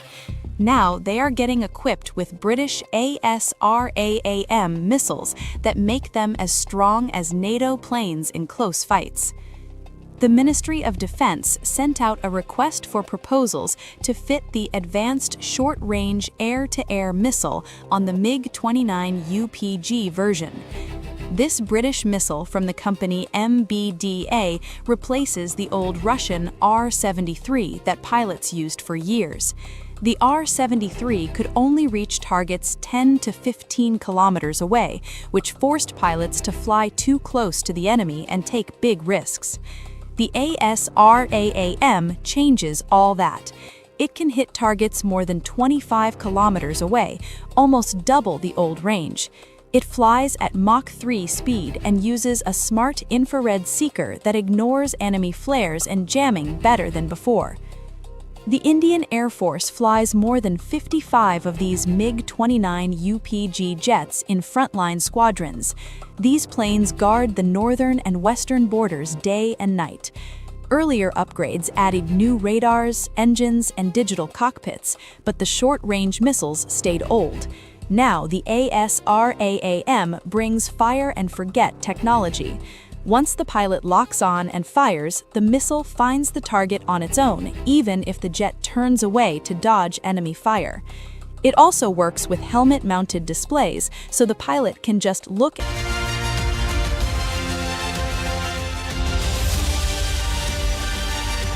चमकी चाट से क्या बना है? आलू चाट या फ्रूट चाट। स्वाद बनाए चमकी चाट। क्या बात है? स्वादिष्ट पकोड़े और फरसान। अरे चमकी चाट है इसकी जान। असली स्वाद सिर्फ चमकी चाट। केसरिया से मन जोगी हुआ रे, दिल झूमे देखो मतवारा हुआ रे। केसरिया से मन जोगी हुआ। हर पल मनाओ केसरी त्योहार। विमल बोलो जुबान Kesari.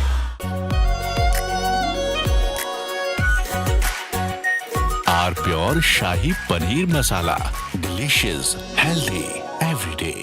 The Indian Air Force is giving its old MiG-29 fighter jets a powerful new weapon from Britain that turns them into modern fighters ready for today's battles.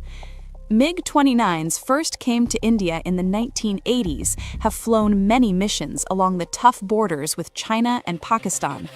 Now they are getting equipped with British ASRAAM missiles that make them as strong as NATO planes in close fights. The Ministry of Defense sent out a request for proposals to fit the Advanced Short-Range Air-to-Air Missile on the MiG-29 UPG version. This British missile from the company MBDA replaces the old Russian R-73 that pilots used for years. The R-73 could only reach targets 10 to 15 kilometers away, which forced pilots to fly too close to the enemy and take big risks. The ASRAAM changes all that. It can hit targets more than 25 kilometers away, almost double the old range. It flies at Mach 3 speed and uses a smart infrared seeker that ignores enemy flares and jamming better than before. The Indian Air Force flies more than 55 of these MiG-29 UPG jets in frontline squadrons. These planes guard the northern and western borders day and night. Earlier upgrades added new radars, engines, and digital cockpits, but the short-range missiles stayed old. Now the ASRAAM brings fire-and-forget technology. Once the pilot locks on and fires, the missile finds the target on its own, even if the jet turns away to dodge enemy fire. It also works with helmet-mounted displays, so the pilot can just look at the enemy plane through the visor and the missile follows the eyes. This high off-bore sight ability lets the jet attack from strange angles without turning the whole plane first. This upgrade matters a lot because the region stays tense. Pakistan flies JF-17 jets with modern PL-10 missiles that reach farther and lock on quicker. China uses even better systems on its J-20 stealth fighters and other planes. In a real dogfight, the old MiG-29 with R-73 could lose the first shot. With ASRAAM, the Indian pilots get longer reach. Result on the 4th of May will be the most important result since the national election mandate. In the middle of 2024, there were all these naysayers who said BJP is over, Modi has lost his aura of invincibility. They said Congress is back, it's a matter of time before Congress takes over Delhi. What happened after that? Ladies and gentlemen, Congress ruled 3 states then, they rule 3 states today. This election is significant. It is the most significant for the BJP. If the BJP wins Assam and can win Bengal and can gain vote share in Kerala and gain in the form of an alliance in Tamil Nadu, then trust me, this is the strongest ever BJP since 2014.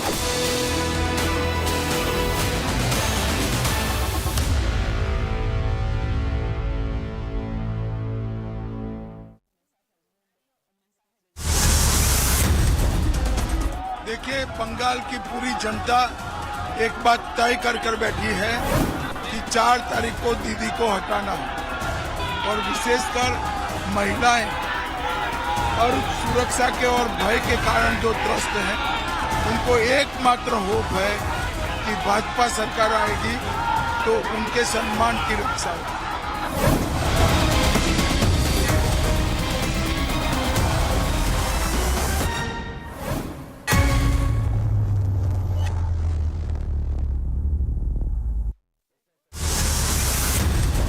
This is a fight between Tamil Nadu and Delhi. Tamil Nadu team versus Delhi team, because Delhi is trying to take control of Tamil Nadu like all the other states, but they've continuously failed in that agenda.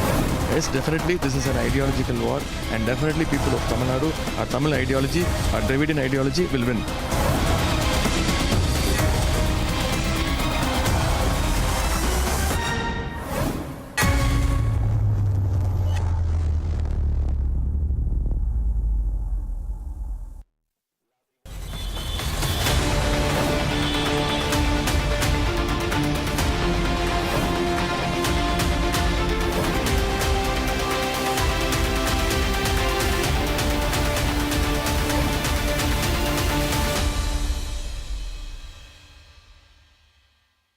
The result on the 4th of May will be the most important result since the national election mandate. In the middle of 2024, there were all these naysayers who said BJP is over, Modi has lost his aura of invincibility. They said Congress is back, it's a matter of time before Congress takes over Delhi. What happened after that? Ladies and gentlemen, Congress ruled 3 states then, they rule 3 states today. This election is significant. It is the most significant for the BJP. If the BJP wins Assam and can win Bengal and can gain vote share in Kerala and gain in the form of an alliance in Tamil Nadu, then trust me, this is the strongest ever BJP since 2014.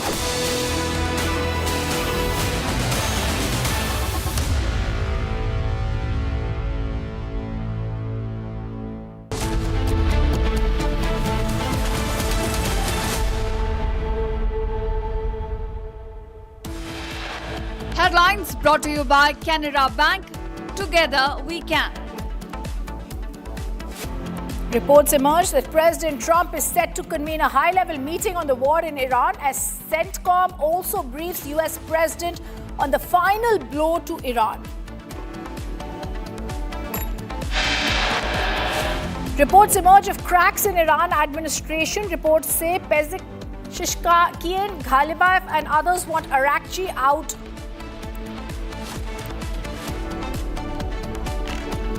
Jabalpur death toll rises to 9 after tourists' cruise boat capsized during a sudden storm. Several feared missing. Rescue operations are underway. Supreme Court grants bail to Congress leader Pawan Khera over forgery case but imposes restrictions on travelling abroad and directs him to cooperate with the probe.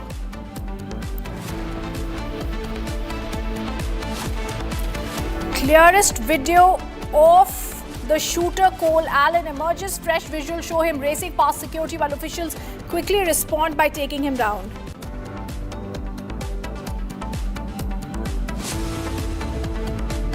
Commercial LPG prices hiked by 993 rupees amid war, pushing cylinder prices past the 3,000 rupee mark. Petrol and diesel rates remain steady.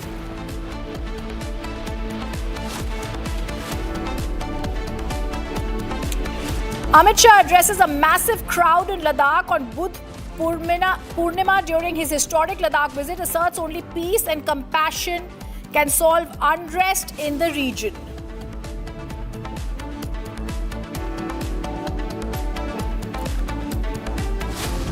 And India gross GST collections hit a record high of 2.43 lakh crore rupees in April 2026, marking an 8.7% year-on-year growth.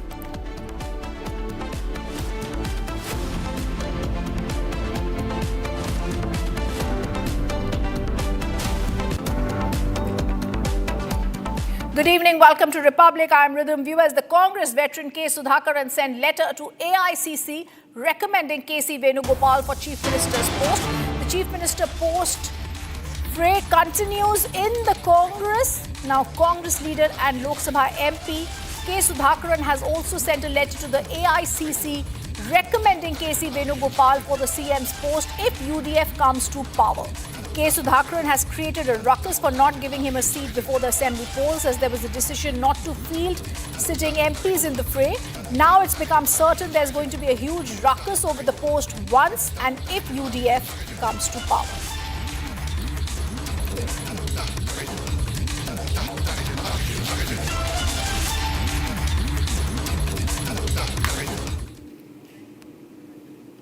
The faction feud brews within the Kerala Congress, as is everywhere. Now we are seeing in the Congress veteran writes a letter recommending KC Venugopal for the Chief Minister's post, and we're also getting to know the Chief Minister's post fray continues. I want to go across to my colleague Shankar joining us live from Thiruvananthapuram. Shankar, it's very clear that there's an internal feud within the Kerala Congress. Not the first time that we are seeing this. They've not even got the proper numbers out and there is already chaos. What's happening there?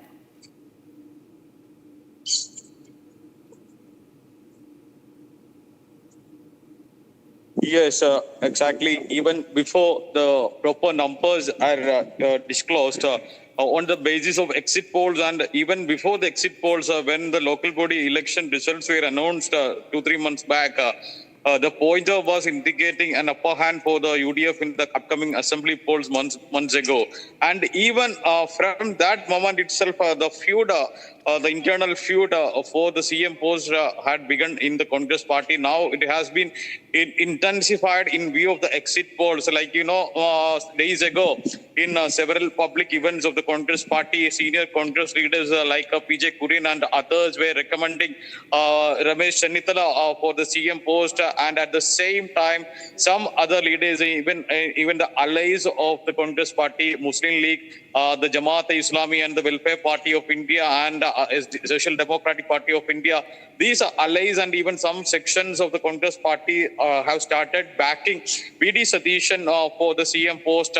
And at the same time, now the K. Sudhakaran, who sent a letter to the AICC recommending K.C. Venugopal for the Chief Minister's post. Now there are three names: V.D. Satishan, Ramesh Chennithala, and K.C. Venugopal in the fray for the Chief Minister's post. Ramesh Chennithala in the 2016 Assembly polls, there were a high opinion in favor of this Ramesh Chennithala, who wants to become a Chief Minister at that time. Yes. But due to some reason, the party could not come to power, and he could not become the Chief Minister. In 2021 as well, the UDF cannot come to power. Now, in this election, the swing is in favor of the UDF, and there are high chances that the UDF may come to power.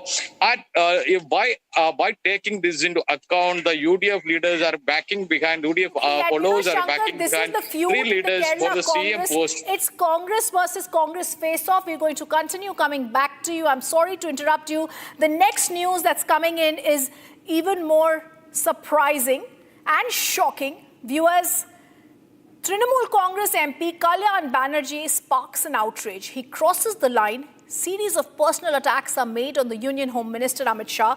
He calls him Gunda and Jalad, coward and a dirty man, during a speech in West Bengal on 28th April.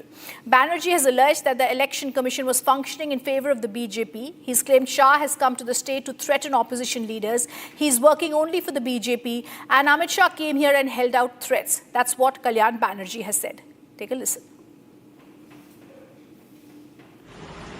He is working only for the Bharatiya Janata Party. And Amit Shah came here and held out threats. A Home Minister being a Gunda. He's a Gunda. He's a Jalla. He's organized entire thing, sitting here in 15 days. How to remove Trinamool Congress? How to attack them? Give the police personnel all power so that arrest them. Amit Shah has done it. Amit Shah has done it, all these illegal activities.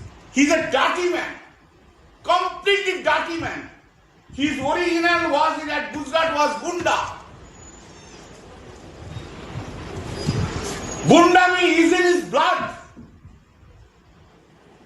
And he has organized and government set up Gunda. And the learned lawyer of the Election Commission has said the governor's house is the control room. Can you imagine where we have gone in West Bengal? Is it a free and fair election? Is it free and fair election? He is working only for the Bharatiya Janata Party. And Amit Shah came here and held out threats. A Home Minister being a Gunda. He's a Gunda. He's a Jalla. He's organized entire thing, sitting here in 15 days. How to remove Trinamool Congress? How to attack them? Give the police personnel all power so that arrest them. Amit Shah has done it. Amit Shah has done it, all these illegal activities. He's a dirty man. Completely dirty man. His original was at Gujarat was Gunda. Gunda means is in his blood. And he has organized and government set up Gunda. And the learned lawyer of the Election Commission has said the governor's house is the control room. Can you imagine where we have gone in West Bengal? Is it a free and fair election? Is it free and fair election? The TMC MP crosses the line. BJP candidate Priyanka Tibrewal responds to Kalyan Banerjee's threats. She claims the TMC is preparing for losing in Bengal. See, they have lost from everywhere. They are nowhere on the ground now. This is nothing but sheer frustration. And that is so much visible. And I believe they have some dope effects also. So a dope test has to be done on most of the TMC leaders. The way they are, shouting from the very first day when the process of SIR started, they did not want that SIR should take place. Thereafter, when the central forces came in, they did not want that the election should happen under the vigilance of the central forces. Now they are crying foul over the, the machines and the strong room and all that. They were so equipped with the process of cheating under the State Election Commission that they exactly know what had went wrong, because they were the people who had done all sort of such things. But now, since vigilance is so strong, nothing can happen, so they are crying foul. So let them cry foul, doesn't matter, because people of Bengal have heard their abuses on TMC by the way of their votes. They have taken out, they have willingness to vote for BJP. And now they are left with no options. TMC has to see that Kamal har jagah khil gaya hai. Seen that there are many insults that are being hurled, but do you feel that there is a lot of, what we see is that the TMC is so spooked by even the numbers that have come out, or we've seen that the kind of turnout is being witnessed. Perhaps that's also one of the reasons why the leaders, the MPs from the Trinamool are resorting to such antics now. Everybody has seen their drama. Nothing is now left. They know everything is over. Now they are so scared what will happen on the 4th, because on 2nd of May in 2021, the way they spread violence everywhere in Bengal. But I would like to tell them that this is BJP and our culture and ideology is completely different from yours. So we assure you that there won't be any violence anywhere in West Bengal, unlike you guys did in 2021. So don't be scared. Peacefully stay at your places.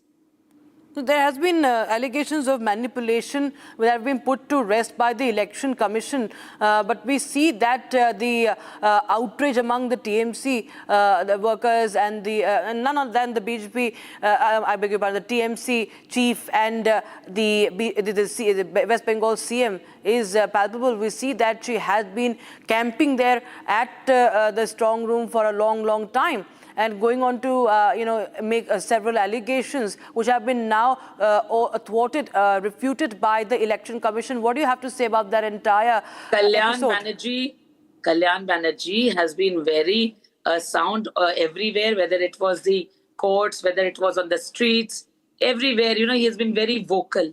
So he should understand, being an advocate, that allegations are allegations without evidence. If they had any evidence, they would have produced it in the court of law, whether it was the High Court or whether it was the Supreme Court. Number of times he has gone. Now also he's there wasting the time of the courts, because he needs to understand that there are many important cases which has to be dealt by the court. So do not disturb the courts like this. And that is the reason now nobody is entertaining him, neither the Supreme Court nor the High Court. He has wasted all his energy, and that has gone all in vain, because everybody knows on the face of it that this is nothing but theatrics, drama. Absolutely. Well, we see the response that is coming in from the BJP viewers, but the kind of language that has been used by several others also, Ms. Tibrewal, we've seen the kind of statements that have been given by some other leaders as well against Amit Shah time and again, because we've seen that Amit Shah has been, for a long time working in West Bengal very closely ahead of the elections. And from likes of Mahua Moita to many others, they've been making many claims against Amit Shah, against the Prime Minister also, and they've been raking up the sort of a sub-nationalistic kind of statements are also being made when the Prime Minister has jhalmuri, from the street vendor. They make statements and after statements against him against the top brass of the BJP. All the star campaigners have been targeted time and again. What do you have to say to all of them when they continue to make these these kind of statements, even going on to their state, talking about Gujarat, talking about who is outsider, the Boire Goto undertones in their statements continue?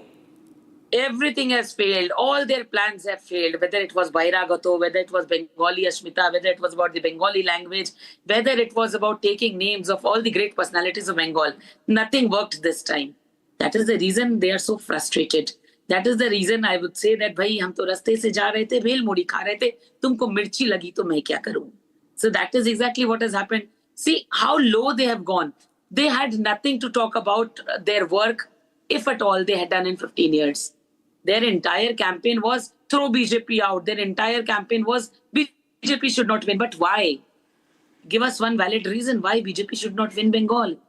You were unable to state what work of development you have done in the last 15 years. People were frustrated with TMC. They gave a proper and fit response to that. Now that they are frustrated, nothing can save them. They know that very well because they have been missing from the ground. They have been missing through the rallies. That is the reason from the very first day they have been continuously abusing our Honorable Home Minister and Prime Minister. But that would not work. Rather, it has gone against them. Again, I would like to say, tumko mirchi lagi to hum kya kare? Now, viewers, from blood-led polling booths and street clashes to allegations of EVM buttons being taped and also outright vote tampering, Bengal's election once again revealed their dark underbelly. But before that, I'm going to go across to the breaking news coming in from Punjab. We're now being told that the Aam Aadmi Party has won the confidence motion in the Punjab Assembly. This is the big news that's coming in. The Bhagwant Mann wins confidence motion in the Assembly. And these are the details that I'm just going to share with our viewers. The ruling Aam Aadmi Party in Punjab sailed through the confidence motion in the State Assembly moved by the Chief Minister Bhagwant Mann during the one-day session that was conducted today. Before the passage of the motion, Chief Minister Mann said the party was united, but it was moved to counter false rumours and news. He asserted the confidence motion should be passed unanimously in the State Assembly. He claimed rumours were being spread about him by the Congress, and with that, the Bhagwant Mann government passes the confidence motion in Punjab. This is the Bhagwant Mann saying all speculation has been put to rest. They won the confidence motion in the Punjab Assembly. Chief Minister has asserted of Punjab the result has been put to rest the speculation and that there is instability within the party. Remember all these rumours coming after the Aam Aadmi Party got a big setback in the Rajya Sabha when Raghav Chadha, in the backdrop of the political setback on 24th April, when 7 of the 10 MPs, including Raghav Chadha and others, resigned and joined the BJP, alleged the party had deviated from its core principles. The 117-member Punjab Assembly, the AAP holds a commanding majority with 94 MLAs. The Congress has 16 and Shiromani Akali Dal has 3 and the BJP 2, the BSP 1 and 1 independent legislature. The ruling party, remember, had issued a whip to all its legislatures to ensure a full attendance. While moving the motion, also Chief Minister had rejected there were claims of internal cracks, reiterating AAP's national footprint. He said the party continues to have a presence across multiple states, etc., etc. But the motion was passed. Mann hit out the rumours of a split in the party and said all speculations have been put to rest today regarding those who were saying 65 or 40 MLAs of AAP are going away. Bhagwant Mann, Punjab Chief Minister, confidence motion passed in the Punjab Assembly. He's now confident in saying that all the rumours have been put to rest of speculation about instability within the party. He says the motion had been moved during the special one-day session. There was a whip. Also, he hit out at the rumours of a split within the party. And viewers, this is very crucial because there was a lot of people talking after the political setback that the AAP got in the Rajya Sabha, with Raghav Chadha, Sandeep Pathak, Harbhajan Singh resigning and joining the BJP, stating the party has deviated from its course, that something would be brewing in Punjab. But right now, a confident Punjab Chief Minister Bhagwant Mann says the 117 Punjab Assembly, where they hold 94 MLAs, is going to go strong. He wins the confidence motion. Let's go across to the reaction coming in from the Punjab Chief Minister. ਇਹ ਤੁਸੀਂ ਕੱਲ ਪਰਸੋਂ ਤੱਕ ਤੁਸੀਂ ਆਪ clarity ਮੰਗੀ ਜਾਂਦੇ ਸੀ ਵੀ ਕੀ ਬਣੂਗਾ ਉਹ ਕਰੂਗਾ ਮੀਡੀਆ ਨੂੰ ਵੀ ਕਲੈਰਿਟੀ ਦੇਣੀ ਸੀ ਲੋਕਾਂ ਨੂੰ ਵੀ ਕਿ ਲੋਕਾਂ ਦੇ ਦਿਲ 'ਚ ਕੋਈ ਇਹੋ ਜਿਹੀ ਗੱਲ ਨਾ ਰਵੇ ਪਤਾ ਨਹੀਂ ਐਮਐਲਏ ਇੱਧਰ ਉੱਧਰ ਚਲੇ ਗਏ ਜੇ ਉਹ ਤਾਂ ਜਾ ਕੇ ਗਿਣ ਲਿਓ ਜਾਂ ਜਦੋਂ ਬਾਹਰ ਆਉਣਗੇ ਉਦੋਂ ਗਿਣ ਲਿਓ ਤੇ ਸਾਰੇ ਦੇ ਸਾਰੇ ਬਲਕਿ ਉਹ ਕਾਂਗਰਸ ਦੇ ਵੀ ਗੈਰ ਹਾਜ਼ਰ ਰਹਿਣ ਦਾ ਮਤਲਬ ਵੀ ਅੱਧੀ VOTING ਹੀ ਹੁੰਦੀ ਹੈ। ਅੱਜ ਕੱਲ੍ਹ ਅਸੀਂ ਬਹੁਤ ਰਵਾਇਤੀ ਹੋ ਗਏ, ਵਿਰੋਧ ਕਰਨਾ ਭੁੱਲ ਗਏ, ਜਾਂ ਚੁੱਪ ਹੋ ਗਏ ਜਾਂ ਹਮਾਇਤੀ ਹੋ ਗਏ। ਸੋ ਚੁੱਪ ਹੀ ਹੋ ਗਏ ਹੋ, ਚੁੱਪ ਹੋਣਾ ਵੀ ਅੱਧੀ ਹਮਾਇਤੀ ਹੁੰਦੀ ਹੈ। ਇਹ ਤੁਸੀਂ ਕੱਲ ਪਰਸੋਂ ਤੱਕ ਤੁਸੀਂ ਆਪ ਕਲੈਰਿਟੀ ਮੰਗੀ ਜਾਂਦੀ ਸੀ ਵੀ ਕੀ ਬਣੂਗਾ, ਉਹ ਕਰੂਗਾ। ਮੀਡੀਆ ਨੂੰ ਵੀ ਕਲੈਰਿਟੀ ਦੇਣੀ ਸੀ, ਲੋਕਾਂ ਨੂੰ ਵੀ, ਕਿ ਲੋਕਾਂ ਦੇ ਦਿਲ 'ਚ ਕੋਈ ਇਹੋ ਜਿਹੀ ਗੱਲ ਨਾ ਰਵੇ ਪਤਾ ਨਹੀਂ MLA ਇੱਧਰ ਉੱਧਰ ਚਲੇ ਗਏ ਜੇ ਉਹ, ਤਾਂ ਜਾ ਕੇ ਗਿਣ ਲਿਓ, ਜਾਂ ਜਦੋਂ ਬਾਹਰ ਆਉਣਗੇ ਉਦੋਂ ਗਿਣ ਲਿਓ। ਤੇ ਸਾਰੇ ਦੇ ਸਾਰੇ, ਬਲਕਿ ਉਹ ਕਾਂਗਰਸ ਦੇ ਵੀ ਗੈਰ ਹਾਜ਼ਰ ਰਹਿਣ ਦਾ ਮਤਲਬ ਵੀ ਅੱਧੀ VOTING ਹੀ ਹੁੰਦੀ ਹੈ। ਅੱਜ ਕੱਲ੍ਹ ਅਸੀਂ ਬਹੁਤ ਰਵਾਇਤੀ ਹੋ ਗਏ, ਵਿਰੋਧ ਕਰਨਾ ਭੁੱਲ ਗਏ, ਜਾਂ ਚੁੱਪ ਹੋ ਗਏ ਜਾਂ ਹਮਾਇਤੀ ਹੋ ਗਏ। ਸੋ ਚੁੱਪ ਹੀ ਹੋ ਗਏ ਹੋ, ਚੁੱਪ ਹੋਣਾ ਵੀ ਅੱਧੀ ਹਮਾਇਤੀ ਹੁੰਦੀ ਹੈ। ਇਹ ਤੁਸੀਂ ਕੱਲ ਪਰਸੋਂ ਤੱਕ ਤੁਸੀਂ ਆਪ ਕਲੈਰਿਟੀ ਮੰਗੀ ਜਾਂਦੀ ਸੀ ਵੀ ਕੀ ਬਣੂਗਾ, ਉਹ ਕਰੂਗਾ। ਮੀਡੀਆ ਨੂੰ ਵੀ ਕਲੈਰਿਟੀ ਦੇਣੀ ਸੀ, ਲੋਕਾਂ ਨੂੰ ਵੀ, ਕਿ ਲੋਕਾਂ ਦੇ ਦਿਲ 'ਚ ਕੋਈ ਇਹੋ ਜਿਹੀ ਗੱਲ ਨਾ ਰਵੇ ਪਤਾ ਨਹੀਂ MLA ਇੱਧਰ ਉੱਧਰ ਚਲੇ ਗਏ ਜੇ ਉਹ, ਤਾਂ ਜਾ ਕੇ ਗਿਣ ਲਿਓ, ਜਾਂ ਜਦੋਂ ਬਾਹਰ ਆਉਣਗੇ ਉਦੋਂ ਗਿਣ ਲਿਓ। ਤੇ ਸਾਰੇ ਦੇ ਸਾਰੇ, ਬਲਕਿ ਉਹ ਕਾਂਗਰਸ ਦੇ ਵੀ ਗੈਰ ਹਾਜ਼ਰ ਰਹਿਣ ਦਾ ਮਤਲਬ ਵੀ ਅੱਧੀ VOTING ਹੀ ਹੁੰਦੀ ਹੈ। ਅੱਜ ਕੱਲ੍ਹ ਅਸੀਂ ਬਹੁਤ ਰਵਾਇਤੀ ਹੋ ਗਏ, ਵਿਰੋਧ ਕਰਨਾ ਭੁੱਲ ਗਏ, ਜਾਂ ਚੁੱਪ ਹੋ ਗਏ ਜਾਂ ਹਮਾਇਤੀ ਹੋ ਗਏ। ਸੋ ਚੁੱਪ ਹੀ ਹੋ ਗਏ ਹੋ, ਚੁੱਪ ਹੋਣਾ ਵੀ ਅੱਧੀ ਹਮਾਇਤੀ ਹੁੰਦੀ ਹੈ। ਇਹ ਤੁਸੀਂ ਕੱਲ ਪਰਸੋਂ ਤੱਕ Lalit is joining us live on the story. Lalit, AAP wins the motion of confidence. The Aam Aadmi Party says that 94 MLAs continue to be with them. They had a whip. It's very clear they're extremely confident when it comes to Punjab. Well, definitely, there has been a lot of speculation from the past couple of weeks when the 7 MPs merged with the BJP.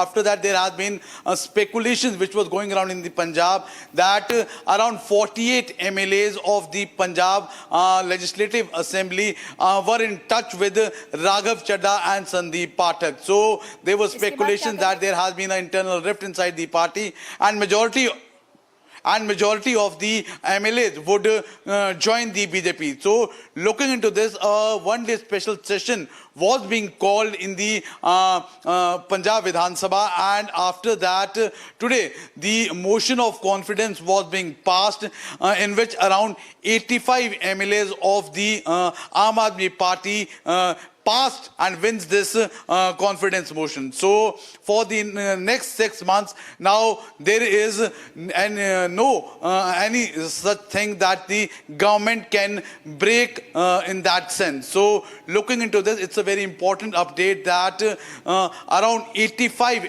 MLAs were present inside the session when this confidence of motion was passed, and the Aam Aadmi Party has won this confidence of motion. Thank you, Lalit, for giving us that detail. It's clear to see what needs to be done. Viewers, it's a top focus, but also coming up after a short break, we'll get you more details of the CEO of Zoho terming the TVK chief Vijay's political rise as remarkable, says that Vijay phenomenon in Tamil Nadu should not be dismissed. Much more after a short break. Stay on with us.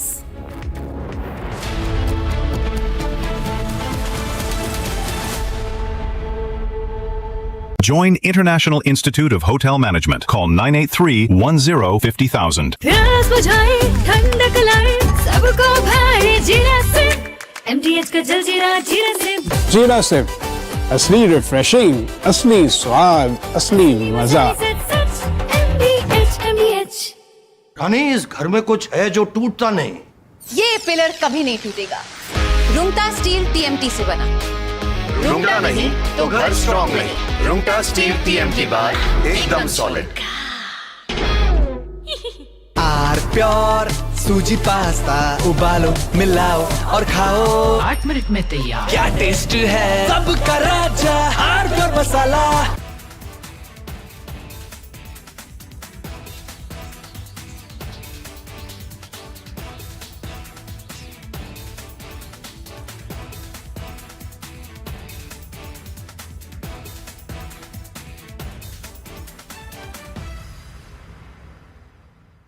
The Indian Air Force is giving its old MiG-29 fighter jets a powerful new weapon from Britain that turns them into modern fighters ready for today's battles. MiG-29s first came to India in the 1980s, have flown many missions along the tough borders with China and Pakistan.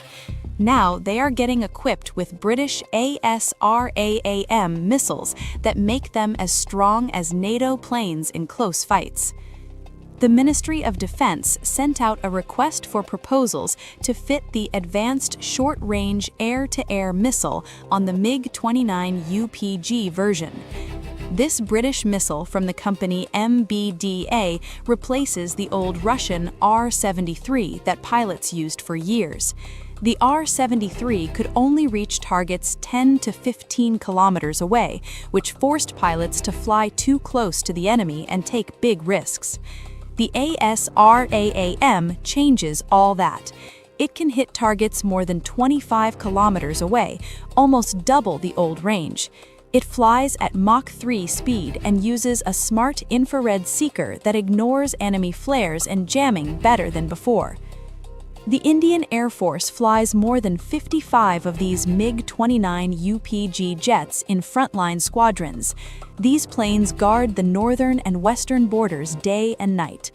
Earlier upgrades added new radars, engines, and digital cockpits, but the short-range missiles stayed old. Now the ASRAAM brings fire-and-forget technology. Once the pilot locks on and fires, the missile finds the target on its own.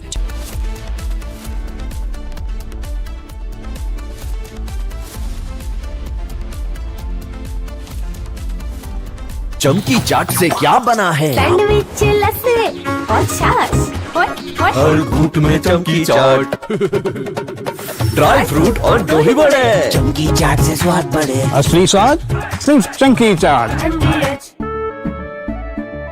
केसरिया से मन जोगी हुआ रे दिल झूमे देखो मतवारा हुआ रे केसरिया से मन जोगी हुआ हर पल मनाओ केसरी त्योहार विमल बोलो जुबान केसरी थोड़े में ज्यादा स्वाद यही तो है इसकी खास बात वाओ मामा क्या स्वाद है अरे मेरे राजा The Indian Air Force is giving its old MiG-29 fighter jets a powerful new weapon from Britain that turns them into modern fighters ready for today's battles. MiG-29s first came to India in the 1980s, have flown many missions along the tough borders with China and Pakistan.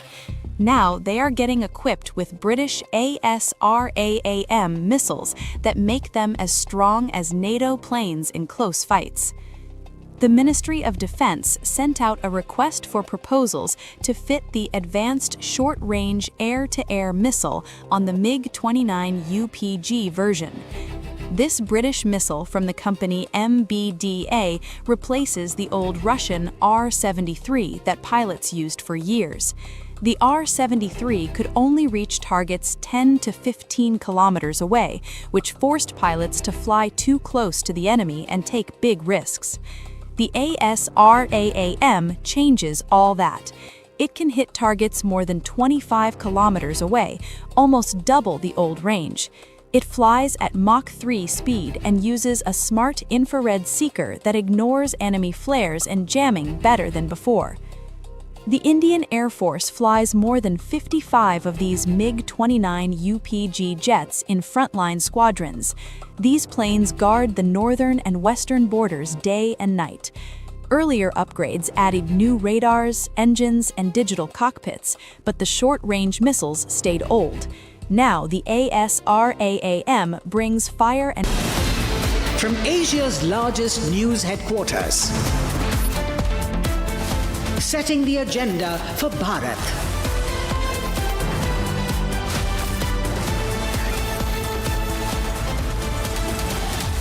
You're watching Republic.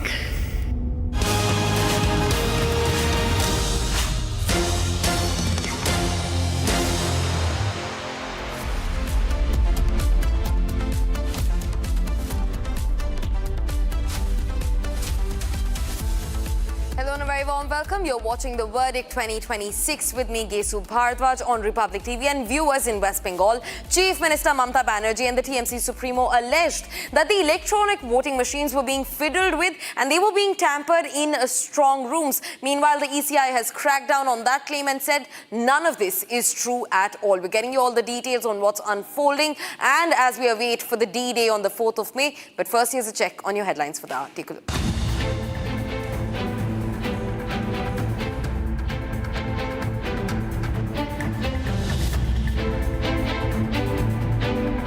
ECI shuts down Mamata's claims on poll manipulation regarding strong rooms, states no CCTVs were turned off and 3-layer security is in place. Prohibitory orders at 7 counting centres in Kolkata. Huge cordon of Kolkata police officials and paramilitary forces laid outside Bhawanipur centre.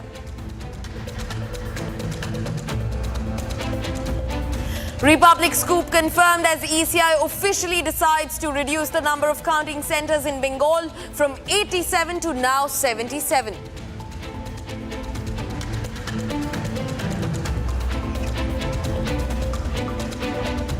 TMC MP Kalyan Banerjee threatens Amit Shah, uses words like coward, gunda, alleges centre misusing agencies against TMC before elections. CEO of Zoho terms TVK Chief Vijay's political rise as remarkable, says the Vijay phenomena in Tamil Nadu should not be dismissed.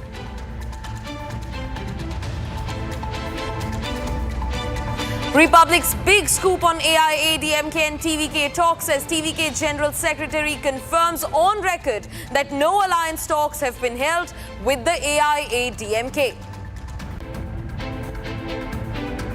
Lobbying begins in Congress for Kerala Chief Minister. Letter sent to High Command recommending KC Venugopal for the Chief Ministerial post.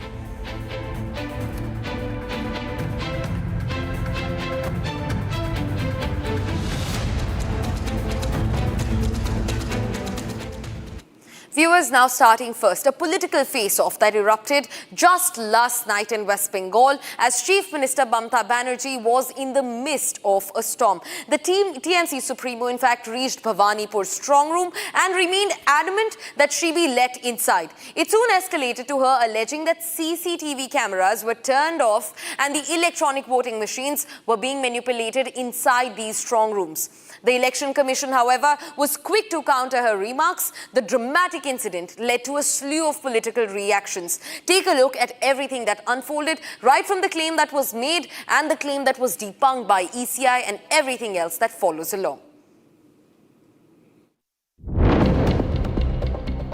With exit polls predicting a BJP wave in Bengal, TMC seems to be growing desperate in its attempts to stay relevant. A high-voltage EVM drama broke out on Thursday night, with the TMC once again claiming poll rigging. Less than 48 hours for counting, and Mamata alleges that the ECI and the BJP were hand in glove. She claimed she wasn't allowed to enter the strong room in Bhabanipur, that CCTV showed BJP opening ballot boxes. The CEC quickly countered TMC's attempts to create a bigger drama. वो postal ballot का room था, ठीक है, उनको काम करना था। 4 बजे तक कोई नहीं आया, इसलिए काम उनको 4 बजे स्टार्ट करना है। उसके बाद जब काम कर रहे थे, उसके बीच में जो है हलचल सुन के 2 कैंडिडेट आए, एक इलेक्शन एजेंट आया। उन्होंने कहा ये क्या हो रहा है, देख लिया। उन्होंने स्ट्रांग रूम जहाँ पे उनकी कॉन्स्टिट्यूंसी का वो रखा हुआ है ईवीएम, वो देख लिया, पूरा सील्ड है, जैसे सील्ड था वैसे ही है। वो लोग चले गए। उसके बाद जो है हम लोग जो है हल्ला गुल्ला मचा था, ये हो गया वो हो गया। उसके बाद जो है सब एक्सप्लेनेशन हो गया, वहाँ ठीक हो गया, सब चले गए। और हम प्रेस कॉन्फ्रेंस कर रहे हैं एक्सप्लेन करने के लिए, ताकि एकदम क्लियर रहे कि इलेक्शन कमीशन ऑफ इंडिया कोई भी चीज़ जो है इलीगैलिटी कोई एक्सेप्ट नहीं करेगी। The BJP-TMC face-off peaked on Friday morning, with security being heightened across multiple strong rooms in Bengal. As per the new regulations, a commission official will now be stationed 24/7 in front of the strong room. Entry into the strong room will also be strictly controlled, requiring prior authorization from the designated officer. The existing 3-tier security system with the CAPF is currently being strengthened with additional deployment. Listen into what the Chief Election Commissioner of Bengal had to say. कहाँ tampering हुई है, कोई complaint आया, बताइए कहाँ पे हुई है। खाली एलिगेशन लगाने तो कोई एलिगेशन लगाए, टेम्परिंग कहाँ हुई है।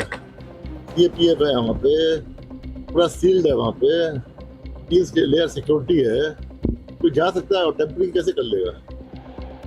Political reactions are emerging and the BJP has stated that Mamata is rattled. देखो, रहने के लिए तो हर पार्टी का व्यक्ति नियुक्त होता है. हर पार्टी में स्ट्रांग रूम पर रहने के लिए हर पार्टी के एक व्यक्ति को नियुक्त किया जाता है चुनाव आयोग के द्वारा. लेकिन आप वहां भी जाना चाहती हैं जो आपका क्षेत्र नहीं है. कल तो आपने वहां के चुनाव आयोग के सीईओ का प्रेस कॉन्फ्रेंस भी सुना होगा, आपके जहां चला भी है. सच्चाई ये है कि ये बेचैनी है. मुझे तो ये लग रहा है कि ये पहले से भी कुछ गड़बड़ी करते होंगे स्ट्रांग रूम में, तो वही करने पहुंचे होंगे, पकड़ में आ गए तो धरने पे बैठ गए. Listen into what BJP Shukanta Majumdar had to say in response to Mamata's actions in Bhawanipur. देखिए, मुझे लगता है कि ममता बनर्जी कल से ही विरोधी मोड में चली गई है. उनको भी पता चल गया है कि बीजेपी की सरकार होने वाली है और इसलिए ये धरना प्रदर्शन जो विरोधियों का काम होता है, विरोधी पार्टी में जो रहते हैं, बीजेपी ने बहुत धरना प्रदर्शन किया. और जो एलिगेशंस हम पहले लगाते थे, हम डरते थे कि ईवीएम का चेंज ना हो जाए, तृणमूल कांग्रेस ऐसे करने में वो माहिर है वहाँ पे, तो स्वाभाविक रूप से वो उस तरीके की एलिगेशंस आज ममता बनर्जी और उनकी पार्टी के लोग लगा रहे हैं, जो दर्शाता है कि ममता बनर्जी भी अंदर से मान चुकी है कि उनकी पार्टी जाने वाली है, उनकी सरकार जाने वाली है. All eyes are on the political developments in Bengal, with multiple tight margins on the exit polls and a fiery rivalry breaking out ahead of counting day. The 4th of May is on track to be a volatile and an unpredictable day.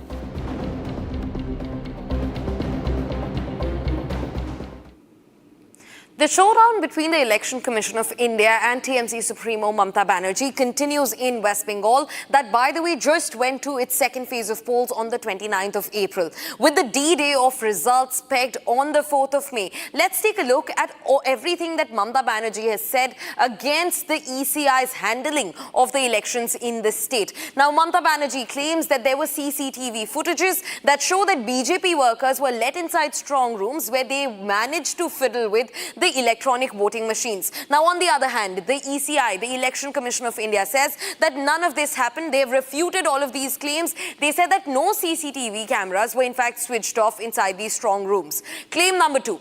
Mamata Banerjee also says that boxes were opened without the candidates being around or without the polling agents being around. The ballot boxes were opened. Now, Election Commission of India, on the other hand, says that these postal ballot rooms, the strong rooms, are under a thick 3-layer security and nobody entered these rooms to open the boxes or the ballots. In fact, another claim that she makes is that there was a breach at the Netaji Indoor Stadium strong room. She is referring to a particular strong room where she says that there was a breach of transparency and a secret breach where in fact ballots and votes were fiddled with. But the ECI, on the other hand, again says that all political parties and candidates remained informed. There was no breach and the process has been thorough and transparent. In fact, moving on, TMC Supremo also says that cross-electoral fraud under ECI's protection is taking place in the state. So she has made big claims. She says that the Election Commission of India is in fact siding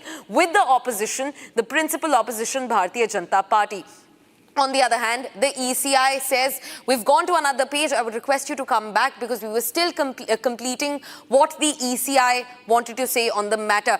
But talking about another claim that's made by Mamata Banerjee, she says that she was not allowed to enter the Bhawanipur strong room. Remember, in the middle of the night yesterday, she goes to the Bhawanipur strong room asking and in fact demanding to be brought inside the room. Now, the ECI said that all procedures will be followed strictly, which means that nobody allowed to enter the strong rooms without any permission, prior permission. Viewers, in fact, getting in a big breaking development now. Repolling is supposed to happen across 11 polling booths In West Bengal tomorrow, repolling will happen in 4 Diamond Harbour polling booths tomorrow. Remember, Diamond Harbour remained under severe contention by the TMC and the BJP, and a total of 11 stations will now go back up for repolling in West Bengal. This comes after various cases of EVMs being fiddled with came to fore from places like Falta, North 24 Parganas and even South 24 Parganas in West Bengal. And now the ECI says that repolling will be held in at least 11 stations, and that will be held tomorrow. Remember, it's also very important for the procedural repolling to be held before the results are announced on the 4th of May. And keeping that in regard, the Election Commission of India now says that repolling will happen across 11 booths just tomorrow. Now remember, all the adults will have to go back, the voters will have to go back to exercise their franchise once more. In fact, joining me live is my colleague Harsha. Harsha, you've been tracing this story since morning. You know, earlier the Election Commission said that over 30 booths will go for repolling, and now there is a confirmation that at least 11, with at least 4 that are out of Diamond Harbour, to go up for repolling once again. What more details can you get us, Harsha? So, Gesu, I'll break it down for all our viewers to understand exactly what the Election Commission has stated in its notice. So, an order has come from Election Commission of India, where the Election Commission of India has stated that on 2nd of May, repolling will happen on 11 booths of Margarhat Paschim and also on 4 booths of Diamond Harbour, which we have been stating since morning that these are the places where exactly the tampering was done. But, Gesu, regarding 30 booths of Falta, that notice, that order is yet to come. The Election Commission of India has only sent out a message that the Falta repolling order is awaited. It's still not out. That means the special observer who has submitted a report on the Falta Assembly constituency regarding the number of polling booths, 30 polling booths in Falta, that order is yet to come. The Election Commission of India is right now examining the report of the special observer on Falta, and that is the reason the order is being delayed. But for now, we know that tomorrow, 2nd of May, because Gesu, I was again and again, stressing upon this need of repolling tomorrow, because tomorrow is the only time, tomorrow is the only day when exactly the repolling can happen, so that on 3rd of May, all the EVMs of that repolling booths reach to the strong room, and on 4th of May, the counting of each and every assembly constituencies and number of polling booths could happen peacefully. So for that, tomorrow is a very important day, because in Diamond Harbour and Margarhat Paschim, where the highest number of tampering in the polling booths were reported, those all will go for repolling tomorrow. We have to wait for a few minutes. I think in another 15 minutes to 30 minutes, the order for Falta will also come out. Only the Falta order is awaited from the Election Commission of India. Rest, the repolling where it was supposed to happen, where the reports were found of the EVM tampering, the VVPAT tampering with the machine, and also the ballot was taped. In all those places, repolling has been ordered. This is a big news for today, because these are the places where the desperate attempts by TMC supporters were seen for the EVM tampering. Hindus were blocked from voting. The BJP candidates were not allowed in the polling booth. The webcasting of that particular polling booths were not done. It was not recorded. The network operators have been asked to submit the detailed report on it. Probe has been initiated. Inquiry has been set up. A lot has happened on all these polling booths where exactly the tampering took place. So we are expecting that tomorrow repoll goes peacefully, Gesu, because that's the most important thing for tomorrow. Because again, there should not be any sort of violence and unrest in the polling booths where the repolling is happening, and the EVM should be safe and sound. Back to you. In fact, also speak to us about the 11 polling booths that we're eyeing. We know that these polling booths could be across areas. That has not been defined yet in the first information that we've received. But since you're on ground, Diamond Harbour has about 4 polling booths of these 11 that will go up for repolling. Speak to us about whether or not some share in these polling booths is also from areas like Falta, where exactly you were on the 29th and you saw what unfolded. Taping and tampering of the EVMs took place. That is, in fact, the first cue from where the Election Commission even began thinking about repolling over practices like these that were, marring multiple polling booths across West Bengal. Harsha. So Gesu, Falta comes under Diamond Harbour. Diamond Harbour has 7 assembly constituency, but in entire all those Diamond Harbour, only Diamond Harbour's polling booth has been notified by the Election Commission of India. Falta is yet to come. I understand there are a lot of lot of assertions regarding Falta from the side of the TMC party that repolling was not needed, but there's a lot of weight also amongst the BJP supporters and amongst the candidate of the BJP from Falta of the repolling of the Falta assembly constituency, because there were narrow lanes, there were small villages in the assembly constituency. The polling booths were set up around the water body, in the small villages, in the minority places where the minorities are in majority, where Jahangir Khan had an influence in all that place. But Falta also being the very important place and crucial, that day it was in news since morning. We remember Suvendu Adhikari was posed with this question of Falta, and he stated that Home Minister has been apprised about the Falta situation and some necessity action will be taken against those who didn't let people, Hindu community, vote in the Falta region. In fact, now the details are also coming out how the close aide of Jahangir Khan stopped Hindus from voting and going to the polling booth, and how the EVM tampering was done. It was Jahangir Khan's close associate who led the taping of the EVM ballot button of the BJP in the polling booths of Falta. So what majorly we are waiting for is that Gesu, the order on the Falta. But before that, Margaret Pashchim and Diamond Harbour are very important regions in Diamond Harbour.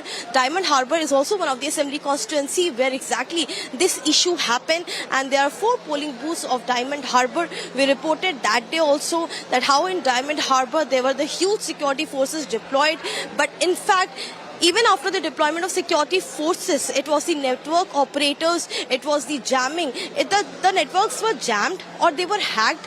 How could the webcasting couldn't happen of those polling booths? Because Election Commission of India was not aware of the webcasting, completely halted in those polling booths. If on that day only Election Commission would have been apprised about the issue of network, of the webcasting, presiding officer would have looked upon this issue. But Election Commission of India was not aware about it on the polling day. That is the main reason why the repolling has been called in the Diamond Harbour polling booth as well. So these are the turn of events, what happened on the polling day on 29th of April, which have transpired for the repolling on 2nd of May, which is tomorrow in Diamond Harbour. And right now in Margaret Pashchim, we are waiting for the Falta order to come ASAP. Back to you. Definitely. Thanks for getting us such a detailed lowdown, Harsha. In fact, all eyes will definitely be on the 11 repolling booths in West Bengal. Viewers, now shifting focus. BJP's Priyanka Tibrewal, in an exclusive conversation with the Republic, states that TMC and Mamata Banerjee will fall flat and lose major stronghold in West Bengal. She in fact goes on to add that this is due to the Hindu vote consolidation that the state has seen after yesteryears. Now let's listen into this entire conversation that breaks down what the BJP thinks is going to work in their favor and going to take away TMC's vote in the state of West Bengal. पश्चिम बंगाल में counting से पहले repolling की बात से लेकर के TMC के allegations लगातार बढ़ते हुए हमारे साथ बात करने के लिए बीजेपी की नेता प्रियंका टिब्रेवाल मौजूद है, जो एंटाली से जिन्होंने चुनाव भी लड़ा है। प्रियंका जी, कल रात की घटना आपने देखी, आप खुद नेताजी सुभाष इंडोर स्टेडियम में थी, जो कि काउंटिंग सेंटर है, और शेखावट पे जहां पे ममता बनर्जी खुद पहुंच गई थी, कहते हुए कि नहीं डिलीट हो रहा है, वोट कोअर्जन है। क्या कहेंगे आप, तिलमिलाहट है? देखिए, बौखला गए हैं, संतुलन बिगड़ गया है, क्योंकि जमीनी स्तर पर ये समझ गए हैं कि हार गए हैं। अब उस हार को स्वीकार करना इनसे हो नहीं रहा है। तो इसीलिए पहले आप शाम का वीडियो देखिए, आए कि हम 2026 से ज्यादा सीटें लेकर के आ रहे हैं, 2026 से ज्यादा सीटें लेकर के आ रहे हैं, तो क्यों दौड़ते दौड़ते पागल के जैसे आप गए वहां? ये साफ इससे पता है कि अब ये थिएट्रिक्स हो रहा है, ड्रामा हो रहा है।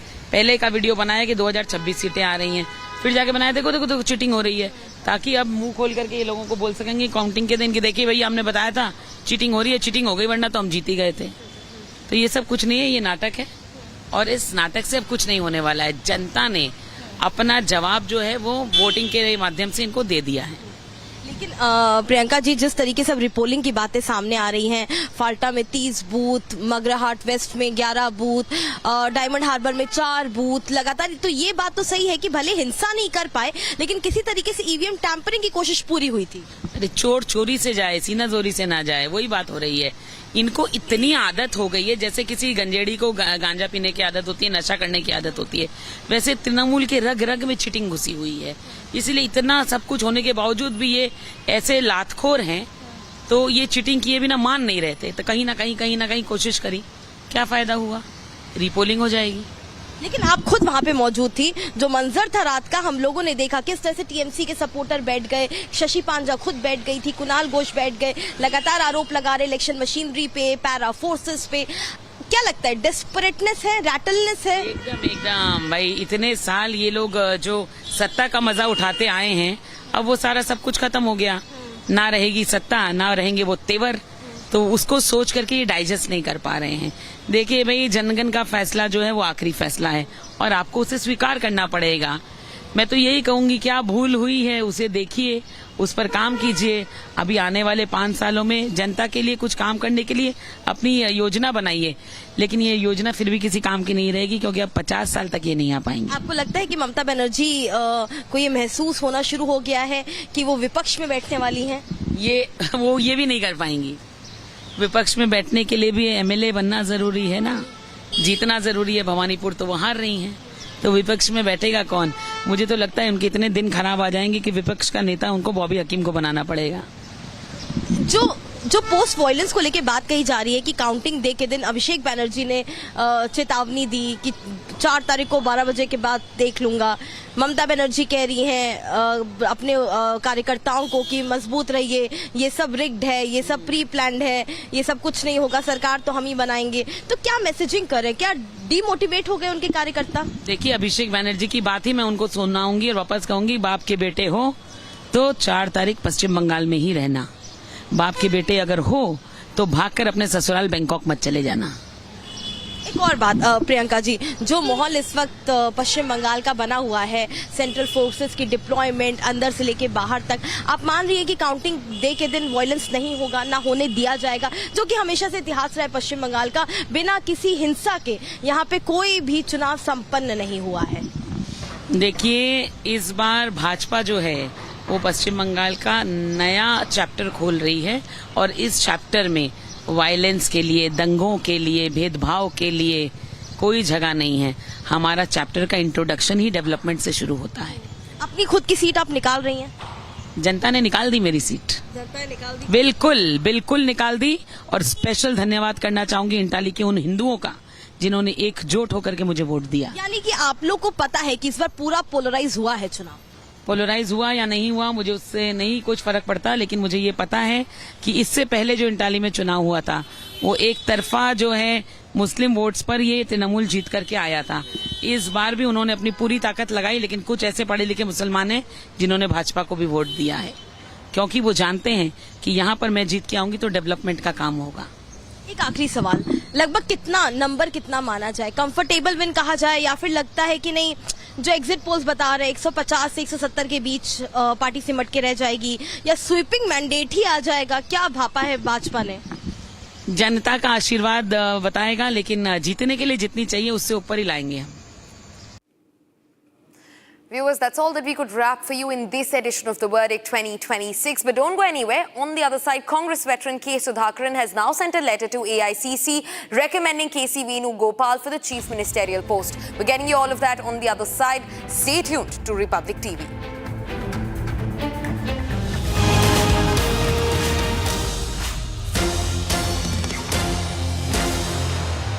थोड़े में ज्यादा स्वाद, यही तो है इसकी खास बात। वाओ मामा, क्या स्वाद है! अरे मेरे राजा, राजा और मसाला। 13,000 placements last year. At Amity, we are committed to nurturing passionate, hardworking and proactive professionals. चमकी चाट से क्या बना है? आलू चाट या फ्रूट चाट, स्वाद बढ़ाए चमकी चाट। क्या बात है! स्वादिष्ट पकोड़े और फरसान, अरे चमकी चाट है इसकी जान। असली स्वाद सिर्फ चंकी चाट। यानी इस घर में कुछ है जो टूटता नहीं। ये पिलर कभी नहीं टूटेगा। रुंगटा स्टील TMT से बना। रुंगटा नहीं तो घर स्ट्रॉन्ग नहीं। रुंगटा स्टील TMT बार एकदम सॉलिड।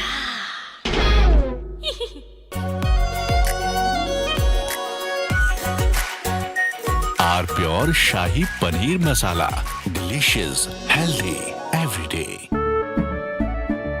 केसरिया से मन जोगी हुआ रे, दिल झूमे देखो मतवारा हुआ रे, केसरिया से मन जोगी हुआ। हर पल मनाओ केसरी त्योहार। विमल, बोलो जुबान केसरी। प्यास बुझाए, ठंडक लाए, सबको भाए जीरा से। MTH का जल जीरा, जीरा से। जीरा से असली रिफ्रेशिंग, असली स्वाद, असली मजा। MTH।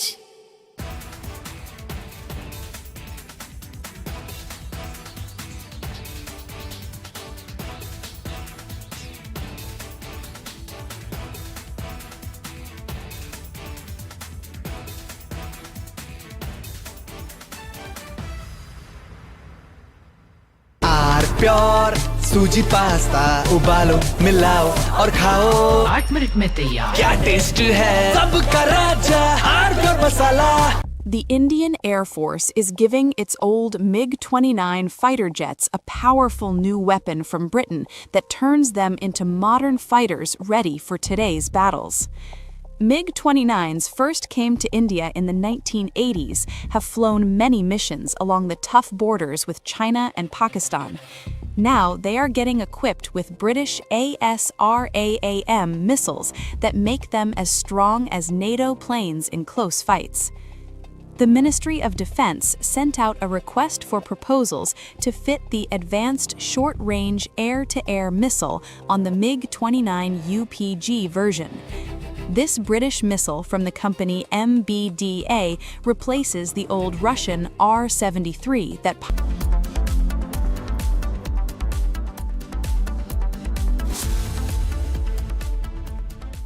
Join International Institute of Hotel Management. Call 983-10-50,000. थोड़े में ज्यादा स्वाद ये ही तो है इसकी खास बात। वाओ मामा क्या स्वाद है। अरे मेरे राजा सबका राजा आर प्योर मसाला। केसरिया से मन जोगी हुआ रे, दिल झूमे देखो मतवारा हुआ रे, केसरिया से मन जोगी हुआ। हर पल मनाओ केसरी त्योहार। विमल, बोलो जुबान केसरी। चमकी चाट से क्या बना है? सैंडविच लस्सी और छाछ हर घूंट में चमकी चाट। अब बताओ स्वाद आया? असली स्वाद सिर्फ chunky chaat.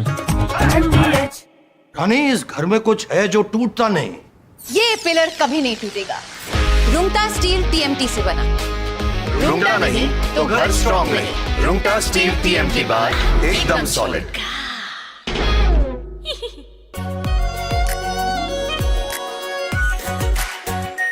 Our pure shahi paneer masala, delicious, healthy every day. AU savings account में मिलते हैं amazing benefits, paperless banking and higher interest, वो भी हर महीने। Money money money money every month. सोच बदलो और बैंक भी। चमकी चाट से क्या बना है? सैंडविच लस्सी और छाछ हर घूंट में चमकी चाट। ड्राई फ्रूट और दही बड़े। चमकी चाट से स्वाद बढ़े। असली स्वाद सिर्फ chunky chaat.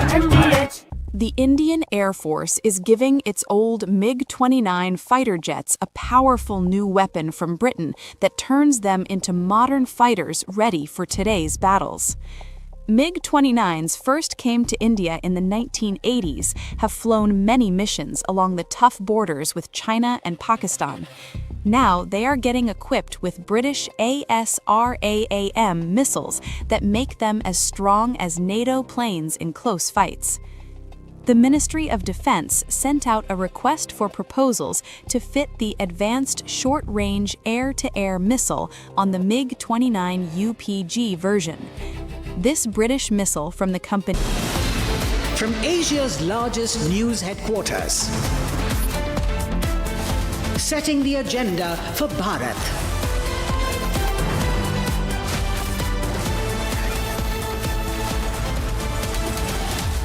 You're watching Republic.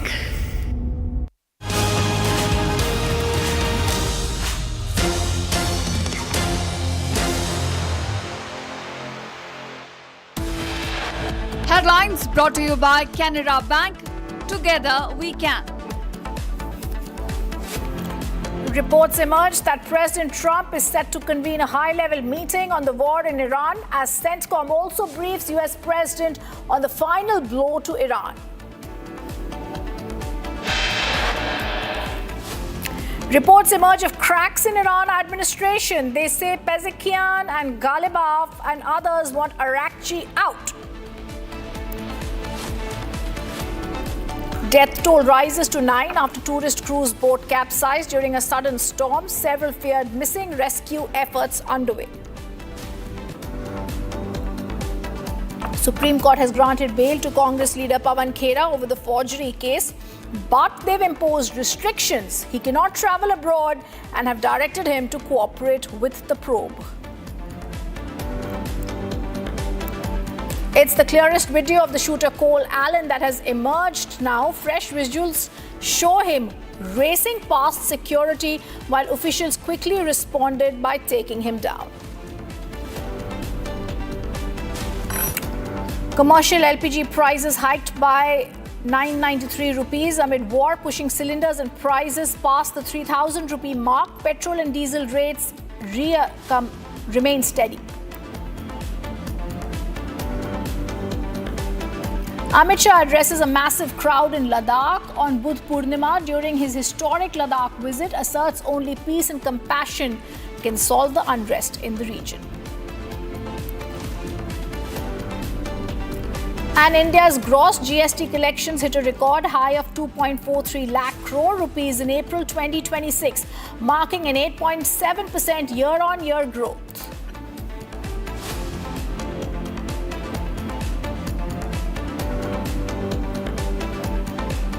Good evening. Welcome to Republic. I'm Ridhuma. Top focus viewers. Bengal remains unpredictable.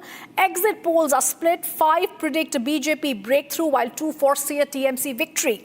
As the state awaits the May 4th results, data points to a fierce finish in a race that's going to close to a call. Take a look at Republic's editor-in-chief, Arnab Goswami's analysis on Republic's mega poll of polls.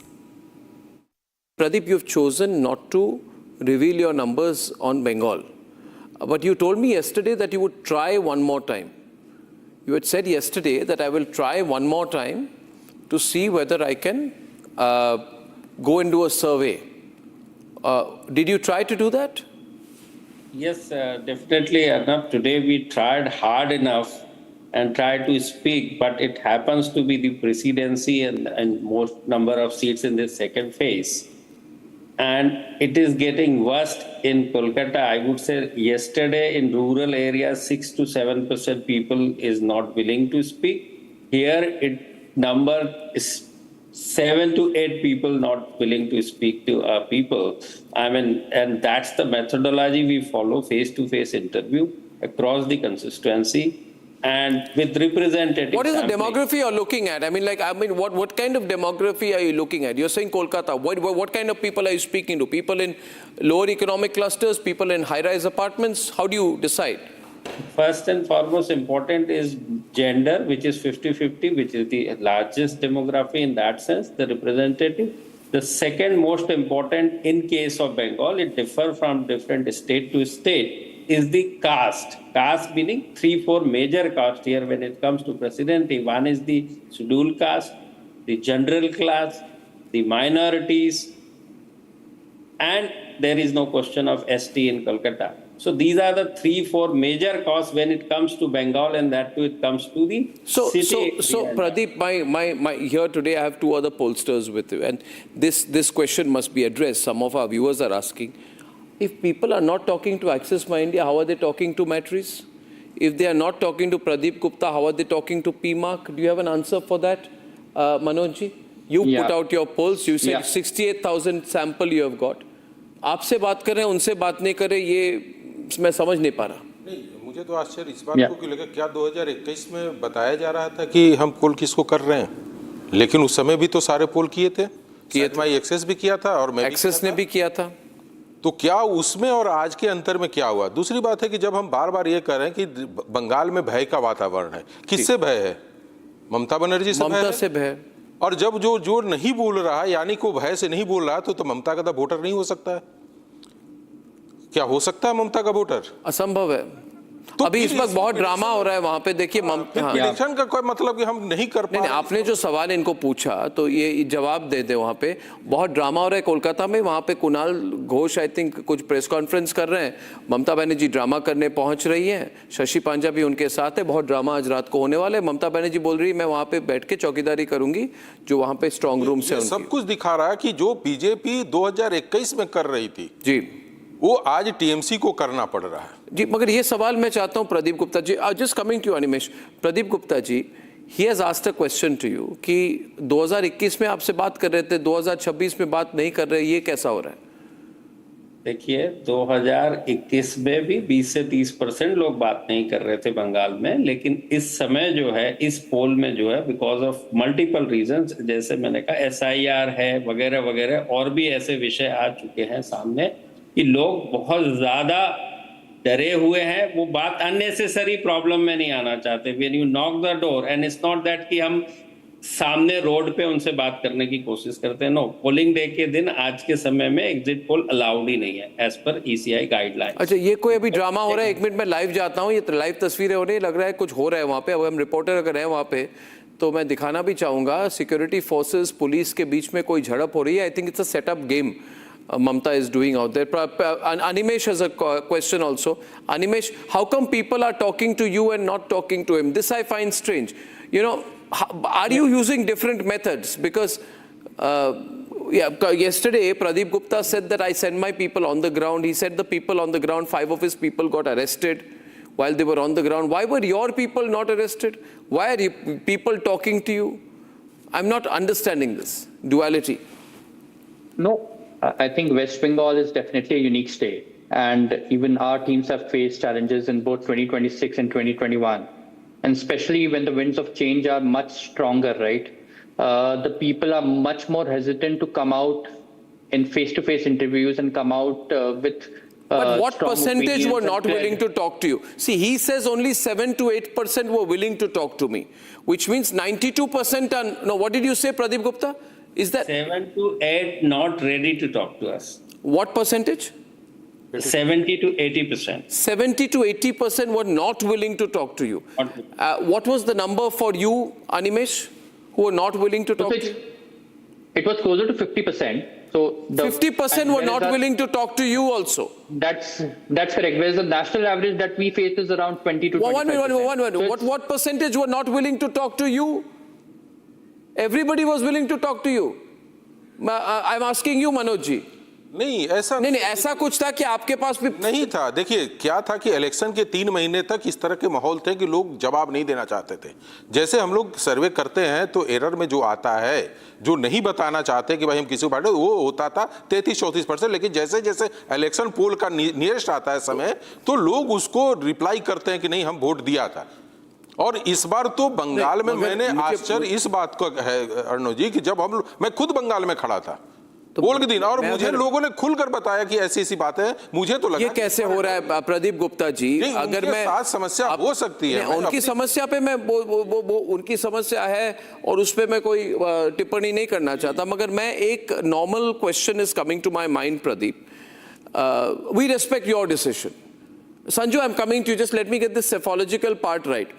The point is, viewers, that if 50% of the people are not willing to talk to PMark, if 70% of the people are not willing to talk to Access My India, and if we assume that 70% of the 50% are supporting the BJP, because the assumption is that the BJP worker would be more scared to reveal their political preference, right?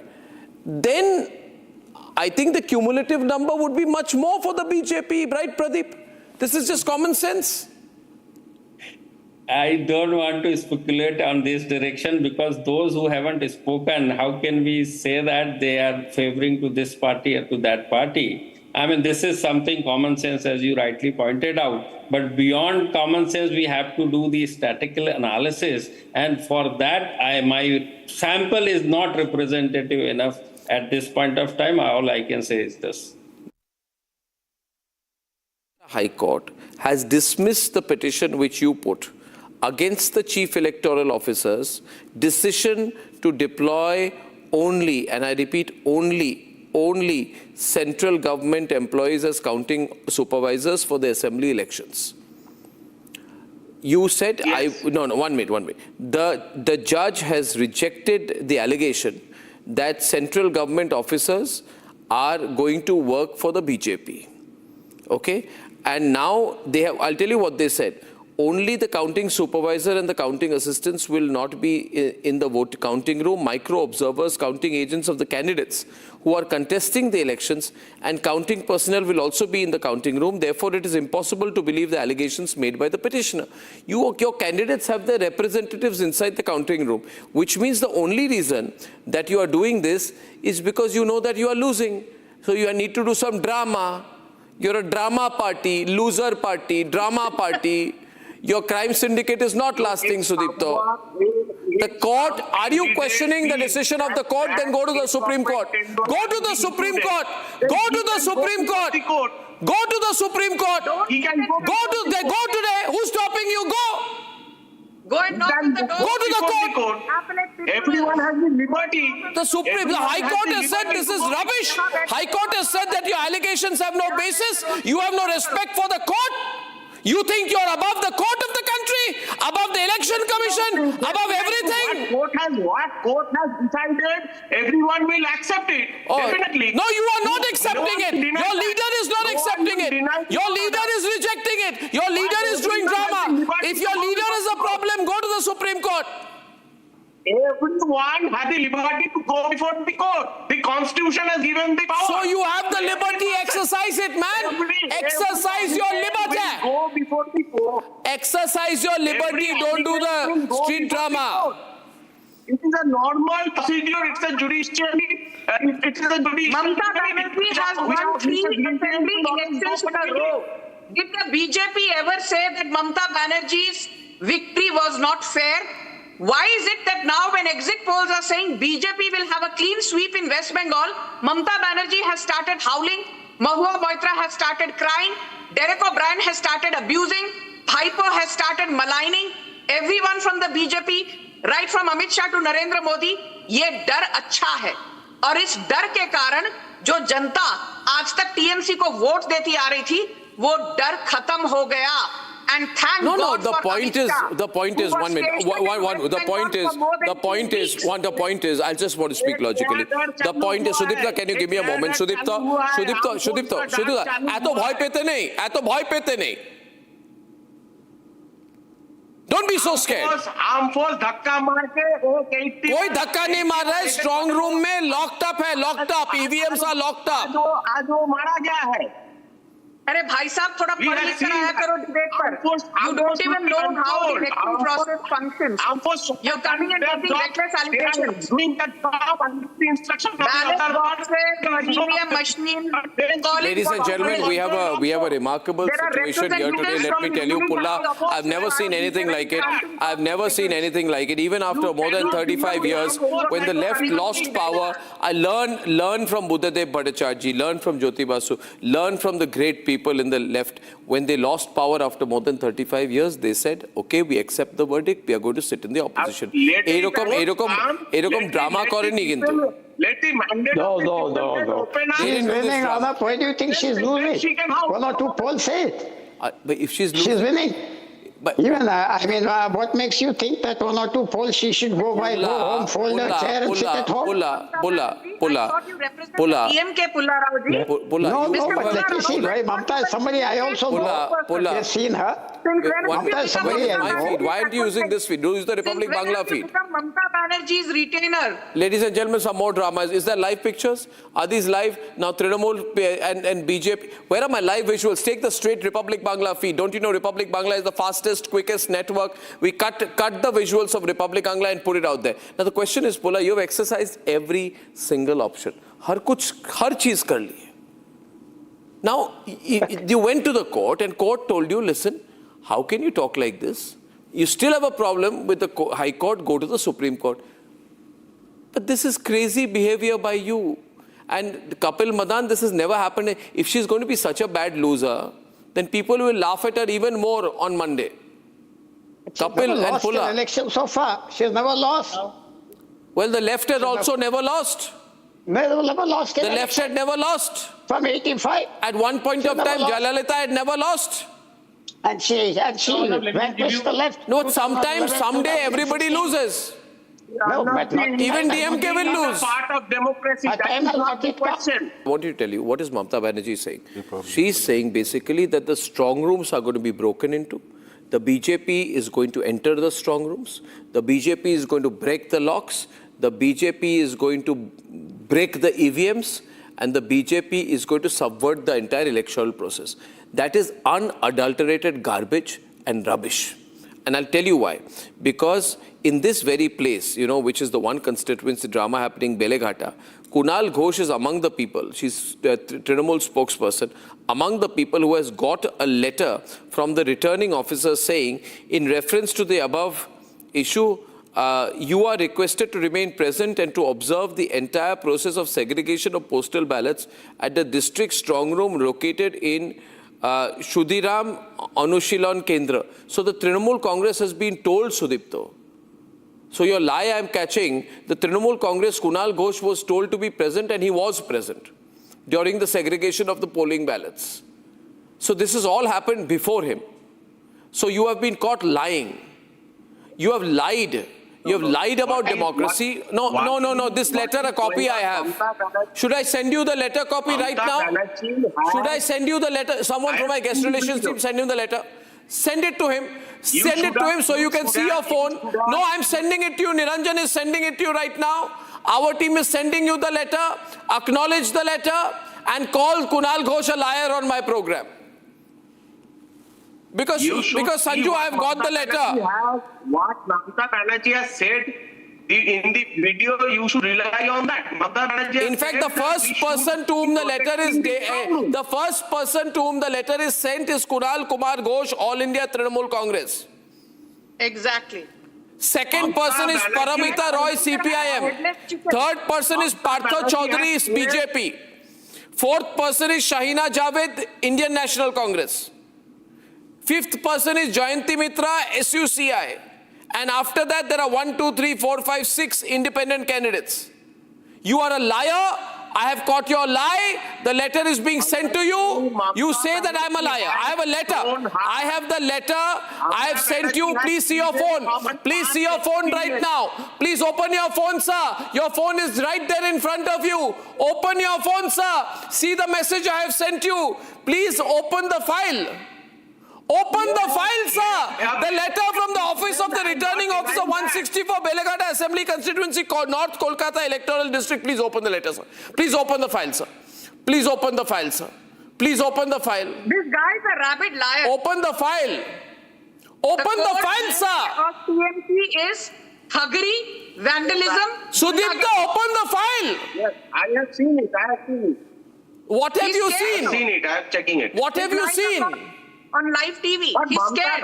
No, what have you seen? No. What have you seen? I sent you the letter, sir. Kunal Ghosh was sent the letter. Send it to Sanju also. Send it to Sanju also. Don't put your... You see it. Read it. Read it. Live television. Send it to Sanju You also. have exposed him on live TV. He did not see this Sudipta coming. exposed Trinamool. He thought he could bluff his way through. No. You can't bluff your way through with Arnab Goswami. You should have done some Sanju, you also have the letter now. Sanju, open your phone. Sanju, see the letter. It is nothing to do with this letter. Or if the letter is from the letter is as per due process. Your candidate is told to be present in the strong rooms. Room should be secured by the party workers. You think because there can be from the summer past experience in Nandikam, she has shown her concern. Assembly constituency and letter addressed to Kunal Ghosh. Every political leader has their own right to secure Jayanti Mitra, Abhijit Hazara, Deputy Dev, Nazir Ahmed, Pritam Reading, Madam. जो यहाँ पे हंगामा हो रहा है 11 people. Letter has been addressed to 11 people, including TMC, including CP. Share kiya. Mr. Manoj has shared one thing with me. 1 minute. Manoj wants to share something. Manoj, who's the founder of Matrise, the director of Matrise, the polling agency, wants to say something about this constituency. Yes, Manoj. हाँ, ये जो area है जहाँ पे हंगामा देख रहे हैं आप, और ममता जी भी आकर आ रही हैं, उनका खुद भी विधानसभा यहीं पे पड़ता है, और सारे स्टॉक रूम में जो आकर ईवीएम है, और यहाँ पे पिछली बार 2021 में देखेंगे कि टीएमसी पूरी तरह से एक तरफा जीत हासिल की थी, और इस बार उसको लग रहा है कि ये बड़ा नुकसान जो मुझे होने जा रहा है इस एरिया में होने जा रहा है, जबकि अदी स्ट्रांग रूम में सबसे ज्यादा पहरा कहीं पे है तो इसी एरिया में है। अदी उनको जाना था तो आप उत्तरी और दक्षिणी के भाग में जाते जहां पे लोगों की पहुंच कम है, चाहे आप परगना साउथ और नॉर्थ का ले लीजिए। So which means you are saying that even she is worried about losing places which she swept last time. हाँ, तो ये सबसे यहाँ पे उनको लग रहा है कि मैं 30 से करीब 30 सीटों का मेरा लॉसेज हो जाएगा, जो सेकेंड फेज का ये एरिया है, और यहाँ पर यदि 30 का होगा और 18 का पहले का आंकड़ा ले ले तो जो पहले हम लोग ने एग्जिट पोल में दिखाया है, मुझे लगता है कि वो आंकड़ा उसी एरिया उसी जगह पे जा रहा है। और ये परेशानी जो दिख रही है कि जाकर स्टॉक रूम के आगे अच्छा शांतिपूर्वक कोई बता दे कि भैया सीआरपीएफ लगने से चाहे सेंट्रल फोर्स कितने लोगों को हंगामा नहीं हुआ, यदि किसी को वोट नहीं देने के दिया गया तब 92% हो गया, तो क्या अब बाहर से सेंट्रल फोर्सेज लाकर 100% पोल कराए? तो ऐसा तो था नहीं, सारे लोग पोल कर रहे हैं। Animesh has not spoken much. Dr. Animesh Pandey, tell me, you said 50% of the people did not speak to you. Would you also believe most of them would be pro-BJP? Correct. If the winds of change, especially the voters who want to vote for change, they will definitely not come out, or will be more reluctant, hesitant to come out. And I totally agree with what Mr. Manoj is saying, right? The phase 2 was the critical phase for TMC. That is where they were expected to sort of cover the lead and probably progress towards victory that BJP was gaining in phase 1, where it was anyway expected to gain at least 25 to 30 seats. This is where they thought that we will be able to gain 60 seats. But at least as per our polls, and our polls were probably one of the first that came out, phase 2 is where TMC is getting the biggest hit compared to 2021. Everybody expected BJP to sweep phase 1, which is the North Bengal area, but Kolkata, the North Pargana, South Pargana, I think that is the area where, and that is where probably why the drama is happening and why such a stringent protection and Dharna is happening. So phase 2 has gone worse for them. Yes. An experienced politician like Mamata Banerjee would know it, no? I think definitely she would have definitely got the ground feedback. I think TMC has a much stronger booth cadre than probably among many of the political parties across India. So she would have got some feedback, and that is why she's doing what she does best, which is being on the road and probably doing the Dharna. It's going to be very difficult for her to keep her party together because there's no ideology of Trinamool Congress. As Sudipta will agree, it's a party without ideology. It's a party whose entire purpose is to retain power. And they have, over the last 5 years especially, delegated the power to different people like Shah Jahan, like this Jahangir. Yes. They've got the local gundas in charge. And we get to you after a short break. Republic's big scoop on AIADMK and TVK talks as TVK General Secretary confirms on record there is no alliance talk that has been held with the AIADMK. 2026 verdict. All the news right here on India's favorite news channel. Stay on with us.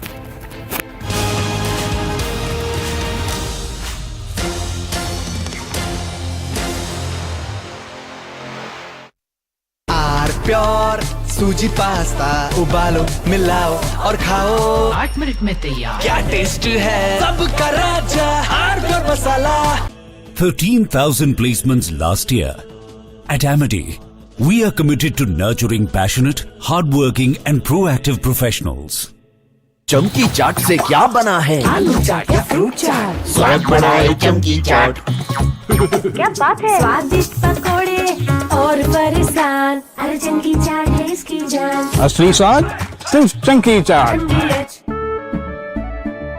केसरिया से मन जोगी हुआ रे, दिल झूमे देखो मतवारा हुआ रे। केसरिया से मन जोगी हुआ। हर पल मनाओ केसरी त्योहार। विमल, बोलो जुबान केसरी।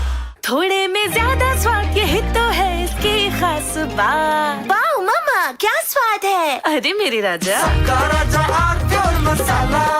AU करंट अकाउंट के साथ मिलता है free UPI QR overdraft facility और एक ही ऐप से बैंक के सारे काम। AU सोच बदलो और बैंक भी। प्यास बुझाए ठंडक लाए सबको भाए जीरा से MTH का जलजीरा जीरा से जीरा से असली रिफ्रेशिंग, असली स्वाद, असली मजा। MTH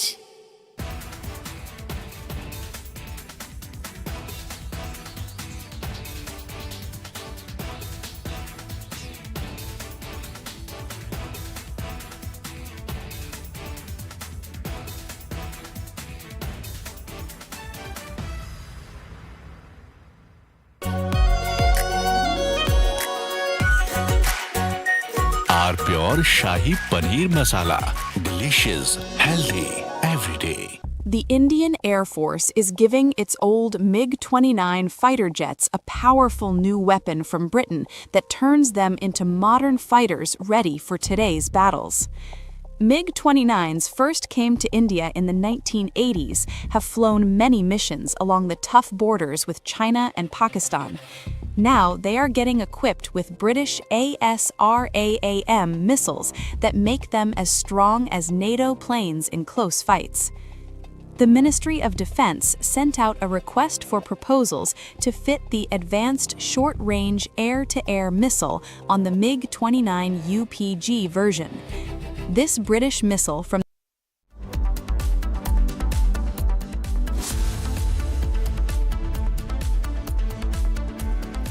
Join International Institute of Hotel Management. Call 983-10-50,000. Our pure suji pasta उबालो मिलाओ और खाओ 8 मिनट में तैयार। क्या टेस्ट है सबका राजा R pure masala. AU savings account में मिलते हैं amazing benefits, paperless banking and higher interest, वो भी हर महीने। Money money money money every month. सोच बदलो और बैंक भी। चमकी चाट से क्या बना है? आलू चाट या फ्रूट चाट स्वाद बढ़ाए चमकी चाट। क्या बात है स्वादिष्ट पकोड़े और फरसान अरे चमकी चाट है इसकी जान। असली स्वाद सिर्फ चंकी चाट। केसरिया से मन जोगी हुआ रे दिल झूमे देखो मतवारा हुआ रे केसरिया से मन जोगी हर पल मनाओ केसरी त्योहार। विमल बोलो जुबान केसरी। थोड़े में ज्यादा स्वाद यही तो है इसकी खास बात वाओ मम्मा क्या स्वाद है अरे मेरे राजा The Indian Air Force is giving its old MiG-29 fighter jets a powerful new weapon from Britain that turns them into modern fighters ready for today's battles.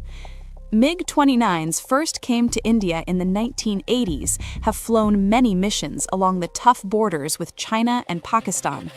Now they are getting equipped with British ASRAAM missiles that make them as strong as NATO planes in close fights. The Ministry of Defense sent out a request for proposals to fit the Advanced Short-Range Air-to-Air Missile on the MiG-29 UPG version. This British missile from the company MBDA replaces the old Russian R-73 that pilots used for years. The R-73 could only reach targets 10 to 15 kilometers away, which forced pilots to fly too close to the enemy and take big risks. The ASRAAM changes all that. It can hit targets more than 25 kilometers away, almost double the old range. It flies at Mach 3 speed and uses a smart infrared seeker that ignores enemy flares and jamming better than before. The Indian Air Force flies more than 55 of these MiG-29 UPG jets in frontline squadrons. These planes guard the northern and western borders day and night. Earlier upgrades added new radars, engines, and digital cockpits, but the short-range missiles stayed old. Now the ASRAAM brings fire-and-forget technology. Once the pilot locks on and fires, the missile finds the target on its own, even if the jet turns away to dodge enemy fire. It also works with helmet-mounted displays, so the pilot can just look at the enemy plane through the visor and the missile follows the eyes. This high off-bore sight ability lets the jet attack from strange angles without turning the whole... Was Bhagwat Maan drunk?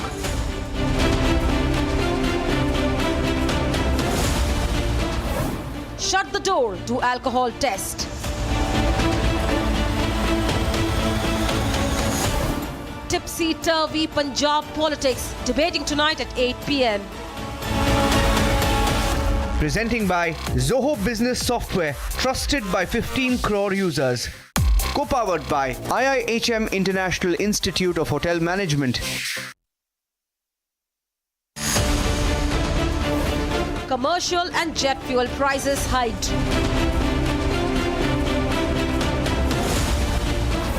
The tightrope walk on fuel prices. For how long can government hold out? Debating tonight at 8:30 p.m. Presenting by Zoho Business Software, trusted by 15 crore users. Co-powered by IIHM International Institute of Hotel Management. The result on the 4th of May will be the most important result since the national election mandate. In the middle of 2024, there were all these naysayers who said BJP is over, Modi has lost his aura of invincibility. They said Congress is back, it's a matter of time before Congress takes over Delhi. What happened after that? Ladies and gentlemen, Congress ruled 3 states then, they ruled 3 states today. This election is significant. It is the most significant for the BJP. If the BJP wins Assam and can win Bengal and can gain vote share in Kerala and gain in the form of an alliance in Tamil Nadu, then trust me, this is the strongest ever BJP since 2014.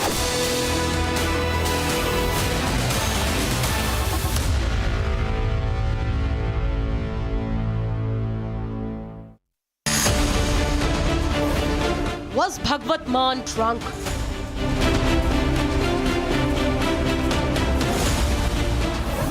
Shut the door to alcohol test.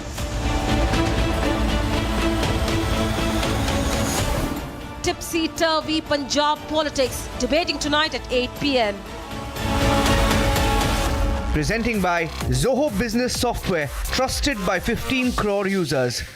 Co-powered by IIHM International Institute of Hotel Management.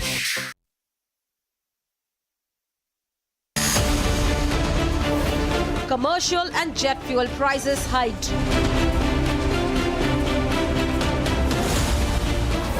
The tightrope walk on fuel prices. For how long can government hold out? Debating tonight at 8:30 p.m.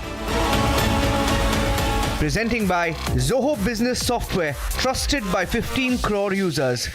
Co-powered by IIHM International Institute of Hotel Management.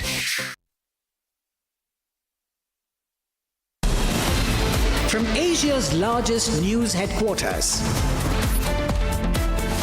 setting the agenda for Bharat.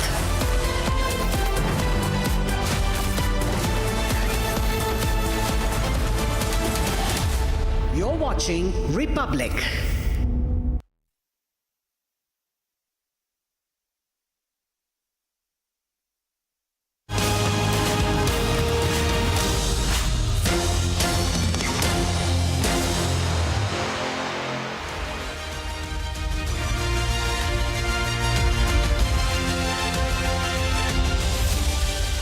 And welcome you watching a special broadcast as the final countdown has begun.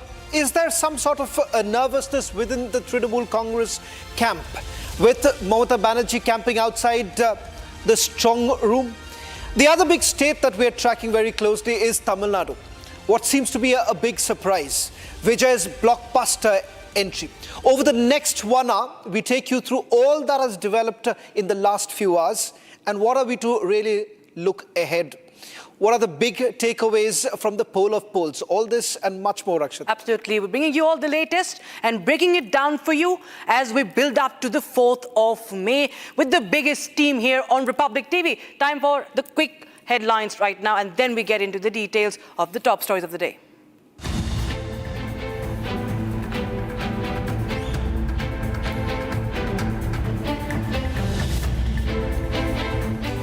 ECI shuts down Mamata's claims on poll manipulation regarding strong room, states no CCTVs were turned off and 3-layer security is in place. Election Commission confirms repolling to take place in 15 booths in Bengal, including the 4 booths in Diamond Harbour.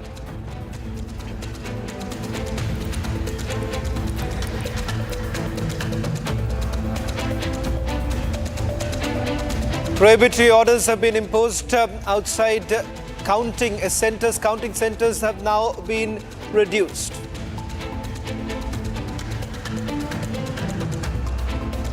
Republic scoop confirmed as ECI official. The Election Commission officially decides to reduce the number of counting centres in Bengal from 87 to 77.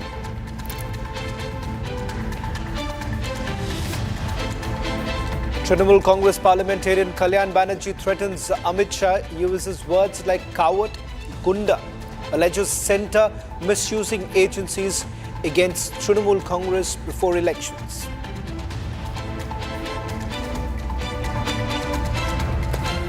Zoho CEO terms TVK chief Vijay's political rise as remarkable, says that Vijay phenomenon in Tamil Nadu should not be dismissed.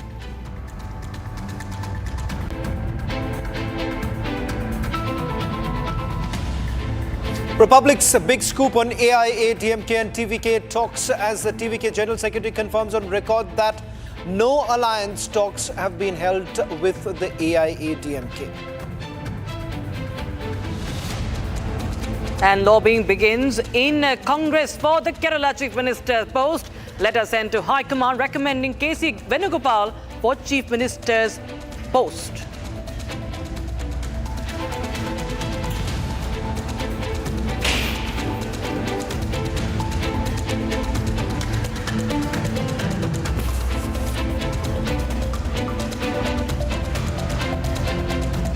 All right, viewers, we have now received an update coming in. This is from Bhavanipur. Now, Suvendu Adhikari of the BJP has reached the strong room, and we're getting more and more updates from ground zero. Now, this development comes in after the Election Commission refuted all claims by the TMC and Mamata Banerjee of a strong room mishandling and EVMs being tampered. Well, in fact, this is what has happened with the Trinamool Congress making a direct allegation against the Bharatiya Janata Party, saying that they've come across CCTV footage of a counting centre. In fact, this was from outside a strong room where the Trinamool Congress says that the segregation of postal ballots was actually taking place in the absence of Trinamool Congress agents. And they allege that BJP agents were present when the segregation was actually taking place. In fact, a counter basically comes in from the Election Commission of India, where you've had the Bengal CEO saying that a mail was in fact sent to the party asking them to be present when the segregation of postal ballots take place. But it turns out that Trinamool Congress polling agents did not turn up. Now, that's what the position that was taken by the Election Commission of India. This is what leader of the opposition, Mamata Banerjee's principal challenger, Suvendu Adhikari, had to say outside one of the strong rooms in Bhawanipur. देखिए, जो हुआ मंगराट waste में welcome है। Diamond harbour में house भी ज़्यादा बुध में होना चाहिए था, ओनली 4 बुध में हो रहा है, और पूरा फॉल्टा सेगमेंट में होना चाहिए, कम से कम 60 बुध में तो होना ही चाहिए। फाल्टा का अभी तक ऑर्डर नहीं आया है, लगता है फाल्टा का आएगा ऑर्डर। कुछ ना कुछ सोच रहा है, उसमें कोई प्रोसीड्योर होता है, वो सीसीटीवी फुटेज और दूसरा ऑब्जर्वर का रिपोर्ट, प्रिजाइडिंग ऑफिसर का हैंडबुक, थोड़ा कुछ सिस्टम है, वो सिस्टम लेकर वो कर रहा है। हम लोग तो इलेक्शन कमीशन का पूरा सम्मान करता हूँ, ममता बनर्जी जैसे करती है, हम लोग तो इस तरीके से बात नहीं करते। देखिए, जो हुआ मंगराट वेस्ट में वेलकम है। डायमंड हार्बर में हाउस भी ज़्यादा बुध में होना चाहिए था, ओनली 4 बुध में हो रहा है, और पूरा फॉल्टा सेगमेंट में होना चाहिए, कम से कम 60 बुध में तो होना ही चाहिए। फाल्टा का अभी तक ऑर्डर नहीं आया है, लगता है फाल्टा का आएगा ऑर्डर। कुछ ना कुछ सोच रहा है, उसमें कोई प्रोसीड्योर होता है, वो सीसीटीवी फुटेज और दूसरा ऑब्जर्वर का रिपोर्ट, प्रिजाइडिंग ऑफिसर का हैंडबुक, थोड़ा कुछ सिस्टम है, वो सिस्टम लेकर वो कर रहा है। हम लोग तो इलेक्शन कमीशन का पूरा सम्मान करता हूँ, ममता बनर्जी जैसे करती है, हम लोग तो इस तरीके से बात नहीं करते. Let me also go across to my colleague Harsha, who's joining us in this broadcast. Harsha, you have Election Commission of India fact-checking Mamata Banerjee. But the question here is this, to the Election Commission of India with regards to the presence of BJP polling agents. Trinamool Congress says that if at all their agent was not present, why is it that the segregation happened? Is there any response really coming in from the Election Commission of India?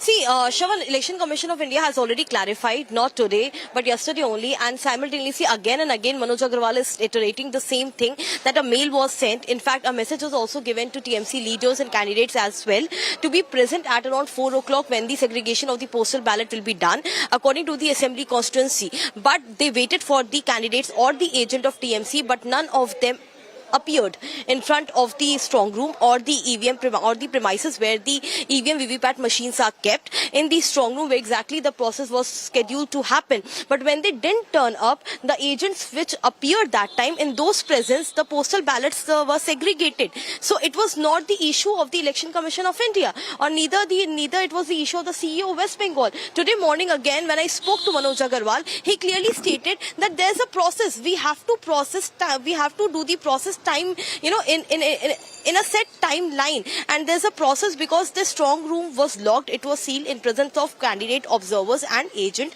After that, during that time also, the candidates were informed about it. In fact, Shashi Panja and Kunal Ghosh both, who sat there for Dharna, they were the first one to be informed about that TMC agents have to be present. But none of the TMC agent or candidate appeared in front of the strong room at the time when the segregation was taking place. So a process has to happen. A process has to happen, Shravan. So it's not the prerogative of the Election Commission of India if the agents don't turn up. They have to do the required things for the segregation of postal ballot. They did. And there was no message also which was conveyed from the TMC party or the agents that they will not be appearing. So 15 minutes they waited for the candidates to appear or the agent to come. But when they didn't come, the segregation of the postal ballot was done. That was the clarification and the response which came from the CEO of West Bengal. Well, Rakshita, as far as Trinamool Congress is concerned, they are maintaining that they have received the letter. They say that they've received the letter. The polling agent wasn't present, number one. Number two, they also make another assertion that if Trinamool Congress wasn't present, why was the BJP there? They could have had the segregation at a later stage. Now, that's the position that has been taken. In a short while from now, we'll have Union Minister Sukanta Majumdar who will be joining us. Rakshita. Absolutely. Sukanta Majumdar, in fact, has joined us live right now. And thank you so much, Mr. Majumdar, for joining us on the broadcast here. As we just get the news of Mr. Shubhendu Adhikari reaching the Bhabanipur polling center now, sir, this has become a war zone just, a few hours, 24 to 48 hours to go for the, for the counting. And this has turned into a war zone now. How do you see the TMC leveling allegations after allegations, and then Election Commission clearly refutes it? So what is your counter to the TMC's position that is being put up? Now see, all the allegation that has been, given by the TMC on the Election Commission, and it was, the befitting reply they have received from the Election Commission of India, and it was total dramabaji, nothing more than that. And most importantly, the behavior of Mamata Banerjee herself and her party members, showing the panicness and the unrest within the political leadership of TMC, because they even know that on 4th of this month, 4th of May, Mr. Majumdar, when the result will I want to stick to, the allegation here, the reason why, and perhaps in a short while from now, I'll ask our producers to pull out the CCTV footage that has been doing the rounds.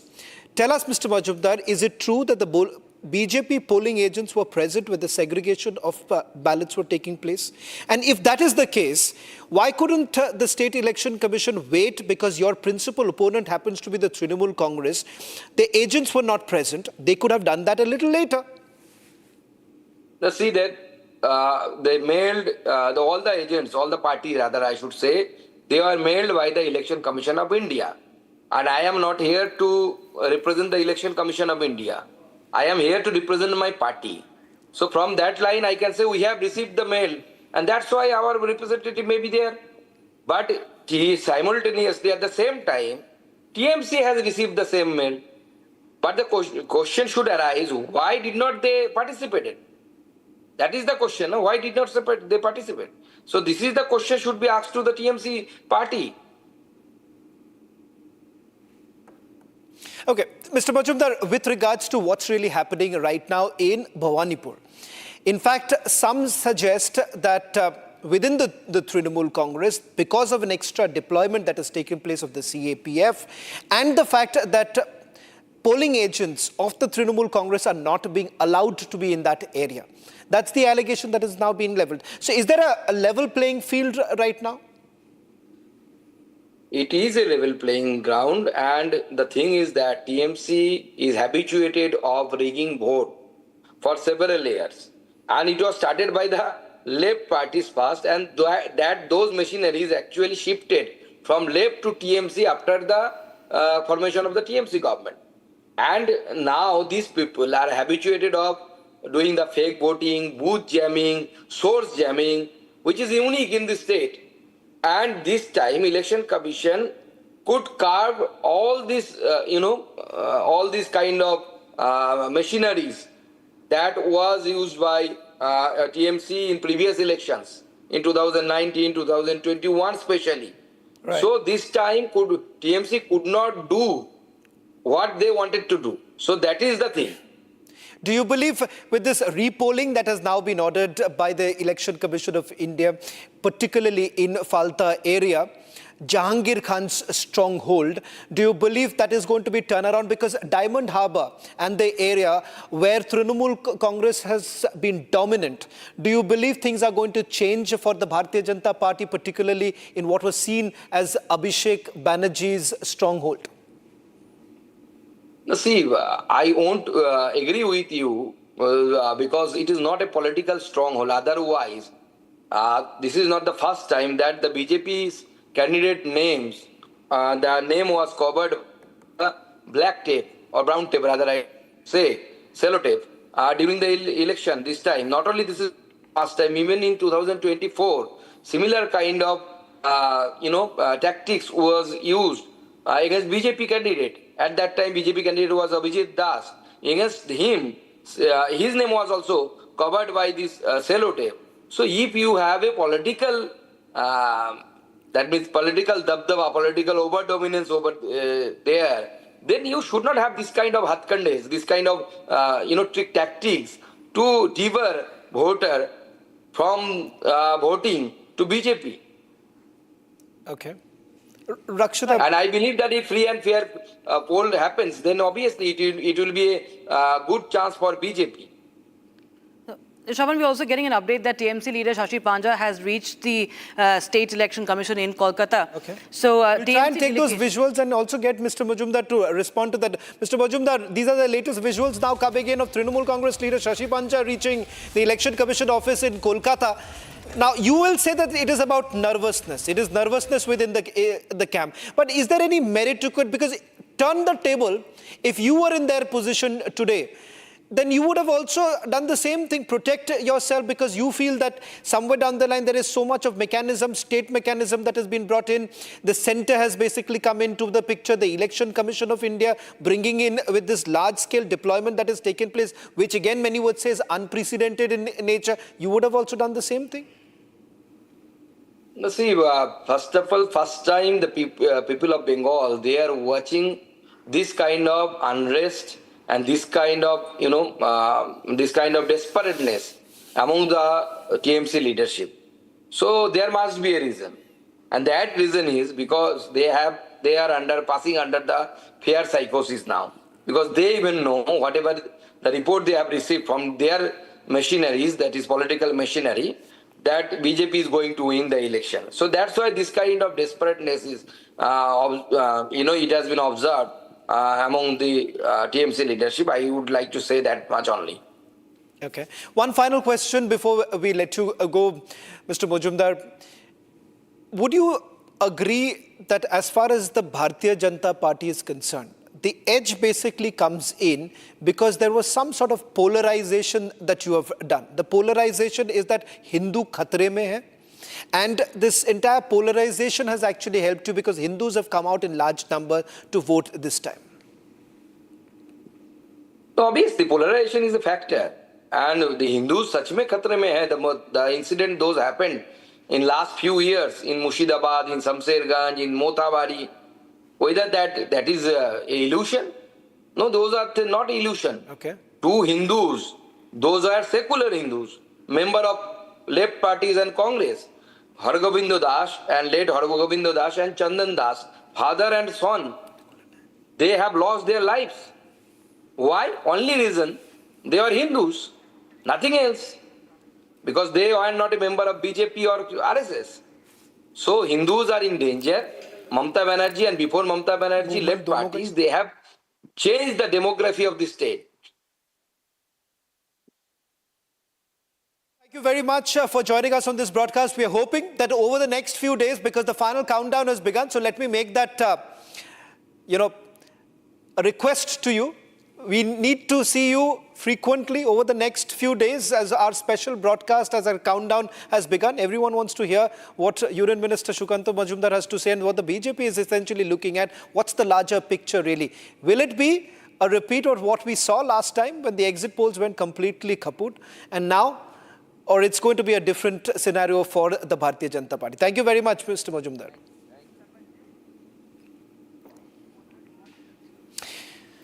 Well, in fact, that was Union Minister Sukhanto Majumdar making it very clear that these are tactics of the Trinamool Congress, which they've been quite used to it, because in the past too, Rakshita, if there is one defining image of Mamata Banerjee is that someone who has been a street fighter. But you wouldn't have seen this similar sort of an image perhaps in the last elections when Mamata had rushed to the strong rooms. So is that an indication of things probably being a little difficult for Trinamool Congress? And the question here is about the second phase, because in the second phase, these were areas which were considered to be the stronghold of the Trinamool Congress, starting from Kolkata to North 24 Parganas to South 24 Parganas, as well as Purba Bardhaman. These are areas which were largely seen as Trinamool Congress pockets. Now, let me quickly take you to some of what we are seeing. These are the key seats. What has really changed for them?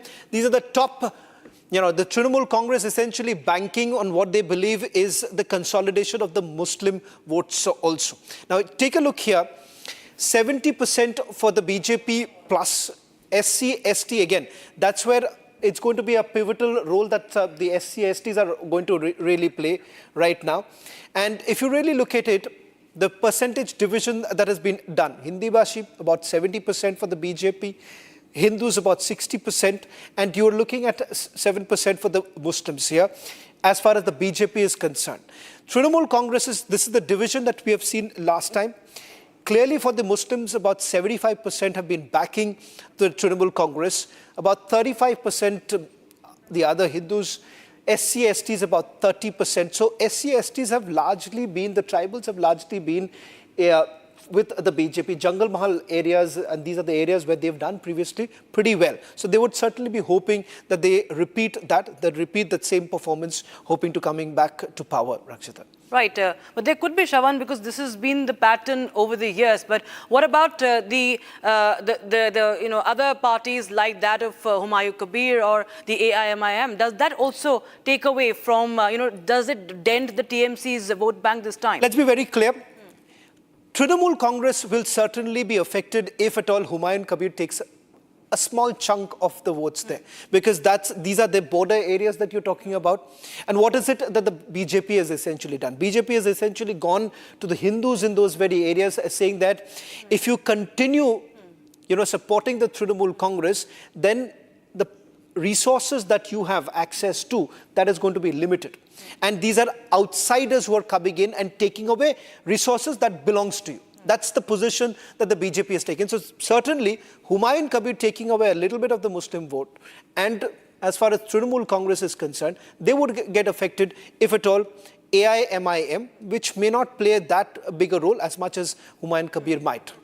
Right. In fact, we continue to show more, the statistics that we have gathered, the numbers that we have gathered, the stronghold districts, Shravan. Now, if you could just explain how the deletions this time, the SIR has been playing a very important part in elections this time around. So how many of them have been deleted? These are the TMC strongholds, as Shravan was telling us about. And these are the deletion, the number and the percentage. And the Hindu voters and the Muslim voters and the turnout. Because turnout, viewers, has to be read in terms of who actually holds the, has a stronghold in those particular areas, and of course the voters also, Shravan.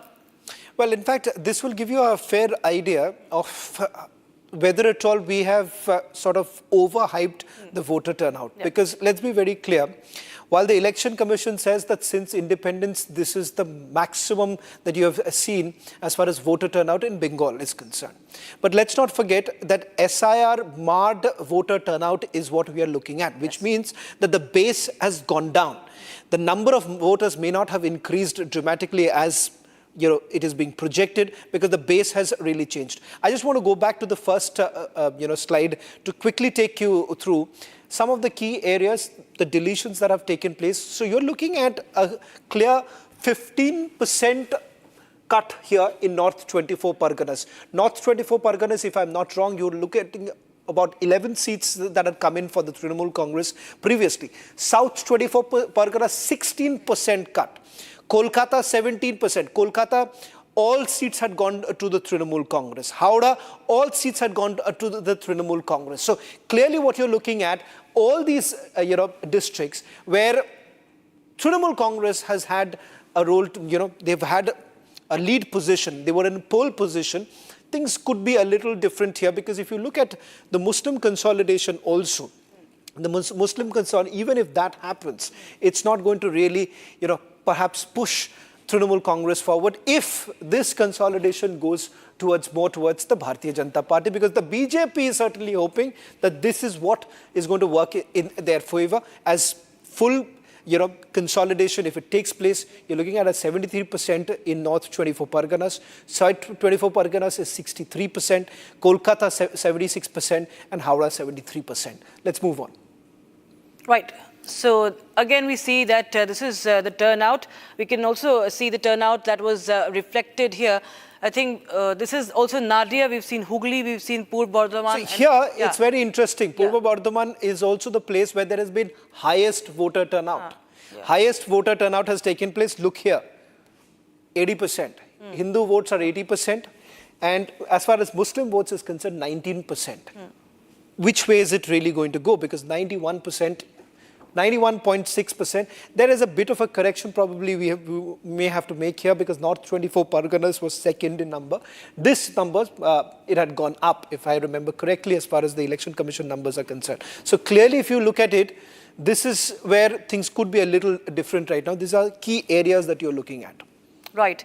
In fact, we're getting in some breaking news updates. Also, we will be joined by our experts as well as we break it down for you viewers. These are critical 100 seats. We're talking about Purba Bardhaman, as Shravan was telling us. Average TMC win margin is 17,244.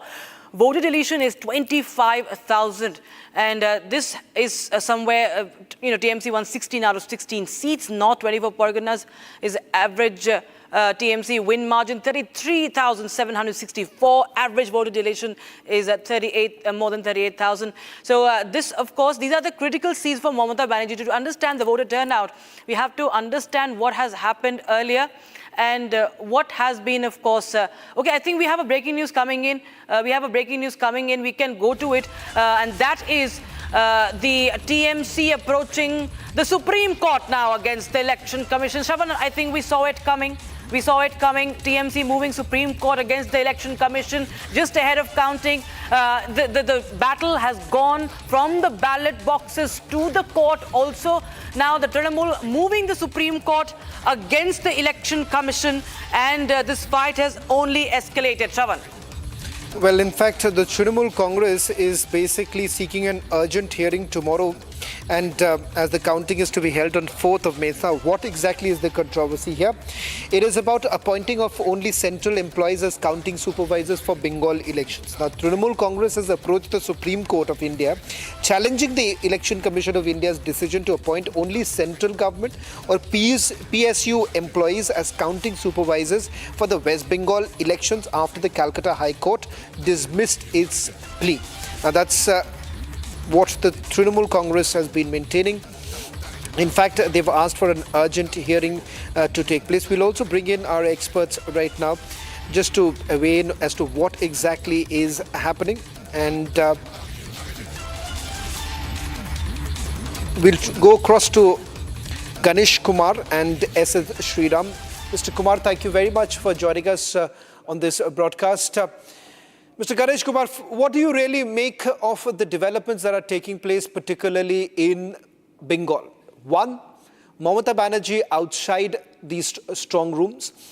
Second, you have an argument that has been made by the Trinamool Congress that, look here, if BJP polling agents were present there and the Election Commission felt the need to carry out the segregation in their presence and in the absence of Trinamool Congress, then there is something really wrong. Actually, this is the first time this kind of strong reflex has been done by Trinamool Congress. So far, they have been in the safe or in a stronghold kind of politics in Bengal. This is the first time they are being shaken up. Actually, the second phase of Bengal election made a strong comeback for BJP. And maybe that is the reason why Trinamool Congress is in such a fix or in such a hurry to do all these gimmicks or to do all these things to show like something has been done by the center or the election commission to derail their party. Actually, their party is in waning phase. So that is what the people are in the Bengal are voting. So there has been significant increase in various sectors where the voting population have come out in a large scale and they have voted in a large number. So maybe Trinamool Congress has got something or some idea that they may lose in this election. That is why they are doing this. Mr. Ganesh Kumar, just a quick question with regards to, you're saying that there is an increase, but let's be clear here. And perhaps, Mr. Sriram, this can also be taken to Tamil Nadu because it is what is happening post-SIR. So the base, as far as the voters are concerned, that in itself has been lowered. Can you really be extremely gung-ho about the fact that, there is a, massive voter turnout that has actually happened when the base in itself has actually reduced? So it perhaps would be the same number of voters coming out and voting. Is that question for me? Yeah. Yeah. Yes, I do agree to that. I mean, let's not take the voter turnout to be, too much of excitement there. SIR also has an opposite effect to it. But nevertheless, voting has been probably marginally much more than the previous, voting percentage that we would have probably thought or would have happened both in West Bengal as well as in Tamil Nadu.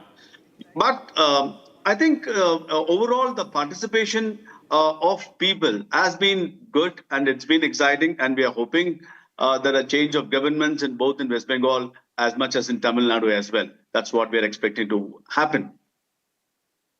So we'll just delve into the Tamil Nadu dynamics also right now. Stay on with us, gentlemen. Shravan, we also have to talk about the TVK factor that everybody is, very much excited about. Thalapathy Vijay could be the kingmaker also. One of the polls has predicted it to be the single largest party.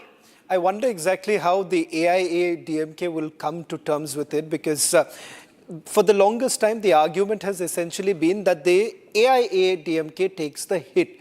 If at all Vijay gets a larger share, then it would be the AIA-DMK because they would be cutting into the anti-incumbency vote. Now, the question here is that, look at the numbers here. Initially, when the discussions were actually happening, everyone thought it would be around roughly about anything, a little over 10 seats, 12 seats, 20 seats. Sriram can actually come into the picture here. But the moment you had these numbers actually first coming in, Matrais started by guessing 10 to 12. So everyone thought, okay, that's exactly what was expected. Now, changing. P-mark goes to 16 to 26. And look at here. Today's Chanakya goes up to 63. Axis says, now it'll be quite interesting to sort of break it down as to why Axis has been saying that it can actually have the blockbuster entry 98 to 120. Is it because of the Christian votes that are, that he has been really banking on? Because AIADMK's, leaders had said, it's not going to find any resonance to begin with. But clearly something has really worked in favor for Vijay, if at all these numbers are true. Absolutely. In fact, we will connect with our guests on that. But before Shavan, we will again play out the important projections that we are looking at right now. We have these important, I think, constituencies where you have the edge given to a particular party. DMK has the edge with M.K. Stalin there. In Kolathur, this is the Matrais projection. In Tamil Nadu, in Cheppok, Tiruvallikeni is DMK again. That holds the edge. We can keep quickly moving so we have a fair idea. We can go to our guest on that. Edapadi Palaniswamy, AIADMK gets the edge there in Edapadi, of course, Palaniswamy getting an edge there. Perambur, you have Vijay, TVK getting that edge in Perambur. In again Tiruchirappalli right. East, you have TVK getting the edge. And in Mylapore, you have BJP, Tamilisai Soundarajan. Okay, we have TVK, I think. We just a bit of an error there. We can shift our focus to another graphic. We have a Shavan. These are the projections that we have, giving us an overall picture. And I think you can take that question to our panelists so that we can get an insight as to how can we really read this? Sriram, let's first begin with the basics. Did you really expect, this kind of a number projection for Vijay? Because yes, there is no doubt about the fact that you're looking at a generation which may not have actually seen the rise of the Dravidian politics. Some have already said that this is the end of Dravidian politics. No, Shravan, we are getting too excited about Vijay. No doubt that Vijay is coming with a bang. No doubt he is coming with an impressive debut. Why do you say that? Why do you say that it's an impressive debut? Probably, let me complete. Probably he might end up doing well in the city pockets and in the B cities. Forget the villages, forget the north and all those areas, the delta areas and all those. They are nowhere there. And that entire area is full of, people behind, AIADMK. He will do a good job. He will get about a 2-digit percentage of votes. I don't deny that.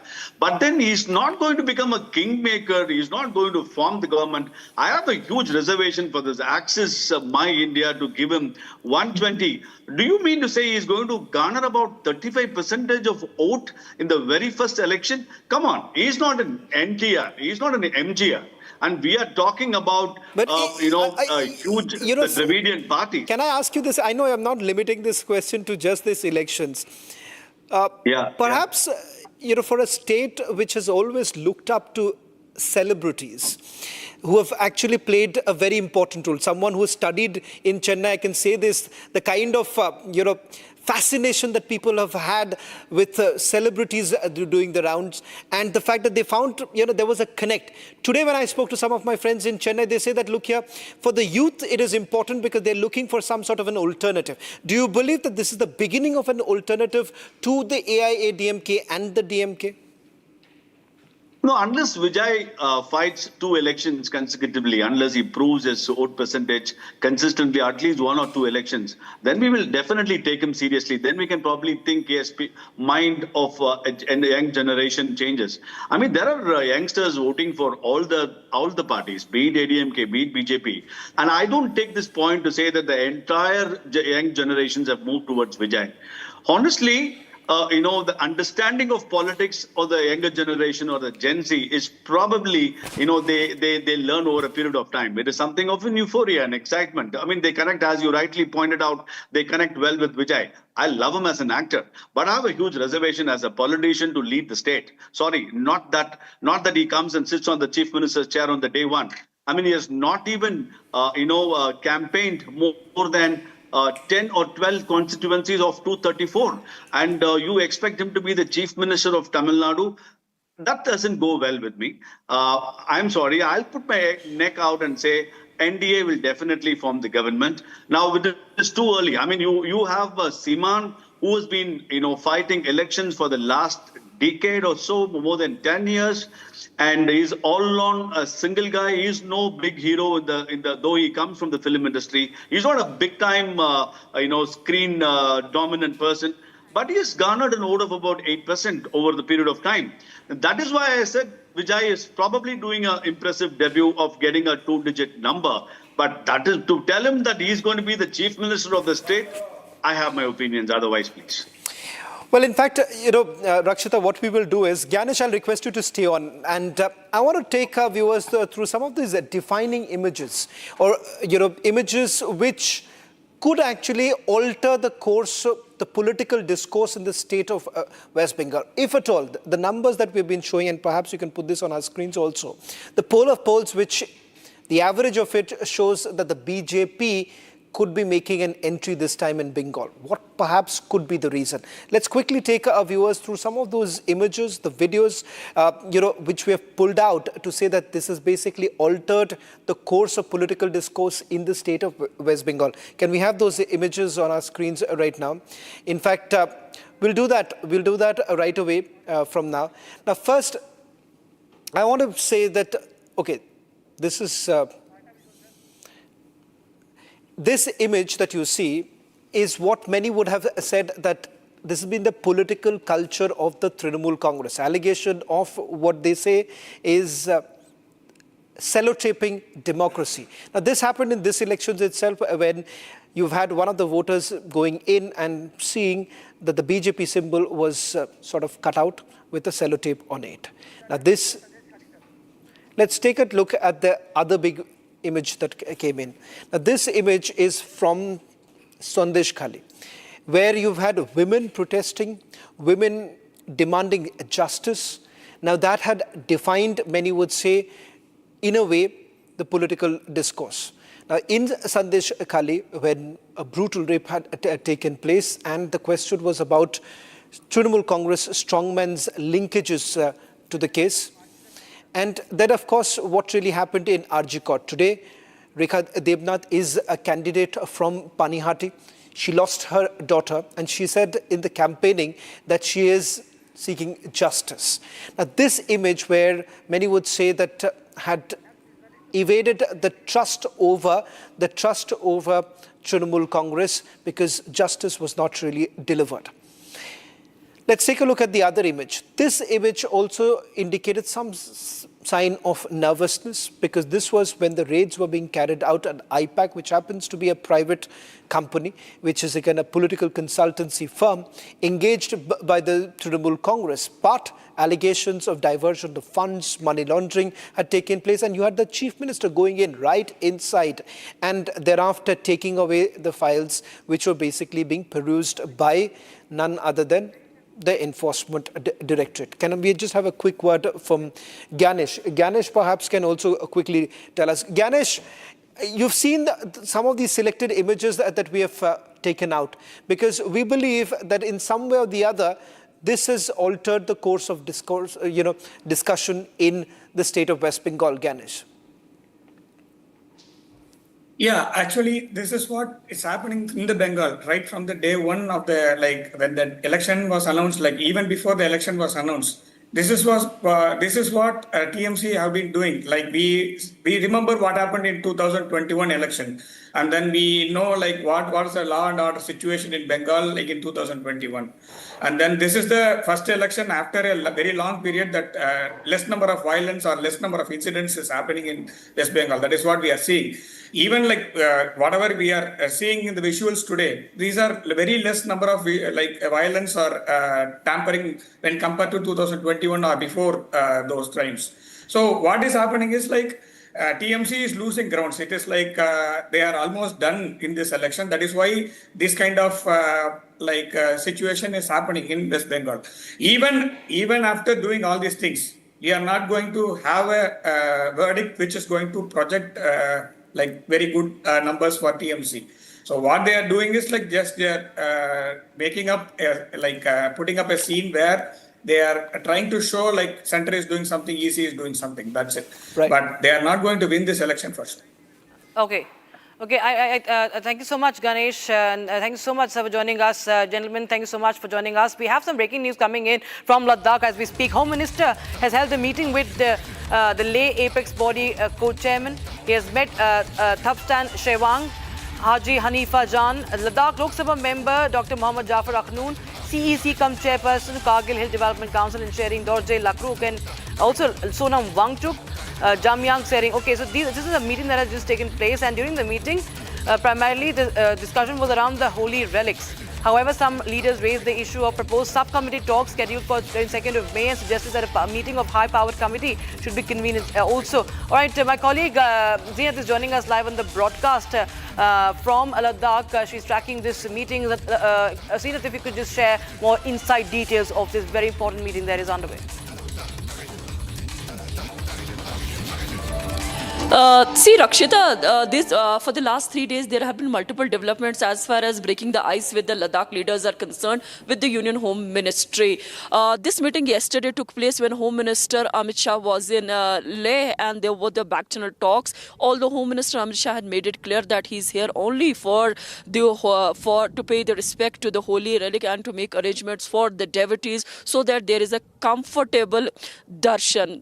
The meeting was attended by the leaders leaders from the Ladakh Apex Body. There have been the leaders from the Kargil Hill Development Council. Similarly, the climate scientist Sonam Wangchuk, who earlier was booked under NSA, and the BJP leaders were also present. Although the local leaders urged Home Minister Amit Shah that instead of having the meeting on 22nd of May, the subcommittee meet, he should chair high power committee where the powers are more and the decision can be taken, because the leaders of the Ladakh have been having the talks with the Ministry of Home Affairs since 2021. They have put out their demands for the for statehood and the 6th schedule for which they have been fighting. There have been many clearances come from the centre indirectly that the demands can't be met. But meanwhile, the leaders say if centre cannot offer us this, what alternative is there to safeguard the jobs, land, culture, and also the fragile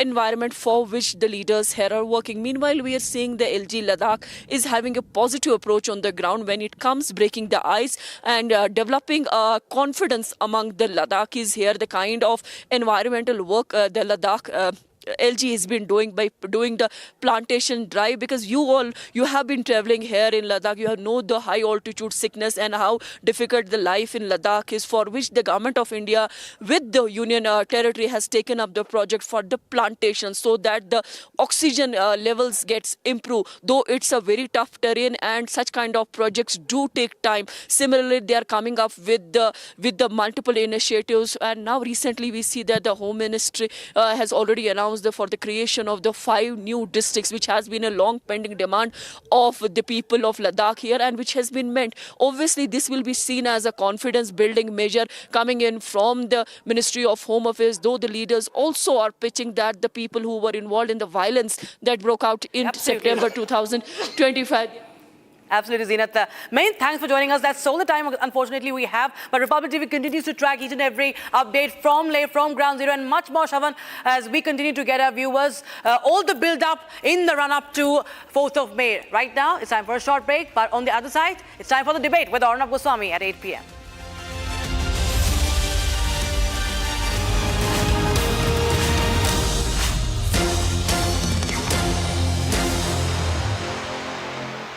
$13,000 placements last year. At Amity, we are committed to nurturing passionate, hardworking and proactive professionals. साथी हाथ बढ़ाना साथी रे जिंदल साथी seal साथी रे हर solid इसकी feel है जिंदल साथी सील है दोस्त की स्टेनलेस स्टील है क्वालिटी में दम है साथी रे बिजनेस करेगा ग्रो साथी रे टाइमलेस इसका लुक है साथी रे और जिंदल साथी जिंदल साथी सील है तो तो असली स्टेनलेस स्टील है। तो जब भी आप stainless steel pipes and tubes खरीदें, जिंदल साथी सील जरूर चेक करें। Jindal stainless, India's leading producer of stainless steel.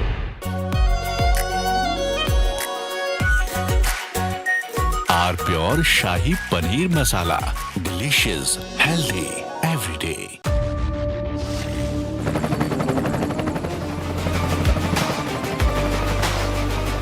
Corrector, the taste of success. चमकी चाट से क्या बना है? सैंडविच लस्सी और छाछ हर घूंट में चमकी चाट, ड्राई फ्रूट और दही बड़े। चमकी चाट से स्वाद बढ़े। असली स्वाद सिर्फ चंकी चाट। खाने इस घर में कुछ है जो टूटता नहीं। ये पिलर कभी नहीं टूटेगा। रुंगटा स्टील टीएमटी से बना। रुंगटा नहीं तो घर स्ट्रॉन्ग नहीं। रुंगटा स्टील टीएमटी बार एकदम solid. Our pure suji pasta उबालो मिलाओ और खाओ 8 मिनट में तैयार। क्या टेस्ट है सबका राजा R pure masala. AU savings account में मिलते हैं amazing benefits, paperless banking and higher interest, वो भी हर महीने। Money money money money every month. सोच बदलो और बैंक भी। चमकी चाट से क्या बना है? सैंडविच लस्सी और छाछ हर घूंट में चमकी चाट। अब बताओ स्वाद आया? असली स्वाद सिर्फ चंकी चाट।